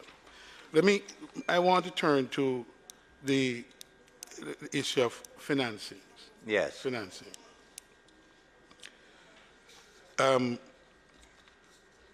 I'd asked previously because the DBJ is one of the key agencies for that administers a lot of the programs. But not in this ministry, but it is. But the DBJ is not in my ministry. But presumably you work very closely, yes, collaborate. Yes, we do. With the DBJ. Yeah. And policy so even as DBJ administers, policy would be influenced or driven to a large extent by the SME, by the unit, by the department. We would have influence for sure. Okay. So my question then is, the funding that are available at the DBJ to drive the MSME sector. The Big E project. Yes. That looks at startups. Are you satisfied that the program, as is designed, conceived, and implemented, is meeting the targeted objective? You will appreciate, Minister, that you have asked me to cross ministerial line, and I would not comment on that. It's not, no, I will not comment on DBJ's budget. I can't. I'm not talking about DBJ. Oh, the program is good. I'm not talking about DBJ budget. I don't know that DBJ has a budget. The program is good. DBJ is an administering body. It administers a program across ministries, for which one of which you're critically responsible for, which is the MSME sector. And I'm saying, and the question is? Well, I've asked the question. Are you, the Big E project, what are the targets that it has set for startups? And startup are the enterprises that I know you speak of. You and I have been to function, you speak of the startup and the role and function. What is the resources that are available to make that happen? And the Big E is one of them, and I'm asking you to give up your view on the,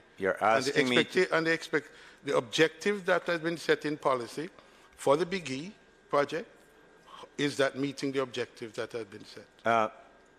I would say to you, member, again, that the DBJ is an independent institution in another ministry, and I would not want to cross the ministerial line and comment on it. Frankly, I wouldn't want them to cross the ministerial line and comment on JBDC or JAMPRO, because that's not how we do it. If you ask me about the Big E program... You work in silo? No, if you ask me about the Big E program, I will tell you that I believe it's good. I've spoken at it, but to assess it and to assess whether the targets are good and are being met, it's not my role at this time. So Minister, how you have the policy, you have the principal policy role for the MSME sector, do you?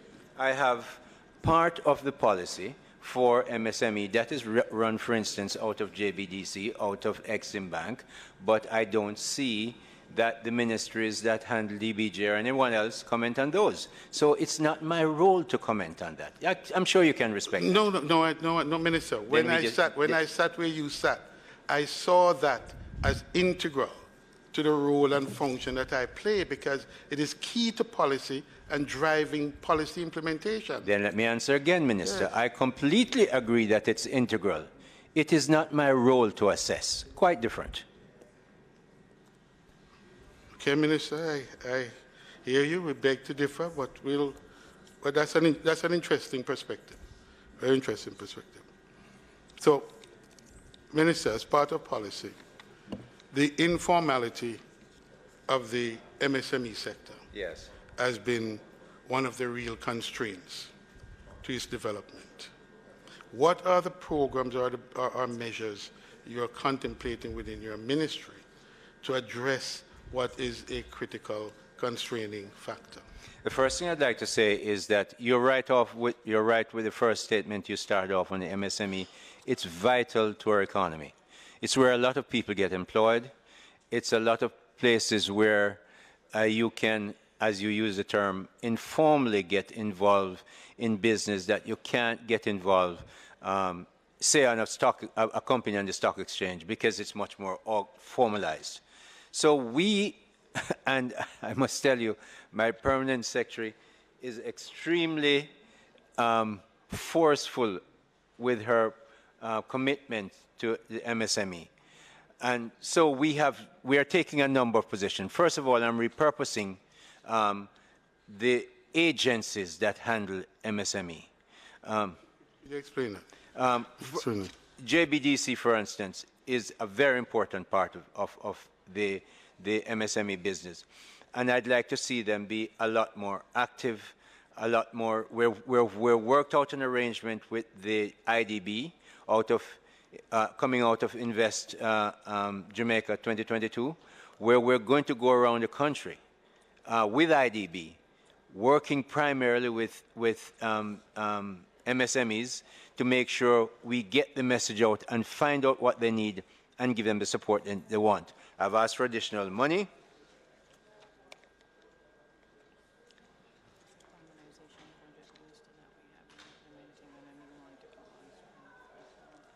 The formalization project, which I'm being reminded of, that we have been implementing and a new one coming on stream to make sure we help MSME. We're going to help find money. And yes, I'm going to look at digitization. That is very important to make sure that they can come on stream. And we're working with with the DBJ as well to make sure some of the money that they have. I'm speaking at a function in the next 2 weeks, I think, for DBJ, part of the Big E program, so that we can get the money to MSME, and they will assess how well it works once they give the money to the MSME member. You'll ask DBJ for some Big E money to implement some policy programs, but you yourself don't assess the effectiveness of those programs. No, they asked me to speak at their Big E program. The other way around, Minister. But you are getting... No, but we're working with DBJ and other bodies to make sure it works, because the MSME program, we cannot get anywhere unless we're working with the MSME program. We must remember that at one time, something as big and established as JMMB was a small business. We thank God for that. Well, Minister, let me ask you. The pandemic has been hard on businesses in general. Yes. MSME sector in particular.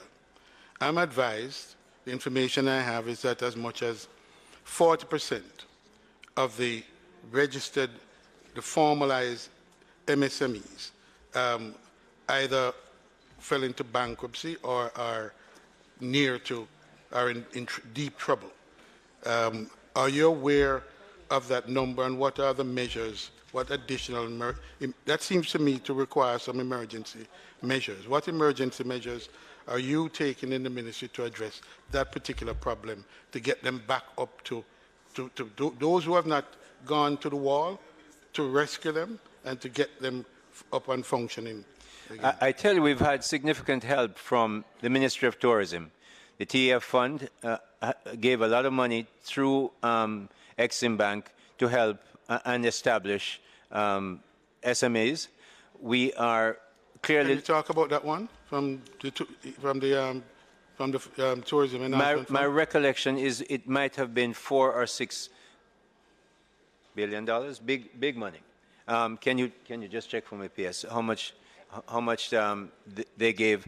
And we've been distributing through the Exim Bank. Exim Bank still has about, the last time I checked, near the end of last year, I think it was about $1 billion they have left. And so that is helping. As I said, the DBJ program. It's not confined to tourism. Is it confined to tourism? It's not entirely confined to tourism, but a lot of the people who are in MSMEs do work and support the tourism industry. So there's a lot of people who get help from that program. Sure. I just want to know if it's just confined to the tourism sector or it's more broadly dispersed. It is broadly dispersed, and we're working.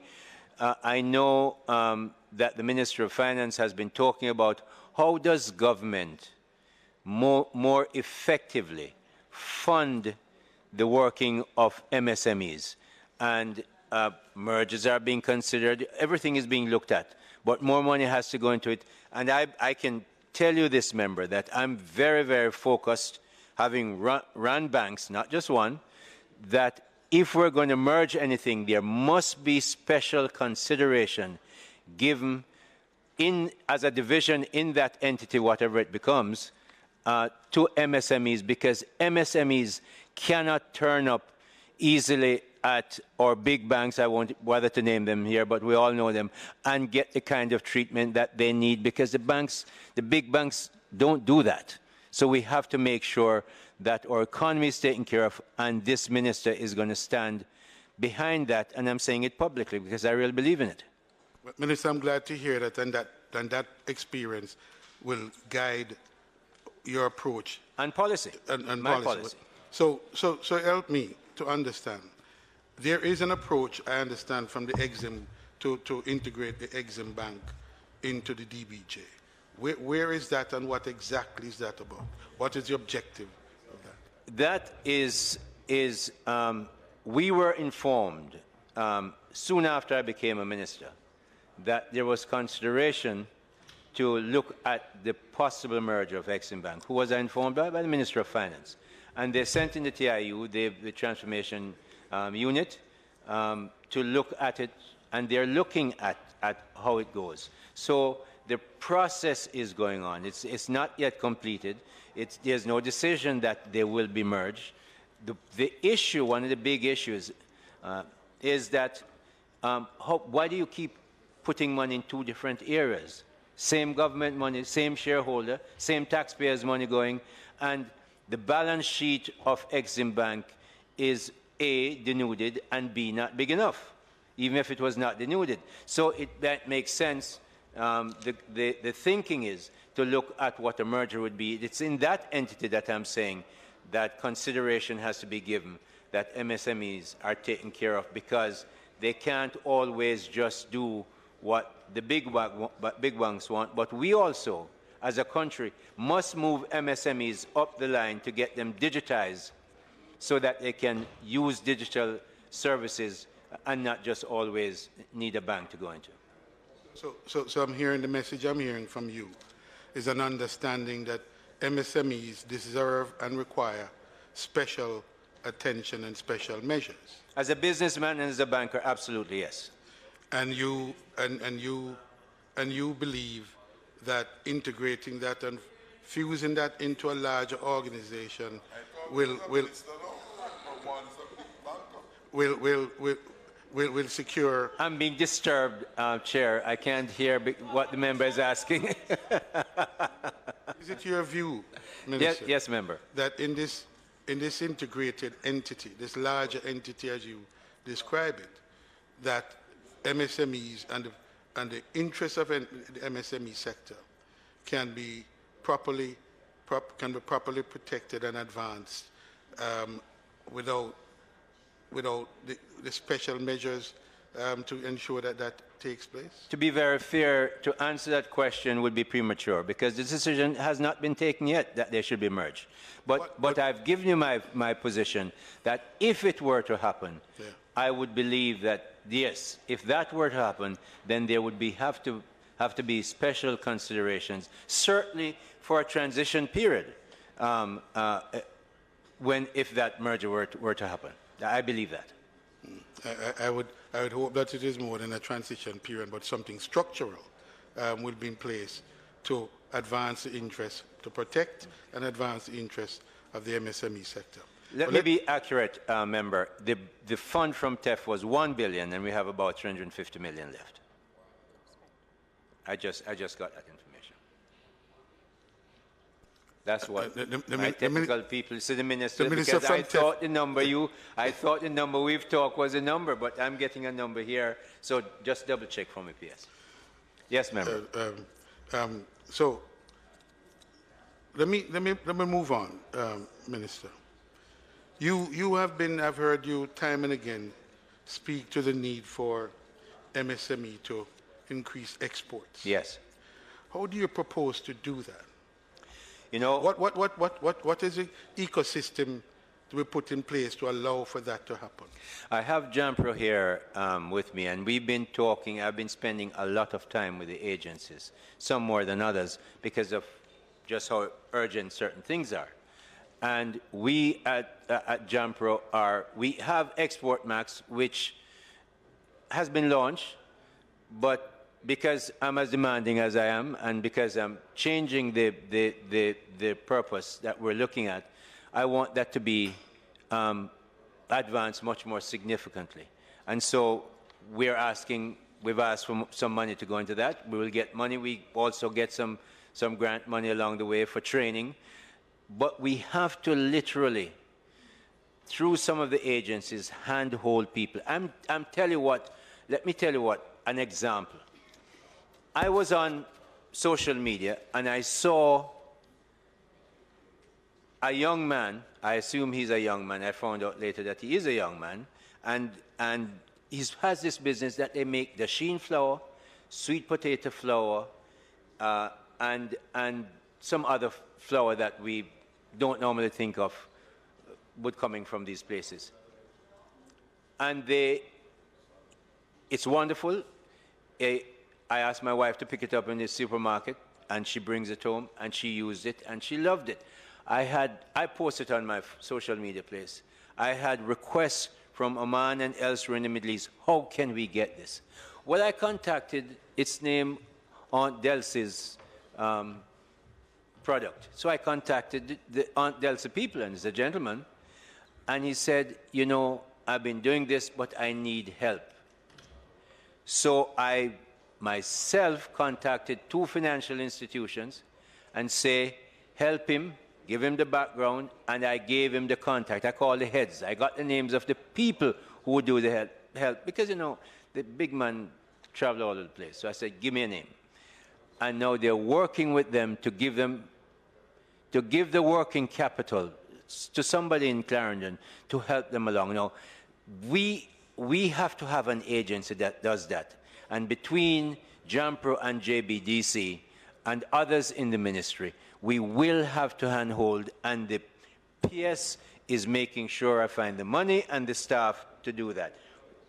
With the greatest of respect, before you go a little further, I find that both minister and opposition are having a conversation, and we really would like for you to concentrate on the budget, the questions and the answers. We have other ministries.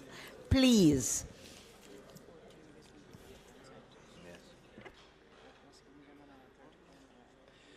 All right, just let me close on that. We have 14 business development centers, and we've just given them another $34 million to make sure that, and we're going to, the best thing that we're going to do is monitor and make sure it's done. Next question, Minister. I say that with greatest of respect. We're looking at the questions, we're examining the budget, and truly yourself and the minister have been having a conversation, and we have other, so I'm asking you just both of you to tighten up. Madam Chair, with all due respect, this is not simply a conversation. We are getting to the heart of what the ministry does and what it is charged to do. Huh? To be at yeah, and that's what it uses budgetary allocation to do. We're examining what the budget provides for and the areas of the budget. Now, let me get now to Minister. You would in this drive for export, you would accept, I believe, that the standard body, the Bureau of Standards, is critical in that drive, right? Would you? Absolutely. Minister, it is of concern to me that the Bureau and the enforcement arm, we had started an exercise to separate the enforcement arm of the agency from the standard setting arm. That process has started, but it has gone nowhere. What's the timeline for completion of that project? Because I believe that it is crucial that that be done for the integrity of the institution. You're talking about the Bureau of Standards, and beside it, the NCRA, okay? Correct. So the National Compliance and Regulatory Authority bill is right now, it's approved by the Legislation Committee, so it's not that nothing has been done. In fact, once I come in, it's one of the first things that was brought to my attention that must be separated. It's at LegCom to be tabled in Parliament the fourth quarter of this financial year, which is about now. So we are almost there for the separation. That is welcome news, Minister. Short answer, Chairman. Welcome news.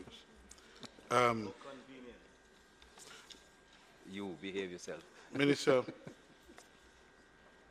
let me share an area of concern. There are several agencies that have been monitoring within the ministry, Yeah. some of whom are either without heads or heads in transition, and boards. Now, could you, let me take as an example the Special Economic Zone Authority. Yes. One that is close to me. What is the status of the board for the SEZ Authority? The SEC Authority has a new board, a new chairman. New board was put in. There were some changes that had to be made. When was that? When did that occur? When The did new board would have been put in certainly since I came to the ministry about a year ago, maybe by the third month or so. That a new board was put in. Mr. Chris Levy was asked to chair it. We have made one or two people have had to leave of their own volition. We're redoing the board. But as you know, Minister, because you crafted that legislation, the process has to go through various bodies, the business bodies to get approval. I believe some of them are right. I'm looking at the legislation for the CESA. The new board is pretty much done because I think we got all the recommendations from the necessary PSOJ or JCC or wherever we have to get it from. And we're getting those. We're almost done. And that it will be put in place. But I'm looking at the CESA legislation. It's now time to look at it, and I'm looking at all aspects of it, including the governance structure. Clearly, customs has to be there, in my view. Taxes has to be there as part of the legislative arrangement. I'm not sure how much more else should be there by legislation, because you shouldn't take away all the authority from the elected body and give it to unelected bodies to choose. But that's a conceptual arrangement that we're looking at. That's my answer. Well, we await the new look and the new proposal. Yes, it will be, and you'll see it in Parliament. But beyond that, there are other agencies of which the heads are changed. I see the changes at JAMPO itself, the changes Yes. at Companies Office, Right. changes at Companies CESA. Office, not yet. We're going through the process. Okay. But have you? Is there some new policy pursuit? There's no policy. There's no new policy thrust that There's you're pursuing. there's no policy that people must go. But you have to realize as well that as the minister responsible for making policy, you must make sure that there are people in the system that can carry on the institution, not just for this year, but for 3, 4, 5 years down the road. That's what a policymaker does. So I'm looking at that, and where changes are necessary, I will recommend it to Cabinet. Minister, I'm talking about persons who have not carried institution for 3, 4 years, but 10, 15 years and more. I'm sure you know, Minister, that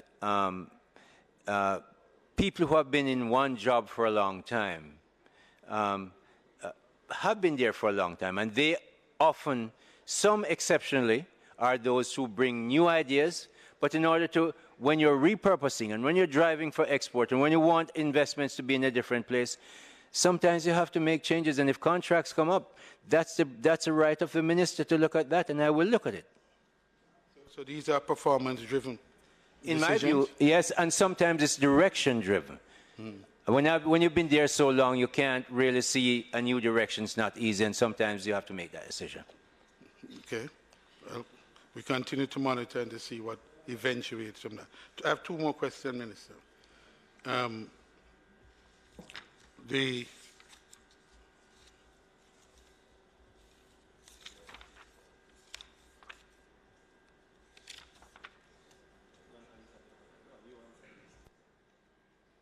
Why you don't behave yourself? Really? Member, please.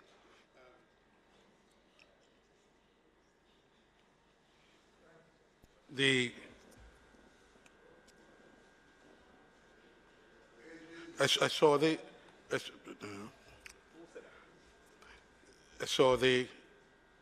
relaunch of what appears to be a relaunch of some marketing program around JAMPRO. What is that about?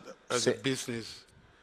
No, what you may have seen is that it was in fact the ministry It's a ministry. Yes, we adjusted the logo a bit, make sure it's sharper and brighter, and we put as our tagline, MIIC, the Jamaica's Business Ministry. In other words, we're looking at the business ministry from end to end, from the consumer who must keep businesses in business, right through to the business operators, the employees, everybody, the regulations that must make the playing field even, that it is fairly and quickly and responsively done.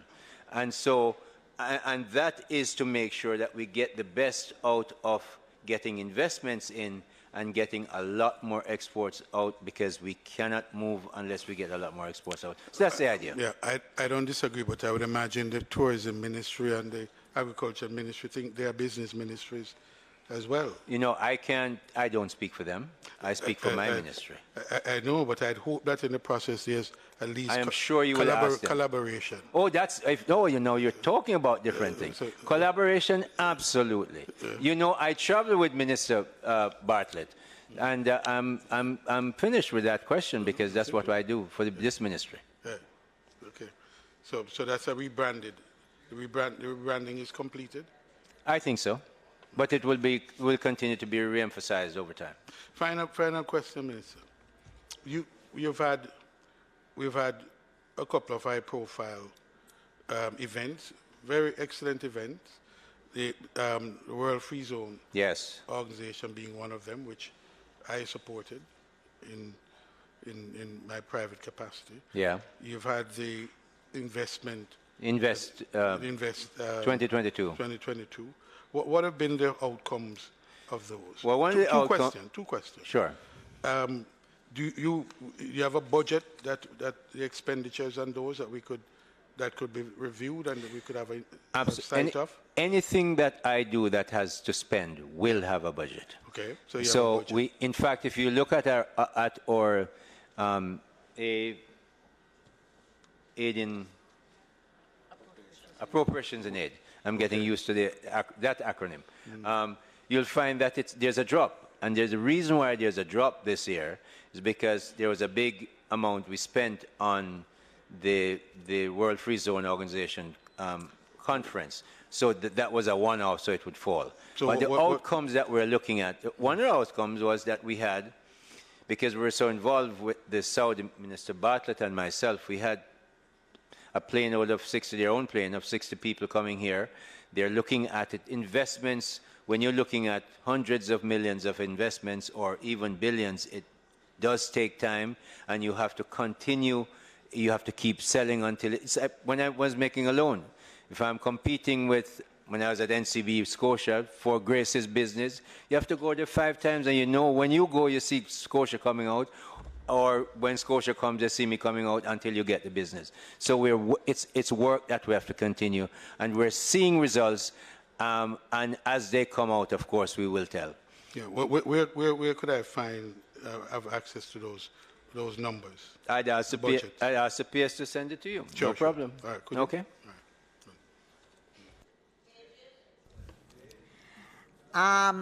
Members, I put the head 53,000, pages 1 to 20. Those in favor?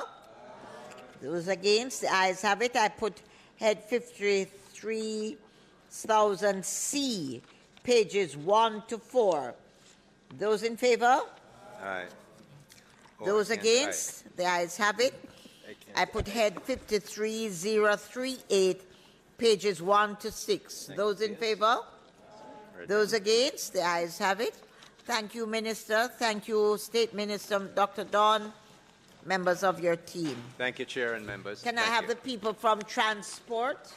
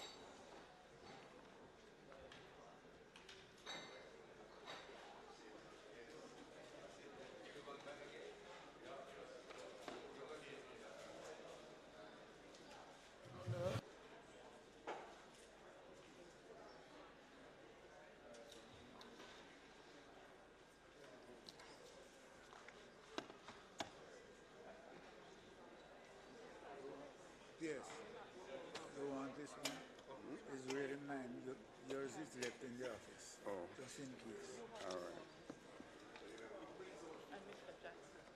No more. You have mine. You have mine.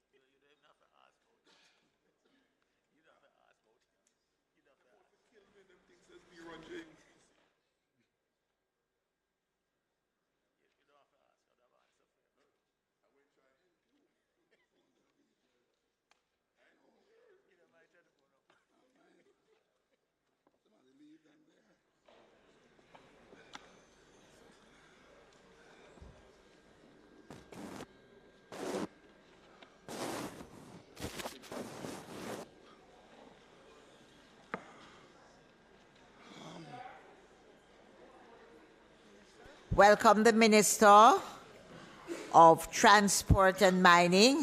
His PS is Minister of State, J.C. Hutchinson, and the members of your team. I know you've been waiting long, so I know you will be concise. Thank you. Precise. Thank you, Madam Speaker. And my colleague, Minister, our Permanent Secretary, Dr. Hales, and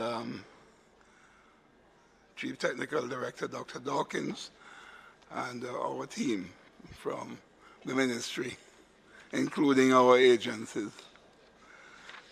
which in the ones that are with us today are the JUTC, the Jamaica Bauxite Mining, Jamaica Bauxite Institute, the Maritime Authority of Jamaica, and the Jamaica Civil Aviation Authority.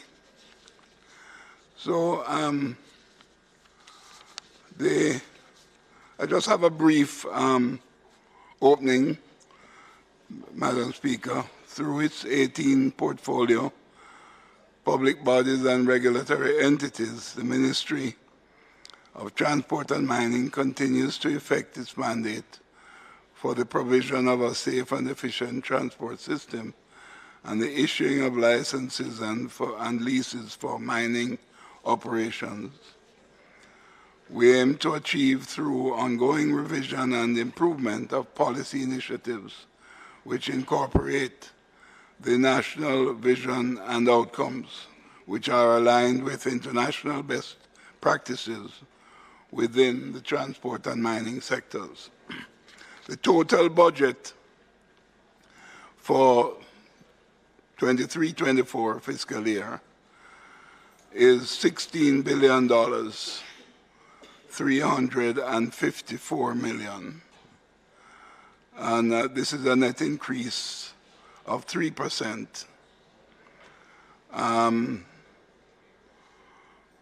Of that 16 billion, 1,605 million is in respect of emoluments, compensation of employees, while 14.75 billion will fund the various programs and projects of the ministry, and another 541 million coming from appropriations in aid. And just to say, Madam Speaker, as I wrap up, of the total sum to be funded from the consolidated fund at a combined 81%. The bulk of the money is going to the Jamaica Urban Transit Company and the Jamaica Civil Aviation Authority account. They account for the greater share. Just under 45%, or just over $7 billion, has been projected for the JUTC, and details regarding the entity will be shared. The Jamaica Civil Aviation Authority is projected to utilize approximately 36%, or $5.8 billion, in executing its regulatory oversight of air transport. And the balance of 18% is to be allocated to the Maritime Authority of Jamaica, the National Road Safety Council, the Toll Authority, the Island Traffic Authority, Montego Bay Metro, the Port Security Corps, the Seismic Earthquake Unit, and the Ministry, including the Mines and Geology Division. So, Madam Speaker, this is my opening presentation.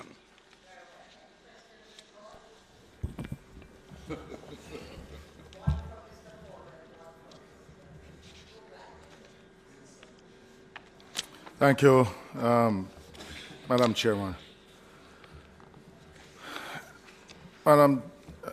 Through you, Madam Chairman, to the Minister, and I think we're looking at the budget of the Ministry of Transport, and in the public bodies, the two entities that really stand out are the JUTC and Montego Bay Metro. I can say that the other entities, where the funding is concerned and the operations seems to be on par. But I just wanted to, we don't have to go through the whole issue of the losses that the JUTC will see for this financial year. But obviously, with the 50 buses that will be purchased or has been purchased, I know that the date for the delivery has been pushed back. That just by the report here, that you're basically less than 200 buses rolled out for the last year, or projected in this last financial year. Just to get an overall picture from you, Minister, as the portfolio minister, which has overall responsibility, what is the plan going forward? Because if you're to take this $11 billion loss and what was projected in the budget that is now ending in the loss that was expected for this financial year, you'd have exceeded that. Right? Now, when you look at over the last 3 financial years, there would be an accumulated loss of about $20.1 billion, with a government subvention of 20.8, with a fare box collection by the figures that you have here of only $4.6 billion. It shows an entity that is, want of a word, basically dead. And we're pumping more government resources in it, but we're not seeing the returns that would make the general public or any administration feel comfortable at where the entity is now. Can the Minister just tell us the way forward for the JUTC? Yes, well, thank you. And let me say that the way forward for the JUTC has got to be a significant rollout of new buses that have to enter the system.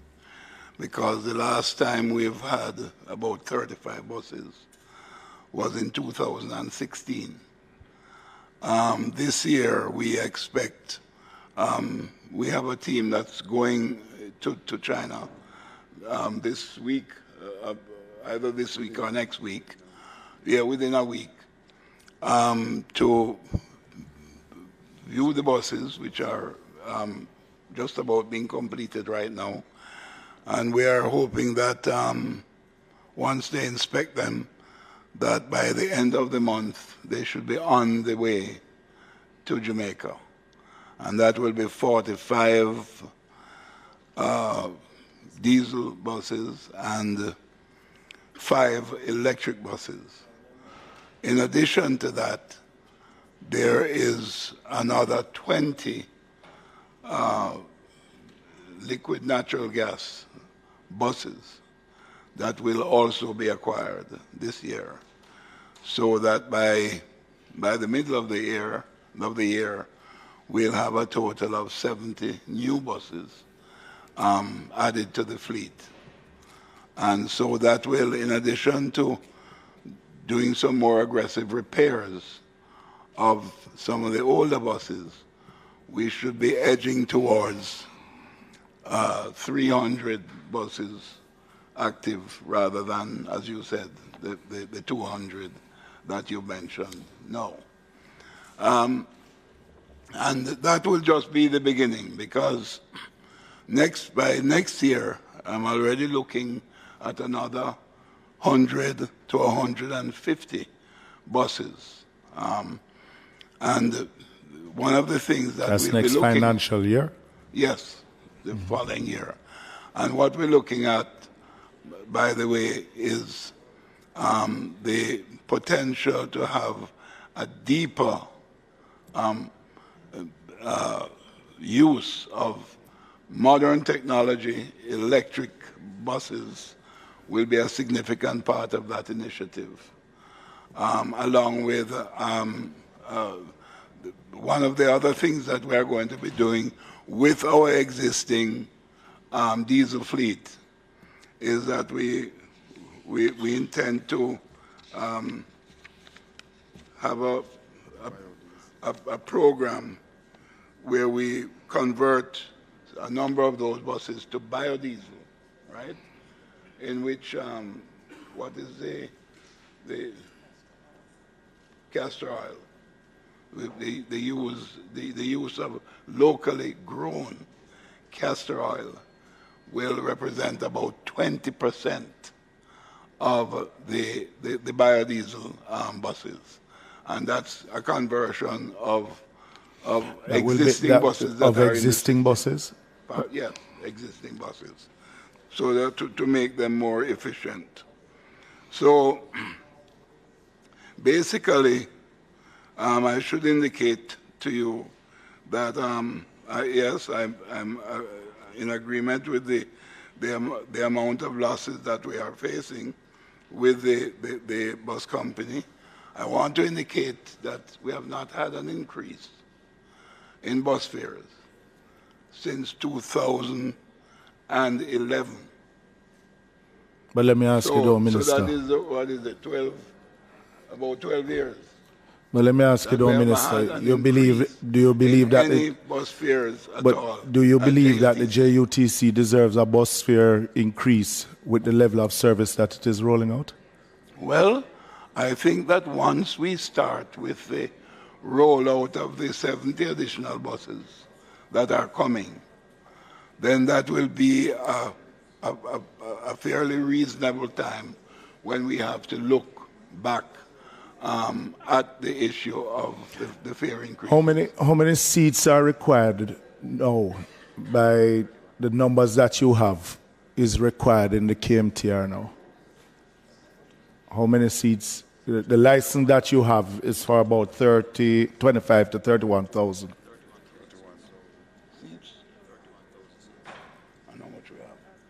And how much is it that you are now providing? Okay, there are about 31,000 seats that are required in the corporate area. And how much is it that the JUTC? About 20,000 right now. You are now providing only 20,000. That's right. With the 170 odd buses, 177 buses that you're rolling out? Closer to 200. No, I don't understand that number. You said 30,000 Is for KMTR, which includes Portmore and Spanish Town. Right. And they are providing only 20,000. And with the 70 buses, what the difference is? What it will be? It will move up? It won't, because they need about 400 buses to roll out 31,000 seats. So how much the 70 bus will give you? You would add that to the...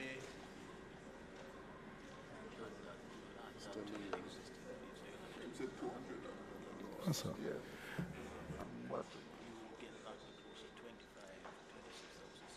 Yes. So when we bring those new buses in, and as I said to you earlier, we're working on getting up some of the other buses that are off.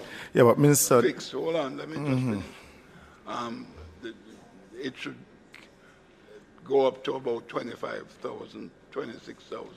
But if you require about 400 to 430 buses, yes, to adequately supply the KMTR. That's right. Yeah? Yes, yes. And you're going up to about... And of course, to put some of the... Which would give you... The very old units that are very inefficient right now. They use fuel much more aggressively, so that some of them are 15, 16 years old. So some of them just will have to be retired. Your original budget for parts in this financial year was 1.7 billion. Yeah. Minister, your original budget for parts was 1.7. You're estimated to be spending about 1.9. In this new financial year, you're adding at least another $1 billion to parts. That would basically tell you that the buses that you have are irreparable if you're going to be spending so much money to parts. It's a very serious situation, yes. So which is why I've mentioned that we have to look aggressively at replacing a lot of the older buses with new buses. So you are saying that in the next financial year... The 70 is just the beginning. In the next financial year, you expect to purchase another 150 buses? Yes. Yes, that is what we're looking at, yeah. That's what you're looking at, or that's the commitment from the Ministry of Finance? Huh? That's what you're looking at, or is that the commitment from the Ministry of Finance? Well, is that a... Take it by stages. In the Portmore region, how many buses you require to move the passengers? How many seats and how many buses? Portmore. About 125. And how many do you have now operating from Portmore? About 80 buses. Out of the 125? Yeah. So you have put additional buses, Mr. Abrams? Majority of the articulated. Yes. Huh? Yeah. The majority of the buses that are in the Portmore area are the articulated buses. So but just to go back to the 50 buses, Minister. I'm sorry? Just to go back to the 50 buses that is being purchased. No, the 50 that is coming now. The 70 that they will purchase later down in the year. Yes, sir. No, it's 50 plus 20. No, I said, but the 50 that is coming from China. Yes. That's what I'm referring to now. Yeah, all right, okay. Is it out of that 50 that the 5 will be going to Montego Bay Metro? Because here in the public bodies, yes, that is so. So it's actually 45 buses will be for the KMTR, yes, for JUTC. plus 20. Plus the 20. When you expect the delivery of those 20? A couple of months later than when we received the 50 from China. The infrastructure for the electric buses, because I'm not seeing any capital expenditure neither in the ministry's budget nor the JUTC. Is that infrastructure for the charging of the buses already installed? That's actually included in the bus order, because as you can imagine, 5 of them will be electric buses, and we'll be going through a period of testing them to see how suitable they are for our conditions here. For instance, a lot of the hilly areas might not be suitable for electric buses. So we're going to be going through a period of experimentation with the electric buses. Yeah, but is the infrastructure for the charging of the buses, because they're electric, so you have to plug them in. That's coming with those 5 buses, yes. And it's actually in the capital budget too. Where in the capital budget? Hmm?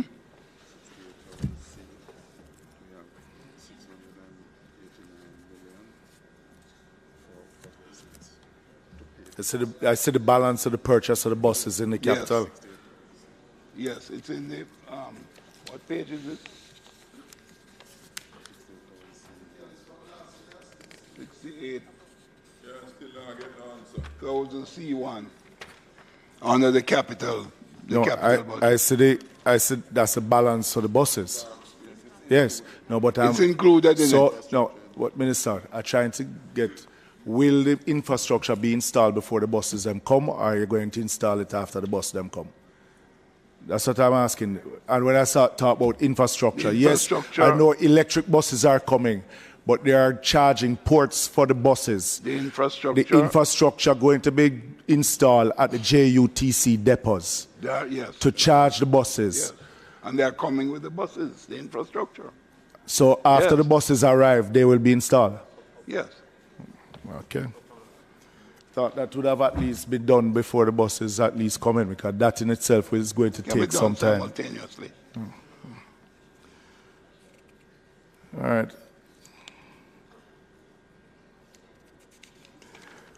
All right. I mean, there's not much.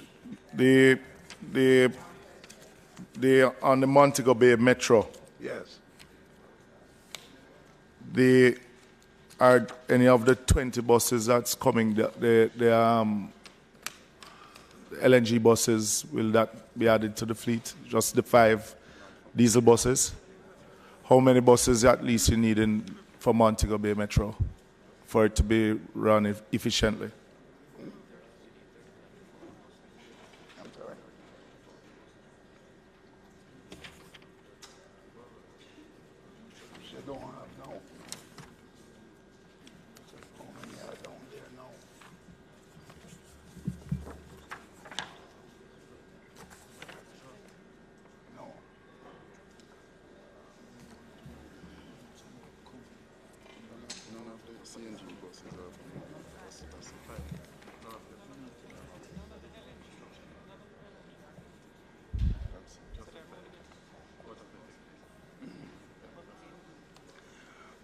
None of the LNG buses are going to Montego Bay.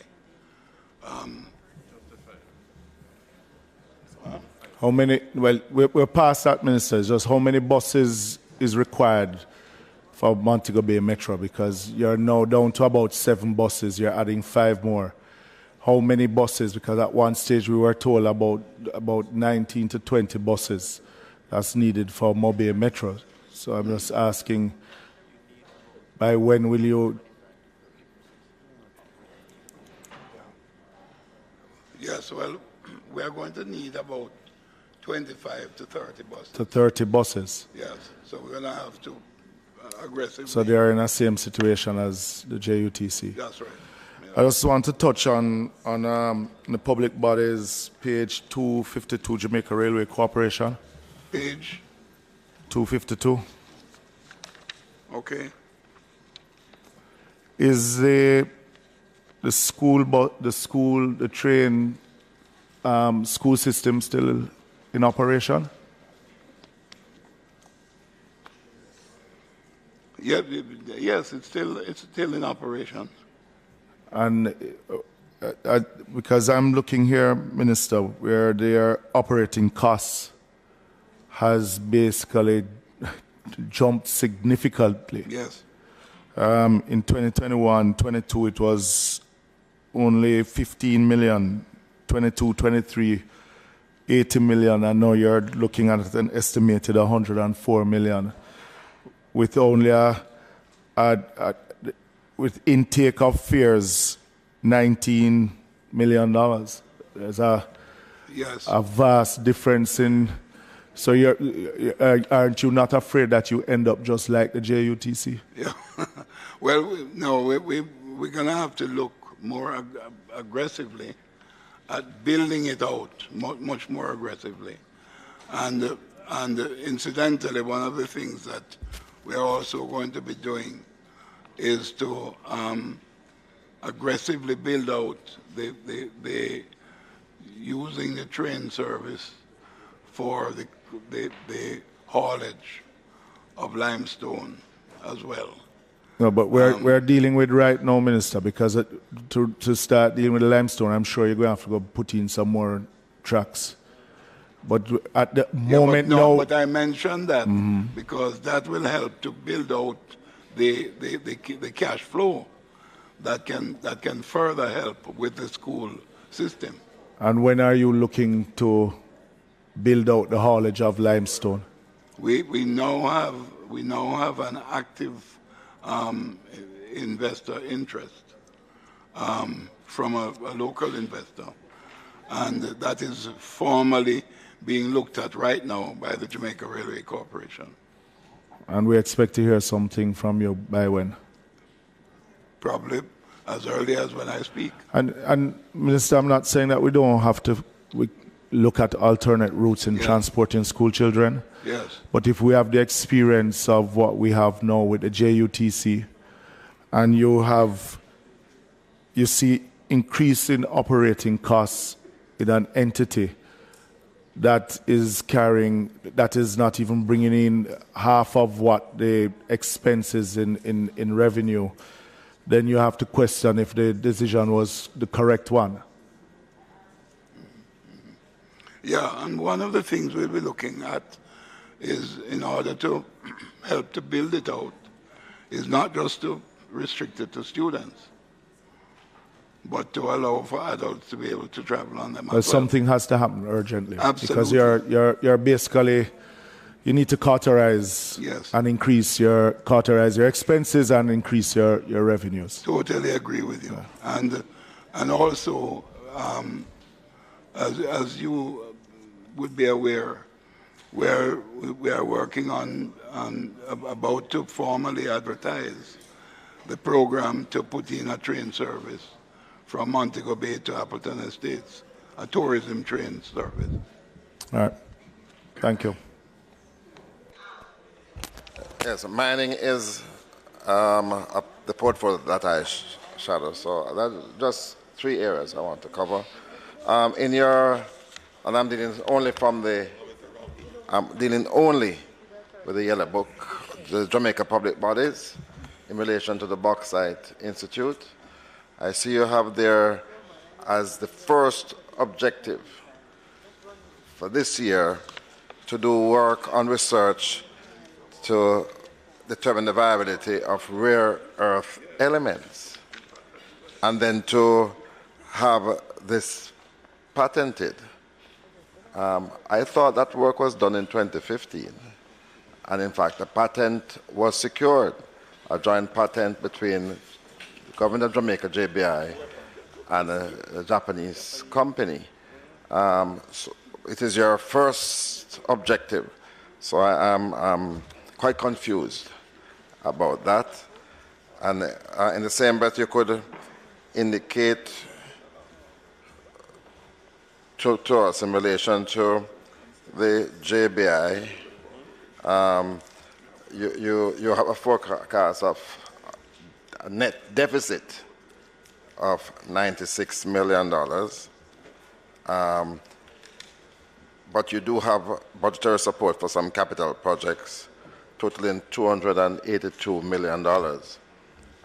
Deficit following you from JUTC and Railway Corporation now into JBI. But I'm really quite concerned because I thought what you were going to be doing now is to use the work that was done in terms of the rare earth elements and to try to market this exceptional opportunity for Jamaica to get people to utilize the residue, which is the red mud, in an aggressive way, to earn money, rather than speaking about experimentation.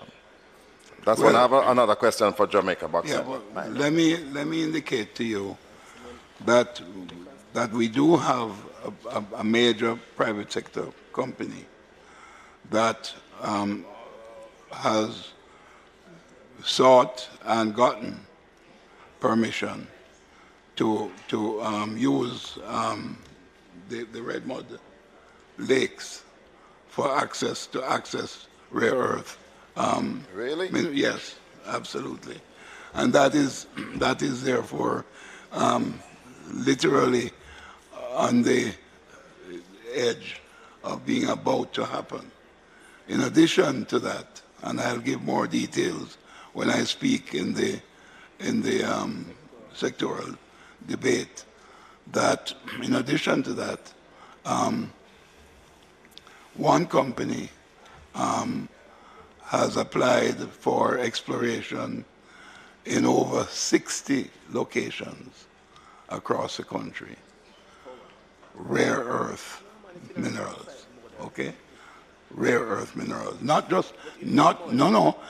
just in bauxite waste areas, but in other areas where there has been more than a passing indication of significant possibilities.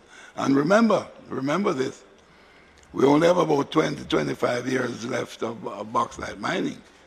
And the fact that there is this interest now in rare earth minerals is coming at the right time. And the investors at home and abroad, especially the United States, are very, very interested in doing the exploration and searching for these rare earth minerals. Minister, in relation to what you have just announced about a company being given a license or whatever it is to utilize, to utilize the mud that we now have. Yes. Just want to caution, because this is asset of the country, and it therefore will have to be properly procured. And the fact that we are not aware of it, you have to be careful that there might not be the interest of the Integrity Commission in relation to how that award is being done. The rare earth represents for us tremendous value. And I think if we are going to allocate those resources, it ought to be properly procured. The second matter that I wish to raise has to do with Jamaica bauxite mining. I see that you are allocating $608 million in capital spending at JBM. Could you advise us as to what that is going to be about?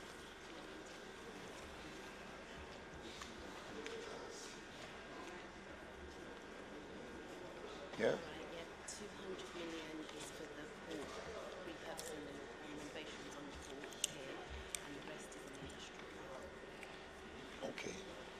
Yes, that 600 million, 200 million out of it is going to be used to improve the port facilities that are right there by Ocho Rios, right? Yes.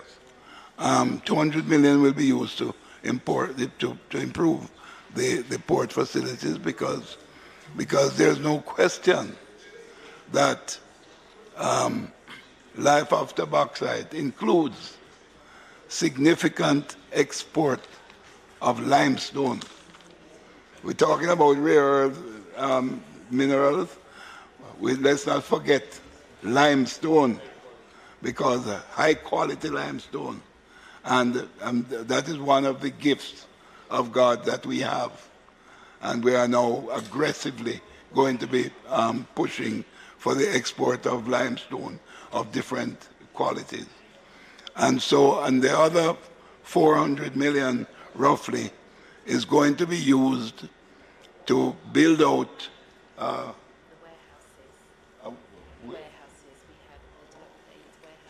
in Lidford, as well as no, but it's not just the houses, whatever. I'm sorry? So the other 400 million is going to be used to build out warehouses up in the Lidford area. And there's also going to be building out business process outsourcing buildings to attract, yes? That's right. Because you see, JBI has to move. It can't just be about bauxite mining anymore, right? Because the 4,000 acres that the JBM owns at Lidford has high quality limestone.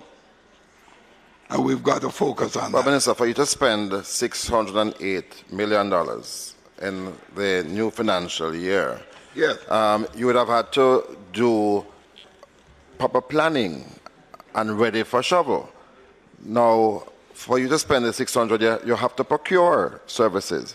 Have you been able to achieve the procurement of services for the planning of the facility? And who will be the contractor? Has that been procured? How are you going to spend $608 million if those things are not already procured? The procurement process is actively on its way. Procurement for what?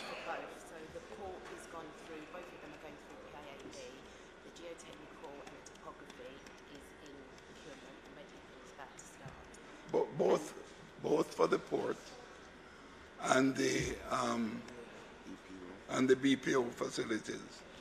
The process has started in terms of yeah. What's the PIAB? Huh? Ministry of Finance. Is it procurement for the planning or procurement for the building? Because you're nowhere near building, as my understanding. So what is it for?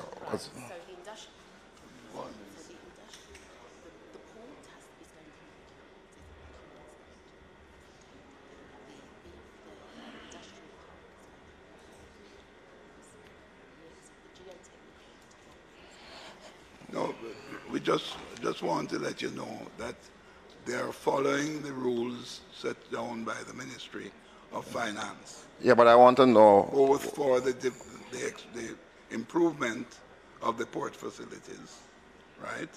Yeah. Which is absolutely important because of the expansion of the limestone processes for down there.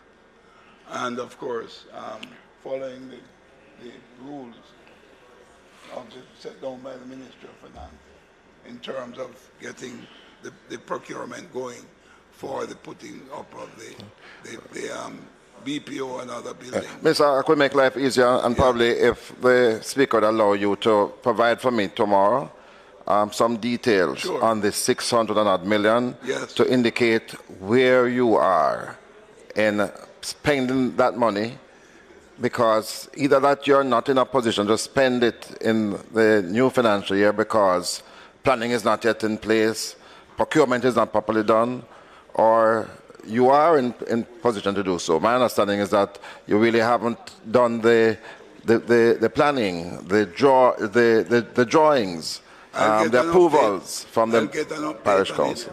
And I'll provide you with a report. Okay.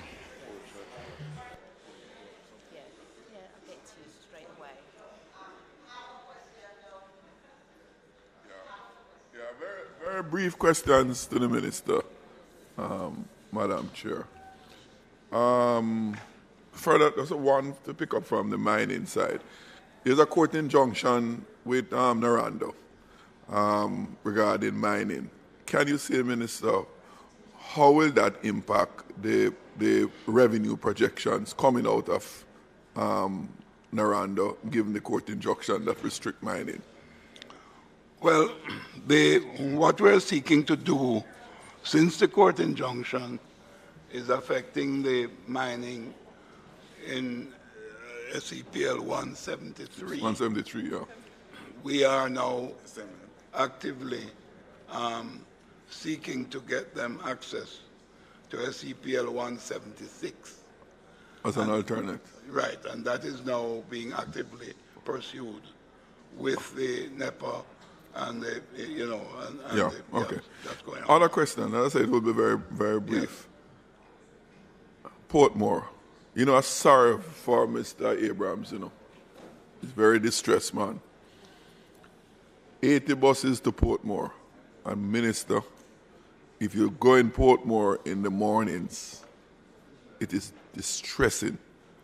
It will probably cause you to collapse if you stand up there a couple of mornings. My question in that regard, I heard you giving the response to my colleague from Northwest. Yeah. I don't hear a plan. You need 31,000 seats to be filled. You're at 20,000. 70 buses will move you up to 25,000 as is provided for here. Is it a 1-year, 2-year projection? And given how essential the public transportation system is to the national economy, yes, right? And I've said particularly, I don't want to be parochial, but Portmore provide a significant amount of labor force into the corporate area. Yes. Given the significance of movement of persons from Portmore into Kingston, I would want to presume that the Ministry of Finance would see it as a priority and therefore should put you in a position to say to the country, in the next year or next year, there's a commitment. I hear you saying you're looking into. But I know you can't do anything unless the Ministry of Finance give its undertaking. Yes. Can you give us some intimation, and I think the best you can do, but that during this financial year, some definitive plans will be finalized to finance the build-out of the additional seat capacity that is needed to let the economy function efficiently and effectively. I agree with you. And that's why I've said that in addition to the 70 buses that we are getting this year, I have referred a specific figure to you in this session of 150 more buses. Yes, but you couldn't answer if that was a Ministry of Finance undertaking for next year. Well, the Ministry of Finance is being supportive and cooperative with us. Last question. There is some lands in Greater Portmore belonging to the JRC. I don't know if anybody is here from the JRC. That has been reserved. Right? JRC? Jamaica Railway Corporation has some lands right by Gortuka in Greater Portmore. And we all know that is reserved. I'm hearing people are going, JRC have sold the lands. Is there some policy change, policy position I was not aware of? Persons have come to me in the adjoining community being affected by the buildings being pursued there. Can you shed some light? I can't advise the citizens, the residents, what is happening. I'll have to look into that. Where exactly is it? In the lands adjacent to Gortuka. To? Gortuka in Greater Portmore. Gortuka? Yes. And about how much land we're talking about? I'm not good at estimating here. If you could just provide that for me. I'll work on that and let you have it. So, is this you have one question? Well, one on transport and one on mining. Beg your pardon? One on transport and one on mining. So it's two really. Go concisely. Yes, Madam Speaker. Thank you. Minister, I've been perusing the budget for transport, and I don't see anything as it relates to any of the aerodromes, Vernon Field, all of those facilities. I want to be clear. Is this under your portfolio or another portfolio? It is. That would be in the public bodies, airports authority. Yes, it would be in the public bodies under the airports authority. Yes. Right? And I can tell you that, for instance, one of we're looking right now at expanding the Ian Fleming's, is it? Right, Ian Fleming. Airport. And that one is actually very active, where American Airlines is planning to start a flight arrangements. Well, Minister, I am particular, Minister, my particular interest is in Vernon Field. It's inside this public bodies. I know, yeah. But my interest is in Vernon Field. Yes. As you know, it falls clearly within my constituency. Yes. And so the reason I asked is to get clarity on what the plan is in terms of maintenance and future development of Vernon Field, and if it is programmed in this budget. If anything is programmed, what is programmed? Actually, the Vernon Field project is not in my ministry, but I can seek to get more information on it and provide it for you. You see why I asked the question? Yes, yes. All right, the second question, the Bauxite Institute. And I'm speaking on behalf of other MPs who operate within the bauxite belt. We usually get an allocation from the JBI every now and again. I haven't seen any in quite a while. So we want to know if it is programmed at all in this budget for the constituents, as Mr. Lindsay coming forward, so maybe he can give you a response in relation to that. But he knows exactly what I'm referring to. So I want to know if there are any provisions for this financial year for constituencies to benefit from the JBI in terms of what has been done before.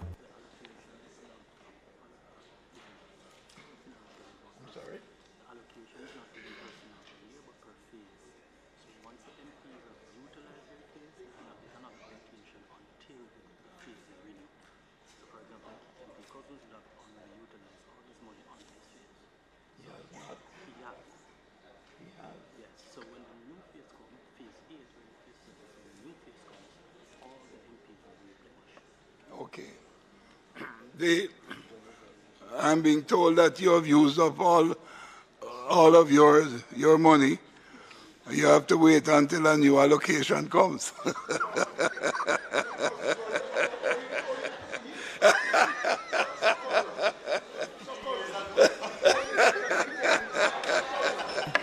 Minister, that's a very precise and concise answer. And on that note, since there are no more cases, may we put the pages? Madam Chair, no, I had indicated before. Indicate to who? To you, Madam. I didn't see. I tried to get your attention. I didn't see, and the questions must come through me. One quick question, please. Please. Question, yeah. I didn't see Mr. Hilton. Minister, for Ian Fleming to host the American airline and others, what are the plans to address some of the constraints like the runway? Is the runway as it is adequate to meet that, or there has to be additional expenditure?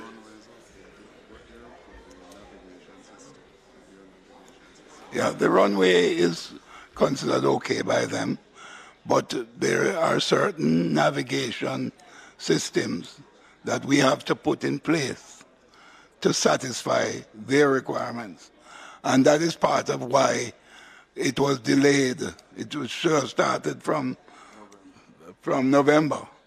But it's because of that. So there's a delay so that we put those things in place. And other upgrades, I would imagine. That's right. Apart from navigation. Yes. Thank you. Members? Thank you. I now put the head 68,000, pages 1 to 17. Those in favor? The ayes have it. Head 68,000C, pages 1 to 3. Those in favor? Those against? The ayes have it. Thank you very much, Minister Shaw and your team. I am just asking Ministry of National Security to come and put the pages, just the pages. He's not speaking. We are not allowing him to speak at all. And then Agriculture, and then yourself. Dr. Chang, Minister, you're not speaking. We are just putting the pages.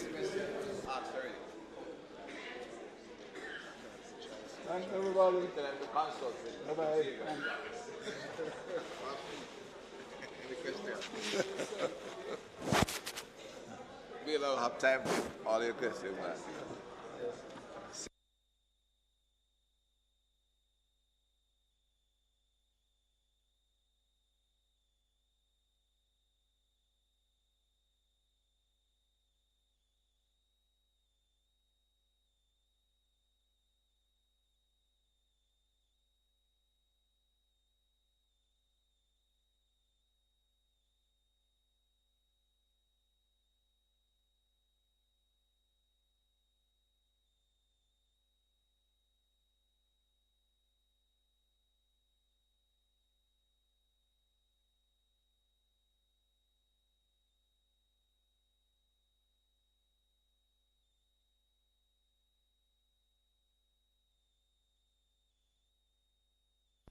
It turned off on oddly. No one. Madam Chair. Good. Are you going to take the leftover pages first? Okay. Madam Chair, I now put the report of the subcommittee of the Standing Finance Committee of the House of Representatives appointed to consider Defense Force estimates. Members, you heard what the Minister of National Security said. Those in favor? Aye. Those against? The ayes have it. Thank you. I now put to you all the members, head 26,000, pages 1 to 10. Those in favor? Aye. Head 26,000C, pages 1 to 16. Those in favor? Aye. Head 26,053, pages 1 to 8. Those in favor? Aye. Head 26,057, pages 1 to 6. Those in favor? Aye. Head 26,059, pages 1 to 4. Those in favor? Aye. Head 27,000, pages... No, that's not right. No, that's 1 to 4. That's that completes it. Legal affairs. Thank you very much, Dr. Chang, State Minister, and PS. I may thank now my have colleagues agriculture. These gentlemen for their deep questioning. Full support. Thank you. Jen. Indeed. Thank you.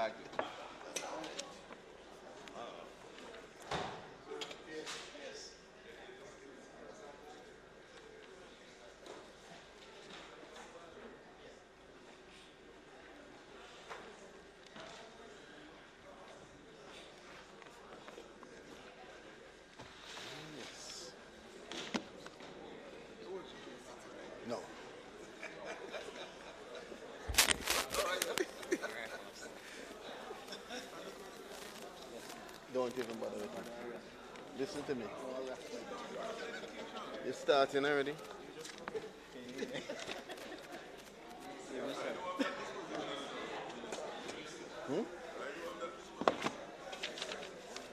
Who has it? Your friend?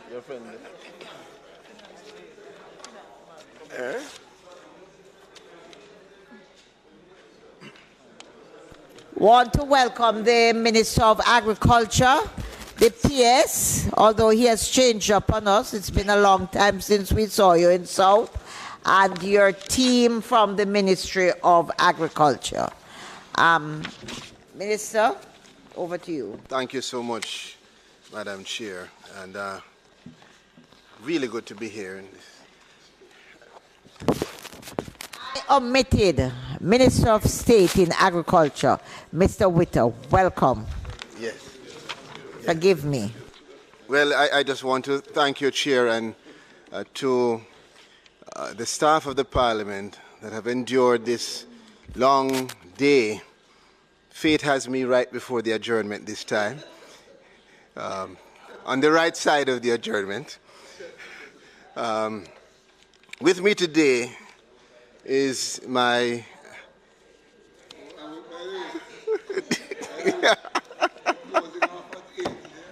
with me today is my Minister of State, Abner Franklin Witter, our Permanent Secretary, Mr. Spence, Chief Technical Director Cole, and Directors Coley, Geddes, Gilbert, Dr. Bellamy from the National Fisheries Authority, CEO of the NIC, Mr. Giles, our Project Manager from Essex Valley, Ms. Coley, as well as our Manager for the SPAD project, Mr. Simpson, Acting CEO of RADA, and several other senior executives of the Ministry of Agriculture and Fisheries.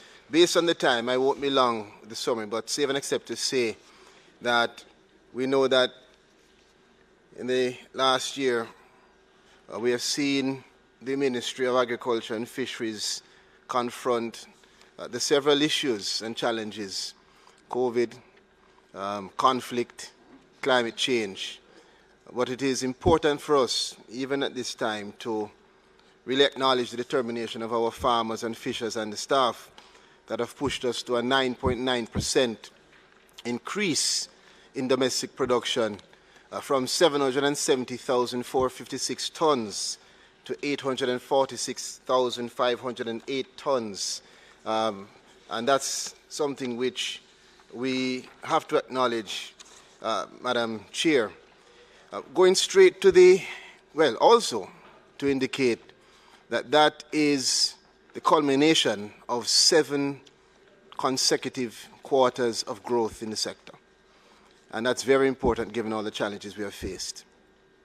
Going straight to the budget analysis, for this year, the Ministry of Finance and Public Service has allocated a $21.25 billion to the Ministry of Agriculture and Fisheries. This represents 19% or $3.39 billion more than the previous year, 2.13% of the national budget, which is at $1 trillion this year. Within that 21.25, it's broken up into the recurrent and the capital. And of course, for the recurrent for this year, we have a $14.03 billion, which we see 12.5 of that from the government of Jamaica and 1.53 billion from appropriations in aid, representing also a 4% increase, or $504.2 million. In the capital budget, it's 7.2 billion, Madam Chair, which represents a whopping 40%, or $2.9 billion. So that's the analysis of what we have in terms of the budget, and we have shown in the last year that even with less than 2%, we have done enormously well. And we think that this ministry has certainly established the reason for more. But I'll open up to colleagues for any questions that they may have. I take it that at this point in time, after several hours, we have all read every line of the important clauses for the Ministry of Agriculture and Fisheries. Thank you. Thank you, Madam Chair. Minister, I must say that when I saw the increase for this financial year for the ministry, that I was very excited. Because, you know, I've always said year on year that the Agriculture Ministry deserves more in terms of spending. Yes, sir. But the reality is that, and I was very disappointed when I started to examine the figures. Yes. And here what led to my disappointment. The difference when you look at the budget, proposed budget, after appropriations in aid between 2022-23, 23-24, is $517 million in terms of an increase. But if you analyze the budget now, and you look at the spending that we're going to put into travel expense and subsistence, it absorbed $512 million of the proposed increase. So I am now concerned because I want to know what would amount to this increase in travel expense and subsistence. I was looking for it in perhaps production incentive as an increase, or rather, an extension service. Yes.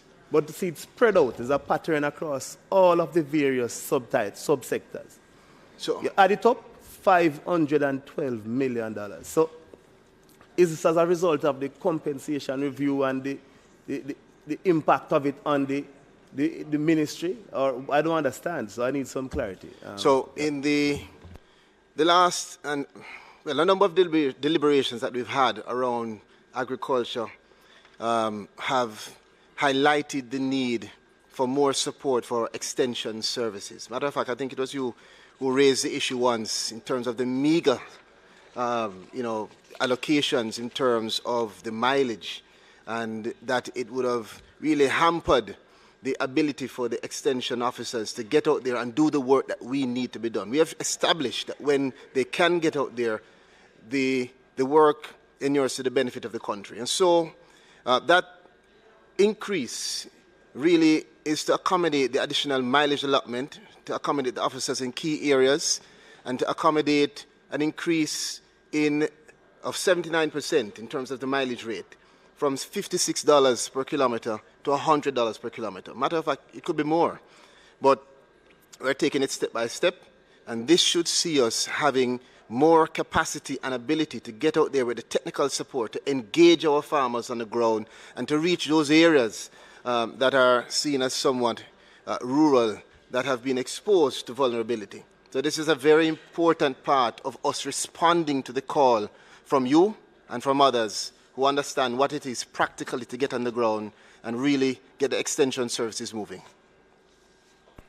Because we are all aware of the complaints over the last few years about extension services and the lack thereof. So I thought about that, but when I look at the spread, remember we went and we looked at RADA and the other agencies. The spread is more than just the extension services, but I take your point as it relates to the increase in the mileage from 56 to 100. So it is more than just extension services. Yes. But I was concerned when I saw it, so I had to look and really assess it to see what, The next issue is with the farm roads. I see you have decreased that budget. Most of us from rural Jamaica that have farming communities and farm roads know of the importance of the farm roads. I see the decrease, and I'm wondering what would have informed that decrease. Certainly when we know that there's an outcry from right across the country as it relates to the need for probably an increase in the allocation for that. What would have informed the decision to decrease at this particular time? And I don't think it's difficult for us to agree that we would all want more, but I believe at this juncture, what we have defined as the best step forward is to have a comprehensive review of the program with a view to make it more effective and far-reaching. We intend to even use less to do more. And a part of this is going to see us having restructuring of the units within RADA, and even a new evaluation in terms of how we'll be implementing the roads. So this is for this year, but we believe that after we've been able to finalize the restructuring, it would establish a basis for us to ask for more in the years to come.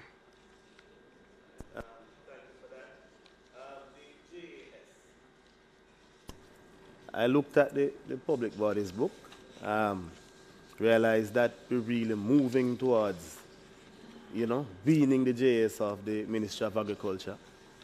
So Is it that this is the final year that the JS will receive any form of a benefit from the ministry? So no, to be simply, this is not the final year. We're in the preliminary stages, working with the relevant agencies to see how we can continue to advance that process. We have made it very clear that the objective of the JS is to have its own independence, but independence will never mean that it is extricated from support of the ministry. The goal is for us to have the JAS and the Ministry of Agriculture and Fisheries working together towards the ultimate goal of having a sustainable and resilient agricultural sector. But for us to do that, we have to give support to it standing on its own two legs. And that's what we're in the stage of now, deliberating and advancing.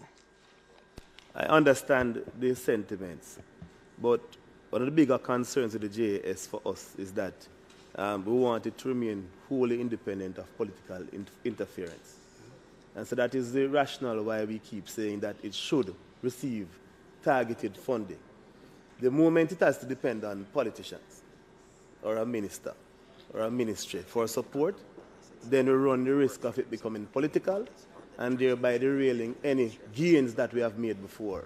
And that is the rationale why I keep saying that in relation to the JAS, we need to have a situation where it receives funding and it continues to operate independent of political interference. And that is the concern that I have. So that's why I raise the point. And finally, because we have been here all day, so we don't need to waste any time. We know the portfolio, we understand what is in the book, and at a sufficient, at the next stage you will probably outline details of your plans. But drought mitigation, you just indicated growth figures, 19% production increase. But based on what we've seen so far and based on the reports we're receiving thus far, coming out of the various farming communities, the drought is having an impact already. So based on the increase, based on what you have here for production incentive and for the extension services, how do you plan to allocate resources from these two areas? Because these are really the areas you have to get them from to address the drought and do so immediately. We can't wait. All right, so, thankfully, the approach towards mitigating the negative consequences of the drought and other climate change issues didn't start this year. We've had a consecutive and bolstered approach to building resilience in the sector. And that has seen us expanding the support to farmers in terms of black tanks, expanding our support in terms of the catchment tanks and rehabilitation of ponds across the country. And the same goes for this year. We've already expended upwards of $90 million, and it's our intention to spend more than $100 million more in terms of support in various categories. There's a short, a medium, and a long-term approach to drought mitigation. And you would note that we have our largest capital project in irrigation. What is taking place with Essex Valley and SPAD and Pedro Plains to come and others will be the largest investment in agriculture ever, to put not just drip irrigation, but sustainable systems towards our highest production potential. That's going to see us moving towards doubling of production in our country and achieving the goals that we want. So this government, we have really tried to take the approach of being practical. So you will see the black tanks, you will see the drip irrigation, you'll see the pond liners being bought, you'll see more trucking across the country. Matter of fact, that question might not have been posed if a statement was permitted at some time previously. Yes, but at another time, in short order, we'll give some more details that will lay out what is being done and what will be done to make sure that we can provide our farmers with the support that they need. Those are the extent of my questions, Madam Chair. Thank you. Thank you. Pages. I put head 51,000, pages 1 to 27. Those in favor? Aye. Those against? I put head 51,000C, pages 1 to 10. Those in favor? Those against? 1 to 19, rather. Those in favor? Those against? Thank you, Minister, and your team for a very efficient presentation. I want to thank well you. Done. And I think it's important for us to thank the colleague. I want to specifically thank my colleague spokesperson, who has been consistent in his words and action that agriculture is a national issue. Thank you to him, and thank you to the team from the ministry. And the style of questioning. Yes. You only went 10 minutes over.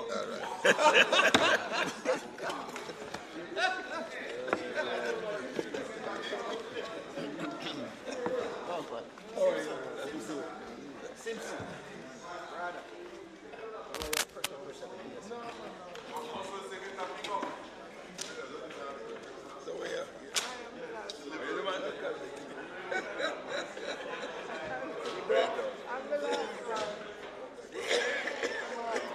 I thought it was the last one. No, I am the last one. Okay. Oh, Lord.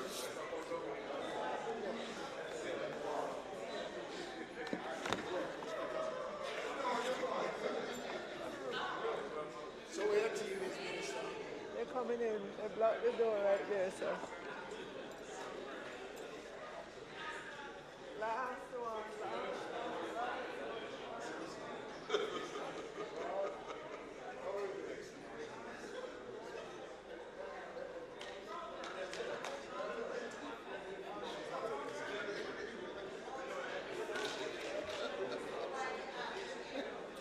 Hi, brother. Listen, man.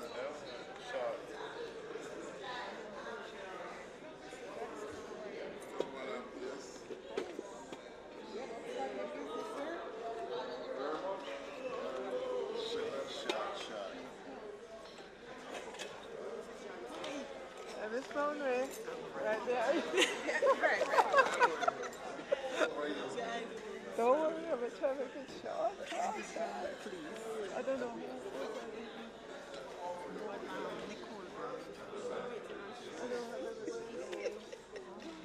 Nicole Brown, okay. Yes. I'm saying that's in Malahoo the plan. Malahoo is there. I mean, not there? Yeah, she's doing, I mean, Latoya will. Latoya, what is there from Malahoo? What is there from Malahoo? Doing there. What are she doing there? Budget for them? Geotechnical is being done. Okay, ready?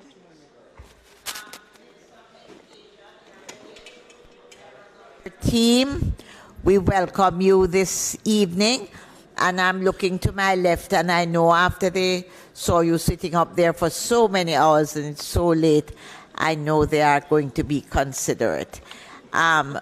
Minister, and I see you begging for the consideration, and I agree, yes, and I welcome you, and Minister, Thank you. The budget is before us, so if you feel that you do not have the need because you do so well in Parliament to have opening remarks, we'll understand. All right, thank you, Madam Chairman. This afternoon, well, tonight, I have to my right our Permanent Secretary, Acting Mrs. Maureen Dwyer, to my left, the Chief Education Officer, Acting Dr. Troop. Directly behind me is Ms. Brown-Ray from the Finance and Accounts Department. To her right is the CEO of the National Education Trust.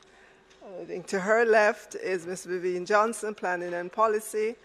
We have Mr. Kerry Brown in the back from our technical unit, responsible for critical repairs in our school. Mr. Tyrone Anderson, Director of IT. Mr. Troop, Acting Director, Safety and Security. And we have one more person. Nicole from Planning as well. So I'm pleased, Madam Chair, to present the budget for the Ministry of Education and Youth for fiscal 23-24. The overall figure is $143.6 billion. and $3.8 billion for the Child Protection and Family Services Agency. Some highlights of the budget for the upcoming fiscal year include an additional $1 billion for textbooks, an additional $1 billion to support the breakfast and cooked lunch programs for PATH beneficiaries in pre-primary, primary, and secondary school. So we'll be able to increase the daily lunch rate from the average of $120 to range between $150 to $250, depending on if you're at an infant school versus a secondary school. We have an additional $347 million to benefit PATH students to provide at least one cooked lunch each day for 5 days for approximately 70% of students in basic schools. We have an additional $1 billion funding for the National Nutrition Products Limited for breakfast and snacks. The budget for the upcoming fiscal year is $1.9 billion. We also have an additional $500 million to pay for utility and water in secondary schools, $1 billion for procurement of laptops for teachers. We will also continue to support the HOPE, which is Housing Opportunity Production and Employment Apprenticeship Program, and the LEGS, Learning, Earning, Giving, Savings, and the budget there is $570 million. Our maintenance fund for critical repairs at our schools is $440 million. Furniture spend will be $478 million. The work for the STEM schools will be advanced during the budget year, and so too will the work of the Jamaica Education Transformation Commission.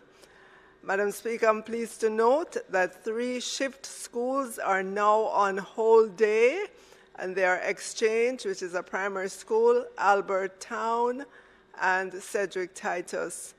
Black River is expected to be off the shift by the time they start the new school year in September of 2023.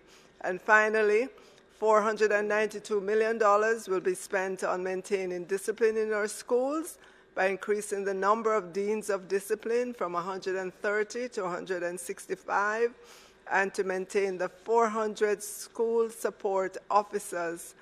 An additional $55 million is also in the budget to expand our behavior modification program. And with that, Madam Chair, I'll take questions. Madam.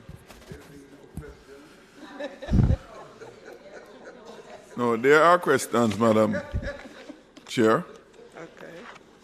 Not a lot. And there's not a lot. You mentioned, firstly you mentioned about the PATH program and the allocation, about $1 billion for infant school. What about the those in primary school? In your summary that you gave just now? No, I said the bill, it includes primary and So high school. It's the support, it's an additional $1 billion to support the breakfast and cook lunch program. And so we'll be able to increase the daily rate from $120 to anywhere between $150 to $250. Yeah, my question to you, Minister, in that regard. There is a reason, there's a rationale why this support for the breakfast program in the school is necessary. And your research have shown up the challenge to lower learning process. So it's not just merely being a gift, it's to enable or to support improved learning and by extension improved performance of our students. You indicated it gave us 70%. That's a different component of the program. That's the infant. That is just for the infant? Right. The 347 is just for infants. So we provide at least one cooked lunch each day for 5 days for those infant. For 70% of the infant? In basic schools. For basic school? Yeah. Oh. You know that there's a big deficit there in that regard in terms of the need. Severe deficit in terms of the support. And we know it's our students from families that are at the lower end of the socio-economic ladder. So I just want to highlight, because we get the complaints in that regard. I don't know if any realignment of funds can be made for that, because we all agree across the aisle that early childhood education is critical for the performance down the road. So it has to be prioritized. So, member, just so you note, if you put all those numbers together, it's almost $2 billion extra. Madam Minister, with all due respect, numbers don't mean much to me. What is important to me is the output. If you spend $100 billion and you're not impacting the output, then the money expenditure is still inadequate. So I hear, no, you can tell me about the percentage increase. But what is the question, though, member? My question is, what plans are there? No, granted, you get your money from the Ministry of Finance, right? You spend, but of course, lobbying is what? The Minister of Tourism is able to get a lot of money from the Ministry of Finance because he lobbies very effectively to... So I just want to put that. I hear the numbers that you gave, Minister, and I just want to highlight that because it is a grave concern for those families at the lower end of the socio-economic ladder. The obligation of any and every government is to look out for those who are least able to look out for themselves. So I just want to posit that. Minister, teachers who are on contract, can you say something about where we are with that? How many are? What are the plans for them for those renewals? Teachers who are on contract. Yes. Okay. Thank you for that question, member, because we are the closest we've ever been to resolving the issues, that very vexed issue with postcodes. And I'm sure when the Minister of Finance speaks in his budget, he will speak to that as well. But they are your portfolio. That's your portfolio. Yeah, but we have to work with the Ministry of Finance and the Public Service in order. But that's why I'm asking you, Minister. Well, because they are your charge. I just told you that we are. So you don't know what the minister is going to do? We are the closest to ever being resolving it, and the Minister of Finance. That is deferment, Chairman, and you know that. That's kicking the can down the road. No, we have done the work. We have done the work, member. We have done the work. That's the minister just said she have done the work, and I don't question that. I just want to know what the result of the work is. That's all. It can't be some top-level secret. Work has been done. What is the result of the work? That's the purpose of this committee. Member. That's why we do it. Member, what has happened to you today? He's hungry. Something went wrong this morning. Something went wrong. You know, I keep on reminding you, I have had to stay here overnight. I'm not talking overnight. When you were minister, when you were opposition spokesman, we were here until the next morning. So I don't want nobody hurry me. Hold on. Right? You keep quiet. That's not when gone from the right? So, Madam Chair, Madam Chair, Madam Chair, I'm very cooperative. Yeah. I'm very cooperative. So I seriously about the teachers and the contracts. And the reason why we have this standing finance committee, ministry by ministry. If it was just for the Minister of Finance, we only sit with the Minister of Finance. So I ask it genuinely and sincerely because the teachers who are affected wants to know what their portfolio ministry is providing for, simply and honestly. But the minister is differing on that, and I don't think I'm going to get anywhere because the minister is intent and in court you call her a hostile witness.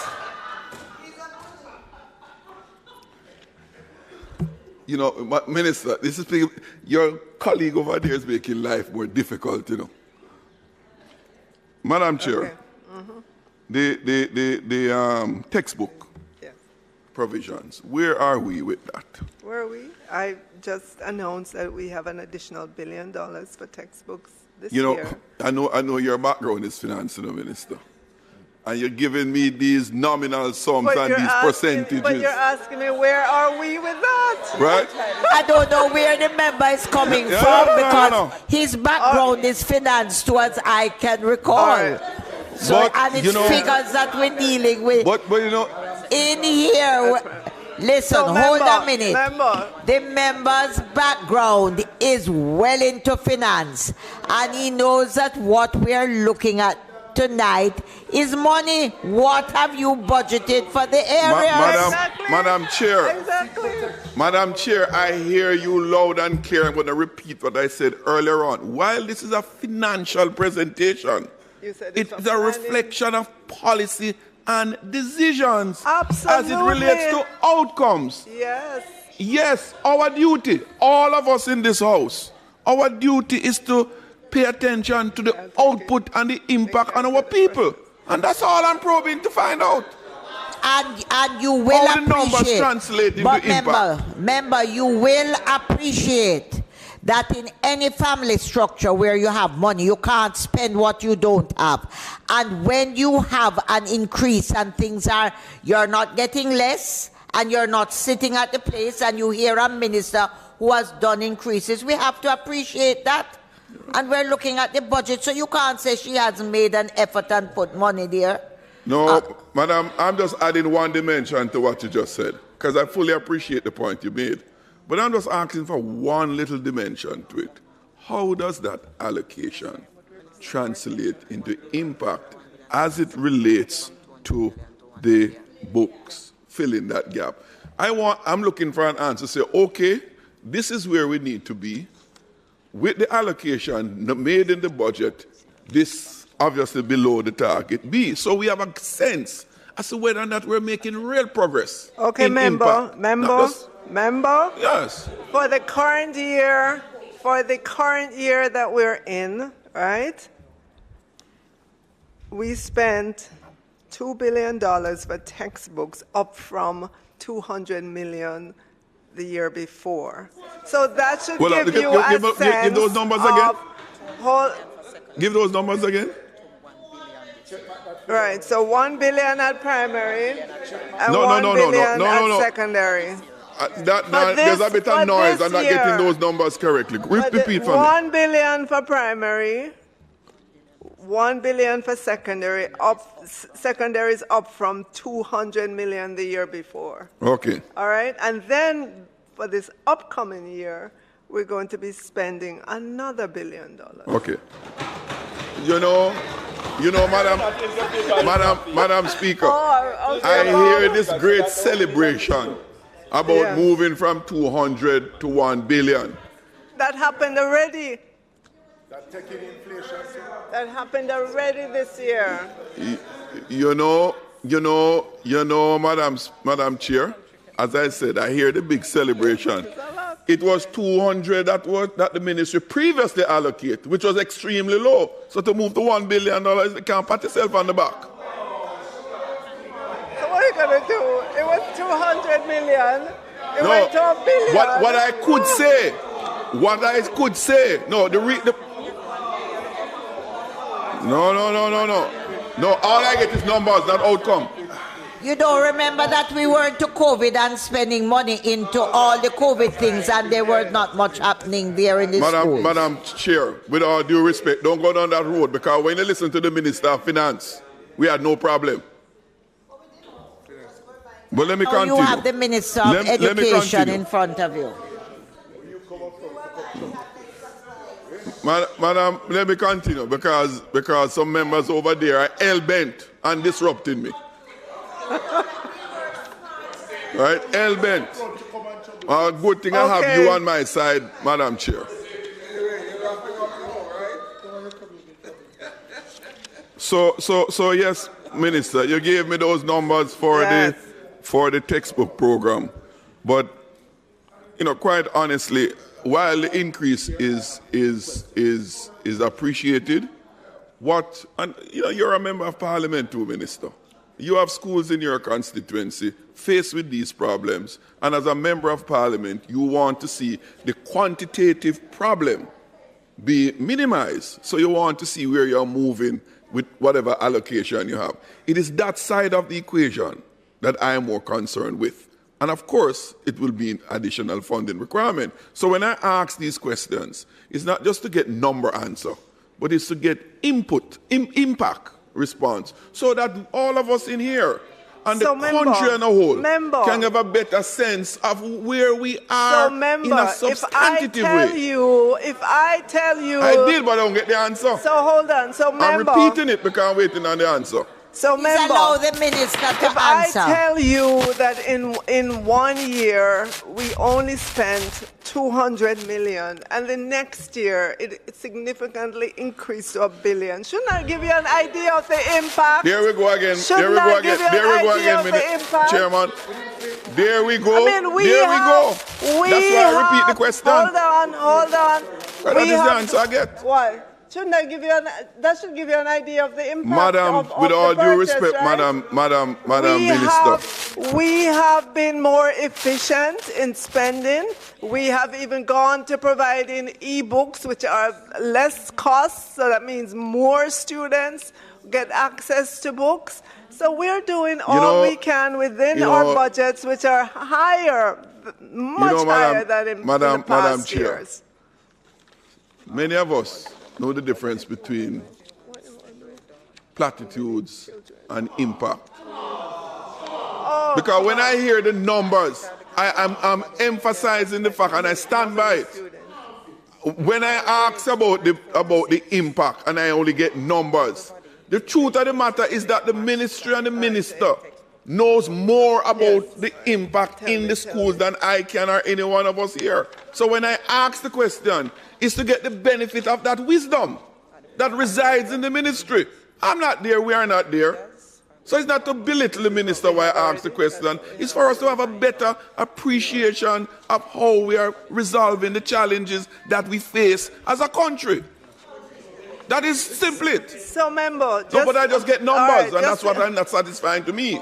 But we're in a budget. That's the budget we are discussing. You know, don't bother give me that answer again, because I speak to that already. So, member, if you want to get down into the details, if we look at the primary level, you want to know we're buying all the children in the primary level are getting these. A flip side of the same books, answer you right? give. Science, mathematics, No, man, you social keep studies quiet. books. This is beyond you. They're going to get access to the e-learning material, and we're getting literacy books. All our Another students. side of the At same. the high schools, all grade 7 will get their books. Grade 8 will get their top-up. Exactly. Grade 9 will get their top-up. Grade 10, all grade 10 will get their full quota. Grade 11 will get their top-up. You know, I won't, no, I'm not speaking to the Minister of Local Government this evening, madam. Right? His time has passed, right? Way beyond, yeah. Madam Chair, I accept I'm not going to get any better answer on that question, so I will leave it there, okay? Let me move on. Madam Minister, one of the challenges that we are facing in our schools, I perused the recurrent statements, and I looked in the capital side, and maybe I just never see it, but if you could help me a bit. Guidance counselors in our schools. I think most of us members of parliament are fully aware of the challenges with our guidance council, the inadequacy of the guidance council. Yes, my question is,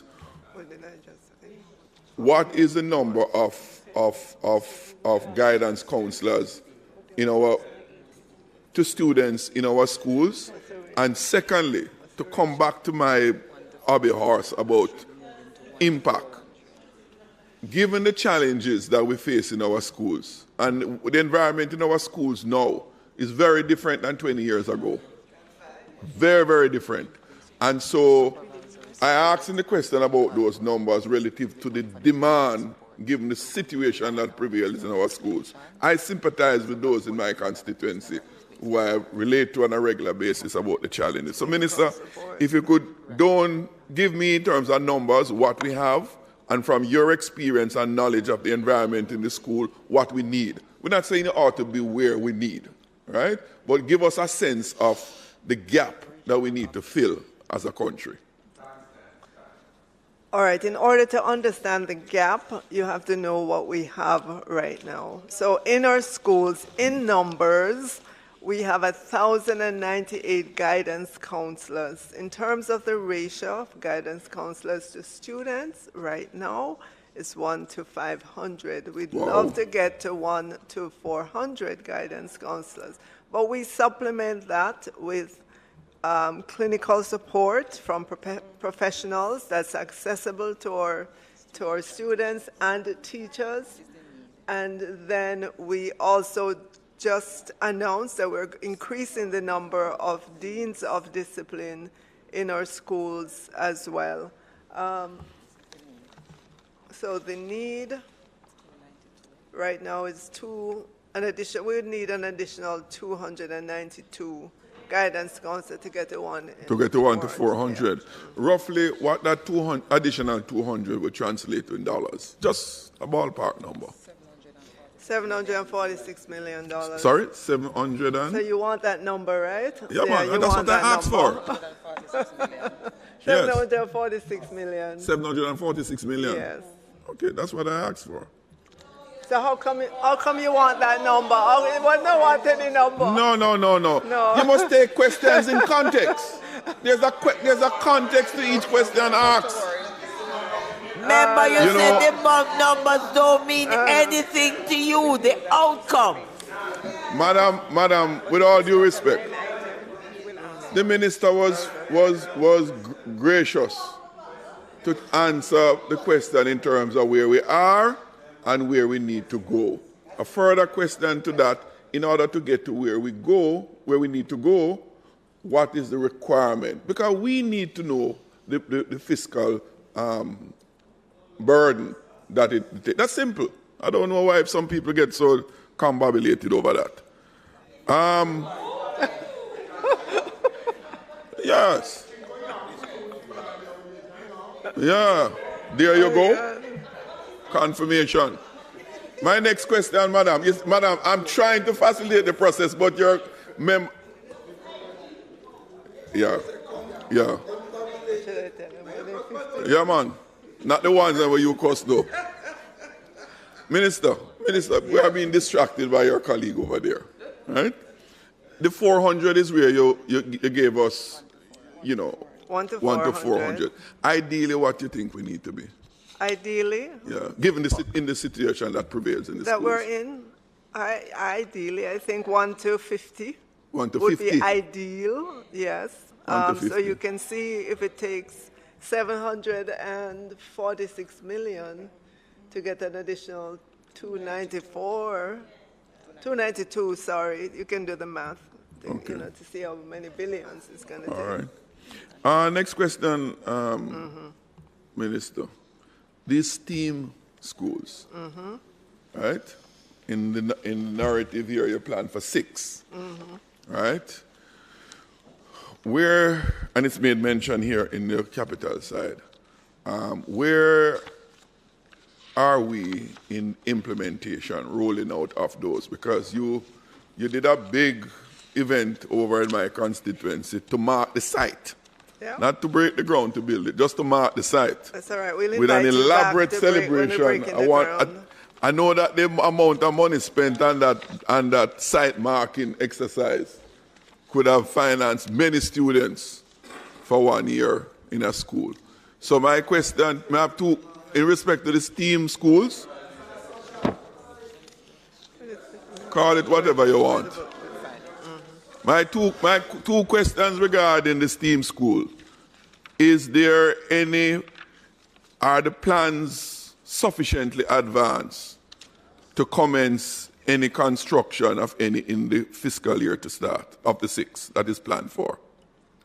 The The plan is to begin the actual construction in 2024-25. So we're doing all the pre-construction work, all the markings. As a matter of fact, there's a cabinet submission that's going through the process right now with regards to just, as part of the pre-work that we need to get done. So the 24-25 commencement is for how many to be built in 24-25?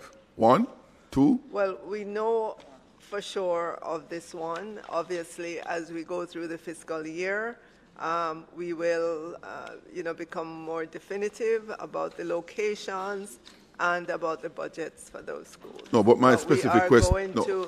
My specific question, Minister. In the fiscal year 24-25, which is the next one, right? How many is planned to be built in that fiscal year? In 24-25, yes. 1. But what I'm saying is that the work, the pre-work, the pre-construction work will be done in this year and the next is being done so that in short order, after 24-25, you will begin to see more. Yeah, but Minister, planning exercise of a budget. In this fiscal year, what is the scope of the planning exercise for those to be built beyond 24-25? As you indicated, you have one for 24-25. Okay. How much for the allocation in your budget for this fiscal year?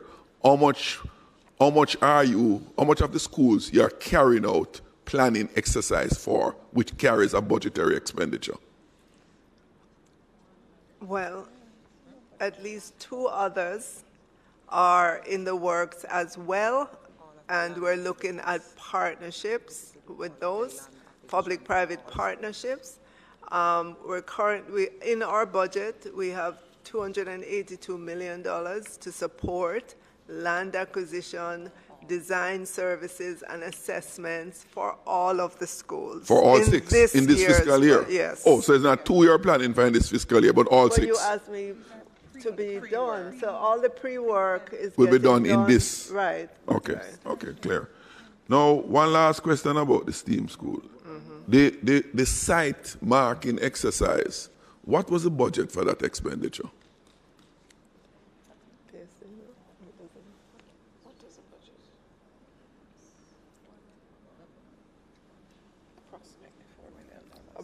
Approximately $4 million. $4 million spent to say this is where you're going to build a school? No, that's not the only thing. Oh, come on, member. You know what that did? What that event did? It brought investors out of the woodwork because they realized the government is serious about this place called Bernard Lodge. It's going to put a school there for 2,400 students. You know what that means in terms of housing, in terms of services for students and so on? $4 million pales in comparison to the investment that will be generated, Madam Minister, my question was simple and straight, and your answer. You had a launching exercise to mark the area that you're going to build a school, and it's $4 billion it costs. Million, that's what I said, billion. I didn't say billion. $4 million to mark the spot that the school is going to be built. That's clear. Clear. It was. No, it might be simple, but it is clear. Come on, and it's. I was there.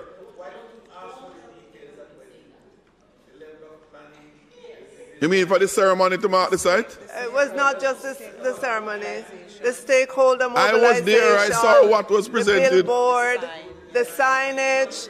For the site? But beyond all of that, again, it's the with all due respect, that is irrelevant. No.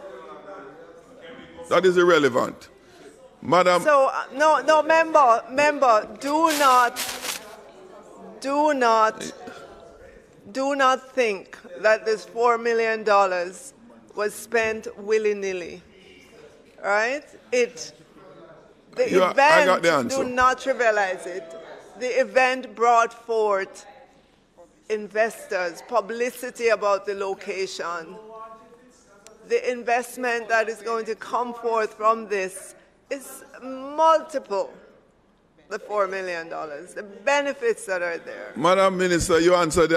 I have no further question on that one. You answered me crystal clear. Yeah. Minister, I have just one quick question as it relates to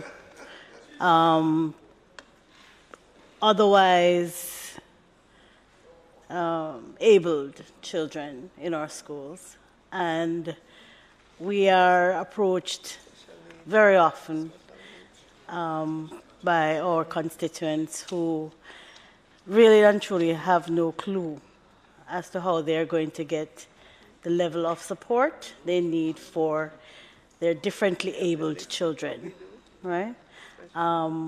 What is envisioned for this new budget to assist in placing those children in positions where they can learn and be better off in the society?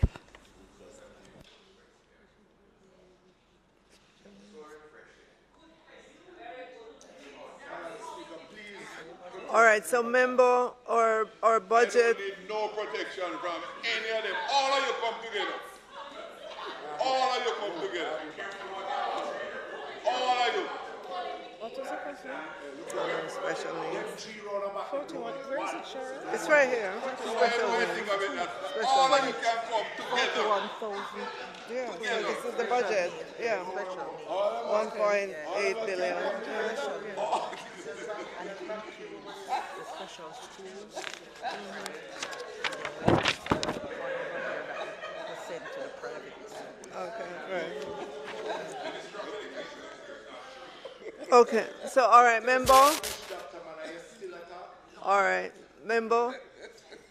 I know that in recent years, we're becoming more and more sensitized to the needs of our special needs students. You call them otherwise able. And within our education system, we have been trying to budget to provide more and more for special needs. I know the hardship, especially if a parent has to get a diagnostic services, and they live in rural Jamaica. They may have to travel far to get to the service. And so you're seeing us build another diagnostic center in Portland, right, on the property at Case to allow for the service to be provided on the eastern side of the island. We have another being built at Maxfield Park Children's Home to provide the service as well. But I know we're not there yet, just in terms of all the services that we should be providing to special needs. This year, in the upcoming fiscal year, the budget for special needs education services is about $1.8 billion. And we help our students by doing assessment, doing placement. If the government doesn't have a space for the student, we purchase the space for exclusive services from private providers, and we try to do all we can. I'm sure you know that within the schools, we provide shadows for exams. We provide accommodation. If the students need extra time, they need somebody to read the exam to them, a linguist, and so on. And we have been trying to expand the services that we provide to our otherwise abled children in recognition that we have to have inclusivity in our education system.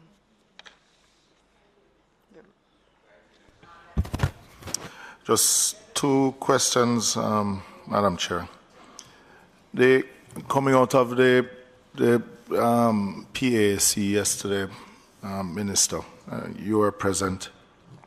The matter of monies being sent back to the Ministry of finance rehabilitation. And it's, I just wanted to find out because there's a 846 million between secondary and primary school for rehabilitation and maintenance work. What will change coming out of this financial year into the second in dealing with the procurement process and that these monies that are well-needed monies will be expended? Quite a bit will change. One, NET, National Education Trust, which is the agency responsible primarily for doing the big building capital projects. They got an expanded organizational structure during this budget year we're in, and they've taken steps to bring on board additional human resources. They've also been looking at their own process from beginning to end to see how they can shorten the time without necessarily impacting the quality of the work that they do. They're seeing how best they can use architect-led construction activity, design and build, rather than them trying to do everything and trying to, tender for each part of the process. If you need an architect, you tender for an architect. If you need a tender, they're trying to see how they can bundle it all together and then also put the onus on the professionals to walk the project through the approval process, because obviously they will have a much greater incentive to get it through that process. Those are the things that have been put in place, and based on what I've seen this year of some of the pre-work, the pre-construction work that has been done, I know that in the upcoming fiscal year, a significantly higher percentage of the capital will be spent in the upcoming. And that's for the maintenance, not... No, this is on the capital side. On the maintenance side, we have done significantly better this year than in past. There's been a laser-like focus on looking at the critical maintenance that needs to get done at our schools, and they're getting done faster. The regions have their procurement entities and committee, all 7 regions. They're closer to the ground, they're faster to act, and we've seen the regions really maximize on their budgets this fiscal year.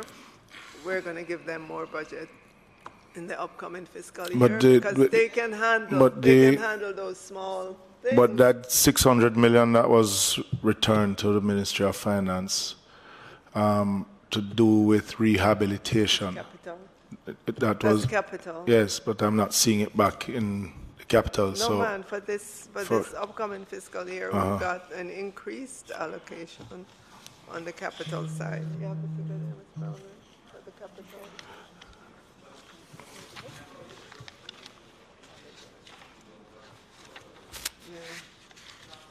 No, I know. No, I know that. No, but at least if the projects were if they were not, I would expect that you would have seen at least an increase. So remember, for this upcoming fiscal year, we have 1.5 billion, which is an increase. 1 billion and 1.5. That's primary and secondary infrastructure. Yeah. But that, so if you are to... And early, there's some early childhood in there too, I think. So you basically have $400 million increase. Yes. Yeah. Well, just for the member over there, the increase for that secondary infrastructure program is $1 billion and 58 million, all right? So calculate. Madam Minister, in your capital expenditure, 41,000 C6, and I'm going to just touch on, yes, Madam Minister, Mile Gully High School. Yes, member. Mile Gully is still in our focus. No. I know we, yes, don't shake your head, don't shake your head. It's in, the developmental work is going on right now. Well, I am It's looking in at the PCP I am too. looking at the list of schools here, even for civil works and design, and I don't see Mile Gully in it at all.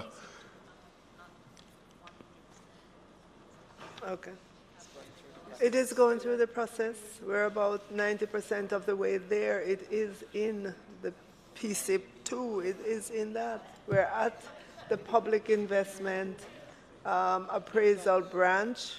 And you know that once we get the approval there, the next step is to go to cabinet. Once cabinet approves, the budget space is created. That's where we are.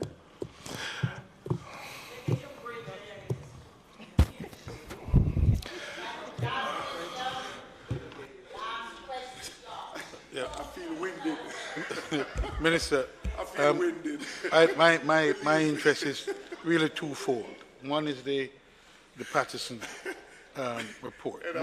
How does this budget take forward that report for in this fiscal year? All right. So, member. The Patterson report. Right. So, thank you for that question. We are in the process. Work has been going on it, right? Because many of the recommendations are from prior reports, and we've been tracking to see how we're where we are relative to that report. But I know that some additional budget space is needed, and so we brought on a professional to help us go through the report, prioritize all the recommendations, do the costing of it, and as we go through the fiscal year, I'm sure you will see us back here in terms of, you'll see us in the supplementary to come.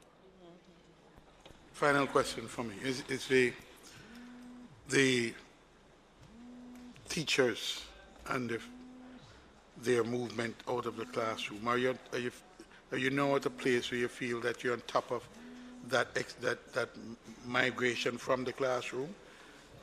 So, member,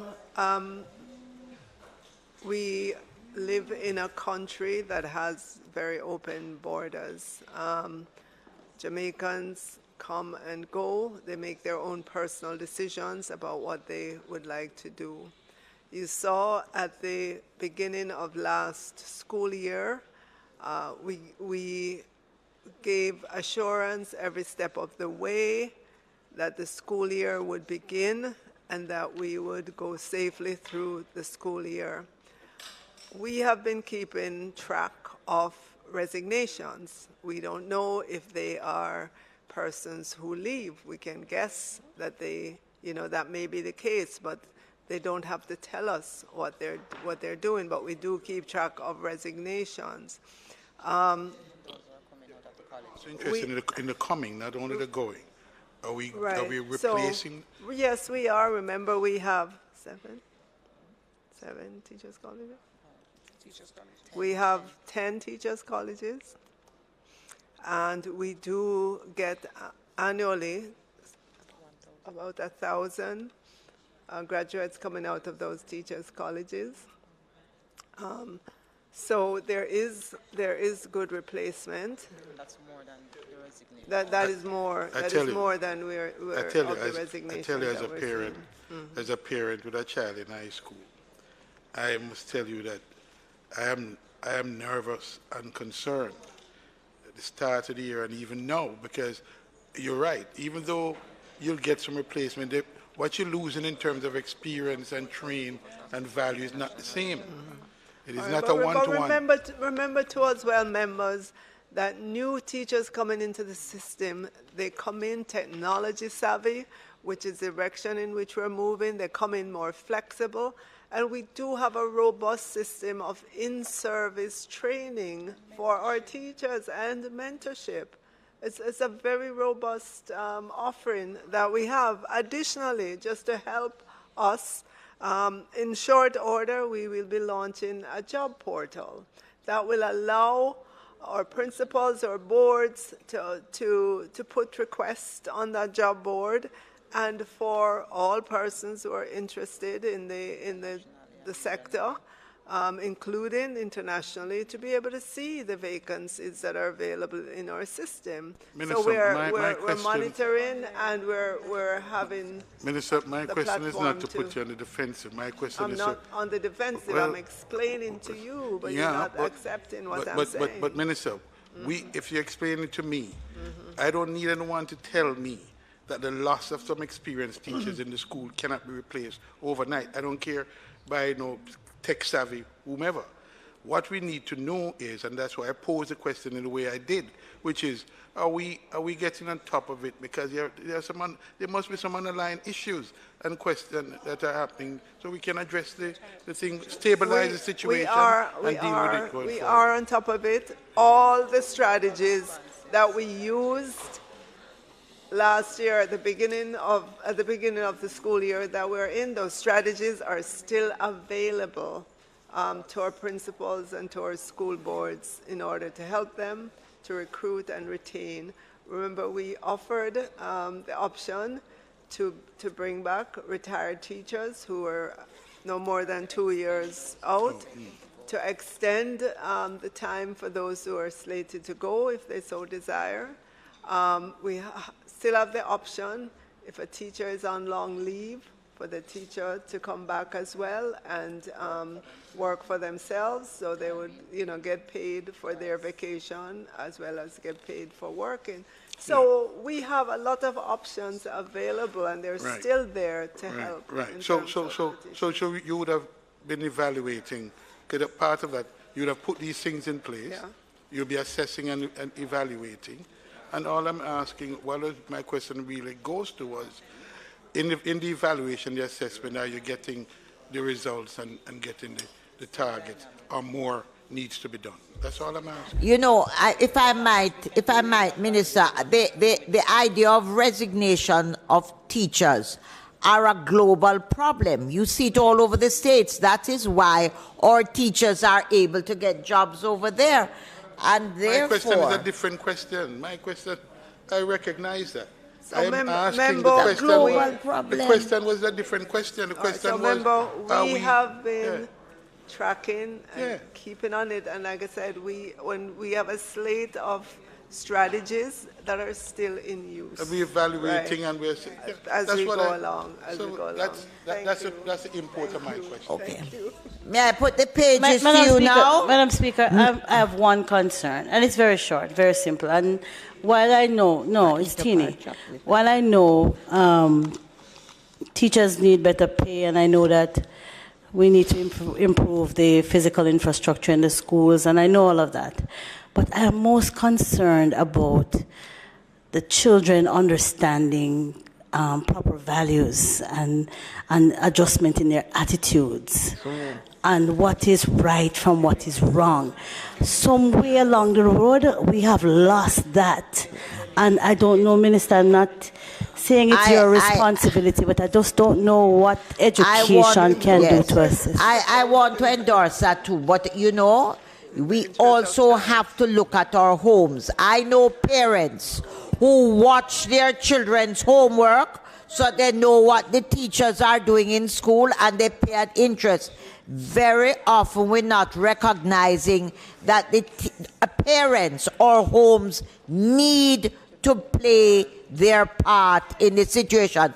I know people from rural Jamaica who have demanding jobs and are not wealthy, and every night when their children come home, I made a complaint to the minister on a situation with a teacher in a school, and that was because the parent watches the homework, sees because we have to do our part too. No, I'm not removing the responsibility from our parents. And I agree with you. I endorse what you said. I'm only seeking to... the problem is that parents are not... And I agree with you. And I also agree that our churches can probably help in another way. But I would like to know what the Ministry of Education has as part of its plan to address the matter. That's what I'm asking. Right. So, member, we have a suite of programs in our school, starting, recently we reintroduced civics back into schools. When we did the survey, less than 100 schools were teaching civics. We have 1,010 schools, so you can see, right? Right, so we have directed that that be taught in our schools.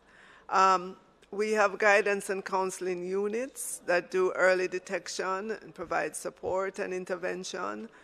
We still have the school-wide positive behavior intervention and support program, and those schools that are using it are reporting positive impact and success.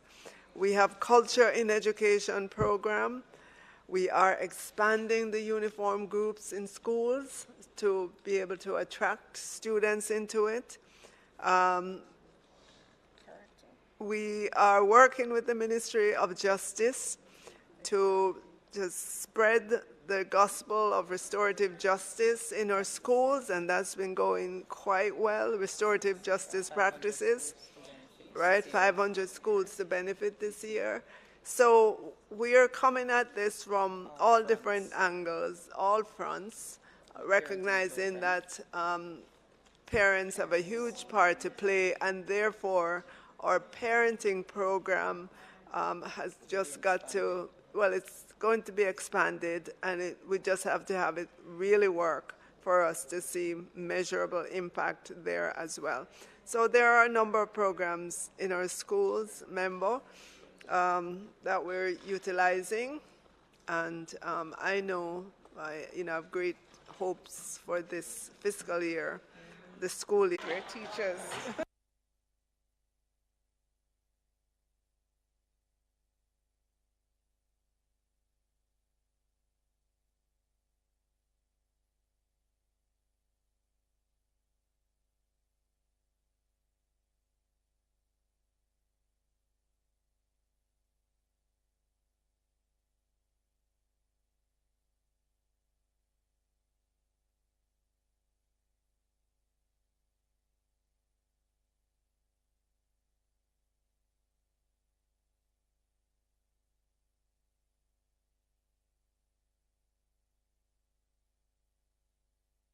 We could all chip in and find out where we can get the money for the bus and support them getting all over.